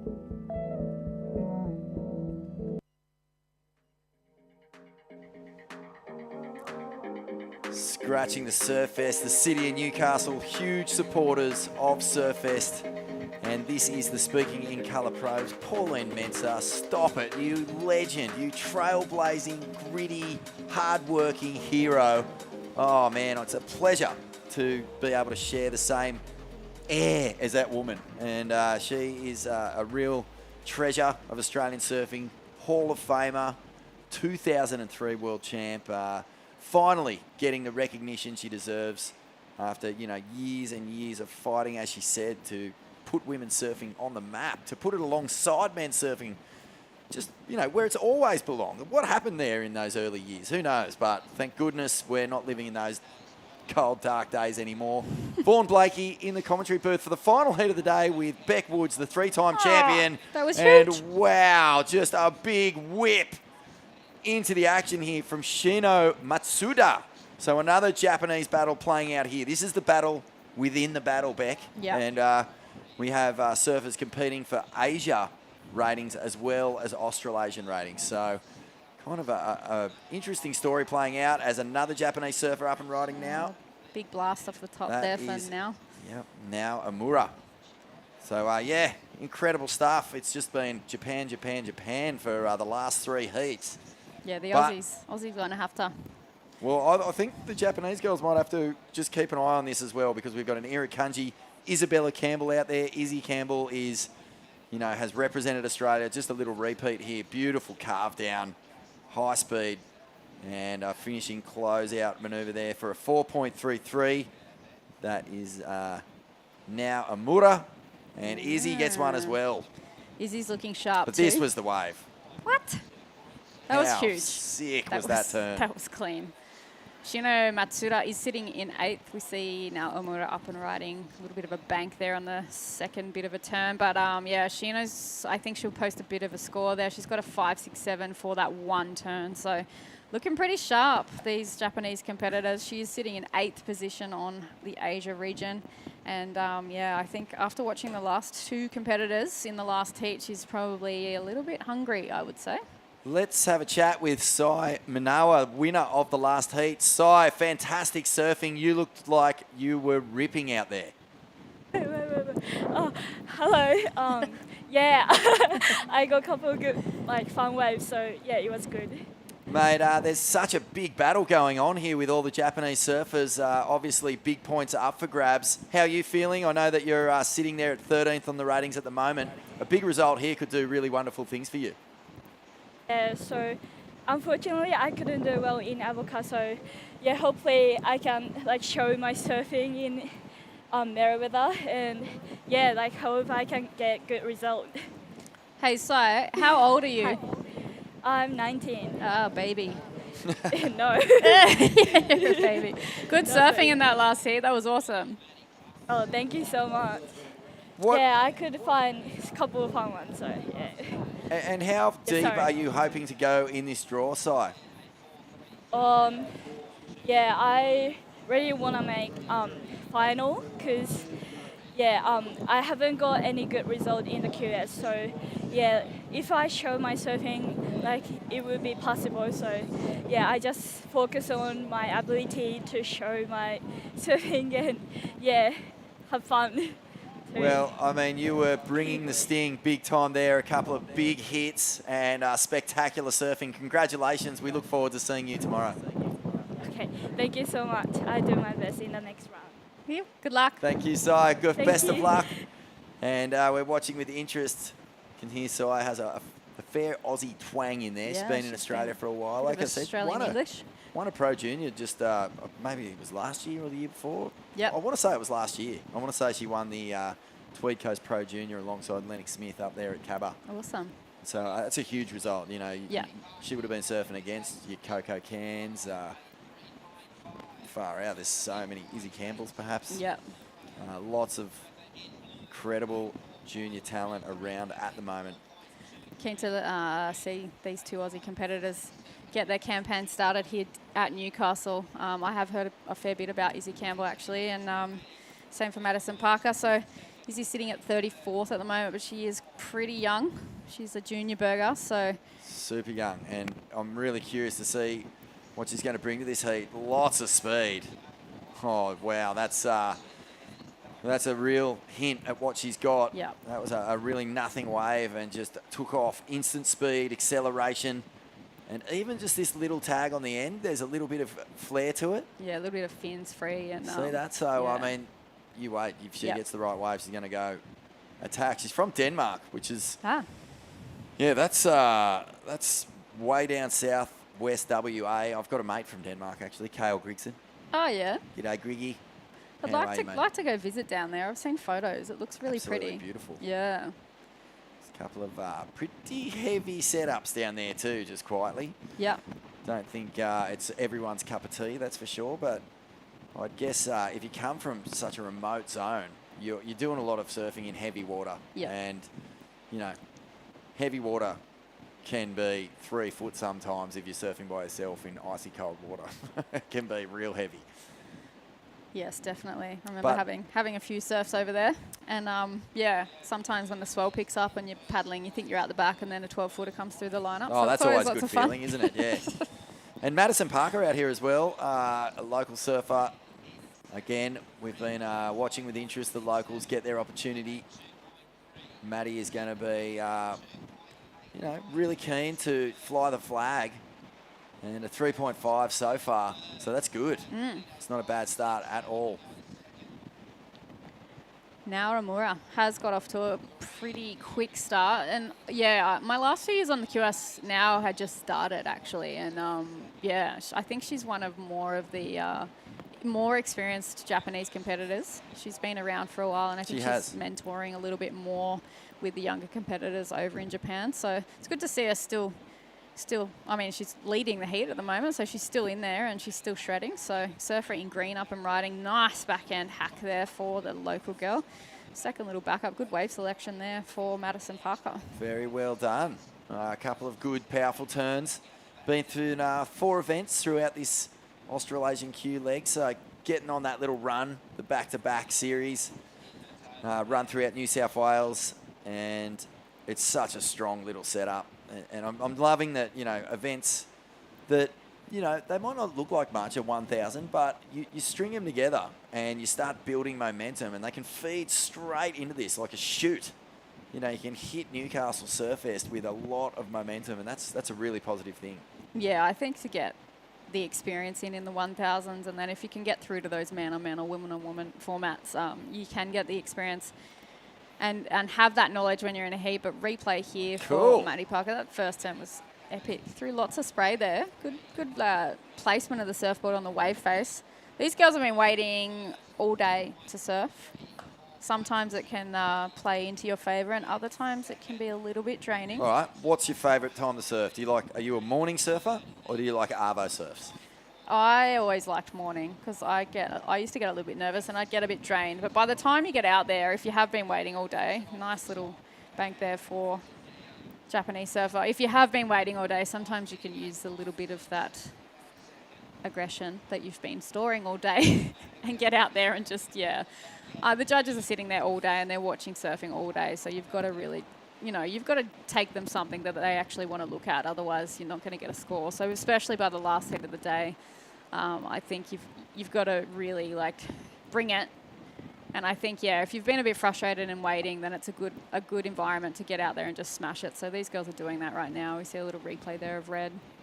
Yeah, Shino has a wonderful technique off the bottom. Really draws it off hard and then has a real spring, elastic backside attack when she goes up the face. Even then, a little bit late, but just able to whip it back down. Let's stay here with now 10 years or so on the QS. So as you said, really experienced competitor starting to take on a mentor role. This will be a big contest for now because, there's a lot on the line here for the Japanese competitors. That Asia region is also going to wind up at this event. So they're going to solidify their qualifiers for the Challenger Series right here at Newcastle as well. Yeah, it's looking a little bit tricky. See that gutter at the front there? It's forming a little bit of almost like a left bank, but you can see sometimes that gutter can cause a little bit of ribbing in the waves. So, the girls have been negotiating that really well this afternoon because it is pretty low tide out there now. Coming to the last heat of the day, I was talking to Sarah Baum because she was heat 13 So she's been waiting all day. Oh. And she... You got to love that. Yeah. We're going to call it off, actually. Yeah, she was kind of like, oh, look, I was ready, but I'm glad that I'm not going to be surfing. So it's hard. You are, everyone's under the same conditions. You've all surfed early, you've all surfed late. So it is a game of stamina. And how's Bormy's performance over the past 12 months? I mean, Yeah. I think maybe the most improved surfer on the women's tour in the past 12 months. Already qualified for the Challenger Series through a wild card, South African wild card. Yeah. So she didn't have to rely on points here, even though she gobbled up 5,000 of them up at Tweed Heads. Which is, I mean, it was such a good win for her because she has been working so hard down here. Her partner's an exercise physiologist, so she's training hard every day. She's out in the water. She's working on her equipment. She got 10th on the Challenger last year, so surrounding herself with good people. She's got a good community base around her down here, and commentator's curse.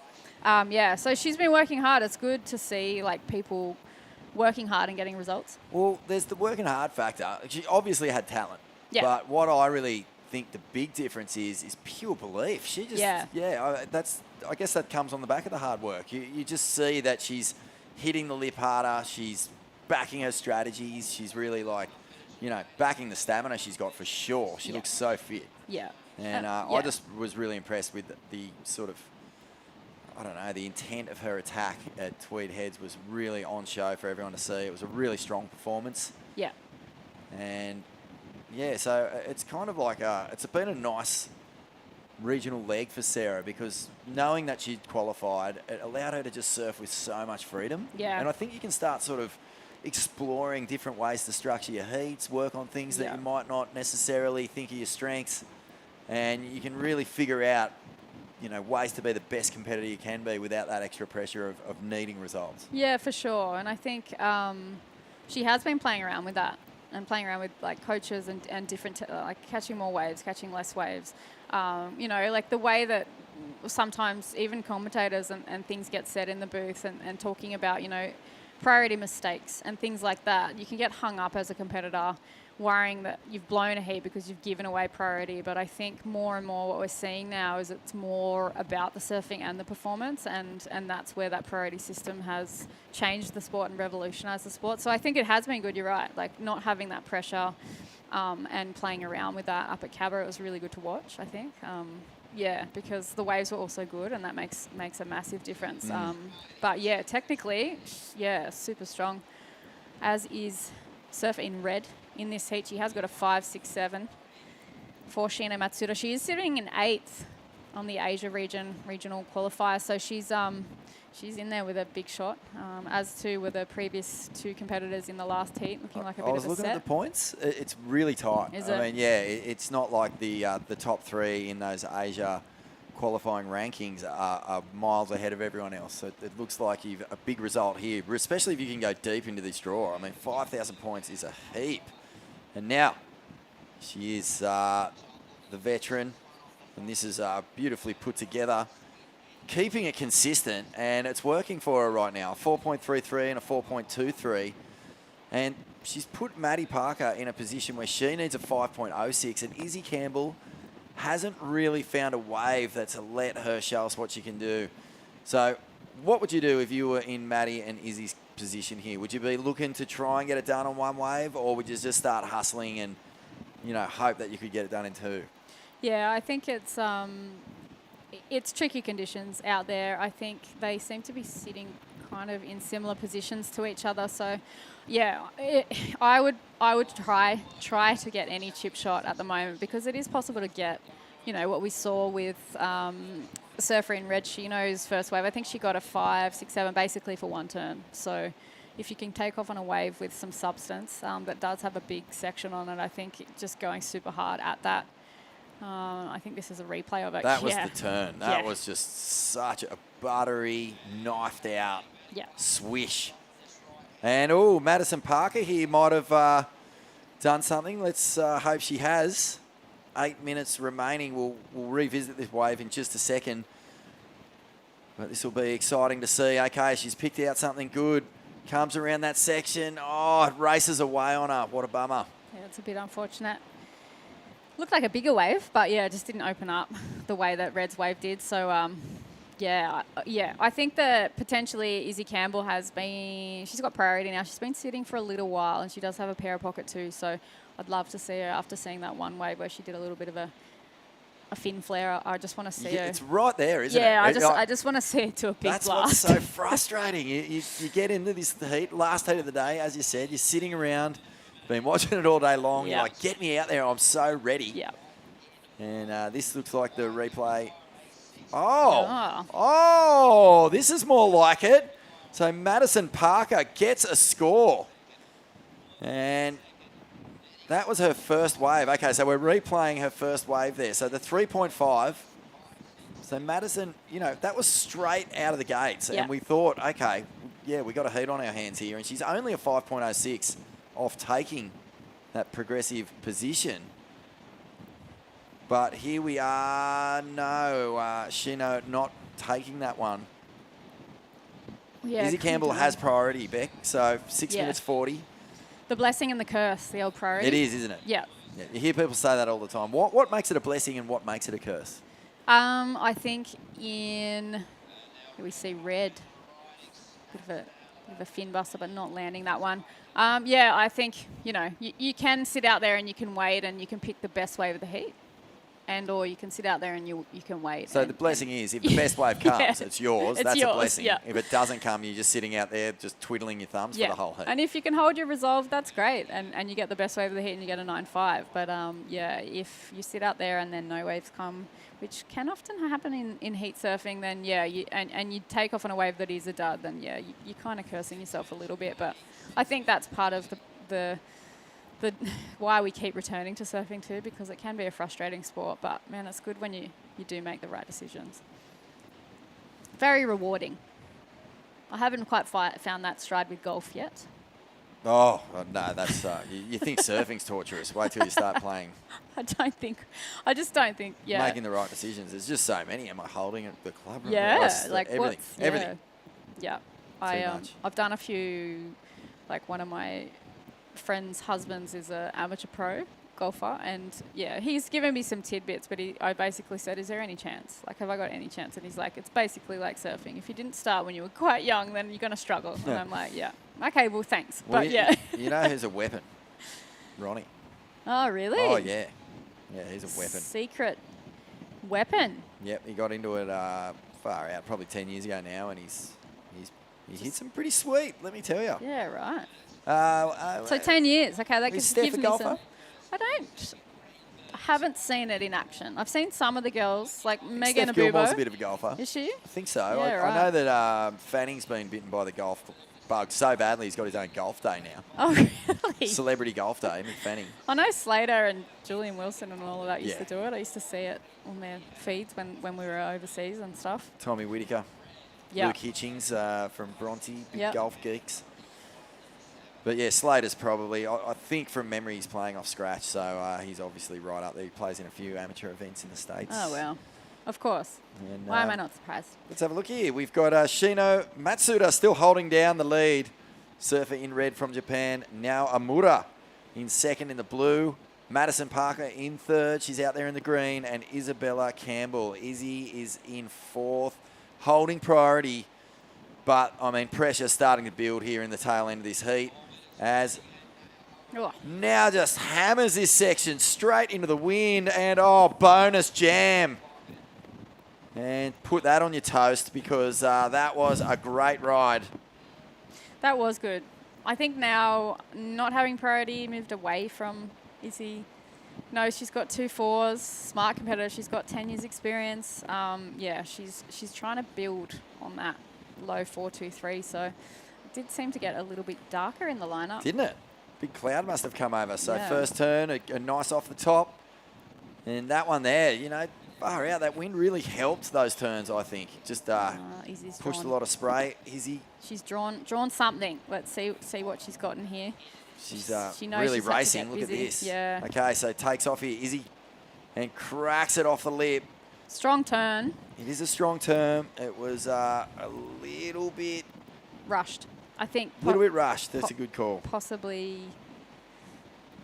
now. Looks like she got a 3.8 for that last, possibly, unless another score's dropping for that last wave, and Izzy's might come in and around just maybe under that. So Izzy's you can tell she's very aware. She is a little bit like rushing to get out the back, which is a good move right now. I think she's capable of getting another good wave at the moment with 2.5 minutes to go. So she's not completely out of the picture. Neither is Madison Parker, only needing like a 5.06 or a 4.93. So, well, the last wave of Now Amura was a 4.07, so it didn't improve her score. But meanwhile, Izzy Campbell put a 3.63 on the board and only needs a 4.93. So it'll be her best ride, but she's right back in it. She actually fought hard to get a backup score kind of on the board just so she could put herself within shooting range. Here, 2 minutes on the clock, she could do it. It would be a huge get out of jail if she does. Yeah. Madison Parker needs a 5.06. She's being very patient out the back, holding priority. So if a set wave comes, Maddie will have a crack at it.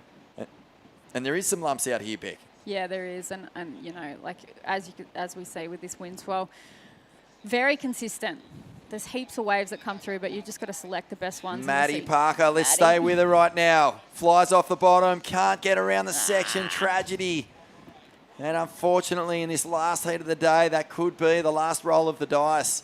As we see Shino now, and cracks the lip, mistimes it. So with 1:14 on the clock, Izzy Campbell is out there. Now Amura, they're going to be fighting for this second place position at the moment. Big backside snap, and now makes it. So will that better a 4.23? I don't think so. I'm going to go close. That was Izzy sold her on that a little bit, which is pretty smart. Leaves her in the lineup now with priority with 50 seconds There's remaining. a lump. She has a quick look at it. She'll have priority 45 seconds for Isabella Campbell. Western Australia holding its breath. The Southwest in real fingernail chewing I was about to start mode right now, and I think Izzy's going to pull the trigger. No, she doesn't. There's a lump out the back, 28 seconds. Is she out of position? That's the question. Actually, might be a bit deep. Oh, no, there was a set there, 20 seconds, and there doesn't seem to be a whole lot left in this lineup as we count down. This is going to be close. Yeah. Oh, no. 10 seconds. Tough heat. Izzy Campbell, she did well to scrap her way back into it. And with 5, 4, 3, 2, 1, I don't think she's going to get this one in time. No, the hooter blows. And, frustration for the young star from WA. She's going to have to learn from that one. And Madison Parker did put in a pretty good show. Just some, frustrating wave selection, really, the only problem with her heat. Yep. But you'd have to give credit to Shino Matsuda and now Amura. The Japanese surfers have done it again. What an afternoon for Japan. Yeah, just taking it out. Strong surfing there for Izzy. I just think, probably a good experience for her. She knows what she needs to do. She's a strong surfer, so she'll probably take that, do some homework, come back firing in the next events that she's got going on. She's still a junior, so good luck to her. Good luck to Madison Parker. Good surfing from the Japanese women. Speaking in Colour Pro, that was the final heat of the day. And, wow, what a day of action we've had. We got through round 2 of the men's. And we've got a few heats to go in the women's round of 1. And there's Izzy Campbell looking a little bit upset. And, far out. What can you do? Sometimes you get out there, your intentions are good. Yep. We could tell she was feeling good. Like, there was no way she wasn't, she was, loving her equipment, feeling up for the fight. Yeah. But sometimes, the clock, it just ticks down on you. You kind of realise that, time has gone by. You haven't got a good score yet. And all of a sudden, you're having to scrap around on the inside just to get out of a situation where you're needing a huge score on your final wave. Yeah. There's got the bit of a victory lap there for the surfer in red. Shino Matsuda, and now we're advancing through in this final heat of the day. It has been a long day down here. Lots of surfing going on. We started with the men's, finished with the women's, and we've got another 4 heats in that round of 64 for the women. In the Speaking with Colour Surfest Women's Pro, Some good that heat in the morning. Straight away, as soon as the women's event started, the first heat was so ridiculous. I was like going, oh my goodness, this is going to be It was stacked. proper. So I think heat 13, excuse me, tomorrow, hopefully tomorrow morning, will be Zali Kelly, who did get a win on the Australian regional qualifying series already this year. Freya Prum, always a standout. Ellie Lampkin and Sarah Baum. Wow. So this is round 1, by the way, Beck. Yeah, that's a hectic. That's not a final you're looking at. No, it's round 1. Hectic heat. And even the heat after that, Ellie Harrison, Mia Hupperts. Did Mia Hupperts win an event, or was that her little brother, little sister? I feel like she's up had on the Gold Coast. I feel like that might have been Mia recently.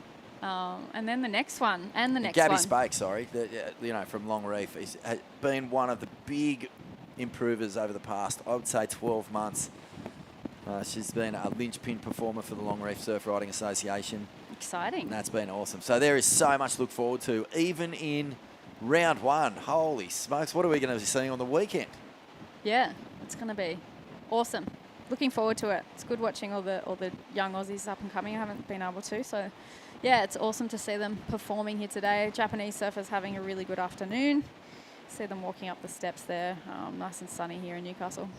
Shino is making her way up the stairs, about to get ready to do an interview. We'll find out a little bit about her run throughout this Australian leg. But Beck Woods, 3-time Surfest champion. You've spent a lot of time here at this event. You've enjoyed great success. But what's been the highlight? If you had to pick one of the best wins from the 3 that you did get, which one would it be? Yeah, I don't know. I think it was the first one. Yeah, I was like 18, and it was, I think I was just in disbelief that I actually won, so I was pretty stoked. Who was in the final? Oh, I'm sure there was like Michaela Atherton, maybe Amy Donahoe, and possibly, I can't remember the 4th competitor, but it's going back a while. Well, looking at round 1 of the women's, is there any dark horses in the field so far that you've really liked the look of? There's been a couple coming through, actually. I think Kobe's looking pretty on point, though. I wouldn't say that she's a dark horse, but after watching her today, there was a few heats that, I was pretty surprised. Not surprised, I was pretty excited for some of the up-and-coming Aussies. I think that they're in form, and the 4 spots, it's going to be a good hit out for the rest of the contest. Big story today, of course, is that number 1 on the rankings, Paige Harrod from New Zealand, eliminated from the event. It was a boil over deluxe. I mean, she was just looking so strong. She's held that number 1 position for most of the year, Paige, so she was really having a good season. But yeah, I think actually, sorry, from that heat, Raya or Raya, am I butchering her name? No, Raya, that's right. Raya, I think she showed some really good composure in that heat and played some smart tactical heat surfing. So that would be my dark horse for the pick. Good pick. And you can see here, Merriweather, it's a blustery afternoon. And let's throw down now to Shino Matsuda. Well done, Shino. That was a great heat, really. You found some wonderful opportunities out there.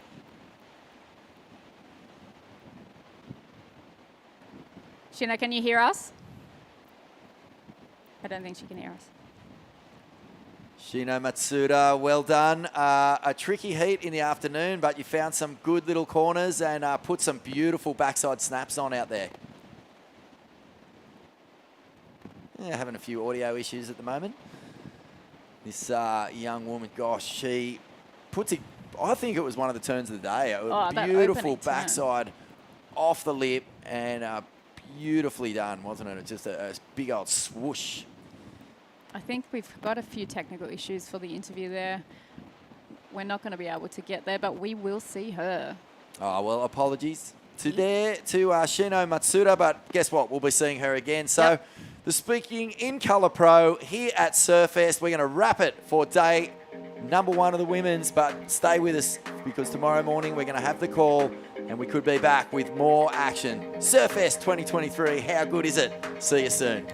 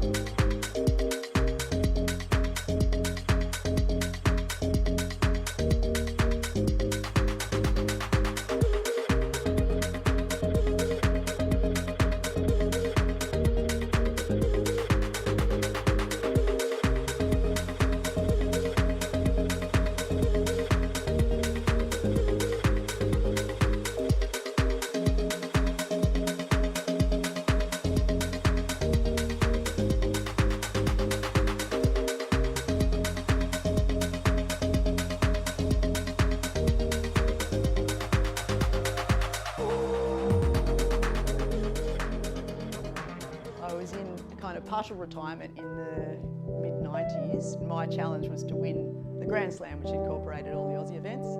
And this was like the first event of the Grand Slam. In my first heat on the first wave, I got an interference.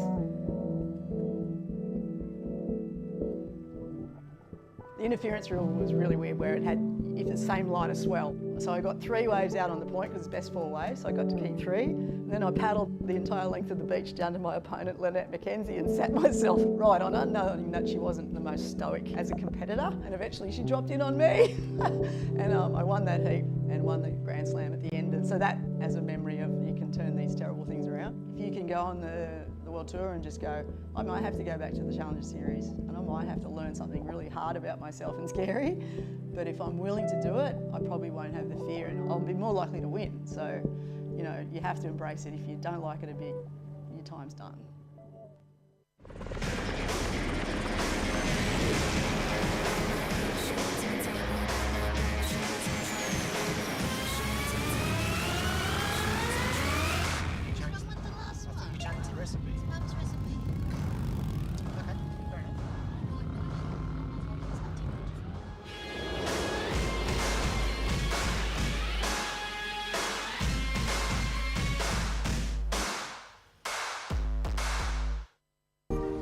Welcome to Sydney. Upbeat. Downbeat. Feel its heartbeat. Open spaces. Open arms. A place to feel alive. To feel free. Come feel it all and feel new. Welcome to Sydney. Upbeat. Downbeat. Feel its heartbeat. Open spaces. Open arms. A place to feel alive. To feel free. Come feel it all and feel new. Wait!